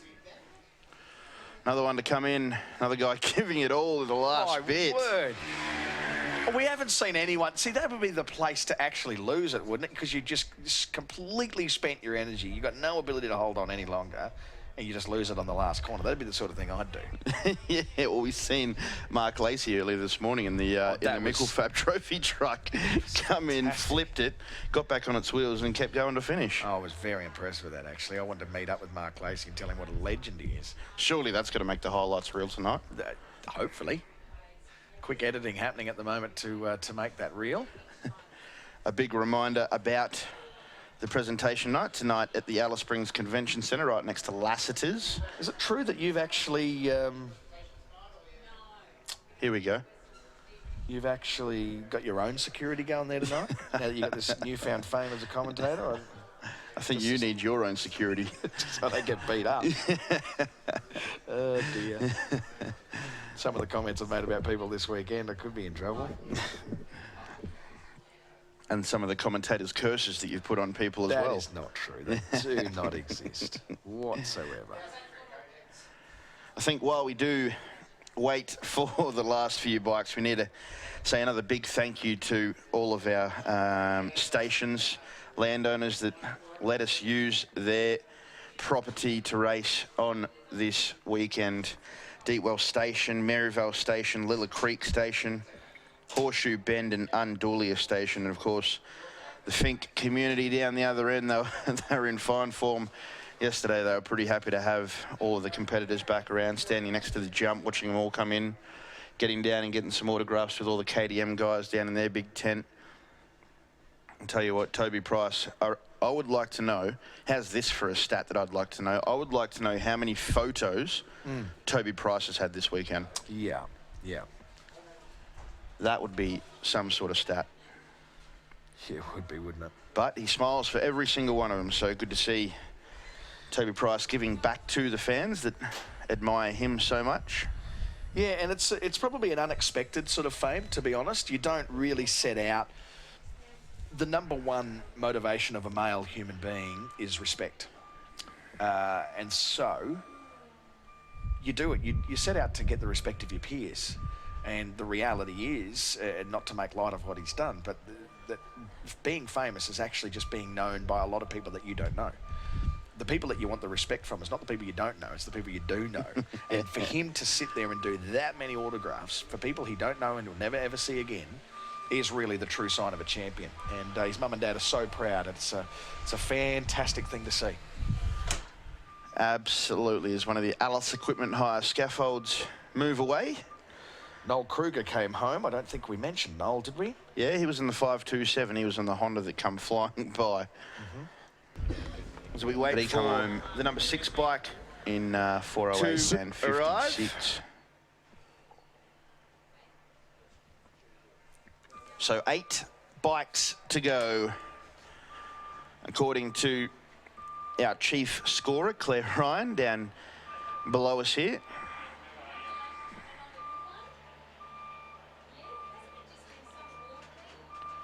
$841 is the guy that we're looking for to round out the field. Right. He was the last bike through Deep Wells, so he should be the last bike over the finish line. As we have the man himself, the Vice President, has just walked in. He's going to really join us for a chat. I think he's come up to have a chat to us and tell us all about his weekend. Well, look at him. He's done a fair bit of work, except there's just not one spot of dust on his shirt. Look at him. Where has he been? He's been schmoozing, I think. No, I've been in the bar. In the bar. He's just admitted that. I'm just going to try and find where the heck you are. You're on, and Look, you're live, man. It's been a great weekend, and I've come up here to thank you two blokes for your commentary. It has been very enlightening. Enlightening. It has. I don't think the last hour's been too enlightening. Guys, and I think I need to put you onto this because I'm not sure that's working particularly well. So there you go, Matty. We've done footy before, but it was fantastic what you and Ben have done up here this weekend, keeping people involved with what was going on. It's actually been awesome. Thank you. Oh, our pleasure, mate. Absolute privilege to be here. I mean, it really is an outstanding event, and what you guys have done, and I will say it publicly, even though you guys feel you shouldn't, without really too much government assistance, is astounding. And I tell you what you've done for this city, there are so many people out there that are the benefit of so many volunteers' work that you'll probably never ever hear the thanks from. There's probably a lot of hotels and businesses that made a lot of money out of your passion, which really needs to be said. And on behalf of everybody who probably never get the chance to say thank you to the way you guys lead this race, and it's become something that has focused Australia. It's been a great focus, not just for Alice Springs, but Australia is higher credibility in the off-road world as a result of what you guys have done in building this race. And I think it needs to be said, you've done an outstanding job. Thanks, Ben. I mean, that's a bit of a shock in what you're saying, but it was very interesting when you were talking to Charles Woolley today, and like he said, this is regional Australia. Yep. Look, 60 Minutes have gone home with a smile. Like, they caught a big fish here this week. They did. Called Toby Price. You know, That's right. They have had an absolute fantastic weekend. As 860 crosses the line, we're getting very long in the day. Graham Riley. Well, he looks like he's worked hard over the weekend. Well, he's worked harder than me and Matt. I'll give you a red hot tip. My word. But, you know, the way that, as you say, our volunteers, Alice Springs is very lucky. Yep. We do event after an event, and volunteers is huge in the town. Yep. The Beanie Festival's coming up shortly. Yeah, I saw that. What the heck is that about? Well, you know, a lot of years ago, somebody went, gee, these woolen beanies aren't bad. And they started in it. And last year, they don't even know. They had nearly 10,000 beanies sent to Alice Springs for the big sale. They get 15,000 people through the doors. People come from all over Australia to buy a beanie. You can get them with chooks hanging off them. I'm expecting to see a Toby Price one this year. With no surprise at all. Does the mayor, is there sort of an obligation for the mayor to wear a beanie? No, I've never been put in that position. I think we need to make it an obligation just I've bought a couple over the years. But, I reckon you would have. You know, it's just another one of those events. We've got the Camel Cup coming up. We've got the Henley on Todd. Yes. You know, that's the Dry River Regatta. That's an irreverent event that started all those years ago by Rotary, and the fact that, you know, the Americans from Pine Gap and Detachment 421 used to race the Australians, and it didn't matter if they won by the length of the straight, they never took the trophy home. Yeah, right. It was a reference to the America's Cup. Right. And the Americans didn't officially win it till a year after Bondi won it. Yes. that is true. Nobody cared prior to that point, did they? So much fun.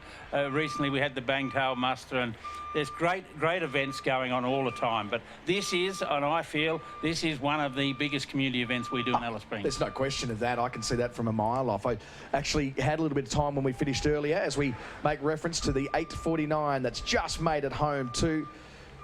Nice work. That's Leo Welsh. 4 hours, 13 minutes and 42 seconds. And guess where he's from? Where is he? Echuca. Plenty of guys from Echuca this weekend. Look, now, I've got to ask you, you guys have had your fingers on the pulse all weekend. Did Raymond White get home? He did.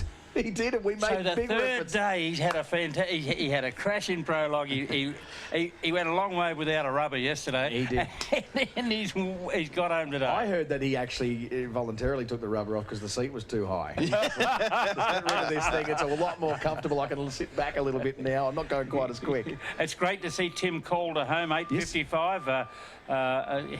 Apparently I was responsible for talking him into being this way, and his partner's been pretty crook on me for a while, so I'm glad to see he's got home. And we've just had our vision blocked by the Alice Equipment Hire lift. Hey, they were great supporters too, Somebody aren't they? just went through, and that was Scott Perry, 721. He's done a great job. 4 hours, 14:40.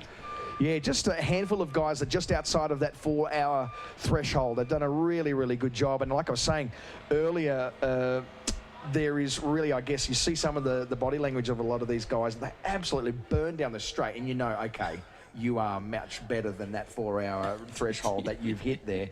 And they've obviously had some of them have hit the wall a long way from home. I can't even imagine it. The comment yesterday from Raymond White when we said to him, so why have you ridden so far on the bare rim? Yeah. He said, oh, because my mate said it'd be a bit of a wuss if I didn't finish. And that's peer pressure to the maximum, isn't it? Shocking. I left that sort of peer pressure behind at high school. I think I'm not a sucker for that anymore.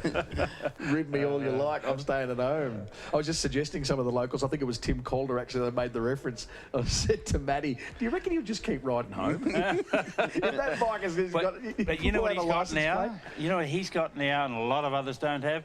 He's got a survivor's spike. He has got a spike. And he'll be able to dine out on that for some time. Well... And wherever he goes in the country, he'll always say, well, I got one of them. And that is something that really is quite outstanding. That I think the stat was that over 50% of the competitors this year are new competitors. The amount of times that we look through our stats and say this is their first attempt is really astounding. I didn't expect that, to be honest, Damien. Yeah, look, it's really become a bucket list event. And you look at the growth in our veterans, masters and seniors class, and they're guys who've taken up the love of off-road riding later in life. You know, they've started a career. They're Prices and Randall Gregory's and Stephen Galls, and today in the paddock, Jeff Leask, he came here and raced. Another guy turned up today, Is Mark. Leask here today, is he? Well, he's the team manager for KTM. Well, of course he is. Well, yeah, I didn't so think he was he'd be out here. No, it wouldn't be. He rode it years and years ago on a red bike and didn't get home. But he came back as the KTM manager, and he's had huge success here ever since. Red bike. Well, that was when he raced the World Championships on a red bike. Yes. We just had word, sorry, just to cut you off quickly, we just had word from downstairs with the officials. There is 15 minutes to go, so... it's bragging rights. It's boasting rights. And it's such we were just talking about that before you came in, about the respect that comes with accomplishing this. That is a big, big deal. Today, I caught up with a bloke I haven't spoken to for 36 years. Yeah. He ran second here in 1980 as a kid, Mark Hill. He was a great Victorian rider. He rode for Suzuki. And he flew into town today because he's off on a job to the north of the country tomorrow. And he rang me. He said, I'm going to be in town. I might come out. What's the thing? Like he said to me, he said, what did he say? He said, I got a man crush on Toby Price. You know, this guy was a pro rider, you know, and he just said what Price has done for off-road racing in the last 2 to 3 years has just been outstanding. One of the things I couldn't convey in that interview with Toby Price, we're going to try to keep it short, but there were so many questions that I wanted to ask on behalf of the crowd, and things that you sort of think, oh, what's really going on with this guy? I tell you what, if he hadn't have, you know, if I hadn't have known what he'd just done, I would have looked at him and just gone, geez, you look tired, mate. Like, but that sounds like an obvious thing to say, but he looked tired in his eyes. And he even said that. His biggest issue today was more about waking up at 5 a.m. than it was about riding 226 kilometres from Finke, because to him it's just like, oh, yeah, man, I just need to sleep. But a lot of pressure on his shoulders, because he set himself a real high mark. Yep.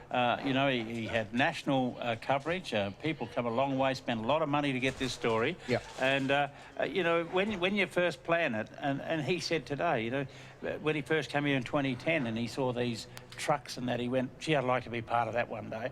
So he won here in 2010, 2012, then he's done 14, 15, 16. Yeah. You know, so he's got a great affinity with this event here. Yeah. You can see the way he was accepted by the crowd today. I know David Walsh carried the crowd's hopes, but they all adopted. They adopted Toby. You know who I think they've adopted more? His mum and dad. Yeah, look, they were cool. great people. Yeah, great people. Mm-hmm. Another interesting story today. Phil Lovett. I mean, I first brought him here back in 1978. Wow. He went on to win the bike race 3 times. Yes. He's out of Cessnock in New South Wales. Right, yep. Then he kept coming here. He's ridden 24 of these, or 25 of these races. Last year he had a pretty hefty step off in prologue. Yep. And he hasn't really done a lot on a bike since, but he went home and he built up one of those Can-Am all-terrain vehicles. He's won the class today. Won his class. Second. Second, is class. he? Oh, right. He was first to cross the line, but second. Corrected time, he's second. Oh, Second. okay. Well, there you go. Thank you for that update, I Matt. appreciate that, because I thought he was first as well. Yeah, okay. So there'll be a bit of shifting and changing, but there's lots of guys who... Ty Simmons wrapped it up today when he said, I think I've caught Finke fever. Yeah, he did say that, and I think that was a good call, wasn't it? Yeah. He don't want to come back, Yeah. but he's got unfinished business. Yeah, and he made it clear too, didn't he? He was just saying, man, it's one of those tough things where, you know that feeling at the top of a roller coaster where you go, you love it, but you hate it, but you love it, but you hate it? And that's exactly what he was trying to say today. It's just like, I really want to conquer this damn thing, but it's just so painful to do it. And he really put a lot of work in this year. He came out, he was here for a month, you know, like he was seriously dedicated to this race. He's gone home with a second again. Good on him. You know, the whole... all the competitors. I mean, Damon Stokey, he was on pole alongside Toby yesterday. He's had a tough ask all weekend, but he rode well. He did. You know, you go back through the field. What about Luke Hayes in 6th? Yeah, that's an unreal ride, Luke Hayes. So he's got to come back again, because I reckon his dad ran 3rd years ago. So, so this is their backyard. We race on their property. Yep. And so Billy was pretty happy, and now the son's got up. Now, I remember Billy as a very young man when we first used to race here, and he'd go down on the deep well corner and watch it with his mother, and said to his mum, I want to race in that thing. And here it is today. His son's now pulled a 6th. A total, you know, just incredible ride. Yeah, it really, really is. There is plenty of cool stories to come out of this weekend. I think, not to be self-indulgent, but I think one of the cool stories out of the weekend is this guy on the microphone. Oh, Matt's done a great job. He's done a great job. Really super impressed. And he worked well in front of the camera. The only comment I've heard from people close to him was if he just maybe visited the, you know, the hairdresser before the weekend. The barber, maybe. Yeah. Clean just, that face up, ready for the camera had it next sculpted, you know. I think that comment might have come from your mum, Damon. Oh, no comment. No comment. But, there was a possibility there. But, you know, he's got a great head for radio, and if he wants to keep up this TV career... I reckon exactly right. My word. Well, I've heard that there has been little bits of funny inquiries from the local radio stations, so you never know where the career could go. It could be off the tools. Actually, just as we speak about that, Mum's just sent through a message saying that she's loved listening to the both of us, which is really nice to hear. And she's all the way away in Victoria. Yeah, in Ballarat. She's been logged online. She's been camping all weekend. Excellent. She sent through a photo the other day. She had the iPad, and I probably shouldn't say this out loud. There might be some police out there, but the wrong jurisdiction, so it's okay. They had the iPad. They had the iPad sitting on the middle of the dash in the car, and they're driving along through Victoria watching the Finke race. It was only Mum that was watching it, though. Oh, of course, yeah. No, it wasn't Dad. He had blinkers on, just focusing on the road. The trench digger wasn't watching. Speaking of the road, that was another thing, a little reference I was going to make to Alice Springs yesterday. I got some time yesterday afternoon, and I think sometimes I wonder if you guys take for granted what you've got here as locals, because I just went for a drive northwest out on So if I got on the main road and Now, pretty much just wait drove straight up. through. You went out and tested the unlimited speed limit No, I for the didn't. north of town. Sorry, not north. No, north. no, You we missed went that. west. You missed that. How No, far just away is straight that? out west. As soon as you get north of town. How far? 392 kilometres of open speed limit. But how far have I got to go to get to that? Oh, only about 10k, 15k. Are you joking? I missed that. I went the wrong way. Craig Baird came out here in a hybrid Porsche, 350 kilometres an hour. I don't want to see a kangaroo at that speed, but No, he did it. He did it. 350. How my Dick Mitsubishi Johnson go. came out the last Falcon off the assembly line in Geelong to do 300. He actually did 297. Oh, is that he right? He couldn't crack 300. Wow. But Craig Baird then came along and just blew the doors off him. Craig Baird. And so you missed that. A man who's enjoyed the speed all weekend missed the open speed limit. I went southwest and I followed, I guess, is that the range? Yeah, followed the range. So you've gone out towards, well, there's a lot of pretty gorgeous out that side. Oh, it was so nice because the sun was going down over, and I actually went for a drive into the chasm. What's that called? Stanley Chasm. Stanley Chasm. And interesting, can I ask you a question as the mayor? Yeah. Why the hell is that road 60 kilometres for an hour for about 10 kilometres, and it's wide open with no one on it? Well, I'm really thrilled to see that you're reading the signs, but that's a really good start. But what the heck is going on there? There's a bit of wildlife and so forth in that area. Is that what it was? So, Right. you know, it's not fenced country. Right, and that's why. So okay. there are certain areas where that happens. So, yeah, you do get those. But for that burning desire, all I can suggest is you look a little bit later in the year and get one of your toys out of the cupboard and come up to the Red Centre Nats. Toys out of the cupboard? You got a hot vehicle somewhere? No, I haven't. I'm the black. Have you got a friend with one? You know what my life ambition is to buy a Corvette, and my first car was a Toyota Lidace because I was a musician. Yeah. And so as a result, I've been disciplined myself. I've got 3 kids, 43 years old, and I was reading Just Cars magazine about 2 years ago, and my wife looked at me and she said, "That is the saddest thing ever." I said, "Whoa, what's sad?" She goes, "You've been reading Just Cars magazine since before I married you, and you still haven't got yourself a Corvette." She said, "We have got to make that happen." I was going to say it was the same copy. I was going to say, I thought it was the same copy. That was what I was worried about. Back at those prices is the only way I was going to get one. But yeah, that's the reality. So maybe I will get a Corvette before next year, maybe drive the Corvette out here. Well, you got to come and have a look at the Red Centre Nat. I mean, there was a gentleman last year in his nitro-fueled burnout car, and he was able to drive that through McDonald's and $300 worth of fuel, and he bought a $5 burger. Exactly right. He said, "I've been wanting to do that all my life." So we license some roads in town for vehicles that are not normally that is available. cool. There is some cool stuff that you can do in the Northern Territory. You just cannot get away with anywhere else. Talking to Bo Robertson yesterday, and Travis Robertson as well, they got a couple of hot cars over there in Perth. They're thinking about coming over to the Red Centre Nats. So leave them here. Just a quick another update, 5 minutes away from that official out of time, so hopefully we can see any dust? No. The 4 bikes that we're looking for. We're looking for the bikes of 271. We're looking for 569, Y58 and 841 to round out the field. So hopefully those guys are going to come in very, very shortly. And Wayne, who's waiting down there in the sun now, he's been in the shade just about all day. It looks very, very red in the face and burnt. But well, it actually looks to me out there that the galahs have taken over the paddock already. Those They 4 actually aren't have. coming. I noticed the same thing. They're out there picking the seed over there. There's nothing else going to disturb us today. Exactly right. It's like one of the leaders is going to go, "We're right, boys. We're done now." That stupid thing with all of those moving things is finished. So you spotted a few rim riders in today? Yes. Yeah, there was a couple. So impressive. I think we've seen 2, haven't we? All yeah. Yep. And what's the story? You've got to ride it flat when you're on the rim, so you can at least get some traction. That's and right. keep moving forward. Yep. Yeah, if you get off, you lose all your momentum. And So you sound like you're going really fast as you're coming up to a camp along the track, and then you get to them and you're moving at about 20 kilometres an hour. Going fast. So, Ben, it's great you've enjoyed yourself here this weekend. Had a ball. Coming along this evening to the presentation? Would not miss it. Big night this evening at the convention centre, and you know, all those riders and navigators have got your card. You've got it already around your neck. It includes presentation. Yep. Come on down. There'll be lots of people there. There'll be lots of stories. Yeah. And one thing I'd love to see before I ever finish in this sort of game is I'd like to see a statue to IF IF. Because tonight, if we'll get flogged. What if? If we'll get a hiding. If that gasket hadn't gone. If I hadn't dropped that valve. If. The only one not using if will be Toby Price.